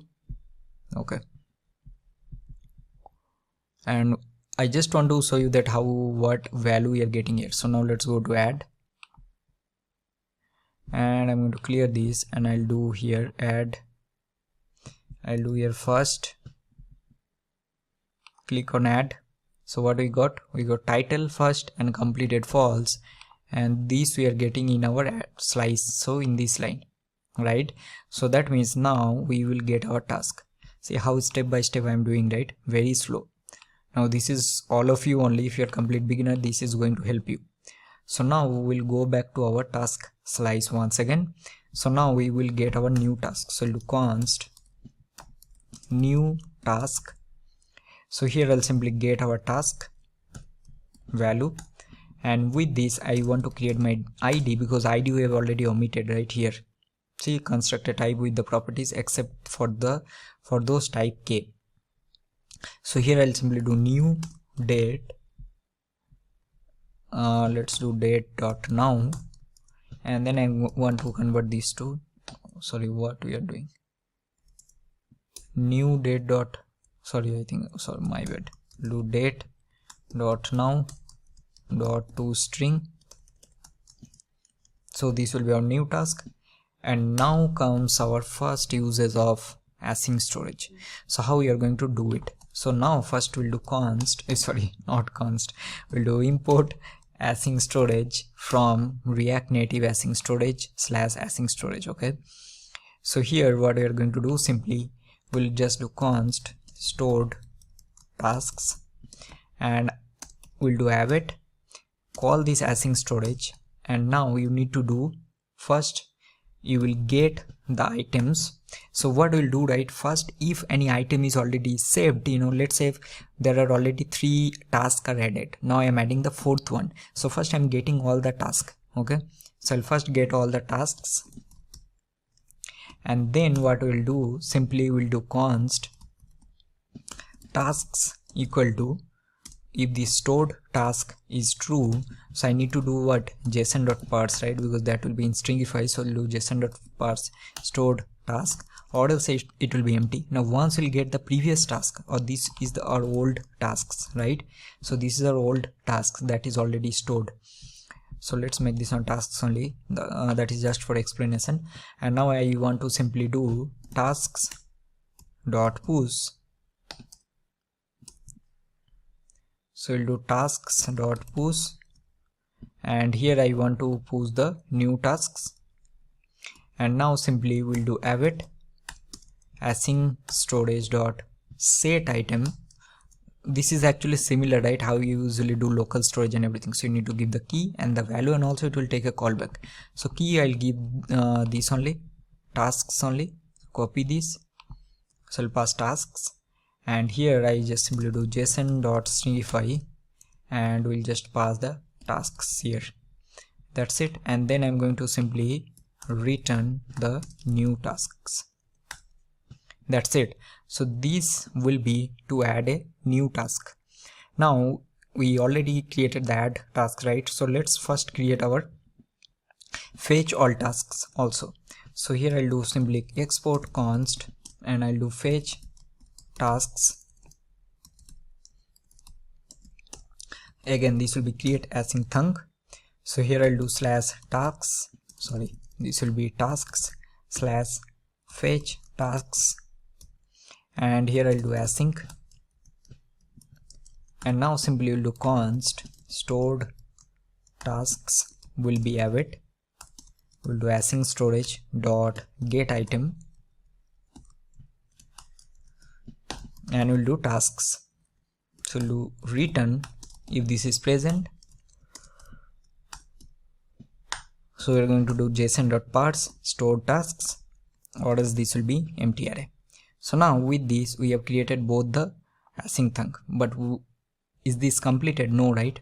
Because whenever we are doing some async operations, we need to do something, and before that also we need to update our initial state that I forgot, because previously we have added this one as empty object. So let's remove it, so it will automatically take our this initial state. So now we need to create our extra reducers, very important. So here we'll take our builder, and let's create. So we'll do builder.add case. So first we will start with our fetch tasks, fetch task. So I'll do fetch tasks dot pending. So when this is pending, we'll get state, and I'll do state dot status will be loading. Okay, dot add case. So here we'll do fetch tasks dot fulfilled, and this time what we'll do, first we'll get our state. This is very irritating, man. This hover, whenever we'll do hover, right, this is coming state, and then I'll do action. See, we'll do action, and then here I'm going to simply do our payload action, and here we are going to pass the tasks of there. I think we need to also import this payload action from this redux toolkit. So let's import payload action. Okay, so we'll get the state and payload action. I think we have done something wrong here. Let me just check once. Some format mistake I'm doing, is it? So we're doing add fulfilled state action payload action. No, I think this is correct only. Yeah, this is correct. So you're having payload action. So in actions we'll be getting the these new tasks, right? So what we're going to do simply, so we'll do state dot status will be now succeeded, and then I'll do state dot, so we're having task which will be action dot payload, right? So in the action dot payload we'll be getting this stored task. This is what we're getting, and then we're going to do one more add case. So I'll do fetch case task dot rejected, and here also we'll get our state comma action, and then here I'm going to simply do state dot status will be filled, and then I'm going to do state dot error will be action dot error dot message, will be getting a message, or else it will be null, right? So let's save it. So with this we have completed our first fetch task of create async thunk, as well as we have created our extra reducers. So now we need to do it similar for add new task, means for this one. Okay, So now what we're going to do simply, so let's go here and we'll do add case, and I'll do add tasks dot fulfilled, and we'll get here what we'll get state, and we are also going to get our action. Then we'll simply do state dot tasks dot push equal to action dot payload. Why? The reason, because if you see right what we are doing, let me just remove it. So whenever we are adding a new task here, we are returning this new task, right? And that new task I'm adding in our task array, so in the current task array, correct? And as well as at the same time we are storing that in our async storage also. So now with this should work. So now let's save it. So now what we are going to do, we need to go to task list page, and here now we are going to fetch our list of tasks, and this is very simple. So what we're going to do, simply we'll go here and we'll do const, and I'm going to do tasks, and this will be use selector, and here we are going to do a state, and this will be type of root state, and now I'm going to simply do a state dot tasks dot tasks. Now why? You might think, okay, why so many times tasks? The reason is because, okay, I'll explain one more time. So if you go to the store, right, we have this reducer name as tasks, so that is the reason this is the first state.task, and .task is nothing but this is the state name, this one. Now if this is confusing for you, so what you can do, right, you can give this one as task list instead of giving task, but I just want to explain to you. So you're having state.task.tasks, so this will give us the task, but will this work? No. The reason is because we need to dispatch, or we need to call this fetch task method on whenever this screen will load, right, that time. So to do this one, we are also going to do one more thing. We'll do const, we'll get our status also. So I'll do use selector, and I'll do state. I genuinely don't like this. State will be our root state, and here I'm going to do state dot tasks dot status. Now after this I'm going to simply do a use effect, and here just simply take our status and dispatch, and I'll simply do here if status, this will be status, if this status equal to idle, so we are going to dispatch. So let's directly do dispatch, and I'm going to dispatch what? So we're going to dispatch this fetch tasks. So do fetch tasks, save it, and I think this is done. So now I'm going to just log these tasks here. So log these tasks, and I name this one as tasks list. Save it, and let's see what is happening. Let's go to console. So you're getting empty. I'm going to add. So I'll do a first task added, and I'm going to do add task. Got right? We got one task here. So you're getting first task added, completed, and this is the ID. Let's add one more time. So we'll do second tasks. Now let's add. So you're getting now 2. Alright, awesome. So now if you don't know, but these tasks are already stored in our async storage. So how we are going to do it? So because now we already got our task, right? So we need to render the list of tasks here now. So what we need to do here? So we are going to use what? Which component we are going to use? We are going to use FlatList, right? So in this FlatList we need to take the data. So these will be our tasks. Then we are going to also do a render item. So I'll do create render tasks, and also I'm going to do a key extractor which will be item, and this will be item dot id. Awesome. So now I'm going to simply do a create render task method. So do const create render tasks. So this will give me what? It will give me item, right? And this item will be what? This item will be type. What will be the type? The type will be type of tasks. So these we need to import. Okay, let's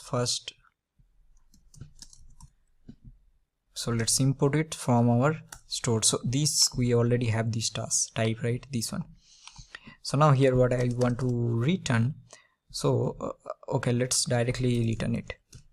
So I want to return animated from React Native animated dot view, and I will give some properties. I'll give a entering property. So I'll give a fade in right, then I'll give exiting, which will be fade out left. Let's give left. Then I'll give a layout property. So here I'm going to give a layout dot springify, and after this I think this will be fine. Now inside this let's take a touchable opacity, and here what I'll do, right, first let's render the text, and let's see how this is looking. So in the text I want to simply render the item dot title, right? And what else, also we are going to create one more button here. So I'm going to do a touchable opacity, and I'll take one more text, and I'll just do a delete here. So I'm not doing any styling for now, but first I want to save it, and let's see what is happening.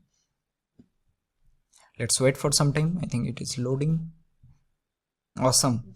So we got our tasks, right? I know it's looking very bad, but we are going to write it, correct it. So now let's add.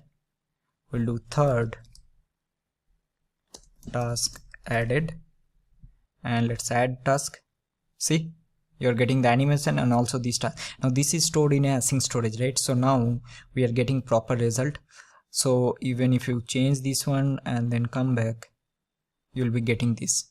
Awesome. So I think with this we have completed the adding part and the fetching. Now we need to properly style it, and after that we are going to start working on the completed. So on click of these we are going to complete it. We are going to give some styling, and also we are going to learn how to delete it.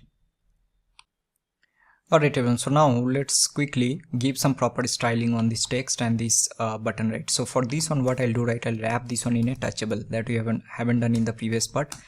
And then I'll just first put both the things, text and this text and this, I don't know what is happening. Let's cut it here, and then I'll paste it here, and then in this touchable I'm going to give a style. So we'll give this one as styles dot, or let's give combination style, because we are going to do styles dot tasks item. And also here what I'm going to do, right, I'm going to do if item dot completed is true. So that part we haven't done, but I'll explain that what we are going to trying to do here. And then we are going to give styles dot completed task item. All right, and for this title I'll give a style. So for this one I'll also give, so I'll do copy this from here, and I'll do task item text, and this will be completed task item text. Okay, and for this one let's keep it like this, and first let's create this task item and all this. So now let's go here and we'll do task item. So I'll do flex direction of row.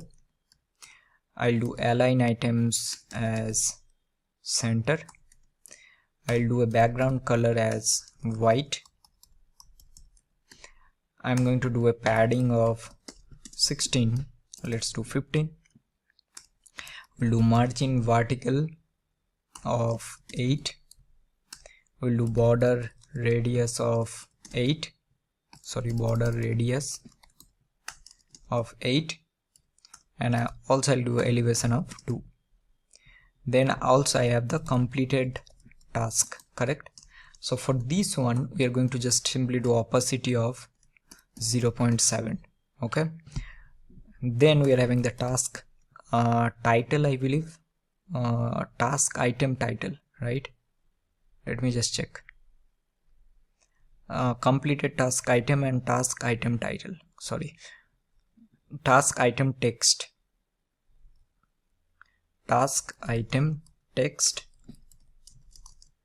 and then also you're having completed task item text. So for the task item text, let's give a margin left of 10, and also I'll do a font size of 16, and also I'll do a flex of 1. And when it will be completed, so I'll do a text decoration line, and this will be line through. So now also we will create one more style for this. We are having this, where is that, create render task, delete. So I'll do style, so I'll do styles dot delete task button. I think we haven't used this one, is it? Completed task item.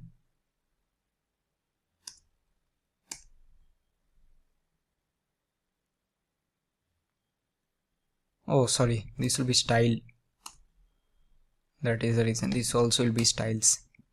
So we'll create delete task item also. So let's copy this and paste it here, and for this one let's use this color only first, and I'll use a padding of 12. First let's see how this is looking. Let's save it. Awesome. I think this is not looking that much bad, but we can do something like this. So I'll go here, and then I'll give these styles dot delete task button text. So let's go here,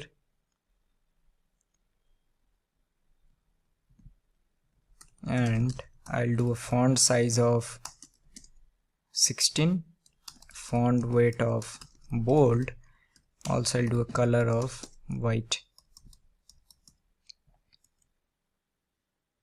Awesome. So now also let's give a border radius here. So I'll do border radius of 16, or let's give 25. Let's see how it's looking. Alright, and let's try to give some different color, right? Let's see, let's experiment.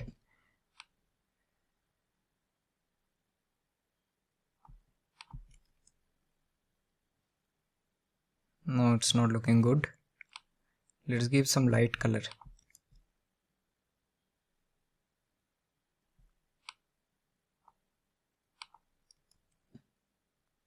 Okay, now I'll use some black color because we are using so many white colors. Yeah, I think this is fine. Let's make more light.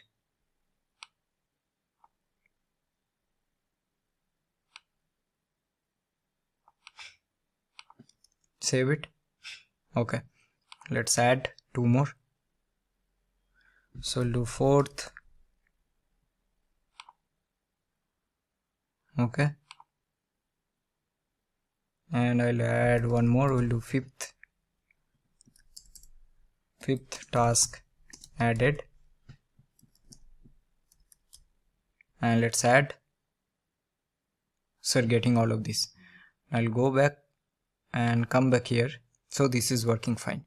So now with this the styling is also completed, so only 2 things will be left, and that is on click of this we need to delete this particular task, and also whenever I'll click on this, right, if you see it's a pressable, right, so on click of this I need to mark this task as completed. So let's start working on both the things in the next part. Alright everyone, so now there are only 2 things that is left. On click of this we are going to toggle this task, and also on click of this button we are going to delete it. So first let's quickly implement the delete one. So I think this will be a little easier. So let's go here, and then I'm going to create one more. So I'll do export const, and let's do this one as delete task. So I'll do create async thunk, and this will be tasks / delete task,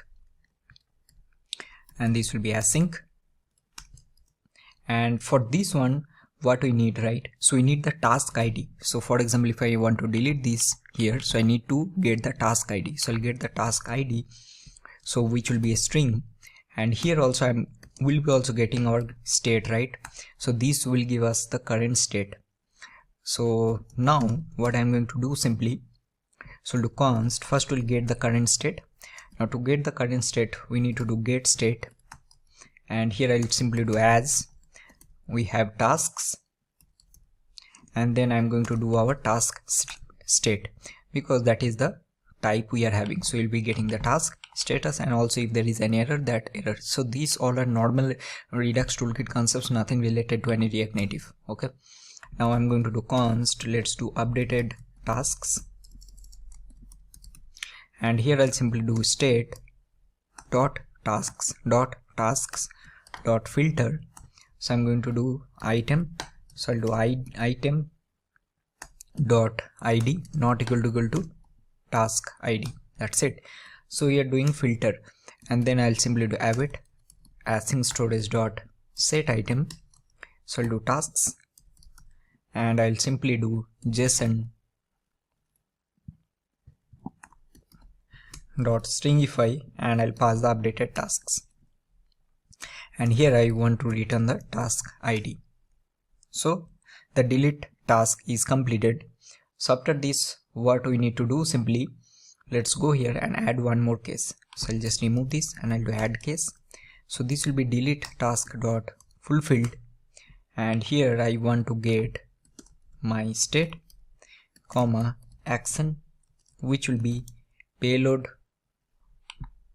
So this is our payload action. Where is that we used? This one. So this will be payload action of string, and after this we'll simply do state dot tasks will be state dot tasks dot filter, and I will simply do item, and I'll do item dot id not equal to action dot payload. Why? Because if you see where we are doing the delete, right, we are returning the id back. So that is the reason we are doing like this. So once this is done, now we'll go back to our task list page, and here we are having this delete button. Where is that? So I think here, I think this will be in the render item component, delete. So here I'm going to do a on press, and I'll do handle delete task. Alright, so let's copy this, and we are simply going to do, let's do it here. So do const handle delete task. So here I'm going to get the task id, so definitely I need to pass it, so I'll do it. So which will be type of string. So let's call it here. So we are going to simply go here, and then sorry, I think we need to go to this. Where is that? Okay, here. So I'll just cut it from here, and then I'll pass it, and I'll simply pass this item dot id, right? So we'll be getting the task id. Now we'll go here. Now I want to show some kind of alert component here, right, whenever I want to delete it. So here we have a alert component that we can use from React Native, and then I will give alert, and I'll do delete task, and then I want to give here that something like, are you sure that you want to delete this task, right? And after this you need to pass some of the things, right? The first thing will be I want to pass a text. So here I want to do a cancel, and here I will do a style which will be type of cancel, and after this I will give one more action which will be text. So I'll do delete, and then I'll give this one style as destructive, and I'll give on press, and here I'll simply call dispatch. So which we need to dispatch? We need to dispatch delete tasks from our slice, and then we need to pass a task id. Task id will be this task id that we are getting, so this one. So let's copy and then pass it here. That's it. So now let's save it and let's see what is happening. So now see what will happen if I try to, let's say, delete this one. Sorry, let's do cancel.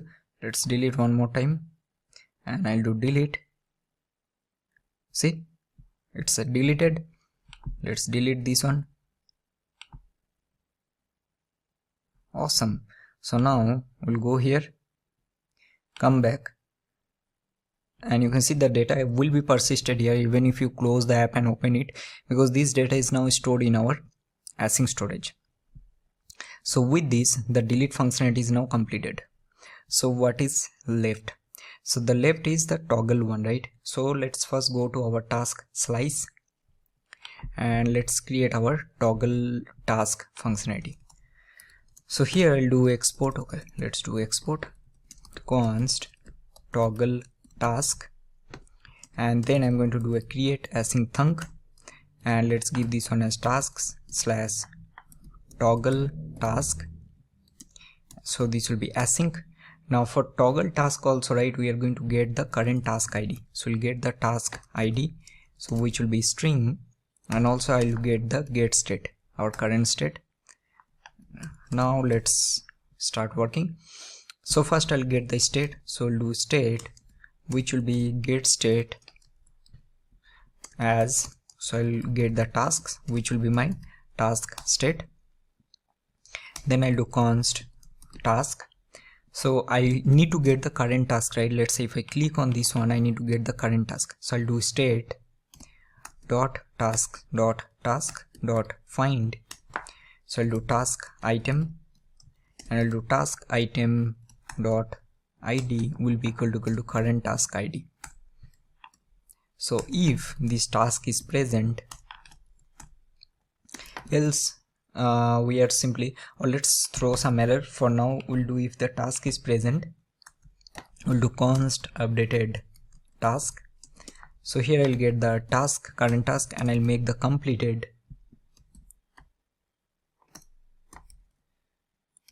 will be not equal to task dot completed, right? So I'm just toggling that, and then I'll do const updated tasks. So I'll do state dot task dot tasks dot map item, and then simply I will do if the current item dot id is equal to task id. So I'll do updated task, or else this will be the item. So I'm just updating the current task, nothing like difficult here. And then I'll do async storage dot set item.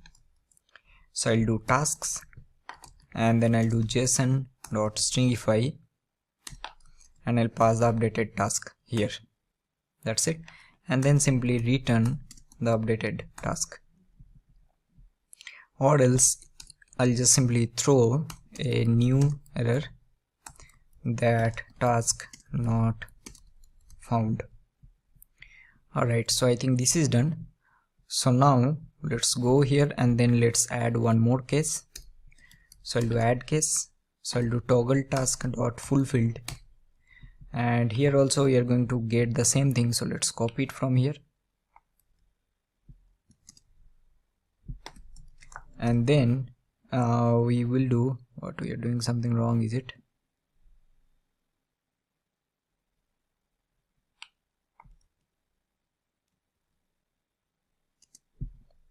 I think this is correct only. Okay, let's see. So here I'll do state dot tasks equal to, so I'll do state dot tasks dot so first, okay, here we need to do one more thing. First we need to get the current index. So I'll do const, and I'm going to do here, I think I've done something wrong here. So for this task we have action payload. Oh sorry, this will be type of tasks.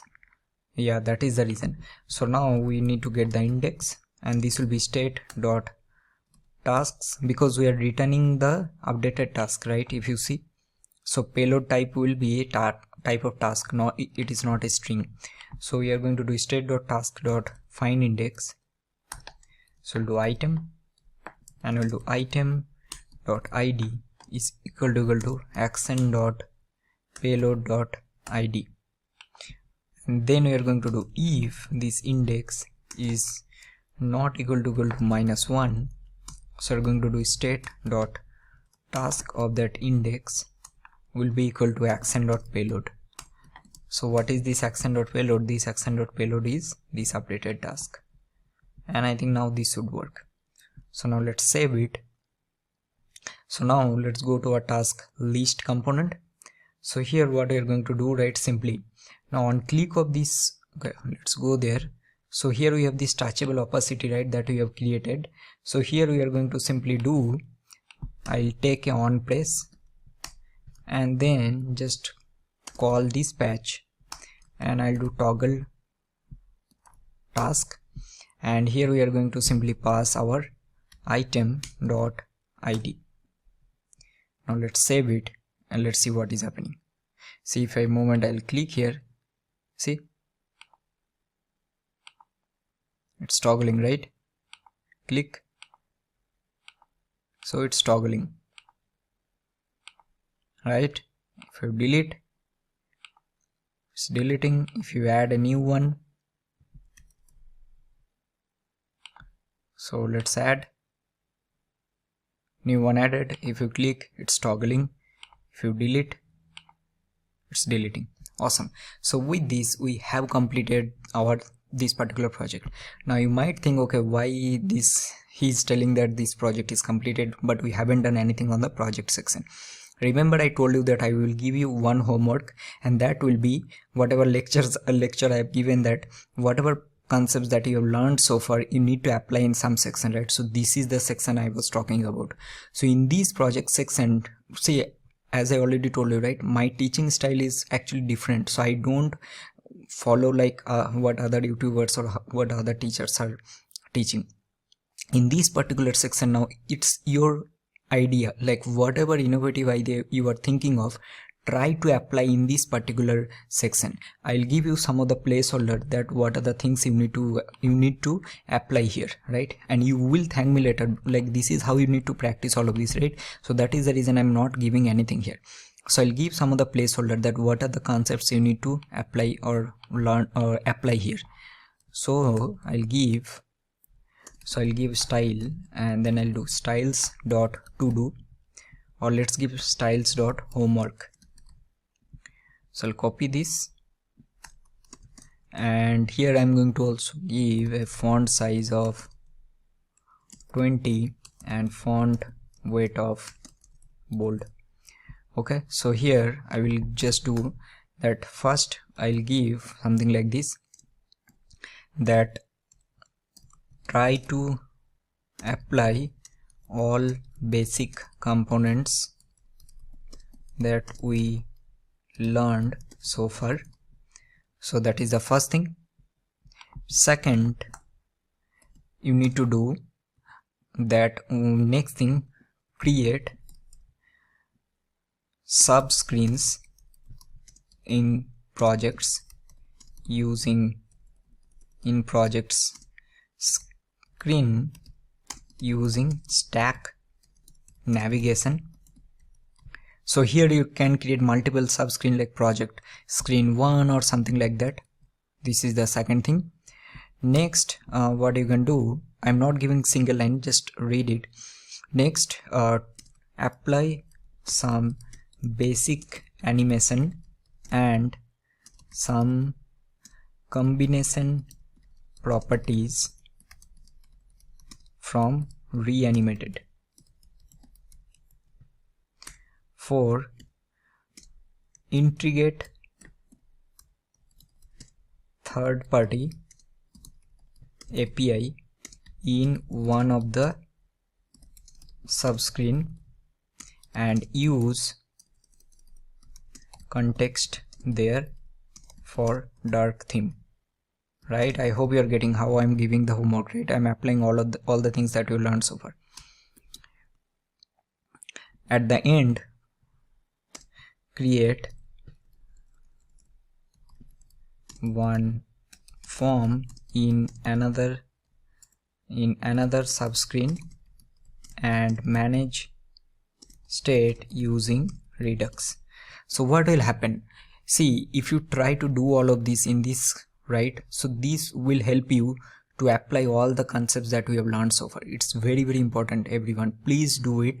So I have already showed you, right, that how you can do task page, that how you can store in the async storage, how to work with context redux. Now do this one by yourself and also comment down that what the things that you have done. Try to apply your innovative idea. I'll be really happy if you comment it.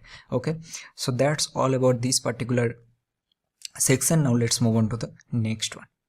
Welcome back everyone. So now in this particular section we are going to create a full stack application using React Native, and then for backend we are going to use Node, Express and Mongo.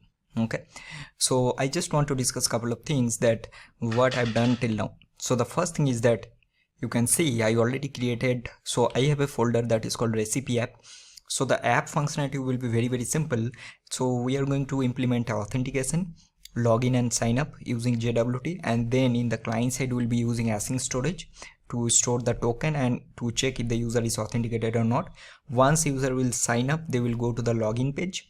Once they will log in, they will go to the home page, and in the home page we are going to display the recipes, and on click of a icon we are going to open a model, and then user can add a new recipe, and they can also go to the details page, and then on click of logout we are going to just log out the user. So again, the project is simple, but I just want to give you complete details that how you are going to create a full stack application, full stack app using React Native and Node.js. The only reason I'm using separate backend, because if you're working in a very like real companies, like I'm talking about like large companies, right? So they normally don't use like this app, right, and those things, Firebase. So you can definitely use that. That is also good. But most of the times that there will be a separate backend. Either I think 70 to 80% of the times it will be on Java for sure, the backend, and sometimes you will also get backend on Node.js. So that is the reason I decided that we are going to create our backend using, or will create a separate backend using Node, Express and Mongo. So I already have a folder. Inside that I have a client folder, and this is just using CLI, React Native CLI, no expo, nothing. So just created this project, and now just quickly show you some of the packages that we are going to use. So you can see that we are having the async storage package. We are going to use a React Native picker, and then all the React Native navigation related packages, axios for our API call. Then we are having the React Native gesture handler, React Native screens and safe area context. Okay. On the server side, I have another folder. I just created a boilerplate using TypeScript, Node.js and Express. So let's go to our package.json. So here I have cors.env, Express and MongoDB. And then here I have some of the scripts that I have added. So I have a start script and a dev script. So for this one we are going to use nodemon, and then there are some dev dependencies. Now I'll go here, and also I already created a MongoDB project. The reason why I'm not showing all of this, I think this video will be already very long, more than, I think it will be around 12 hours. So that is the reason I don't want to like give more time explaining all of this. So just create a simple MongoDB database. If you don't know, you can search on Google. It will definitely going to tell you all the steps. Now I'll copy this, right, and then I'll go to my env, and then I have a MongoDB URI, which is my MongoDB URL, and then I'm running this on port 5000. So till this part I have done. So now we are going to start our backend server. So if you see we have a blank file in this index.ts, which is our root file of our server side. So now let's close everything else, and now let's start working on the creating this logic step by step. So the first thing what we are going to do, right, if you go to our package so we have a .env, right? So we are using env variables. So first, always let's import. Okay, first we'll import .env from .env. Then I'm going to also import express from express. And then what else we need? So here first let's call this .env.config, right? So this will load all our env files. So this is the first step. Now what else? The next thing what I'm going to do, right? So let's create a config or database folder inside the source. I will create a database or db folder, and let's create db.ts.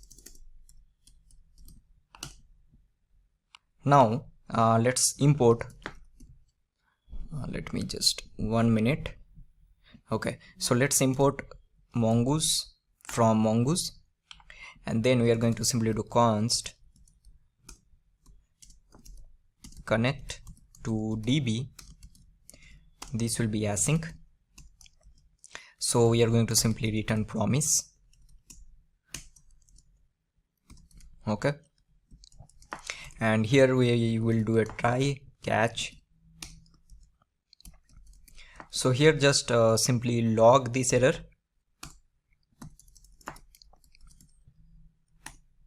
So I'll just log it, and then I'll just do process.exit. Alright, now here simply we'll do const connection, and I'll do await mongoose dot connect. Now I'll just simply use process.env dot, and what is our env variable name? So we have a mongodb URI. So I'll copy this, and then I'll pass it here. This will be as a string we need to take, because this will be a string. And then simply we are going to do, let's do a console.log, and I'll do something like mongodb connected.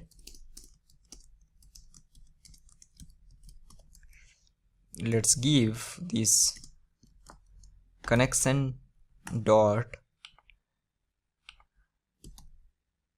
sorry, I think, okay, this will be here.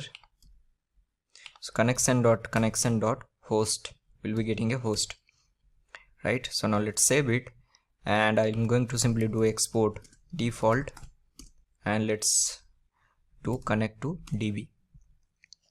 So this will create our MongoDB connection. Now definitely we are going to call this. So now let's call, so we'll do import connect to db from db, and then after this we will simply call this, right? So we'll do connect to db and then call it. This is done. So now next thing we are going to create our express app. So we'll do const, and I'll do app, which will be type of express, and this will be express. We need to invoke it, so which will create an express application. We need to just import this one, and after this also let's import our chords. So we'll do import chords from chords, and just call this. We'll do app.use. I'm going to call the chords, and also I'm going to use our app.use. We'll do express.json, right, which will be our middleware, which will parse our JSON data. Alright, so now we'll take a port. So we'll do port, and this will be process.env dot. So let's see, so we have a port, or else by default I'll give this one as 5000, and then simply do app.listen. So we're going to pass the port, and I'll simply do console.log that server is now listening to port, then we'll pass the port. So this is our basic structure. Okay, we need to install the types also, so let me just quickly do it.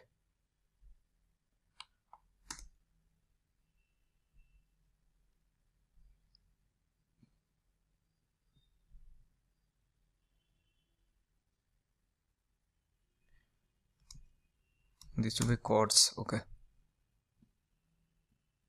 so let's clear it, and now to run this one, what we're going to do, right, we'll simply do npm run, and we'll run our dev script. Let's see what is happening. So it will automatically start our server, and we are using node mode, so we don't have to do multiple times. So MongoDB is now connected, and this is our cluster. Awesome. So this part is done. So this is our basic setup is completed. That means our backend is now running on port 5000, right? So now what will be our next step? So next step will be what I need to do, right? See, there is two ways of doing. First, I can complete the backend properly, each and everything, or else what I like to do, right, so that it will be like easy for you, and you will also understand what I'm trying to say. Instead of directly doing all the backend, let's create our UI side by side, and then once we'll create the UI, then we're going to create the corresponding backend of that UI, right? So it will be visible that what exactly we are trying to do. So now let's go to our client side, and then first we'll start with creating our basic folder structure and everything. So here I'm going to create a new folder, and I'll give this one name as source. And inside source, first I will create our context folder, right? As usual, we'll follow the same structure that how we have used. Then I'm going to use our navigation folder. Then we are going to have our screens folder, and at the end we'll be having our components folder, right? So now let's first start working with creating all the screens. So I'll start with our first screen, which will be our home screen .tsx. So here I will create, so let's do const home screen. So this is react.fc, and let's return view, and this will be our text, and this will be our home screen. And let's simply do export default, and we'll do home screen. Save it. So now let's copy this here, paste it, and now change this one to, so we'll rename it login screen. Now let's change this, so I'll make this one login.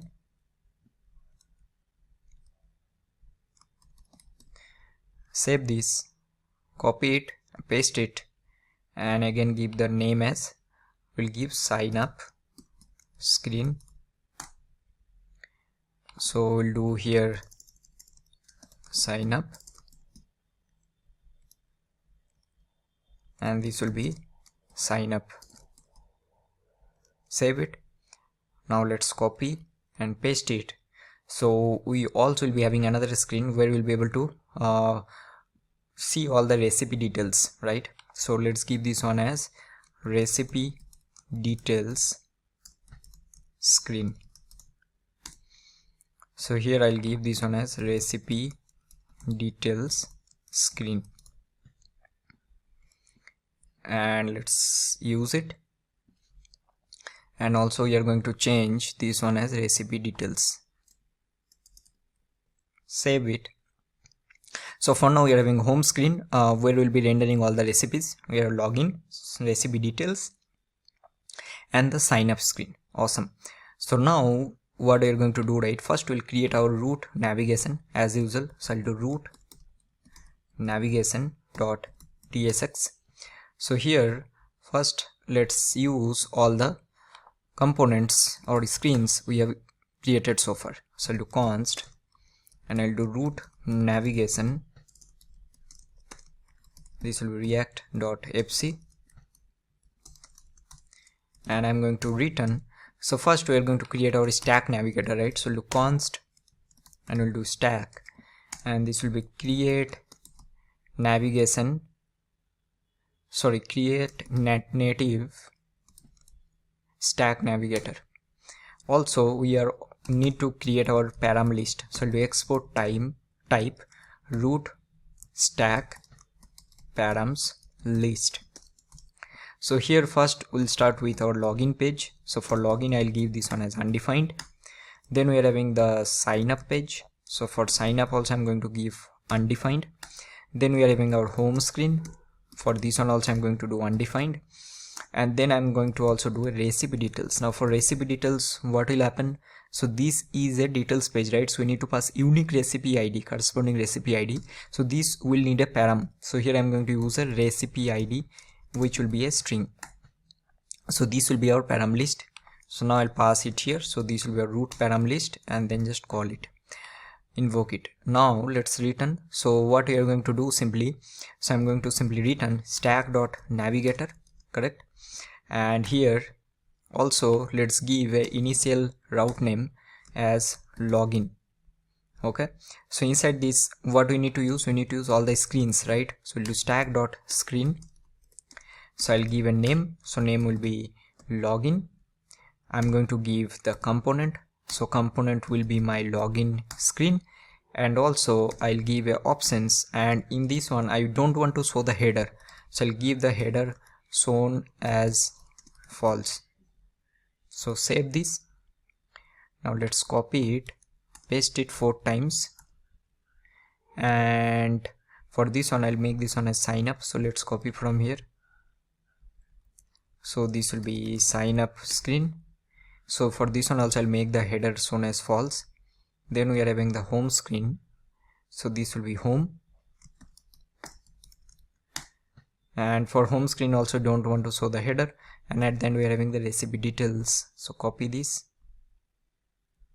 So this will be our recipe details screen. So for this one let's skip it. So now this is all about the root navigation that we need. So now let's do export default, and I'll do root navigation. Save it. So now what we're going to do, as usual, we'll go to our app.tsx, right? And here let's remove all of this. We don't need, I think we don't need these also, styles. I always keep this file clean. So I'll do navigation container, and here I'm going to use our root navigation. That's it. Now let's save it. So we should be getting the content of login page, because that is the first initial route that we have given here, right? So it will automatically take it from that stack. So we are getting a login screen. Awesome. So this part is completed. Now what will be our next step? So first we will start working on the sign up page. So for now what I'll do, right? So in this login screen, so let's go to the login screen. So here I'll just quickly give a button, okay, and then I'll just navigate to the sign up page for now. So first let's create a type. So I'll do type login screen, and I'll do navigation prop. So this will be native, we have stack navigation, native stack navigation prop, and here we are going to give the root param list, and this will be the name will be login. So this will be our navigation prop. And here now what we're going to do, also we need to take our screen prop. So we'll do interface login screen prop. So here I'll take our navigation, and navigation will be our login screen navigation prop. This all the things we have already discussed. Now just pass it here. So login screen props. So now this will give us what? This will give us a navigation, right? And now I'll just simply take one button. I'll give a title, and I'll do go to sign up page, go to sign up, and then simply just navigate it, right? So we'll do on press, and I'll do navigation dot navigate, and I'll go to the sign up page. Now let's save it. So if I click here, so it's going to the sign up page, right? Also currently we are not showing the header, right? So we need to go back, or yeah, for now let's do temporary. I'll just comment it out. So go to the root navigation, and I'll remove these headers on false. So I want to show it so that I can go back, and then we can switch, because first I just want to implement the UI for this sign up page. So now let's close everything and then start working on the UI for this one. So let's remove, and I'll take a view, and I'm going to do a style. So let's quickly create our styles. So look on styles, and this will be style sheet dot create, and here I'm going to simply do a container. So I'll do flex as 1, I'll do a justify content as center, I'll do align items as center, and also I'll do a padding of 20. So now let's use it. So I'll do styles equal to styles dot container.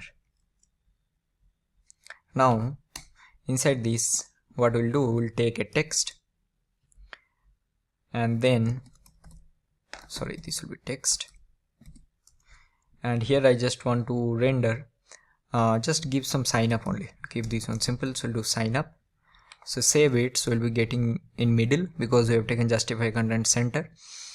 And after this, I just want to take a text input and let's give some style, and I'll do styles dot input, and also I'm going to give a style here, and I'll do a styles dot header text. So now let's first quickly create this. So I'll do header text. So I'll do font size of 24. I'll do a font weight of bold, and also I'm going to do a margin bottom of, let's make this one 20. Now I'll just copy this input. So for input we'll do a width of 100%, or we'll do a height of, let's make this one 45. Then we are going to do a border width of 1. We'll do a border color of the same color we are using throughout this video. Then I'll do a border radius of 5, let's make 6. We'll do a padding horizontal of 10, and I'll do a margin bottom of 10. Save it. So you're getting this, right? Awesome. So now after this, what we're going to do, simply we'll take one more. So copy it and then paste it here. Got one more. And then after that I want to take a touchable. So I'll do touchable opacity, and inside this I want to take a text, and this will be sign up. And then I'll take one more, copy this and then paste it here. So for this one I will do something like already have an account. So we'll do login. So if you already have account, just login, right? So you need to style it definitely. So now we will take some, first we'll take some placeholder here, make this an email. Also you need to take the value and everything, but here I'm going to do a keyword type of email address, and I'll do auto capitalize. I don't want to do it, so I'll do a none. Okay, awesome. Now next we are having for this one, right? So for this one I'll do a placeholder, I'll do a password, and then I'll do this one as secure text entry, and I think this is fine. Now let's give some style for this button. So I'll do style, and I'll do this one as styles dot button. Now let's create it, and also I'll give this one as style will be styles dot button text. So now let's write some styling for this. So we'll do width as well as 100%. We'll do a height of 40. We'll do a background color of, let's use this color 007A FF. Then we'll use some justify content as center. This is little light, let's make this one little dark. Now I'll also do align items as center. We'll do a border radius of 5, and also I'm going to do a margin top of 10. Now let's take this one button text. So I'll do a color as white. We'll do font size of 16 and font weight of bold. Awesome. And then I'm going to take this one as link text. So I'll do style and I'll style dot link text. So copy this and then let's paste it here, and I'll do this one as margin top as let's make 16 maybe, and then I'll use the same color of this. So I'll do this 007A double F. Okay, now what we need to do first, let's create our params for this also. So we'll do type sign up screen navigation prop. So this will be native stack navigation prop, and this will be our root stack param list of, and this will be sign up. Then I'll do a interface and I'll do sign up screen props, and this will be navigation, this will be sign up screen navigation prop. So now let's take it here, and then I'm going to take a navigation prop, and this will just simply do it on press, and I'll do navigation dot navigate and then go to the login page, save it, and this is done. So click here, going to the login, click here, it's going to the sign up. Awesome. So with this, our basic, I'll not say basic, our main structure is completed for sign up. So next step will be, first we need to handle the form, then we are going to create the method. After this, we will go back to our backend and then create our first controller or route for our sign up, and then we are going to integrate both our React Native with our backend. So let's do that in the next part. Alright, so now let's start handling this form, right? So that is the first step. So we'll go here, and now if you notice one more thing, right, for this login, the functionality will be exactly similar to sign up. So we're not going to create all of this structure once again. I'll just copy paste from here, but that we're going to do later. So let's go to sign up, and then let's give our email. Sorry if you're getting any noise, that's my dog. And so we'll do use state of empty, and then I'll do a const password set password and use state of empty. So both the things we need. So now we'll go here and then just give the value, which will be what, email, and then we'll do on change text, and this will be set email, correct? Similarly for password, we will do on value, so value will be password, and then I'll do on change text will be set password. So this is the first step. Now what will be the next? So next we are going to take some on press.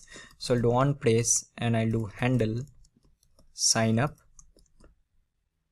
So now let's copy this, and then we'll create these methods. We'll do const, so we'll do handle sign up, and this will be a sync method definitely, and then we're going to get our email and password, and then we'll just call the API. So till this part, this is done. So now we need to start working on our context, because we're going to use context, right?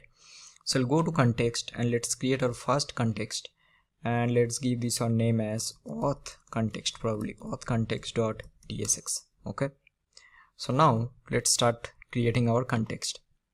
So the first thing here, one important thing I want to mention, okay, see, normally in web development, whenever we'll do API call or anything, normally we use HTTP localhost 5000, right?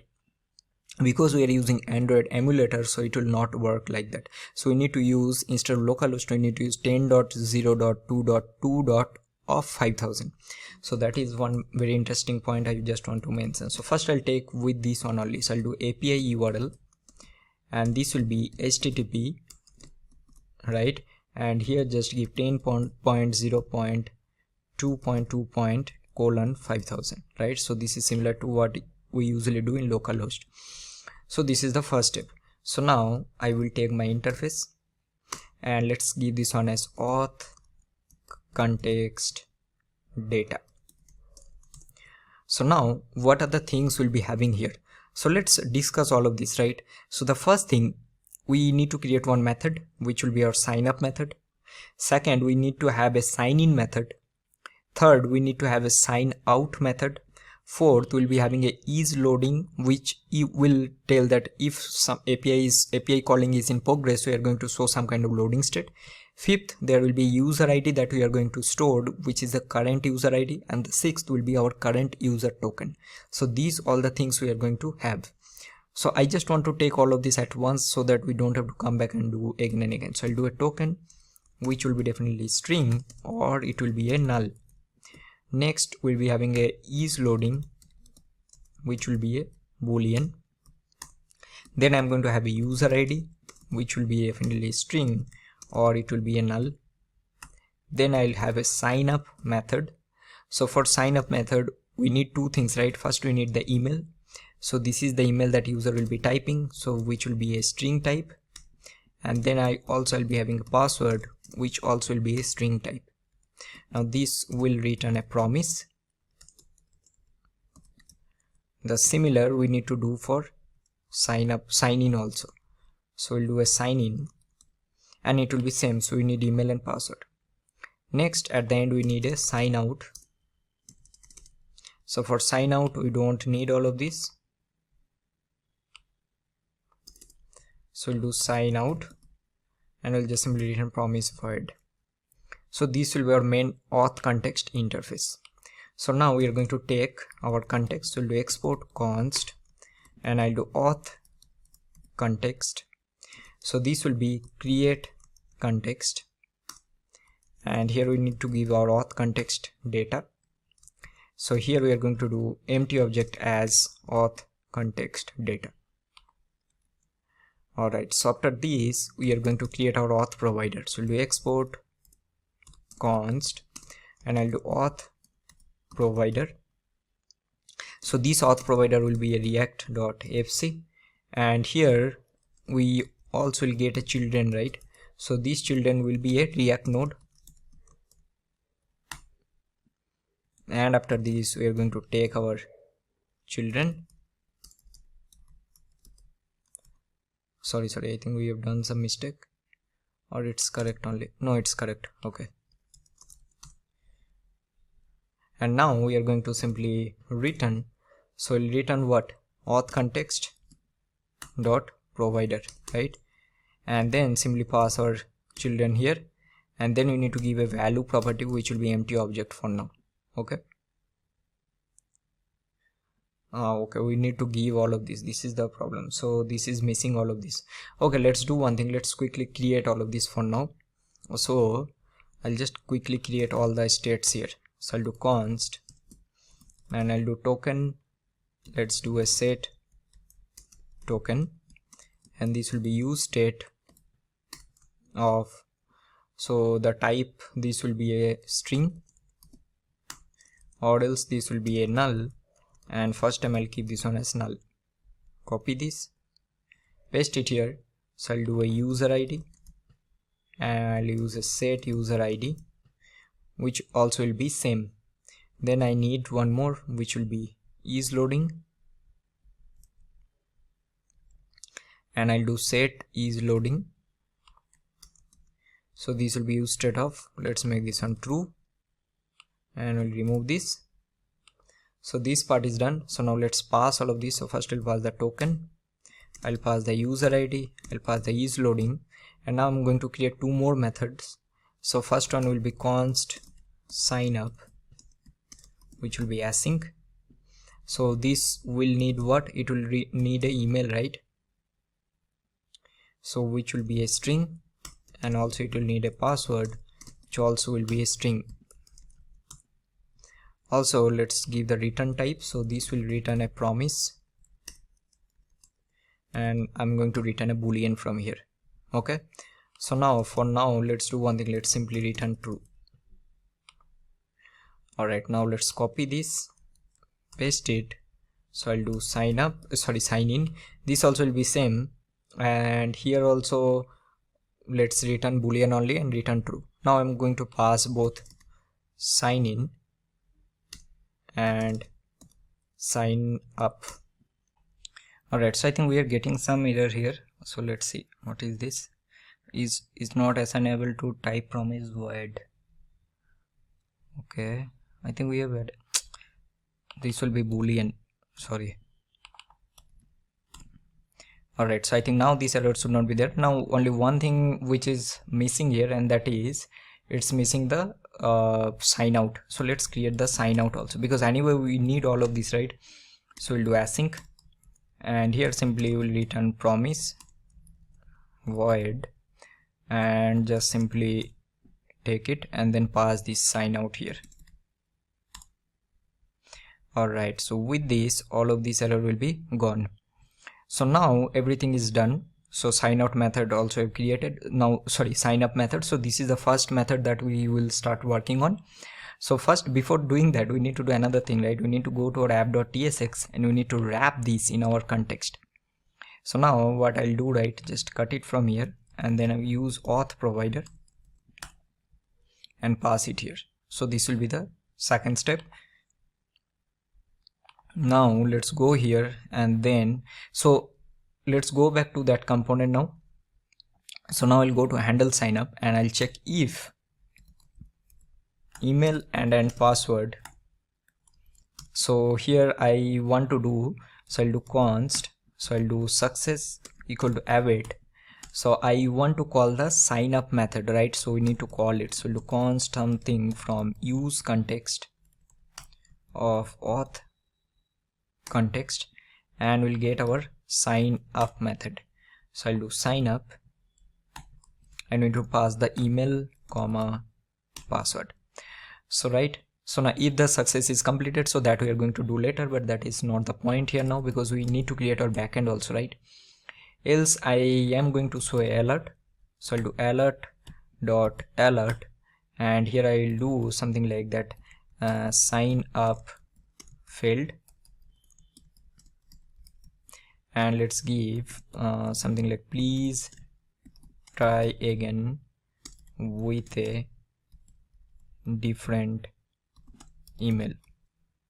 Okay, so here we are checking if this is true and then we are doing, or let's do one thing. I think here we need to do this one in this place. We'll do if success is true, then do something else. We are going to do this. So copy this and paste it here. Now in the else block, when this email and password is not valid, that time we need to give a different input, different message. So do invalid input, please enter both, please enter both email and password. So now let's go to our auth context and let's log this email and password here. So I'll do log and I'll do email comma password, save it. So now let's go to our client and I'm going to open DevTools. So now let's go to our sign up and I'll type something here.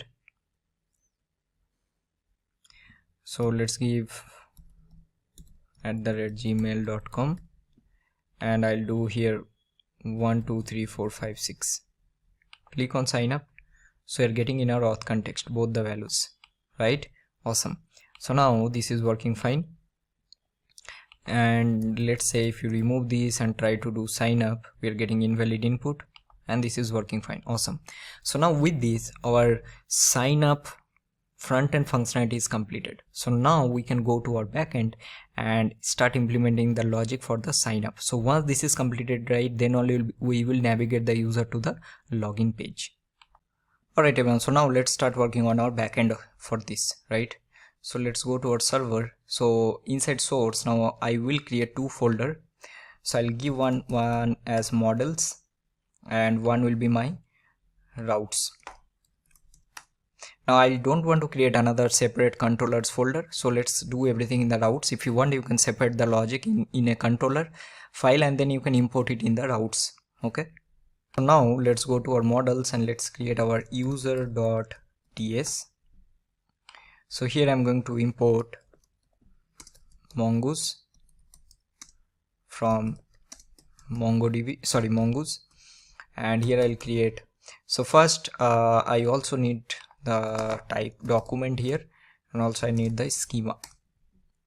So first I'll do const, we'll do user schema, and this will be new schema. So here I need to give the type, so I'll just create one interface here. So I'll do export interface I user, which extends the document, and then I'll add the email, which will be a string, and also I need a password, right? So which also will be a string. So here I'll pass this, and now just simply give here. So I'll do email So I'll do a type here which will be a string, and then we are going to do this one as required will be true, and also this will be unique property which will be true. These all are I'm not explaining, because if you don't know all of this, then I think there is no point of doing this also. First you need to learn all the basic backend functionality, right? And if I explain all of this, then it will be like very time consuming. So I'll do password, type will be also string, record will be true, let's remove the unique. So now I'll just simply do export default, and I'll do mongoose dot model, and I'll pass the I user type, and here I'm going to give the collection name as user, and I'm going to pass our user schema. Awesome. So now with this, the user document is now created. So what will be the next step? So next step will be, we'll go to our routes, and then I'm going to create a route. Let's give this one as auth.ts. So first I will create our first route, which will be my registration route. So here first we need to create the router, right? So I'll do import express from express, and I'll do simply const router. So this will be what? Express dot router, right? Now this registration will be a post route, so I'll simply do router dot post. So let's give this one route name as register. So I need to call this endpoint to hit this particular endpoint here. Okay, so I'm going to give async. So I'll do request response, and here, so let's give, so first we need to get from our request dot body, so we'll get email, and also I'm going to get a password. Now what will be the next step? So first we need to check if the user is already exist with the same email or not, right? So check if user is already exists. So do const is existing user, and this will be await. So we need to do what? Okay, we also need to import the user from our model, right? This is also important, or else it will not work. So the user dot find one, and then we'll simply pass the email, right? Because based on the email only we need to find. Simply we'll check if this is existing user is true. So you're going to immediately return a race dot status of, let's give this one 400 dot JSON. So I'm going to do here message that user already exists with same email, please try with a different email. Alright, so now, so if so you're going to return it, or else we're going to first we'll do hash password. And another thing I just forgot, we also need to take a try catch here, right? So let me just cut it. So I'll do a try catch, then just log this error here, and then simply return. So we'll do raise dot status of 500 dot JSON, and we will do success as false, and message will do something went wrong, please try again, and in the try we'll just paste it. So once this is done, so after this we will simply do const, and I'll do hash password, and then I'm going to do await. So we need to use bcrypt. So I think we already, let me check, I think we already installed or not. Okay, we need to do that. So let me just open terminal. I'll do cd server, and I'll do npm install, we'll do bcrypt js. Okay,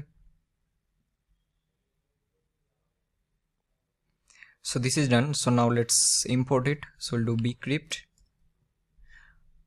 we'll do import. Also one more thing we'll do, let's give the type here also. So this will be a request and this will be a response. Alright, so here I'm going to do import bcrypt from bcrypt.js. Then I'll simply do hash password will be bcrypt dot. So here we are going to do hash, and then we are going to simply use, so we're going to pass the password and I'll give a salt of 12, and then we'll simply do const new user, and this will be new user, and here we are going to pass the email, and then password I'm going to pass here, which will be our hash password. Alright, so this is done. So now after this we'll simply do await new user dot save. So we need to save the user. Alright, and after this at the end we are going to simply do raise dot status of 201 dot json. So now we'll do success will be true and message will be user created successfully. Alright, so I think see, I always do this. We need to import the types also.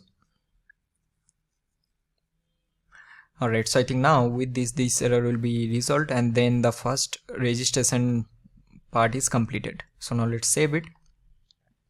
So now what we're going to do, right? So let's go to our index.ts, and then we are going to import this, right?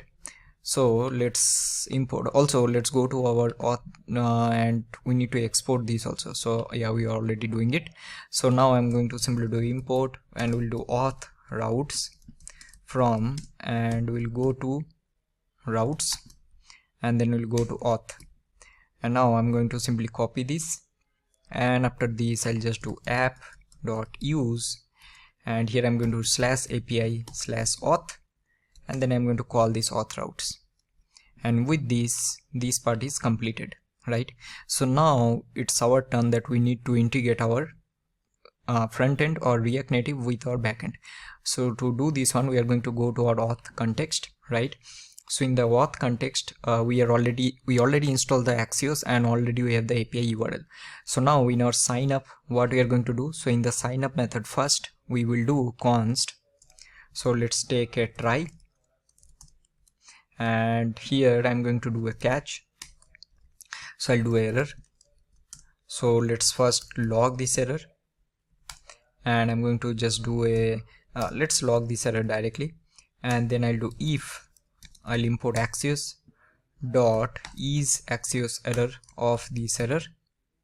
So we are going to simply do a console dot error, and I'll do error details, and then simply pass the error dot response dot data, and I'm going to simply return false, right? And then here what we are going to do, simply we'll do const data or result equal to await, we'll do axios dot post, because that will be a post URL, and here we are going to call what, so we need to call the API URL that we have already taken here. So this is the one.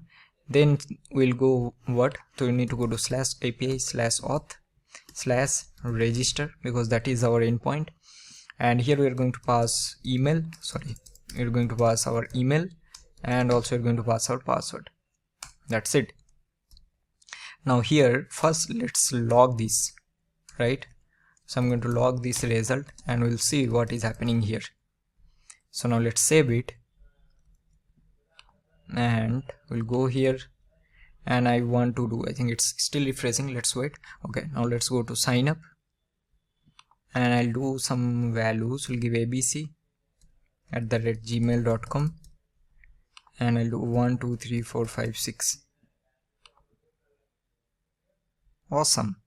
So what we got response.data.success is true, right? So we'll check simply that if So we'll do if result dot response.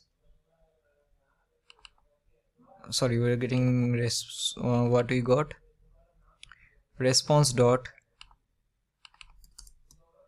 data dot, so here data dot, it was success. So if this is true, so we are going to simply return true here, right? Because see, here we are returning a boolean, right? Else we are return false. So this is done. So now let's cut it from here. So now we'll go save it. We'll go to our sign up screen.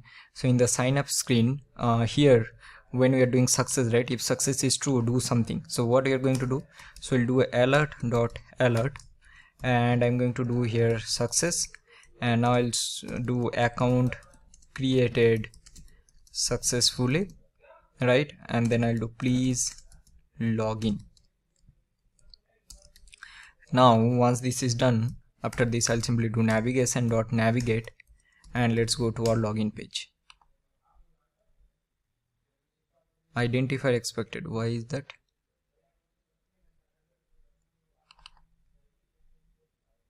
This is correct only, right? Oh, sorry, save it. So now let's see what is happening. So now save, and let's create one more. I'll give my name only, sangam@gmail.com, and I'll do 1 2 3 4 5 6. Click on sign up, account created successfully, and it is going to the login page. Awesome. So with this we have completed our first part, which is sign up. Now we need to go to the login page. Similar way how we have handled it will be the same logic, and then we are going to write our backend. But now this time, once the user will log in, we need to create token, and that token we need to store in our React Native side or app side using async storage. So let's start working on that particular part in the next section. Alright everyone, so now let's start working on the login screen. Okay, so we'll go to the login screen. Now as I already told you that we are going to use the similar kind of structure so that we don't have to write the same thing again and again. So let's go here, and then I think it's exactly same. So let's copy all the styles from this page, and then let's paste it here. Also we need to import the style sheet. Then after this I'll copy the whole structure once from here, and then I'll just paste it here. Now the first thing, this will be login.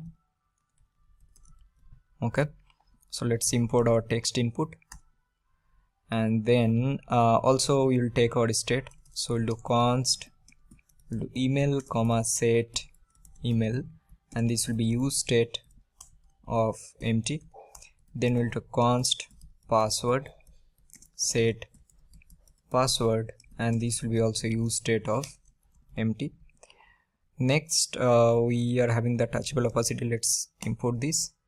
So this will be handle login, and already I think here we'll give this one as new here,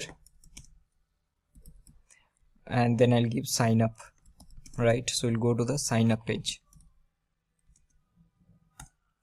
Okay, now let's create this method. So we'll do const handle login async. That's it. So now I think with this should work. Let's save it and let's see what you're getting. So you got login. On click of this it will go to login page, and here. Okay, now we can remove that header, right? So let's go to our root navigation, and I'll just remove this because we don't need that header.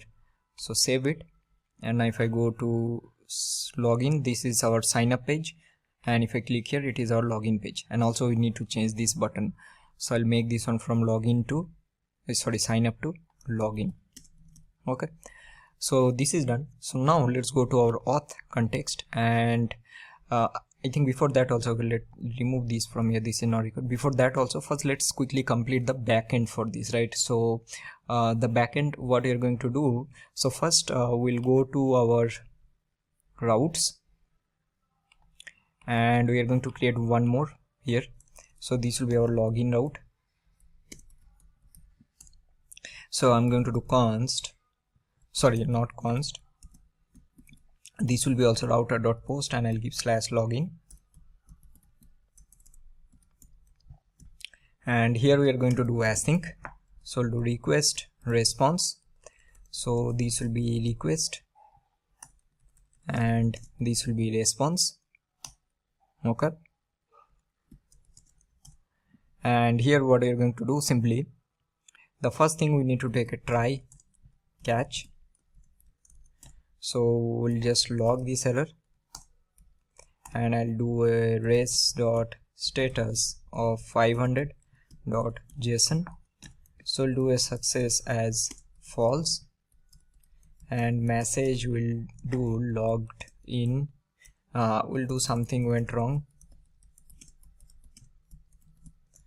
please try again. Okay, so here we are going to first get our email and password from our request.body. so we'll get our email, and also I need to get our password. The first thing what we are going to do, first we need to find the user, right? So for login, what we need to do, so whenever we will try to give a wrong email or wrong password, we need to tell, right, that you are giving something wrong, that you don't have any account. So you need to first create a account first, or go to the sign up, and then just sign up, and then come back and log in.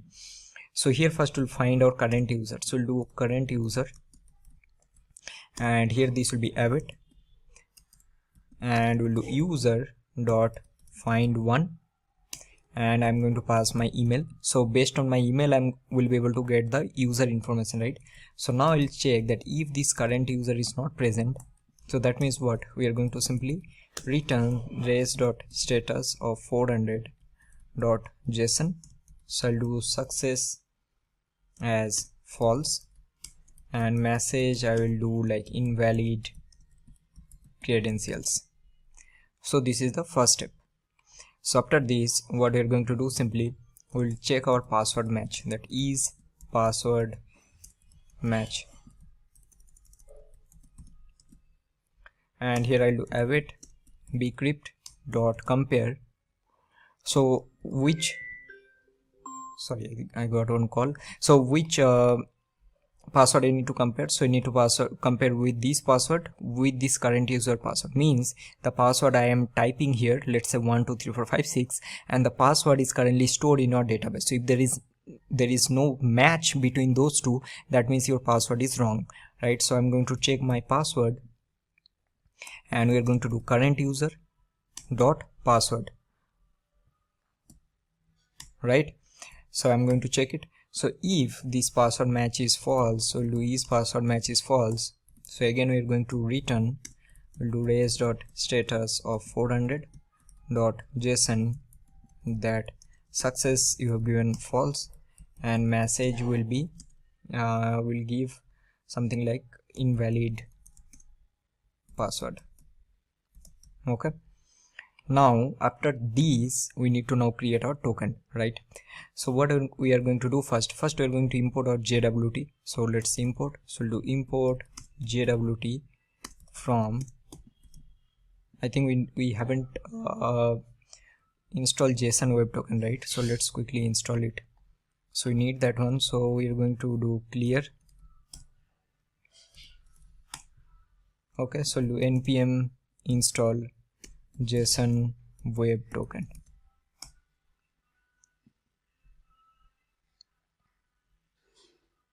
Okay, so we're going to do from JSON web token. I think I need to see, I think I haven't installed the types again. See, I will always do that. I always forget to do this. I've save dev as a dev dependency, so install as a dev dependency all of this, right? So will not face this issue. Okay, so I've installed this one. So now I'll go here, and then I'll just use it this place. So I'll do const, and I'll create my token. So I'll give this one as, let's use JWT. So it will give us a sign method, right? So here I want to pass, the first thing I will pass user ID. So I'll pass a user ID. So my user ID will be this current user dot ID. Now this ID will be provided by MongoDB. So this user ID I'm going to store in my token, right? So that I can extract it and I can use it. Then I need to, what else we need to pass? So we need to pass string, which is the payload, secret key, right? And also expires. So secret key, I'll give this one as let's say JWT secret, and then I'll do expires in, so let's do this one in 1 hour. Okay, so now this will create a token. Now once the token is created, I'm going to do a race dot status of 200. I'll do a JSON and I'll do a success will be true, right? And then I'm going to simply return two things. So first I'll return this token. So token will be my user ID. Sorry, not user ID, token will be this token that I just created, right? Sorry. And then I'm going to pass a user ID also, which will be my current user dot ID. So these things I'm going to pass. So now this token and this user ID I'm going to store. Okay, alright, so now let's save it. So from here this part is completed. So now let's go to our auth context. So in the auth context, so now I'm going to close everything else. So here we are going to do quite a few things, and also I'm going to open the login screen, right? Because we need to handle this login logic here. So in this page, what we're going to do, right? First, once again, similarly, we need to check if the email and password both are filled or not. So we'll do that if email and password both are available, then only we are going to do const result, and I'll do await. And let's import, so do const something from use context of auth context. So we need sign in, and here I'm going to do sign in, pass email and password, right? So if this result dot, so here okay, now let's go to our auth context and then write the logic. So first we'll go to our, let me just remove this from here, from this sign up. So I'll go to sign in, remove this will give error because we need to return, that's okay, but I'll just do try catch, and in the catch I'll do the same logic here. So I'll copy this and then I'll pass it. Okay, so let's make this one error. In the try, the first thing we are going to do const, so we have taken here what, result. So let's take result only, right? So result, and this will be await. So we'll do axios dot post, right? And then we are going to do our API URL. Then we are going to do slash API slash auth slash login, and here we are going to pass again our email and password, right? Now I'm going to simply check that. So what we are going to get, so here if you go to that our this auth, so you're going to return token, user ID, and also success. So all the three. So simply we are going to first destructure all this. So I'll do const, so I'll get that token, and also I'm going to get our user ID from our result dot data. Okay, and also let's take our success also. Now what will be our next step? So the next step will be, now we need to store this token in async storage, right? So I'm going to do await, and I'm going to do async storage, and I'm going to do set item. So I'll give this one as token, and then I'm going to pass the token. So this is the first, and then we are also going to store this token in our set token state. So I'll do set token will be this token. Similarly, we are going to save our user ID also. So we'll do async storage dot set item, and I'll give user ID, and this will be our user ID, and then I'll do set user ID will be user ID. Awesome. And at the end I'm going to check if this success is true, so it will be definitely true. Sorry, I think I'm doing something wrong. So instead of doing that, I'm going to check if success is true, then we are going to do all this, right? So now I'm going to cut it, and then I'll just paste it here. So else I'll just simply return false. Okay, and then I'm going to return true here. So this is done. So now let's save it. So now we'll go to our login screen and we'll simply check if this result is true. So if it is true, what we're going to do, we'll simply navigate the user to home page. That's it, right? Else we are going to alert and I'll do login failed, and I'll do please check your credentials and try again. And I think with this we have completed our logic here, and let's see if it is working or not, right? Also I'll show you that what we are getting in this. Let's do one thing. We'll not do here. We'll go to our home page, home screen, and here I'm going to take two things. So I'll do const, so I'll do use context, and I'll do a auth context, and I'll do a user ID, and also I'll do a token, and I'm going to just log these both the things. So now let's log it here, save it, and now let's do all the step by step. First I'll go to sign up, and I'll give here, let's give john@gmail.com, and I'll do 1 2 3 4 5 6. I'll do sign up. Awesome. So I'll go do here john@gmail.com, and I'll do 1 2 3 4 5 6. Now moment I log in. Awesome, well done. Now we are getting token, good job, and then we are getting the user ID also. So this is our user ID and this is our token. Now user is actually authenticated. So this is how, see, if you complete till this part, right, you almost know most of the things in authentication, right? This is how authentication will work in a man stack when you'll be using, not man stack also, obviously we're using React Native, but if you're using Node Express, as simple as that. See how we have done, we break each and everything in a simple step, and then based on that we have completed all of this. Now token is available, user ID is available.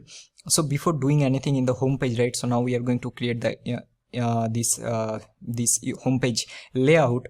We are going to also do one more thing, that is, first I'm going to create one button temporarily to implement the logout functionality. So once the logout is completed, after that only we will start working on the home screen. So first let's implement the logout, and then we'll move to the next part. Alright, so let's quickly implement the logout functionality also. So here what I'll do, right, simply let's take a button, and I'll do a title, and I'll just do this on logout, and we'll do a on press, and I'll do handle logout. Now this will be very, very simple. So we'll just simply do const handle logout, and here I'm going to just show that alert,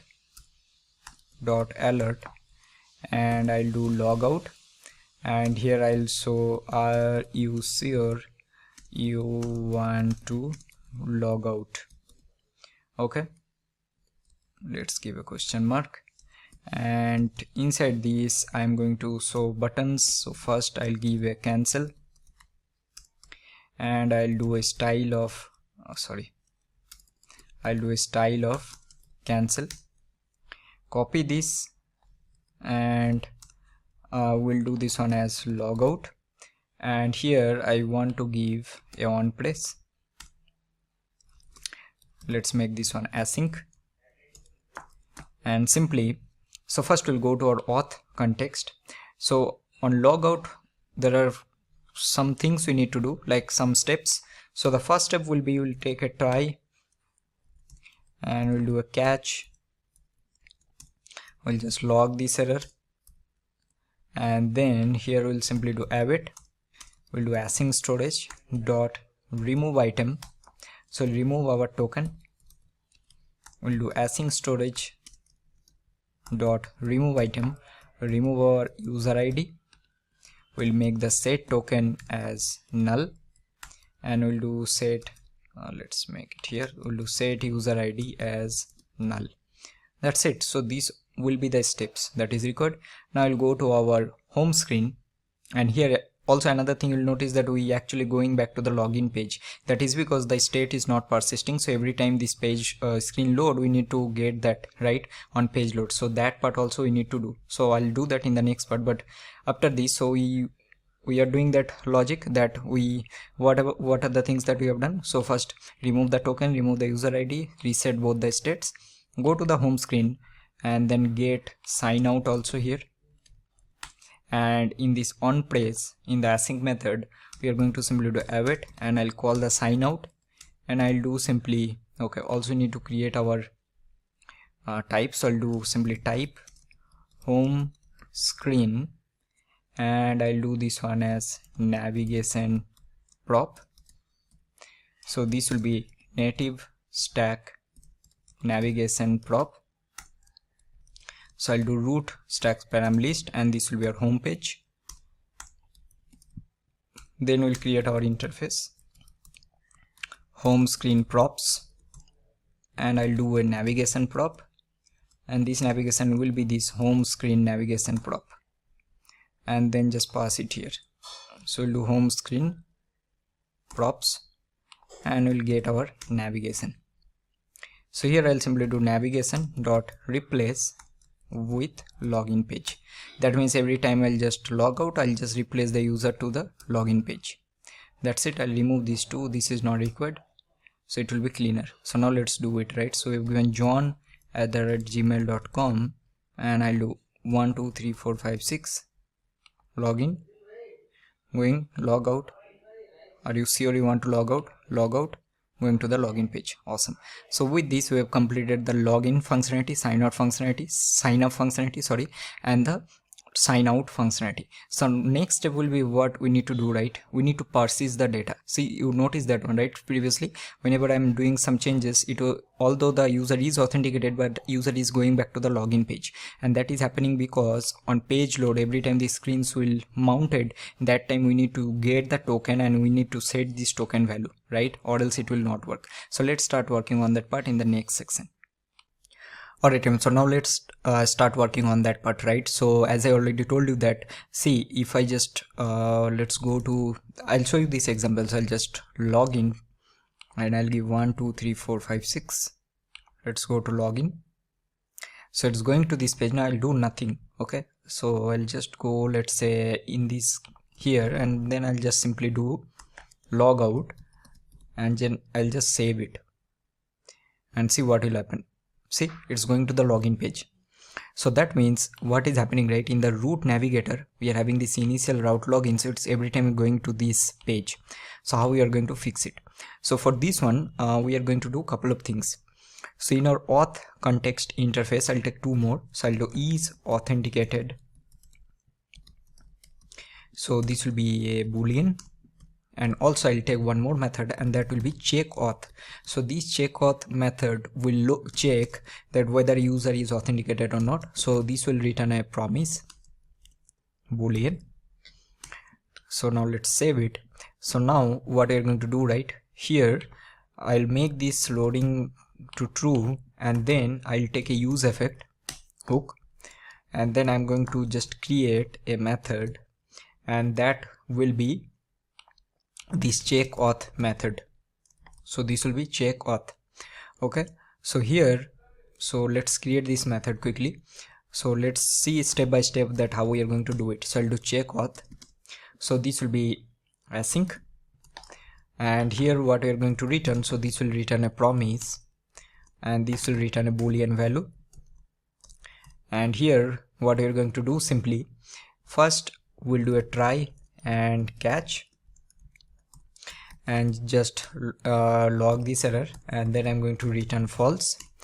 And in the try, right, first thing we need to get our stored token. So stored token already will be there, where, so it will be there in our async storage with this token key. So I'm going to get that key. So I'll do const get stored token. This will be await async storage dot get item, and I'm going to do token. Similarly, we need to get the get stored user ID, right? And I'll get the user ID here. Awesome. Now I'm going to check if this get stored token and get stored user ID is present.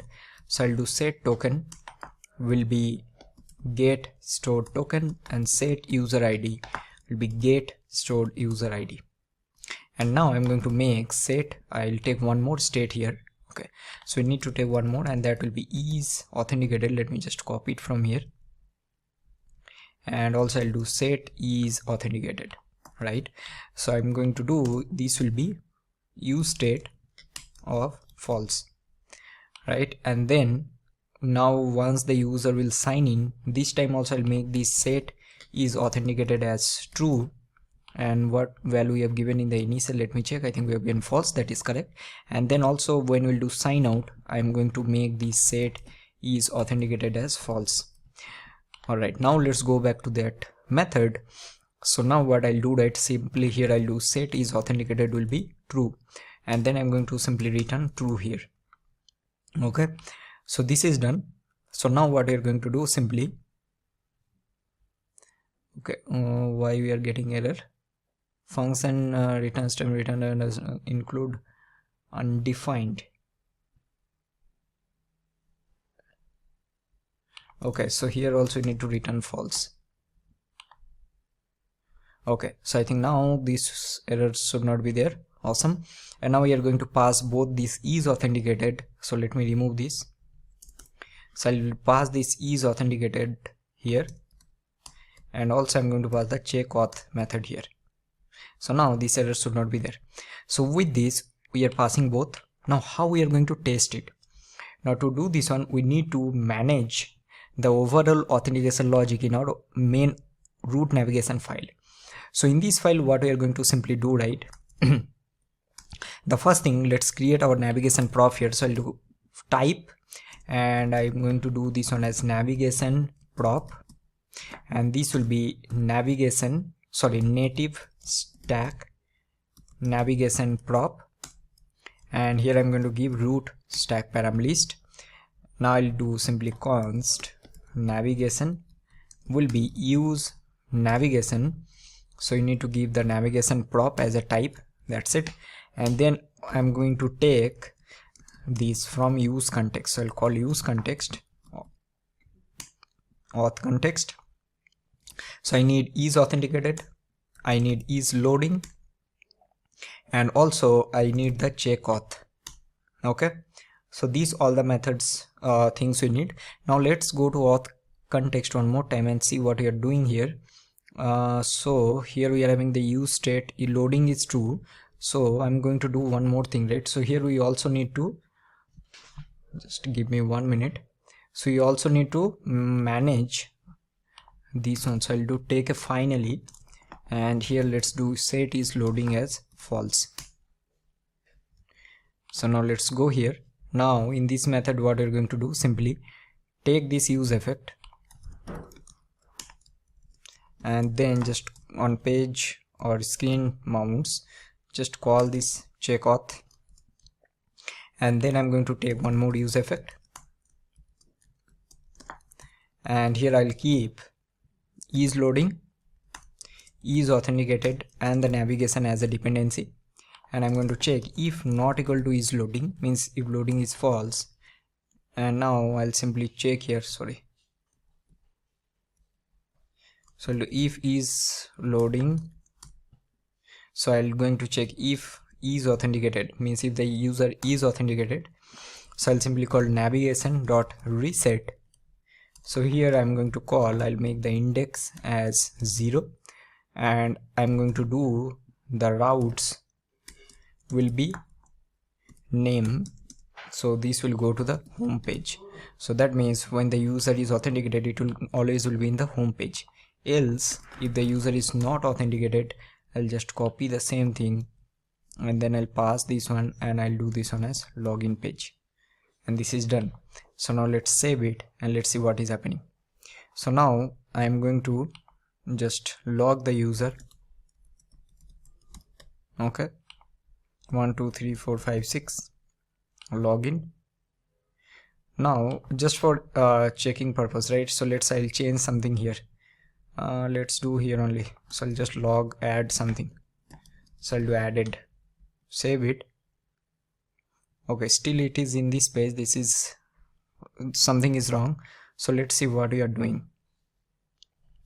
setting is authenticated as true. Okay,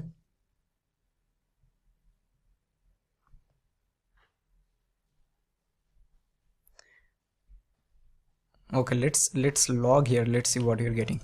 So I'm going to log this is authenticated, is loading, and let's see what you're getting in the console. Okay, we are getting check auth is not a function. This is the error we are getting.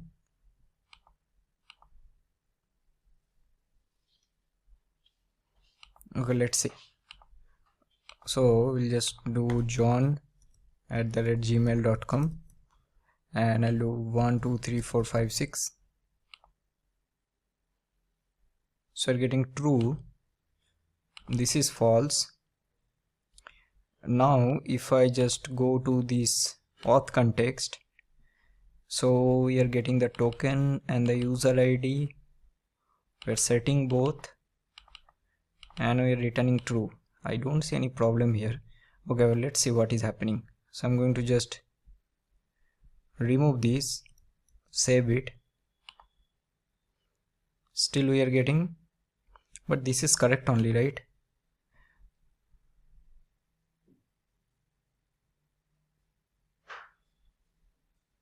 Okay, let me quickly check. I think there might be something wrong. Alright, want to see the issue. Okay, after spending 5 minutes, the problem is because we are checking is loading is true, so it should not happen, right? We need to check when it will be false. So now I think this will work. So we just need to change this line. So now let's save it.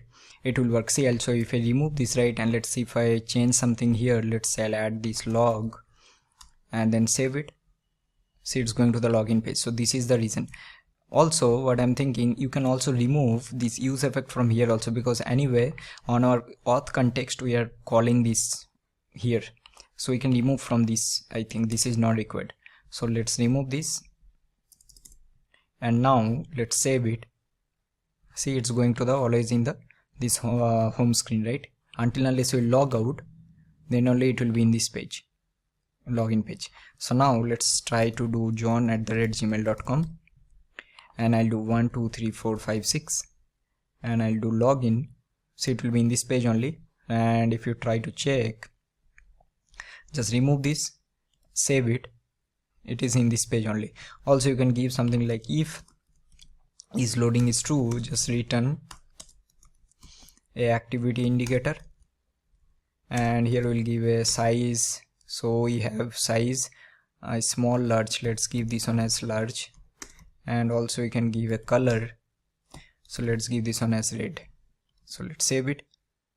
So definitely that will not come, but it's better. So this is how you need to do it, right? So what are the things that we have learned done till now? So we have taken two more here. One is authenticated state and this method. So every time on page load or screen load we are calling this method. We are checking if the token and the user ID stored in our async storage. We are making set is authenticated as true and making the set is loading as false. So it will go here, it will check if it is false, and if the user is authenticated, just reset the route to the home page or else reset it to the back to the login page. That's it. So now with this our authentication flow is completed. So now in the next section we'll start working on our home screen UI.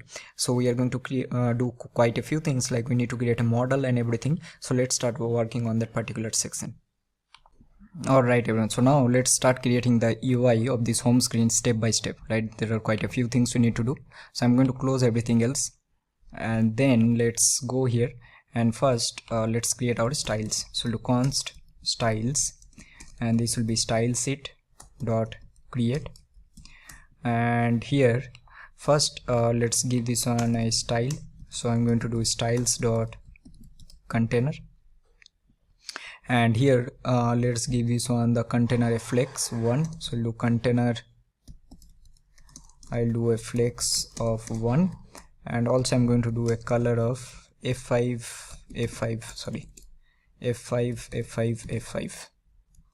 So this is the first step. Now next thing what we're going to do, simply we'll take one more, I'll remove this, okay, for now. So I'll take one more view and I'm going to do a style of styles dot header, and in this header we will be having a search input, so we will take a text input here. Okay, so in this text input, for now let's give only a placeholder that search recipes, and then after this text input we will take one more touchable opacity. Awesome. And then inside this we are going to take a text, and then we'll take a plus icon. So this will be to add a new recipes, and after this we'll take one more touchable opacity, and we will take, so here I just want to do a logout button, so I'll just do a logout. And now first I'll just add this on press, and I'm going to do handle logout. Now let's copy this header component, and here I will give a flex direction as row, and then I'm going to do a padding of, let's do a 15 or 16, and then I'll do a align items of center, and also I'll do a background color, so I'll do 007A_F. Let's save it. We are getting this. I know this is looking bad, but we are going to change it. So now in this text input I will give a style, and I'll give this one as styles dot, let's give this one as search input. So let's copy this, and here we'll give flex, I'll give this one as 1. Next we will do we'll give a height of 45, and we'll do a background color of FFF white, and then also I'll do a border radius of, sorry if you're getting any noise, 20, and then I'll do a padding horizontal of, let's give 16, and also I'll give a margin on the right side, so I'll give a margin right of 15. Save it. So you're getting this. After this we will do this icon, right? So let's give this one as icon button. So for this icon button we'll do a width as 45, height as 45, we will do a border radius of 20, we'll do a background color of white, and then let's apply it here. So we'll do style, and this will be styles dot icon in button. Okay, now after this I'll do a justify content as center, align items I'll do center, and what else, also I think this is fine. Sorry, and let's give a icon button text here, so I'll copy this, and I'm going to do this on icon button text. So for this one let's make this one as 35,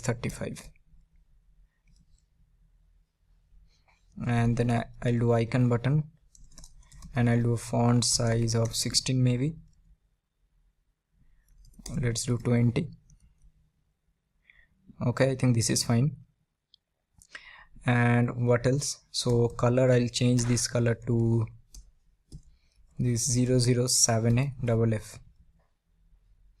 Okay, I think this is fine. Now let's give this one, so we'll do style, so we'll do styles dot logout button, and I'll copy this, let's give logout button, copy this, and I'll do logout button text. So copy this here, so we'll do logout button. So for this one we'll do a padding of, we'll do a padding of 12, automatically it will adjust. Background color, let's give some color, then I'll change, see what it is looking good, maybe this one. Then margin left, let's give this one as 12. Why you are, okay, for that one we are getting error, that's okay. And then I'm going to do a border radius of 24. Now I'll do logout button text. So we'll do font size as 16 maybe. Let's do 14. And font weight I'll do bold, and color I will do white. It's looking very bad. Let's do this one. Let's keep this one as black color. I think it will look good. Yeah, see. So now I think this is looking good. So what we are going to do, right? What will be the next step? So next we are going to render all our recipes here. So that will be after this view. We are going to render all the recipes, correct? And then after this we are going to render the model. So on click of this, right, we are going to open a model. But let's see if this is working or not. So logout is also working. So if I go to john@gmail.com and I'll do 1 2 3 4 5 6 login, so it's going to this page. Awesome. So now let's start working on the model, creation of model. So for that we will take some state. So we'll do const, so is show model, and set show model, and this will be use state of false. Also we are going to take one more state, which will be to handle this search query. So we'll do const search query, set search query, and this will be use state of empty. Now here, so we need to give the value. So value I'll give search query, and on change text I'm going to do set search query. Okay, so this is done. Now next what we're going to do, right, so we will be rendering the model. So let's come here and then let's add the model here, model for creating new recipe. So I'm going to just take a model component, and here what we're going to do, right, first we'll take the visible. So visible will be what? Show model, animation type slide, and then I'm going to do on request close, and this will be just we are going to close the model. So set show model will be false. So if I just give some text and then model, right, now let's save it. So what I'll do on click of this, right, so just do on press, and I'll do set show model will be true. Save it. So now if I click it, we're getting the model. We need to change the styling and everything, so that we are going to do. But first, instead of doing in this file only, right, we are going to create, we already have this components folder, so I'm going to create one more component here. The first component will create, and let's give this one name as create recipe form dot tsx. Okay, so let's start working on this section. So we're going to create the form, and then after that we'll start working on the backend. Backend means to save a new recipe. Alright, so let's create this component, right? So we'll do const create recipe form. Okay, so let's return. So first we'll return a view, and we'll give this one as style, which will be styles. We need to create styles. So we'll do const styles, which will be styleseed dot create. Right, so here we're going to do export default, and we'll do create recipe form. So here I'll give styles dot container. So for container, so as usual we'll do container, and we'll make the flex as 1. We'll do a padding of 16, and also we're going to do a background color as white. Okay, now after this we will take one text, and we'll do create a new recipe. Now before doing anything, let's do one thing. Let's go to our home page. So in the home page, what we're going to do, right, currently we are only showing this text. So instead of this, we're going to call create recipe form. So we're getting create new recipes. So this is just to show like what exactly we are doing here. So after this, we are going to simply take our text input. So we'll do text input.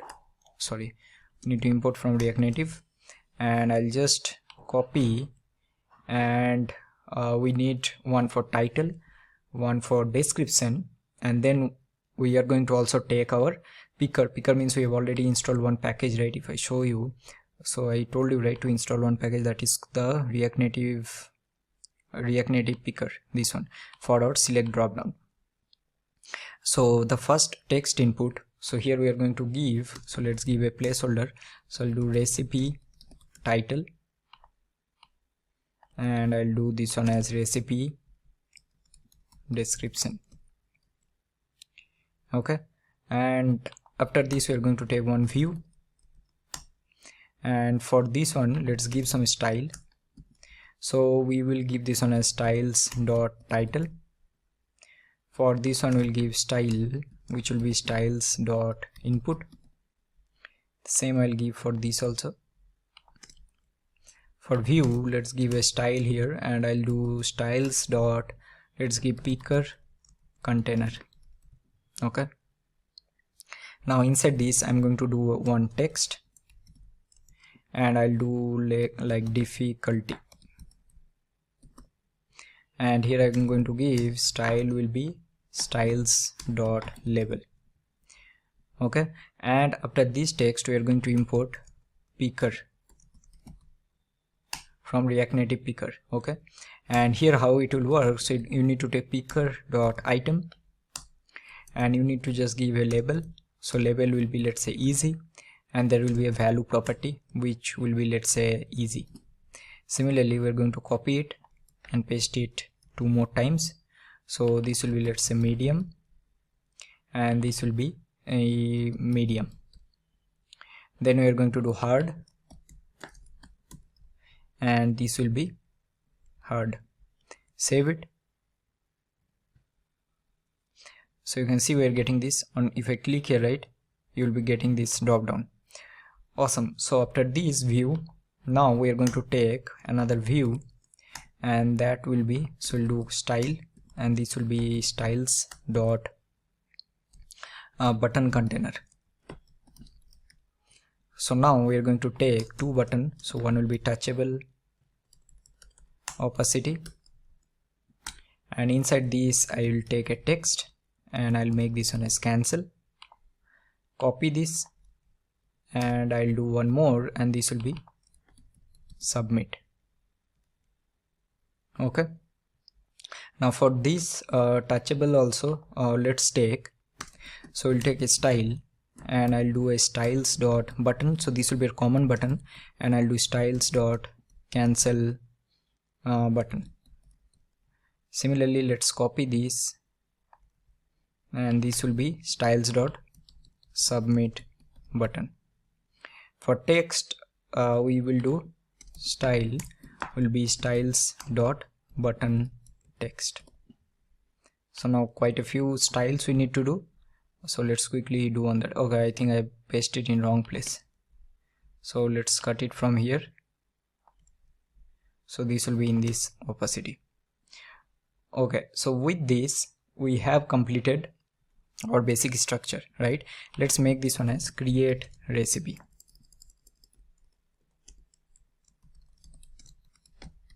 Okay, so now let's start working on this styling. So we'll start with title, then what else we are having? We are having input,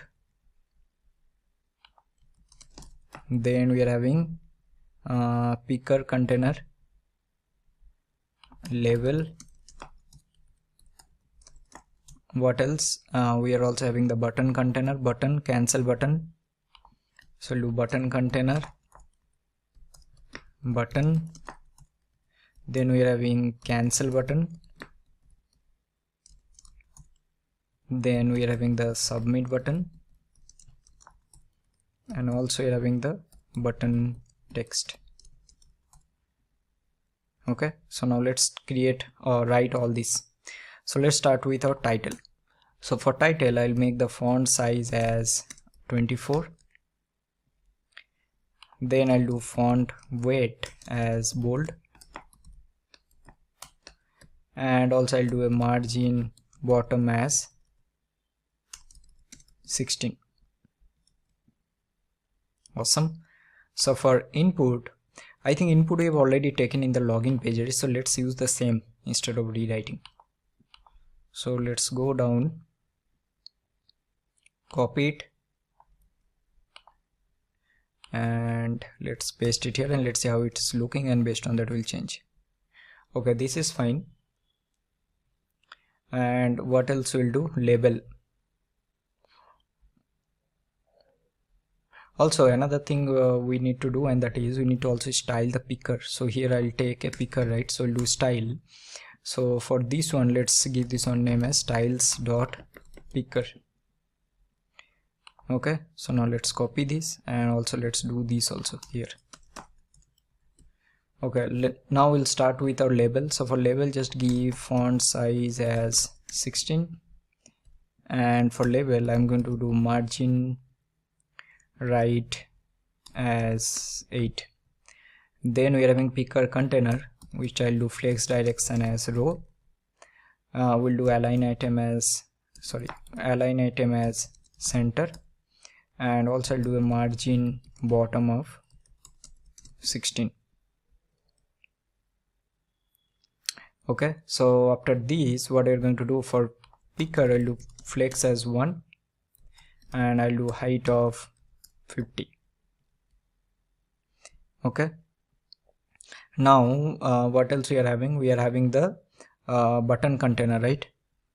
Also another thing I think we need to do, and that is, because this is a description, right? So let's combine two styles. So instead of using only input, so I'm going to add styles.input, and then I'll add one more styles. Let's give this one as text area. So let's copy this, and then after this I'll just add some styling. So for this I'll use a height of 100, and then we are going to do a text align vertical. I'll do this on as top,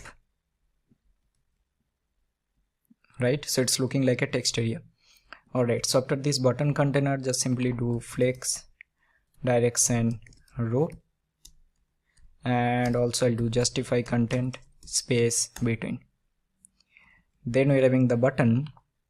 So for button, what we are going to do, simply we'll do flex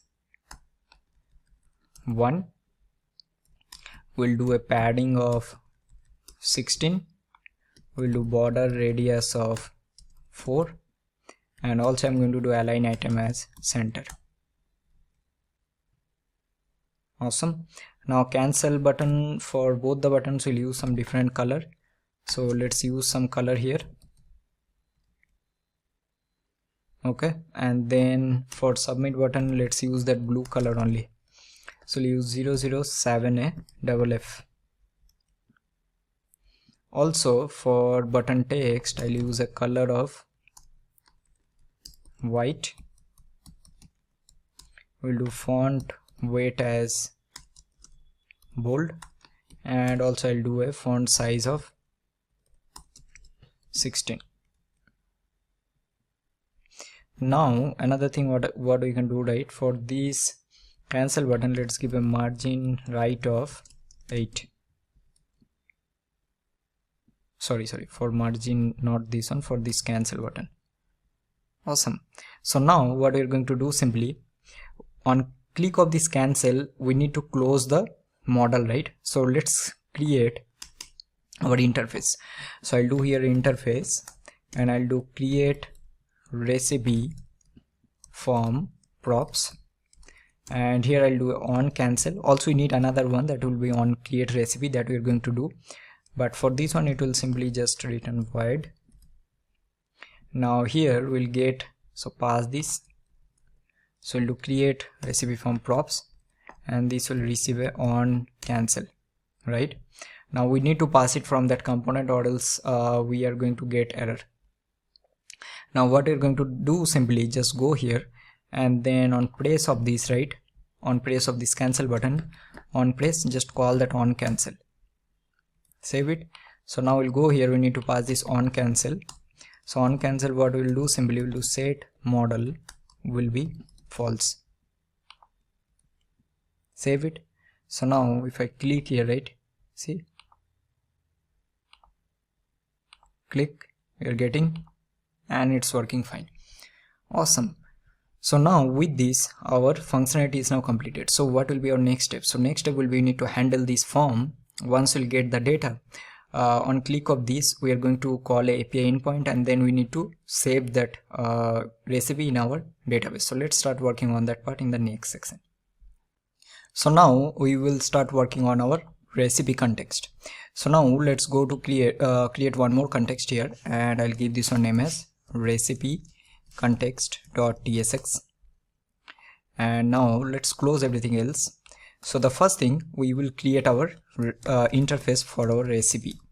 So in our recipe, we are going to have the following things. So we'll be having an ID. Now this ID will be provided by where? So it will be a unique ID, right? So this will be a string. Next, it will have a title, which also will be a string. Then this, and then this, there will be a description, which will be a string.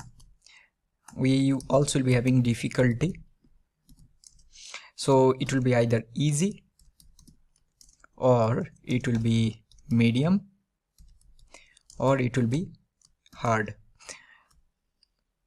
After this, we are also going to have a created by, which also will be a string, which will be the user ID, and then also will be having a created at, which also will be a string. Alright, so this will be our recipe interface, and then we are going to create our interface for our context. So I'll do recipe context data. So we are going to have the recipes list, right, that we need to render here. So first I'll do recipes, and this will be a recipe of array.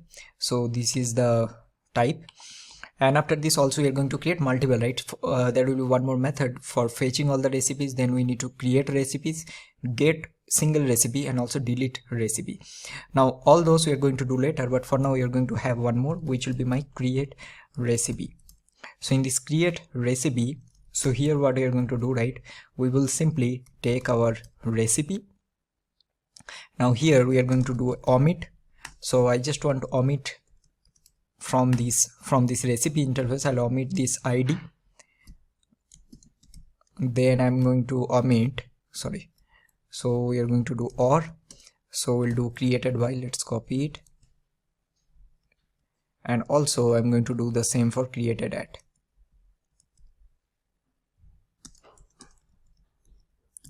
Okay, now here what you're going to do, simply now just this will return promise, and I'm going to return a void.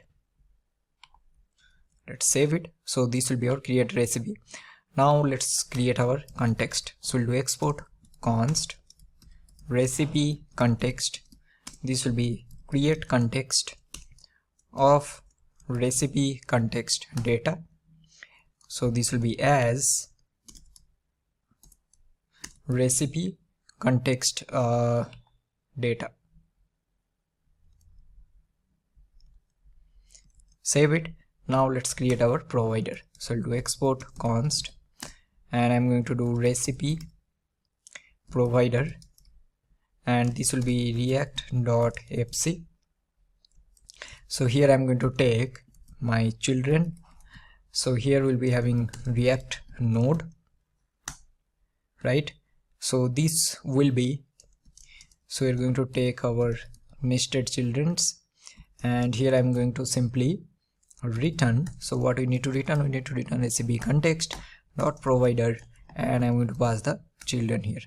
Now in the value we need to pass two things at least for now, because these recipes and this create recipe both are required. So if I just make this an optional both, so then this error will not be there, but that is not the case, right? So we need to do it. So I'll just do here const recipes, and I'll do set recipes and this will be use state of, so this will be type of recipe, and for now this will be empty array. And then I'm going to do one more, which will be const create recipe. So this will be async method for now, so let's just take it and then we'll pass it here. So we'll pass the create recipe, and also I'm going to pass the recipes. So now let's save it. So with this the basic setup is completed. Alright, so now let's go to our app.tsx, and I'm going to use this here. So let's cut it. So I'm going to use recipe context. Oh sorry, not recipe context. We need to use recipe provider, and we'll pass it here. Save it. Alright, so this is done. So now next step will be we need to go to our create recipe form component. So I'll close this app.tsx, go there, and then we need to handle all three, right? So you're going to handle this title, description, and the difficulty. So I'll take 3 state, just this is for all of you, because many of you actually commented that I always make the form very complicated. So that is the reason I'm doing this separate, so that it will not be complicated for all of you. So I'll take title, set title. I'll take one for description and one for this difficulty. So I'll do description, and I'll do set description, and then here I'm going to do this one as difficulty, and let's do this one as set difficulty. Right, so here this will be use state of, so need to give the type, right? So it will be easy, or it will be medium, or this will be hard, and here I'm going to use as easy. Let's save it. So now let's quickly use all of this. So first we will go here, where is that, this one. So we'll do value. So value will be here title, and I'll do on value on change text will be set title. Copy this, and for this one this will be description, and this will be set description. Now how we are going to do for the picker, right? So picker, for this one here you need to take selected value. So for selected value here we need to pass the difficulty. So pass the difficulty, and next you are going to take on I think it's on value change, that's correct.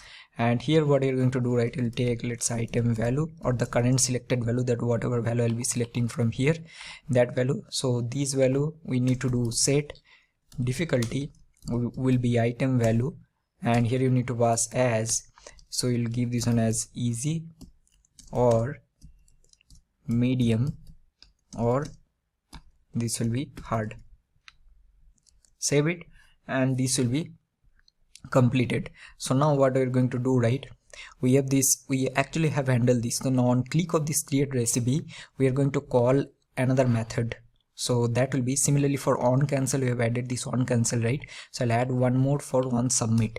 So I'll do on submit, and this submit will be, so here you are going to take recipe, and this recipe will be, I'm going to do omit, and then here I'm going to use the recipe interface from our context. See, these recipe interface have all these properties, right, that whatever it is required. And here let's omit, so I'll omit id. Also I'm going to omit this created by and the created at. So let's copy this line only.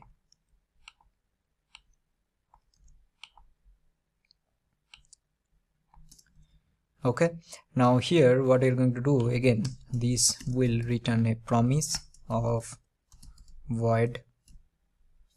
Okay, so now this one we need to pass from this component, which is our this home screen, right, because we are already getting error because we are not passing that on submit. So now this we will receive here, so we'll do on submit. So now what we are going to do, simply we'll go to this create recipe button, which is this button, and I'm going to create one more which will be on place, and I'll do handle create recipe. So now let's copy this, and we'll do this, and here we'll do if title and description, so both will be present both has to be present, because difficulty will always be by default, it will be easy, right? So you need to check that. So do on submit, and we need to pass title, we need to pass description, also we need to pass difficulty. That's it. Else what we'll do, normally we'll do alert, right? We'll do alert.alert. I'm doing little fast now because I think this part we've already done multiple times. We'll do invalid input, and I'll do please fill all the fields. Now let's save it. So now we need to go to our home screen. So in the home screen we are going to call this on submit, right? So what we're going to do, right, simply let's create one more. Here I'll do on submit, and I'll do handle on create recipe button submit. So I'll just create this method. So now let's do handle create submit, handle create recipe here. So I'll do const handle on create recipe button submit. So this will be definitely async. And here what we're going to do, right, so we will be getting what? We'll be getting these three things, that whatever we are passing, we are getting title, description and difficulty, and we are omitting these three properties, id, created by and created at. So the same we are going to do here. So inside this first we are going to do, so we'll take our new recipe which we will be adding, and I'm going to do omit, and here we are going to use our recipe interface, and then I'm also going to omit all three. So now let's copy this and pass it here. Okay, now let's copy this, and then I'm going to just do a log, and I'm going to log this new recipe. Save it. See what is happening. Now I'll just do first I'll do new, and I'll try to click on create. But this is interesting, it's not checking that this part here, but this description is empty, right? Oh, that is the reason. See, it will be description. Now I think it should work. So now let's try to create. We're getting all this, sorry. So now this is fine. So now I'll be getting new recipe. Let's say new recipe I'll do, and I'll do new recipe description, and we'll go here, right, and let's try to create this recipe. So we're getting new recipe, this new recipe description, difficulty easy. But if I go here and select medium, create, so difficulty you are getting medium. So now the form handling part is also completed, and we are calling this on submit method also, which we are calling from here. So now from this handle on create submit, which method we need to call? We need to call this recipe context. We have this create recipe, right? So this is where we are going to do the API call, because we have completed all of these things. So now let's go to our recipe context before going to the backend. Here also we are going to do the same thing. So in this also we are going to do a recipe, right? We'll be getting, and here I'm going to do omit, and I'm going to take my recipe, and here I'm going to omit all three properties. So first I'll do with id, or I'm going to do that is created by, so created by, and also I'll do here created at, these three. Now we are going to log this recipe here also. So this will be recipe from context. Save it. So now we are also calling from here also. So we go to our home screen.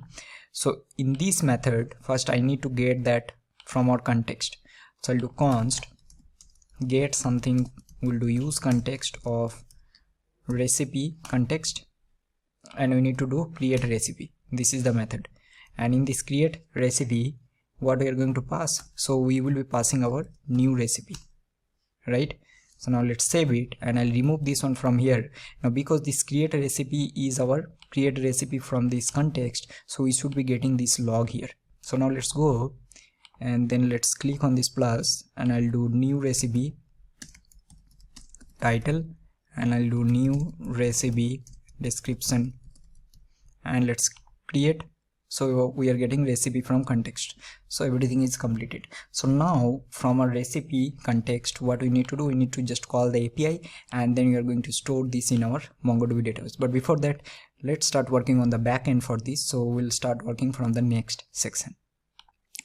Alright everyone, so now before, see, we will create our recipes, right? We need to think one very important point, and that is, I'm pretty sure, I'm not sure, actually not pretty sure, that I'm not sure if you're already able to get it or not. See, whenever we will be in this page, right, so that means the user is authenticated. So that means somehow whenever I'll be calling this API, like create recipes or fetch recipes or let's say delete recipe, I need to somehow pass the token in our API, right, so that we'll be able to understand that whether the user is authenticated or not. So for that one, first thing what we need to do, right, before writing any logic, we need to create a middleware. So that middleware will get our token, and based on this token we are going to decode the token, and we'll see if the user is authenticated or not, correct? So let's go to source in our backend, and here I'm going to create one more folder, and I'll give this one name as middleware, and here I'm going to create auth, let's give this one as auth middleware, or let's give this one as middleware only, middleware.ts. okay, so what are the things that we need to do first? So first I'll create an interface here, and then I'll give this one name as, let's give decoded token, because we need to decode the token here, and here I need the user ID, which will be string. Then next what we're going to do, right, we need to import something. So first I'll do export interface, and I'll create one interface that will be my auth request interface, which will extends the request from our request from express. Let me just import it. So this will extend the request from express, and here I'm going to do user ID, which will be optional, and then I'm going to pass as a string. Now I'm going to create a middleware here. So I'll do export const, and let's do auth middleware. So this will be request, which will be request. Then I'm going to do response, which will be response. And then also we have a next function right here, which is our next function. So how we are going to do it? See, if you ever worked with these middleware concepts, right, so normally how we are going to do it, so from our headers in our front end side, means I'm talking about front end, means from our React Native side or app side, we are going to pass that bearer token in our headers, authorization headers, and from that request headers we are going to get that token, and from that token what we are going to do, so that token will hold the information of the user. Why? Because if you go to the auth.ts, right, if you see in this token we are storing this user ID, correct? So that means that token, if I decode that token, will be getting the user ID back. So that is the concept of encrypt and decrypt, right? So that what we are going to do, we'll do simply const, and I'll do token, and I'll simply do request dot header. So we'll be having header, and I need the authorization header, right? So I'll do authorization. I'll always make this spelling mistake here, okay, so please check and do it properly. And here we need to do simply, we are going to replace this. So we'll be having a bearer token, right? I'm going to pass it as a bearer. We need to give a space because there will be space, and then I replace with empty. Now what I'll do simply, first, very important thing, this is not for React Native, for any application, that if the token is not present, you need to immediately deny that user to doing anything, right? Because that user don't have any access, and this is very important in terms of security purposes also. Just return a 4 not 1, and I'll do JSON, and I'll do success will be false definitely, and message will be no token, no valid token is provided, right? So we'll do authorization denied. This is done. So after this we'll simply do a try, and then we'll do a catch. So here I'm going to simply do a res dot status of 401.json, and I'll do a success as false, and I'll do message as token is not a valid token, please try again. So this is our base structure. So now what we are going to do, simply come here, and then I need to decode the token. So I'll do decode, and this will be JWT. So let's import it from JSON web token, and then I'm going to simply do this decoded jwt dot verify, we need to pass the token, we need to pass the secret key. So what secret key we have used, let me just check.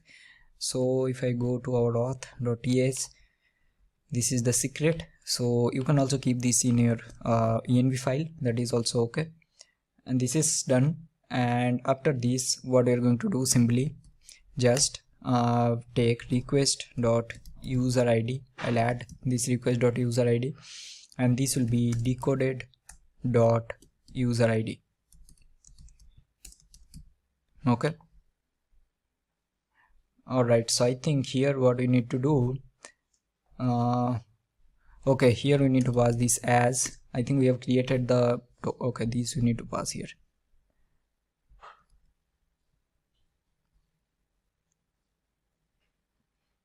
Okay, we are getting it's not present. I think we're doing, see, because we need to use this auth request, right? Because that is why we have extended that. Sorry, my bad. That is the reason. So now this should be present, because that definitely that user ID will not be present in this request object, right? So that is the reason we have added this property. And then after this, never forget to call the next function. You need to always call it, because it's a middleware, right? So it will never go to the next call. And now this is all about your auth middleware, right? So now once this is done, now we can go to our routes, and then let's create our first route. So I'm going to create here recipes.ts, and let's first import. So I'll do import express from express, and here first we'll create our router. So I'll do router, and this will be express.router, and let's create our first route, which will be to create a new recipe. So I'm going to do router.post. So I'm going to do slash, and I'll do create recipe, and I'm going to pass here, very important, we need to now pass what? We need to pass this auth middleware, right? Here, this middleware we need to pass. So this will now restrict you if any unauthenticated user try to add it. So here I'll pass auth middleware, and now what we're going to do, simply we'll do async, and here we'll do request. So this request will be what request? This will be this auth request that we have extended with the user ID, right? So we'll do auth request, and then pass the response, which will be our normal response. And after this, just do like this. So now I'll get three things. So I'll get title, I'll get my description, this one, and also I'm going to get this difficulty here. So I'll do difficulty, and this will be request.body. Now simply another thing, my bad, before that we also need to, I always forget these things, like if I'm doing something, I'll do this. We need to create the model only, right? How it will work. So let's quickly create our model also. So I'll create simply recipe.ts, and here I'll simply do export interface, and I want to create one iRecipe which extends the recipe, the document from our MongoDB. So this one we need to use. So this will have a title, which will be a string. It will also have a description, correct, which also will be a string.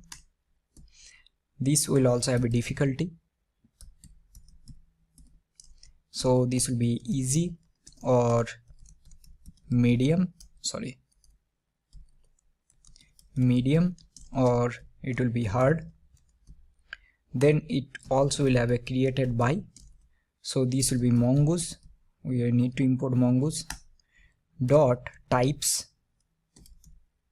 dot object id, right, because that will be id. And then we are going to also have a created at, which will be a date. That's it. So now we are going to create const, and I'll do recipe schema. So we'll do new schema, and then pass the iRecipe interface, and then simply pass all the properties. So let's start with the first one.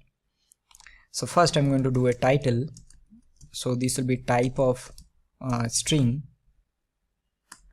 and this required will be true.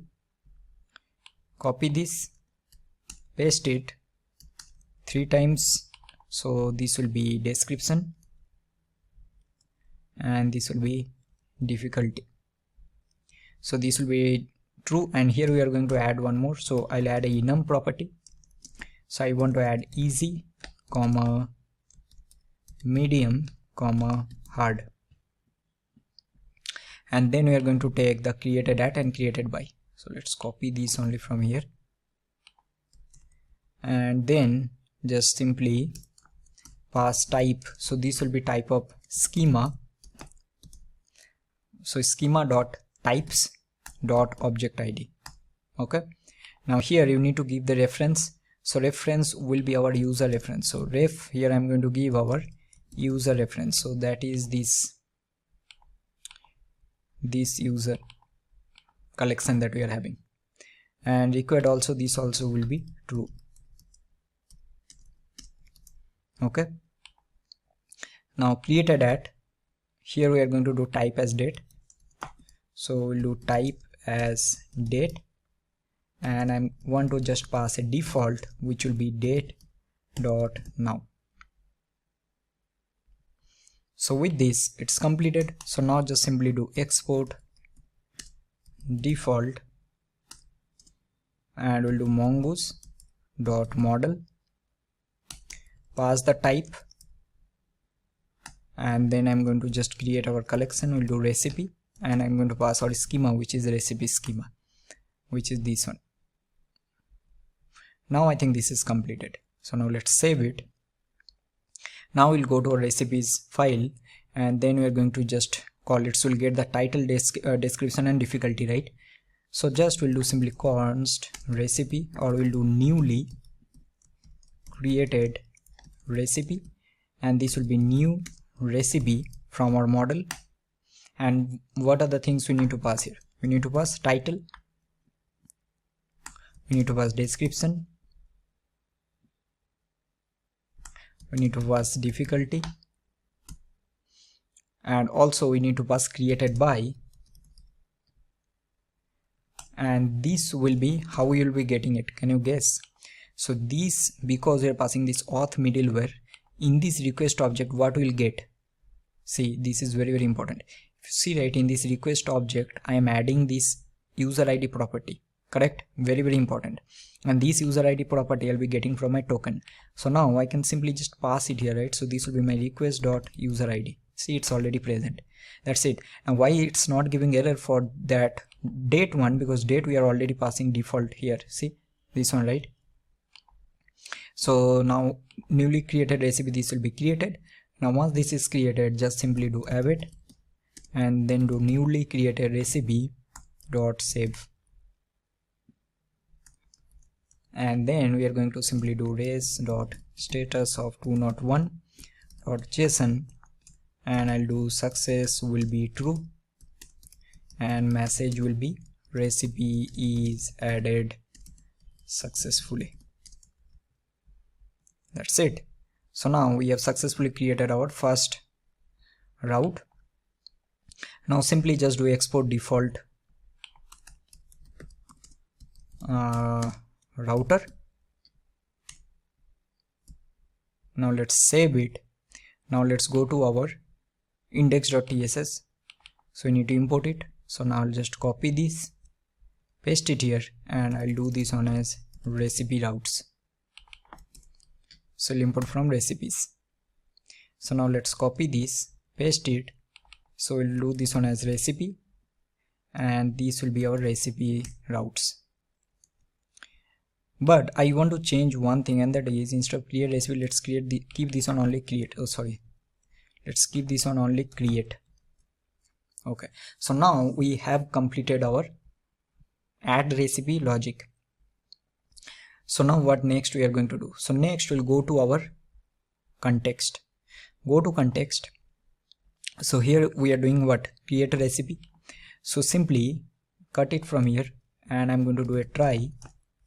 I'll do a catch. So just log this error.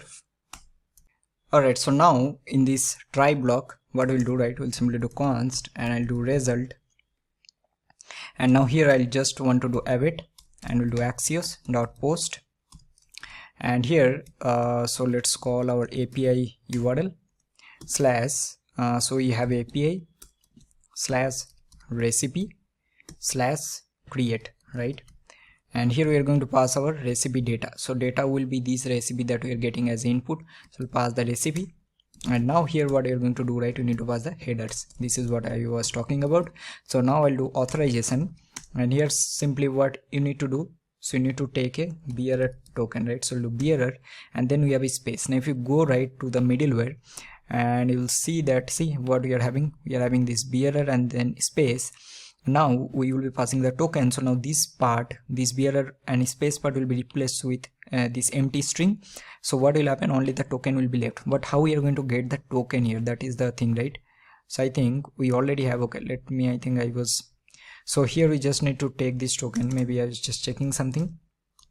So we need to just do use context, and then we'll do auth context. So in this auth context we'll be getting the token, right? So now let's copy this, and then we'll pass this token here. So just take this and pass it here. Now this will work. And also I added one more thing, and that is if you go to the API, right, here we are passing the success true and recipe is added successfully, as well as I'm passing the data. So this data will return me the newly created recipe, this one with the updated ID. So if you see, right, we also have the ID here. So now let's go here and let's log this result. And now I'll just create a recipe, save it. Now first I'm going to just clear all of this, and I'll give some new recipe 4, and I'll do recipe 4. Let's click on create. So awesome. So I think we are getting the data, and we are getting the success, and then there is another data, see. And in this data, if you see, we are having title and everything, all the properties, ID, and also we are getting the created by is the user ID. So now simply what you can do, just check if this result dot data dot success, then we are going to do set recipes, and this will be our existing recipes that we are having, along with I will add this data, so this newly created data, so which will be response or result dot data, right? See, data dot data. So I'll do here result dot data. That's it. So now let's save these, and then I'm going to just log these recipes here. So I'll do recipes, save, and I want to show you that what is happening. Let's see. So you're getting only one data already. Why we are getting like this? 1 minute, I think I've done something wrong. Result dot data. I think this is correct only. Let's see. Okay, we'll see what is happening. So we'll click here. Let's give some random value. Create recipes. We're getting 2 data. Okay, now I think this is coming correct. Okay, I think this is that was something wrong we have added there, that is the reason, but this is fine. Now the main point is what we are going to do, we'll be creating some more endpoints here, right? So first let's quickly complete one more, 2 more we are going to complete. The first one will be to fetch all the recipes, and one will be to get recipe by ID. So here I'll do simply router dot get, so because that will be get, and that I'll do slash get. And here I'm going to do, again we're going to pass our auth middleware, and I'll do simply async, and here we're going to do request, and this will be auth request, comma response, this will be our response. Okay, then simply do try catch, and here I'll just log this. Here see, 1 minute, I think. See, we haven't taken any try block here, what I'm doing. Okay, let me just quickly move this in a try block. It will not break anything, but we should always take try and catch. So let's log this error here, and then I'm going to return arrays dot status of 500.json, and I'll do success is false, and message will be something went wrong, please try again. And then I'll move all of these in this. So let's cut it from here and paste it. Similarly for this one also I'll do the same thing in the catch, and in the try block I'll simply do const fetch all recipes, and I'll do await, and I'll do recipe dot find, and I'll just simply pass it here. That's it. And then just simply pass these back. So I'll do res.status of 200.json. So we'll do success is true, and data will be these fetch all recipes, and that's it. Okay, this will be error. Save it, and this is done. Now another thing we need to do, and that is we need to fetch a single recipe. So that we are going to do later, but first let's quickly implement this one. So now whenever I'll click on cancel, right, and it will go to this home page, we are going to render all the recipes, correct? So let's start working on that part in the next section. Alright everyone, so now let's go to our recipe context, and here we are going to add one more, which will be to fetch recipes, right? So here I'll create fetch recipes, and for this one we'll simply do this one as promise, and then I'm going to create this. So let's create it after here. So do const fetch recipes. So this will be async method. Now here simply we'll do try catch, just log this error, and here I'm going to do const result will be await axios.get. So we are going to do API URL /API/recipe/get, and don't forget to pass the headers. So in the headers we are going to simply pass our authorization, and this will be our bearer token, and this will be our token, right? That's it. So now let's for now we are going to just simply log this result, and let's see what we're getting. Also you need to pass it here, so we'll do fetch recipes, right? So now let's save it, and we are going to go to our home screen, and let's get the recipes here. So fetch recipes from use context, and we are going to do recipe context. And now what I'll do, simply I'll do a use effect, and then simply call these fetch recipes here on when the screen will load. So fetch recipes. Now let's save it and see what is happening here. Okay, so we are getting request failed with. Okay, let me just log out, and we'll just log in. We'll do john@gmail.com, and I'll do 1 2 3 4 5 6, clear this, and let's log in.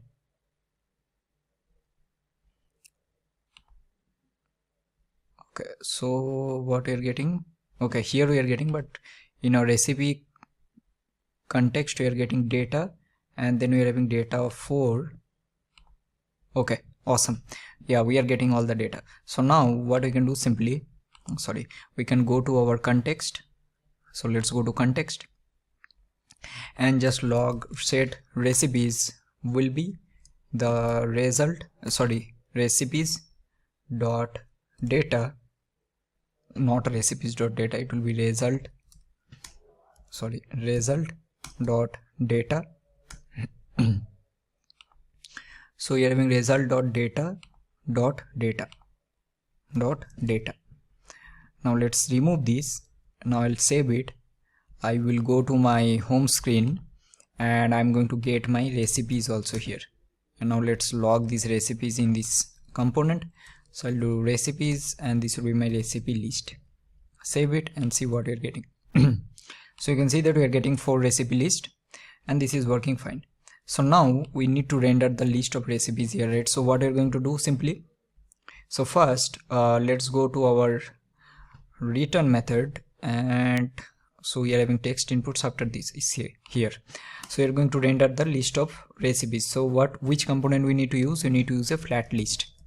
So use a FlatList, and here what we are going to simply do data. So data will be our recipes, and then I'm going to create a render item. So in this render item, what we're going to do, right, simply we'll get the current item, and here I want to render another component.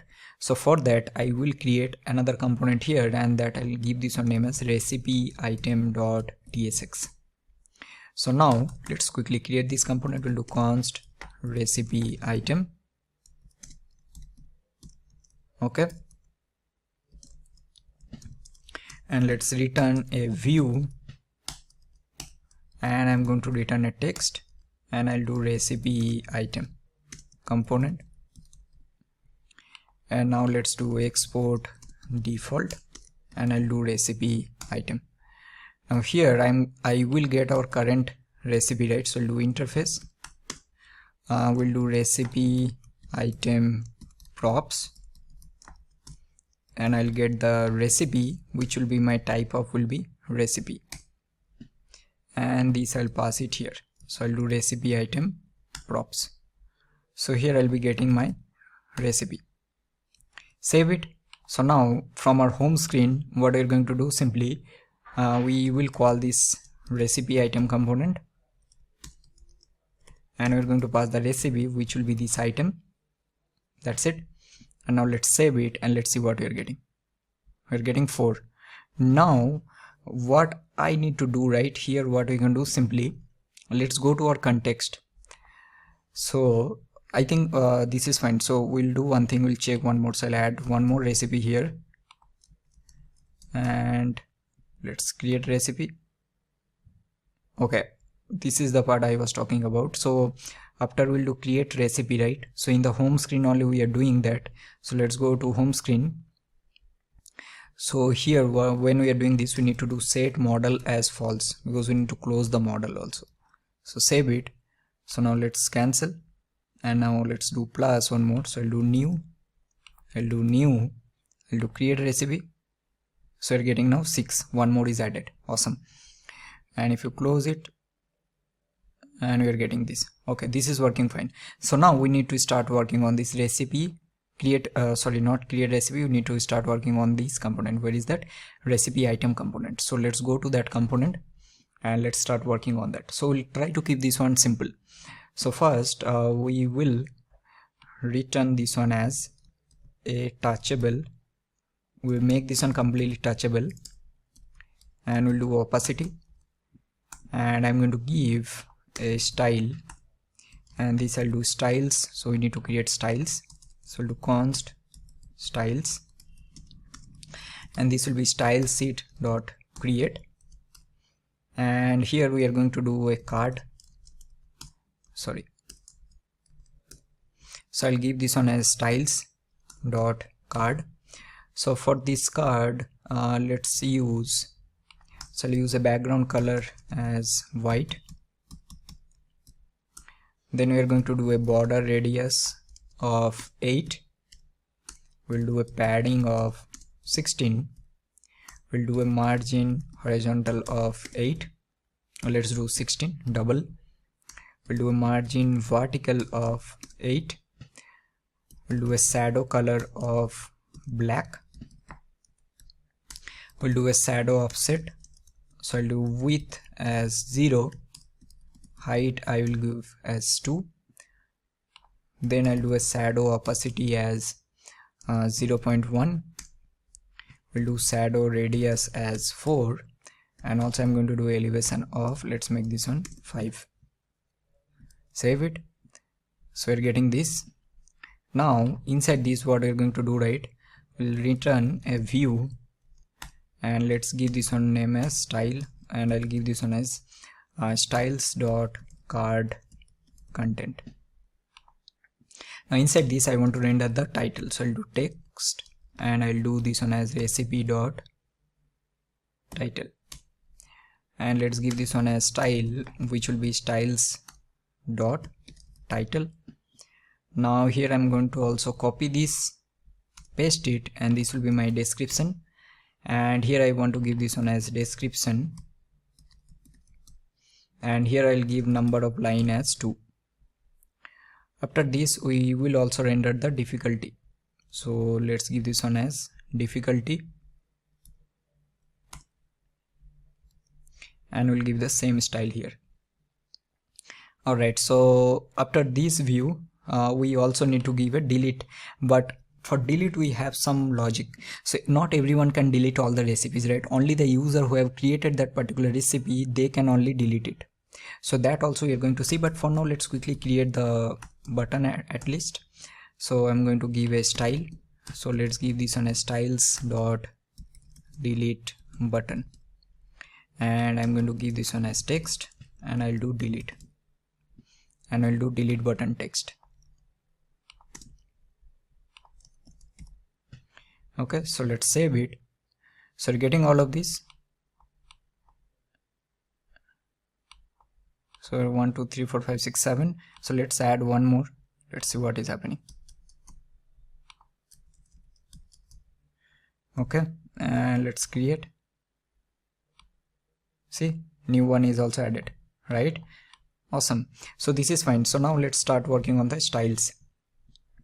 So first we're having the card content, so we'll do card content, and I'll do flex as 1.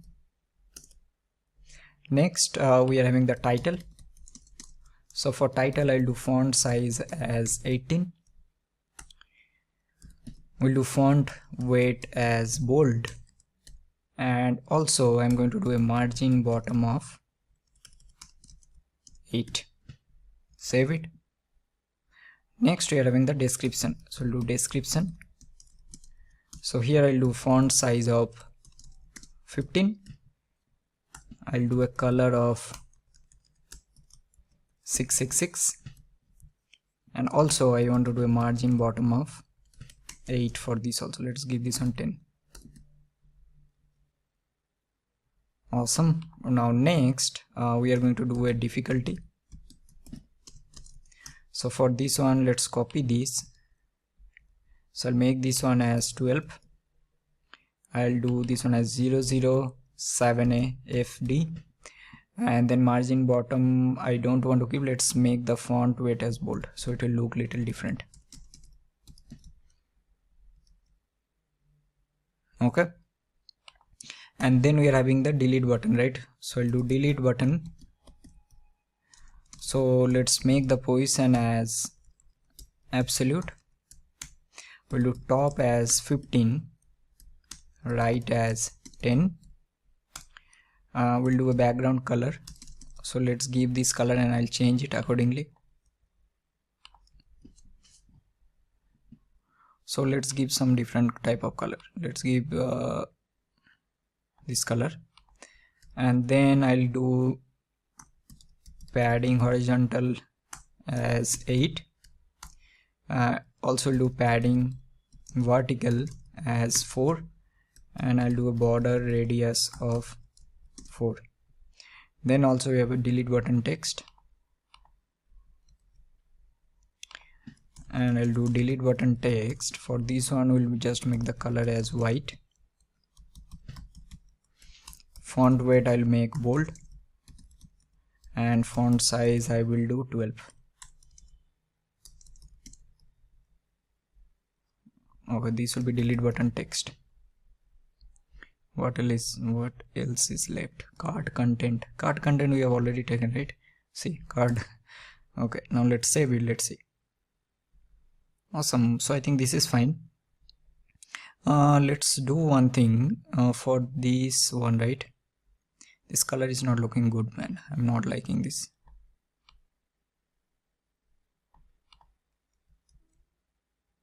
And I'll make this on black.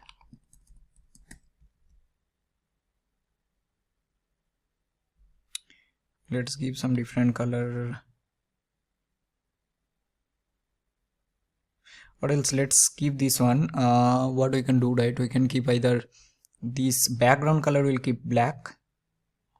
Let's keep not make this on to like this, and we'll keep this on as white. I think it will be better. Yeah, I think this is fine. Now let's also change this. Let's give 16, and vertical I'll do 8, and this one let's make this on 18. No, this is looking bad. 14 is fine. And also let's give this one as 35. Let's make 40. 35 was better. Okay, so now this is fine. So now the structure is completed. So now I'll add a new one. Okay, so I'll add some apple recipe.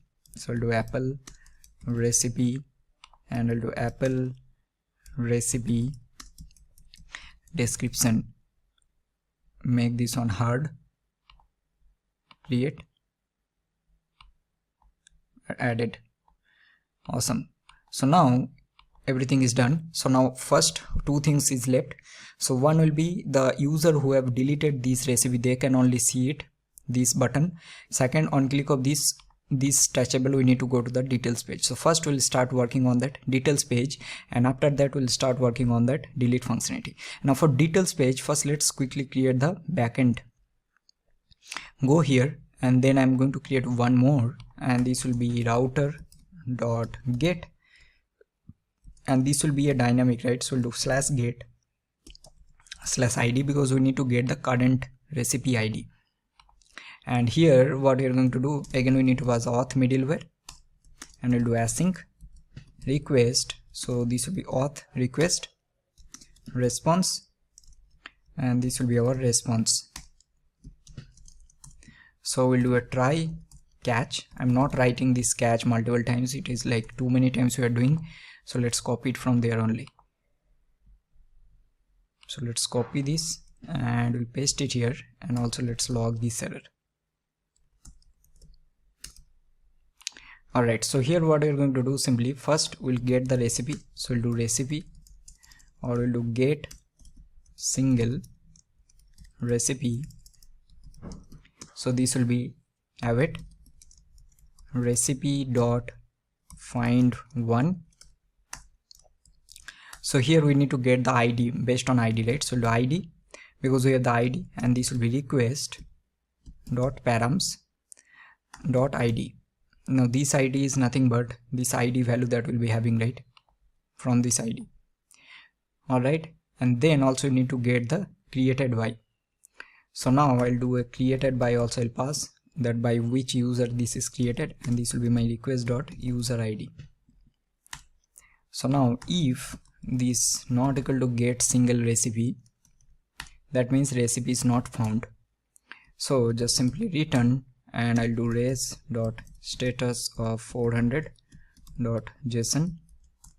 Sorry, so we'll do success will be false, and message will be recipe not found.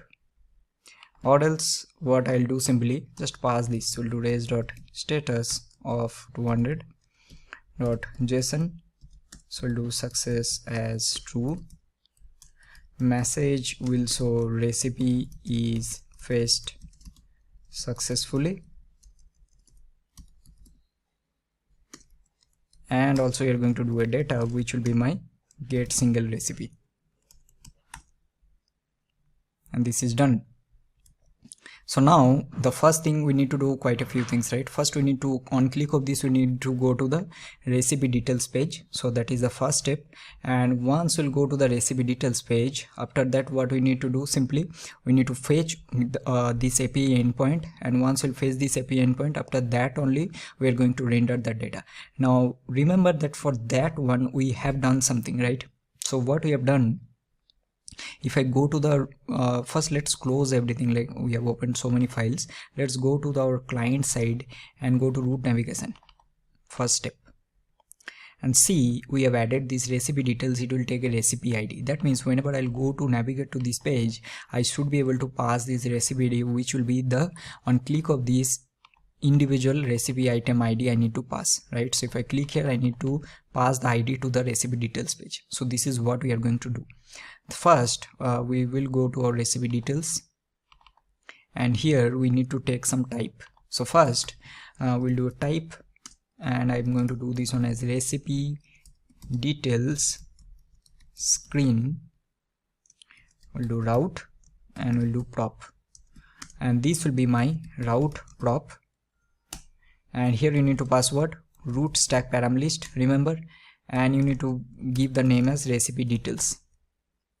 And then I'm going to create our interface for the props. So I'll do recipe details screen props, and here you will take route, and this will be this details route prop. Sorry. Okay, and here just pass it. So we'll do recipe details screen props, and now I'll be getting what? I'll be getting a route. And first, what we are going to do, right? First, let's do one thing. Let's log these routes here. Let's save it. Now what we need to do, we need to go to the recipe item component. Why? Because whenever I'll click on this, right, we need to create a on place. So what we are going to do, simply let's go to our recipe item, and here I'm going to take one more, which will be on place, and I'm going to simply do this on void. So I'll do on place recipe item. So this we are going to get. So I'm going to pass it here, and now on this touchable, right, I'm going to call this. So I'll do on place, I'll pass it. Now this will not work. The reason is because from this our home component we need to pass it, right? So we'll go to our home component, because from there we are calling it. So go to home component, and here you can see that we're already getting this error because we are not passing the on place recipe item. So what we're going to do, simply here we'll simply do navigation dot navigate. So it will go to recipe details page, and see still we are getting error. Why? Because now you can pass the recipe ID. So how you are going to get the recipe ID? So this recipe ID is nothing but current recipe you are having this item, right? So item.id, which will be your recipe ID, and this will be item.id. Now why this ID? This ID will be getting from MongoDB. So now let's save it, and now let's go here, right? I'm going to remove it, and I'll click on this first. What you're getting? Key, params, and then see recipe ID. Awesome. So now you're getting the recipe ID. Go back, and now let's click on this recipe. So we'll be getting the recipe ID of this. So now it will be very simple, right? What you're going to just get this, call the API, and then fetch the data, and then render it. So let's do this one in the next part. So now we are getting these params, right? So let's go to our recipe details screen. So now it will be very easy. So simply we'll just take one local state here, and I'll do recipe set recipe, and this will be use state of recipe, or this will be null. So first I'll make this one as null. Now after this, what I'm going to do, simply we'll get our recipe ID. So we'll do route dot params. So we'll get the recipe ID, right? And also I am going to create one more method in our recipe context. So let's go to our recipe context, and I'll create one more, which will be to get a single recipe. So let's do fetch single recipe. So this fetch single recipe will take a ID, which will be string, and this will return a promise, and in the promise this will return a recipe. Okay, so this is done. So after this, what we are going to do, simply let's create this method. Let's create it here. So we'll do const fetch single recipe. So this will be async, and here this will be ID, and here we are going to do string, and simply this will be promise of this recipe, and here we'll take a try catch, just log this error. Okay, and in the try, what we're going to do, simply we'll do const result await axios.get. so here we'll do API URL /API /recipe/get/ we need to pass the ID. So this ID will be the recipe ID, so this will be this ID. Okay, and don't forget to pass the headers. So we're going to do headers, and I'll do authorization, and this will be bearer token. So now this will give you the result, and then I'm going to simply return result.data. Alright, and then here let's throw the error. Okay, and now we need to pass it here also. So we'll do, what is the name, fetch single recipe, right? So we'll do fetch single recipe. Okay, let's save it. So now what we'll do, simply we can go to our recipe details page, and now in this page now we need to call this. So here we'll simply take a use effect, and I want to give the recipe ID as a dependency, and I'll simply do something like fetch recipe, and let's create this. We'll do const fetch recipe, this will be async, and here I'll do const fetch recipe will be await, and I need to do, so I need to get that fetch single recipe from our context just now we have created. So we'll do recipe context, so this will be fetched single recipe. So we'll copy this and we'll pass this ID will be recipe ID, right? And now set recipe will be this fetched recipe, this one. So now let's log this recipe here. I think it is getting a little confusing, right? Let's make this one recipe details. So this and this will be recipe details. Save. Now let's go here and let's click on this. See, we got the data. Awesome. Now we'll go back, click on this, we get the data. So now it's done. So now let's give some very basic styling. So I'll simply do here if not equal to recipe details, so return a view, and I want to give a text, and I'll do something like loading, and also we need to create a style, at least some style we need to give, right, or else it will look horrible. So I'll do create, and I'll give some container. So for this one, let's give style will be styles.container, and in this container we'll simply take a flex of 1. So we'll do a padding of 16, and we'll do a background color of white. Okay, now next thing here, we are simply going to take a scroll view, and I'll take the style, sorry, it's not we'll do style, which will be styles.container, and just simply render the this text. So we'll render the recipe details dot title, and I'll just render the description and also render the difficulty. Now in the previous section, right, we have added the styles, so let's copy the style from there only instead of rewriting same thing again and again.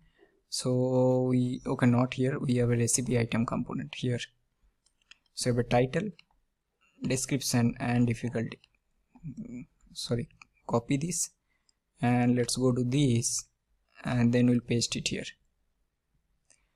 So we'll do style this will be styles dot title, style, this will be styles dot description, and then we have a style, this will be styles dot difficulty.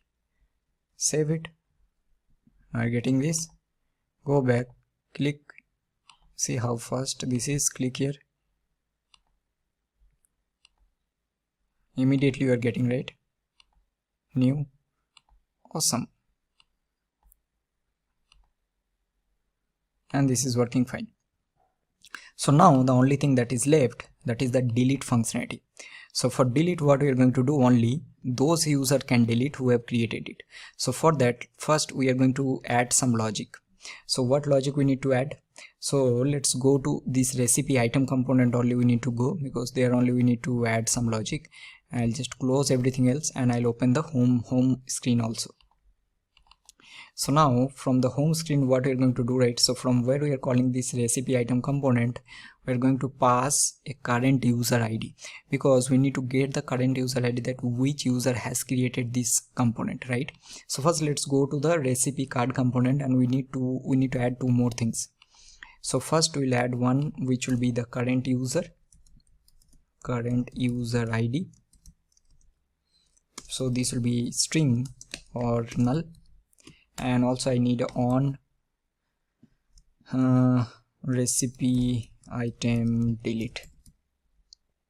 So here also I'll just call this, so we'll get void and I'll get both. So we'll get the current user ID and on recipe item delete.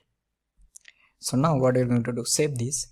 So first thing we need to check where we are rendering this delete. How we are going to check? We'll check if this current user ID and so we are having the recipe, right? If recipe dot created by means the person who have created, if this is equal to current user ID, if this is true, that means this user currently logged in, they have only created this recipe, right? Or else not. So then only we are going to render this. Save it.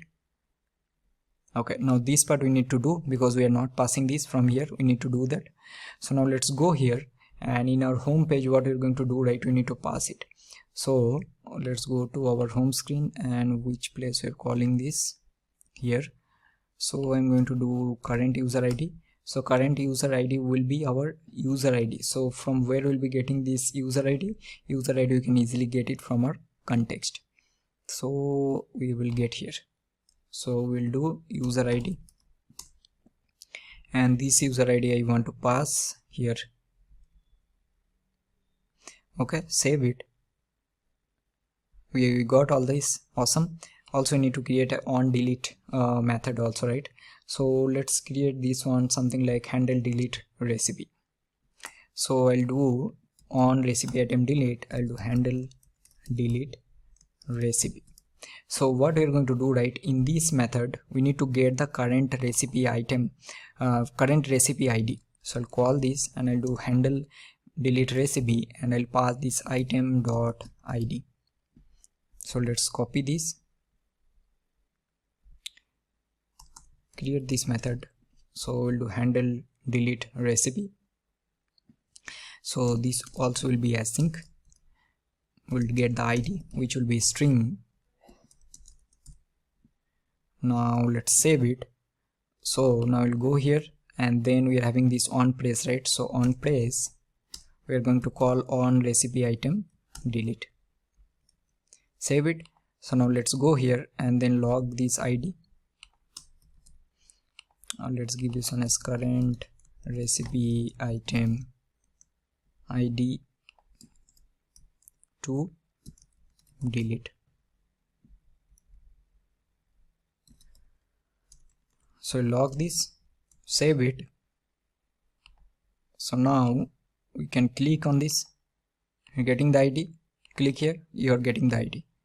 So now we are also getting the ID. So what we can do, we can also check one more thing. I'll log out, go to sign in, I'll do john1@gmail.com, and I'll do 1 2 3 4 5 6 sign up, and I'll do john1@gmail.com. and I'll do 1 2 3 4 5 6 login. So you're getting all the but you're not getting the delete option. So this is what I just wanted to show you, right? But you'll be able to go to the details page and everything. Okay, we are getting some error here that we need to check. What error we got? Axios failed with okay, something goes wrong. This part we need to check then. Okay, we'll see this. Yeah, it is failing with 400. So that means recipe details is coming null. So something going wrong here. So what you're getting in the params you're getting the ID and everything. Okay, we'll see this one, that what is happening. First let's log out, and then first let's implement the delete, and then I'll see what is the problem with that. So let's do with this John email login. So we're getting this. If I click here, okay, something is with the async storage. I think some problem is happening. Okay, so in the next section, first let's implement the delete API in the backend, and then implement this delete functionality. After that I'll see what is the problem with that details page. Alright, so first let's create the delete API. Okay, so first we'll go to our recipe file, and let's create one more here. So I'm going to do router dot delete. So here this also will be getting /delete, and this will be ID, and here also you're going to pass auth middleware. So we'll do async auth request. What is that? Let me just check. We have auth request. Okay, sorry, request will be auth request, and response will be response. And after this we'll simply take try catch, and let's log this error. And after this we are going to just copy the same thing and paste it here.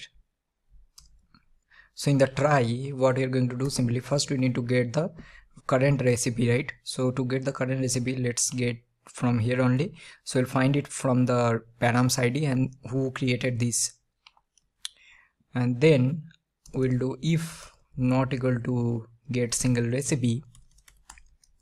So what we'll do, right, we'll return res dot status. So we'll do status of 404 dot JSON. We'll do success as false, and message will do you don't have permission to delete the recipe. Okay, that's it. And after this we are going to simply do await. We'll do get single recipe dot delete one. So delete the recipe, and then I'm going to simply do res dot status of 200 dot JSON. So success will be true, and message will be recipe deleted successfully. That's it. So this is all about the delete logic that we need. Now we need to go to our context. So let's go to our recipe context, and I'm going to do one more, which will be my delete recipe. So we'll do delete recipe. So this will also receive ID, the current recipe ID, and I'll just do a return a promise of void. And now let's quickly create this. So remove it. So just call create delete recipe. Sorry. So and here I'll do ID, which will be a string, and I'm going to do a promise. So we'll do void, and here simply we'll do a try catch. So just log this error. I'm doing little fast because I think this is like happening very like sorry, not happening, the length is very high of this particular video, right? It's almost like 12 hours, so that is the reason I'm trying to do little fast. So I'll do axios dot delete, and we are going to call our API URL /API /recipe /delete / we're going to get the ID, so this ID, and here we need to pass the headers also. So we'll do headers, and here I'll do authorization, and this will be bearer token. That's it. And then we'll simply, we can filter the from the current recipe. Let's do it later. So I just want to do like this. So first I'll pass this delete recipe here. So save it. So now we will go to our home screen, because that is where we are doing the delete recipe, right? So simply we will get this here. So we'll do delete recipe, and now I just want to call it here. So we'll do await delete recipe. I'll pass the current recipe item to delete, and then I'll do await fetch recipes, because that is what we are calling to fetch all the recipes, right? So just call it. So now let's save it, and now let's see what is happening. So now if I just do delete, it's deleted, delete, it's deleted, right? So delete is working fine. Also if you go, so let's say I'll just log out, and I'll just log in with john1@gmail.com, and I'll do 1 2 3 4 5 6 login. So we are getting all this, but let's create one more by John. So I'll do recipe by John1. I'll do recipe by John1, create. So we get the delete here. Now I'll just log out. Now I'll log in with john@gmail.com, 1 2 3 4 5 6 login, and now you see at the end you are not getting any delete for this one, because this is created by John1. And okay, here I see something is happening with this. Okay, this part I'll check, but for this it is working fine, but for others it is not working. Okay, so now what we are going to do, simply I think we need to change some of the logic here. I got it, what is the problem, so that we will change it. I think this is happening because let's go to our this recipe logic, see what we are doing. Simply here in the get single recipe, I think we are doing something wrong. We are doing based on get single recipe, we are passing this created by, but I don't think this is actually required. Let's only get it by, let's comment this line, let's see what is happening. So let's save it. So now if I, let's say, click on this, okay, we are not getting anything. Recipe by John1 we are getting. See, now it's working. Yes, so this what is happening, I'll tell you. Because currently we are logged in as a John, but this is created by John1, so that means this ID it's not getting, right? And there is no point of passing. I think this I made mistake. So in that case you no need to pass any user ID here to get a single recipe. You can simply pass only the recipe ID, and this will work, right? And I think, yeah, that will be fine. So now let's save it, and same logic you can do here also. In this part you can remove this also. So now,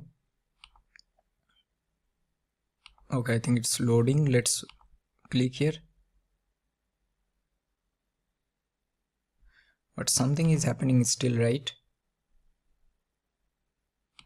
We're getting null. Okay, now we are getting, okay, I think it was loading. So let's click here. Yeah, we are getting. So now let's log out,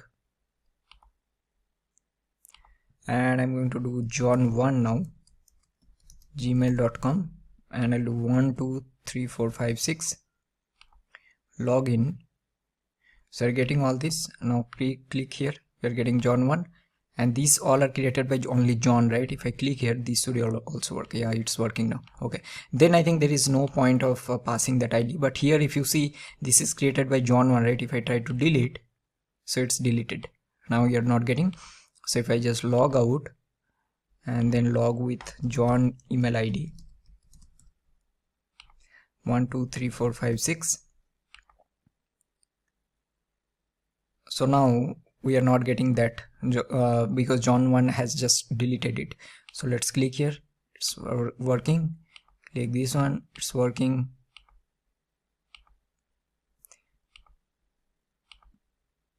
Okay, sometimes we are getting network error. This emulator will give you some of these you will face sometimes.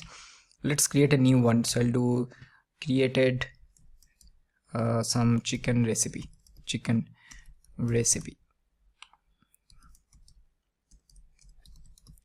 So let's create this. Now let's click here, we are getting this one. Okay, so this is working fine.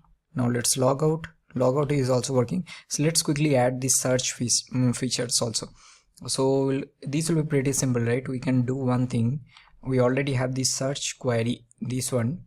So I just simply do a const and I'll do filtered recipes, and I just want to do recipes dot filter, and I'll get the recipe item. Simply will do recipe item dot title dot to lowercase dot include, and then I'm going to pass the search query dot to lowercase.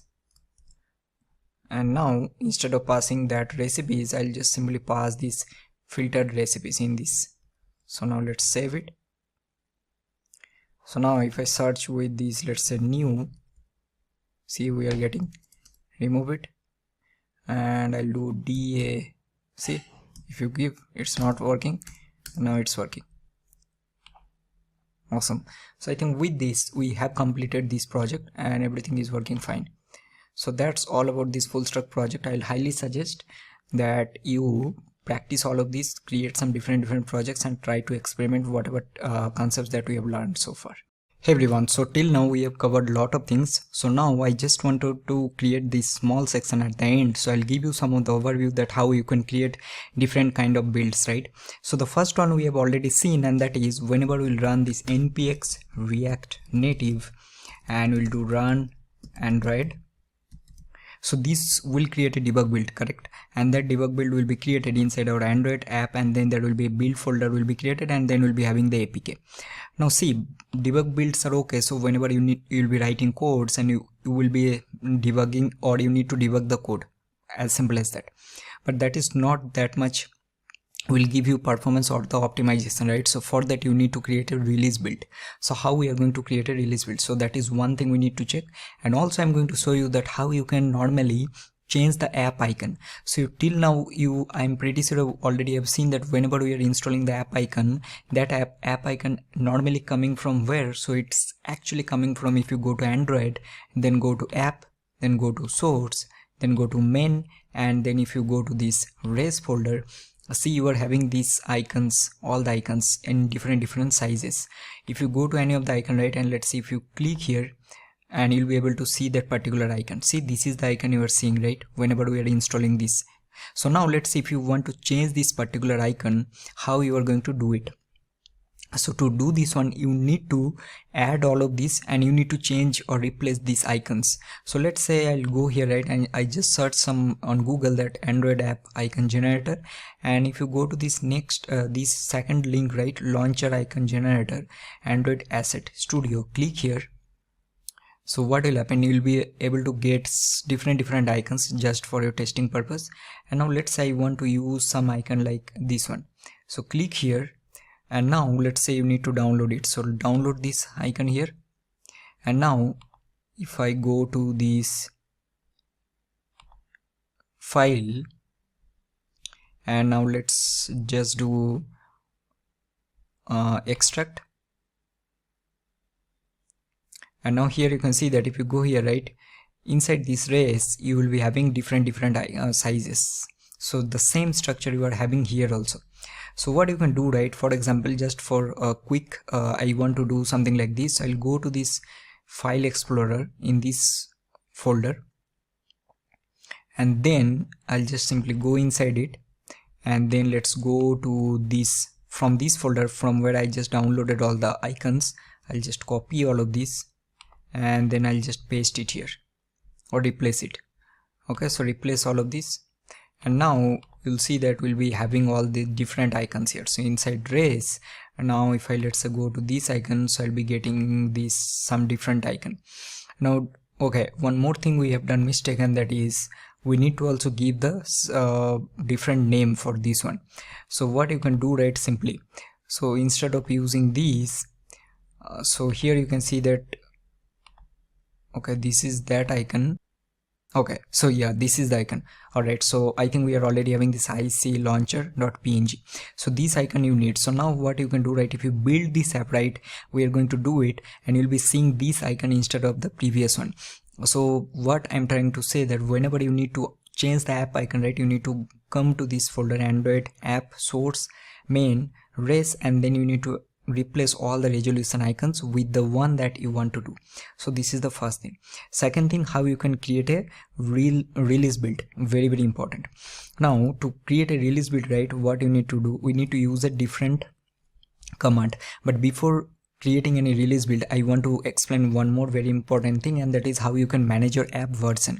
See, whenever you'll be installing any app, right, you'll be getting one particular version, and to manage that, what you can do, you need to go to Android, and then you need to go to app, and then inside this you need to go to build.gradle. So here you'll be getting all the configuration. Now if you search here, right, search for default, I think it will be default config, and you can see you are getting a version name, version code, and this is the version name. So whenever you are doing any production level code changes, very important, production level code changes, you need to increase this version.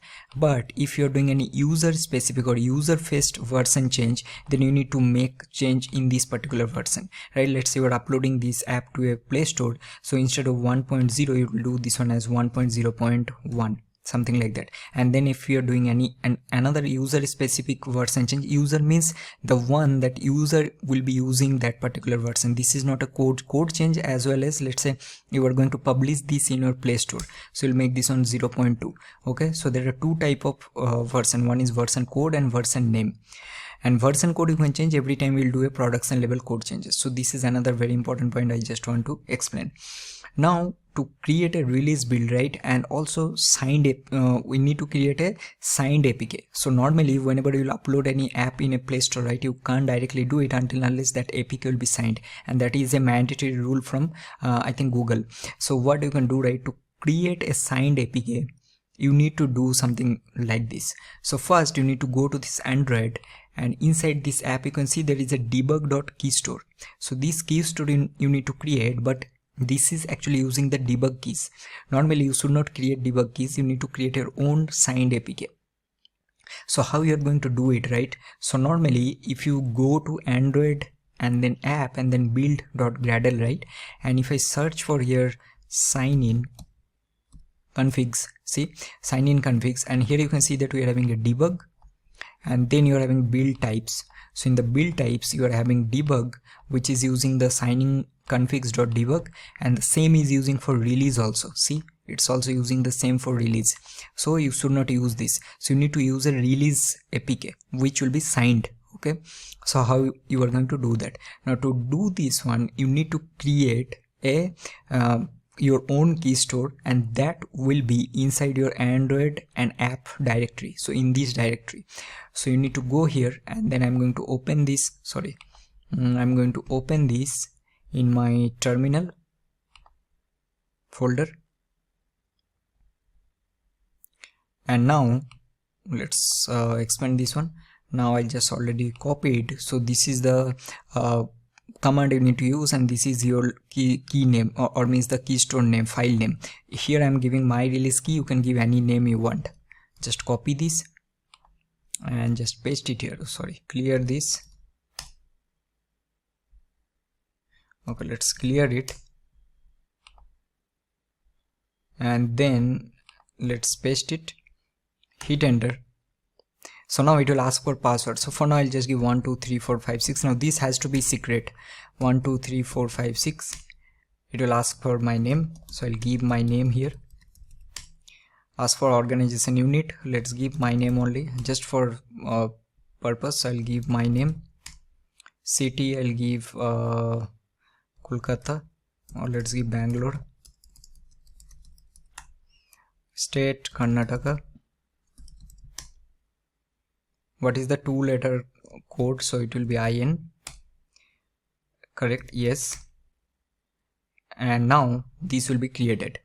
So now if you go here, right, there is a my release key dot key store is now created. So now we need to change couple of things we need to do. So the first thing what we are going to do, right, we'll go to our Android and then we have a Gradle.properties. So in this one we are going to add some config. So the first one I'm going to add, let's add my app underscore release store, and this will be file. So that means which file I want to use. So this will be this file just now I have created, my release. So do my release and then hyphen key dot, we need to give key store. Next we are going to do my app and I'll do release key alias. So this will be, just give any key alias, I'll give my key alias just for explaining purpose. Next we need to also give my app release, we'll do store password. So here 1 2 3 4 5 6, and I also need to give my store release key password, which will be 1 2 3 4 5 6. So 4 things we have added. So we have a store file name, key aliases, store password, and also key password. 4 things. Now once we'll do that, now we need to go to Android and then we need to go inside app, and now we need to go to build.gradle. Now here you can see that we have these sign in configs, right, where for debug we are using the debug key store here. So we need to create one for our release. So I'm going to create a release key store here. So I'll do release, and here you need to first give the store file. So store file will be what? So this will be your file, and you need to give that key name that you have given, which is my release store, right? This key name, just now we have created this file. Next you need to give the store password. So let me just copy this, all this, paste it here. So store password will be, so here this will be our my app release store password, paste it here. And then we'll be having the key aliases. So this will be my key aliases just now we have created, and this will be key password, which will be this one. Okay, so now this is done. So now here, because we have changed in our build.gradle, we need to definitely build it. Now we'll go to build types, and the build types, you can see that you're having the release, right? And here you're using sign in config, which is sign in config.debug, which is this one, this debug, but you need to now use the release one, correct? So you need to do sign in config.release. Once you'll do that, now let's save it. So now let's open this, and now we need to go to our Android directory. So I'll do cd, and now we're in the Android directory, and here what you need to do, you need to use gradle w, and you need to use assemble, and you need to do release. So now this will create a release build. Hit enter. Now this will definitely take some time. Once this is done, what will happen inside your app, then you'll be getting a build. Inside app only you'll be getting a build, and then there will be a release APK, and that release APK you can basically use for your testing, performance testing, and similar way you also will be able to do a beta testing. So let's wait for some time. Once this is done, then we are going to test it. Alright everyone, so you can see that the build is now succeeded in 9 minutes, and now we'll be able to see the release APK. So go to Android, app, build, outputs. So similarly, just like we have APK and then app debug APK, now see there is a release folder is created, and inside this you have an app release APK. Right click on this, go to File Explorer. Now open your this, and then just do a drag and drop. So now this will install, and now notice what will happen once this is installed. See the icon of that app. So I think this is installed now. Let's open. See, we are getting that icon, right? So this icon, awesome, right? So this is how you need to change the icon. So if you open this, and you notice the size also, this is also very less because it's a release APK, right? So you're getting the content because we don't have anything, but that is not the point. So this is how you need to create a release APK. Similar way you need to use for the beta also. So only the command will be different, but the process is same. If let's say, sorry, I'll click on this, go to app info, let's wait, and let's scroll down to the end, right? See, there is a version 1.0. so this is the version I was talking about. So you need to change the version every time you want to do a version update. So I think with this we have completed each and everything, all the concepts that you need to know. So that's all for this particular video. If you like this video, give a like, comment down, and I'll see you in my next video. I'll add all this repo in the description, you can download it, and if you like it, please share with your friends. Till then, good luck and peace.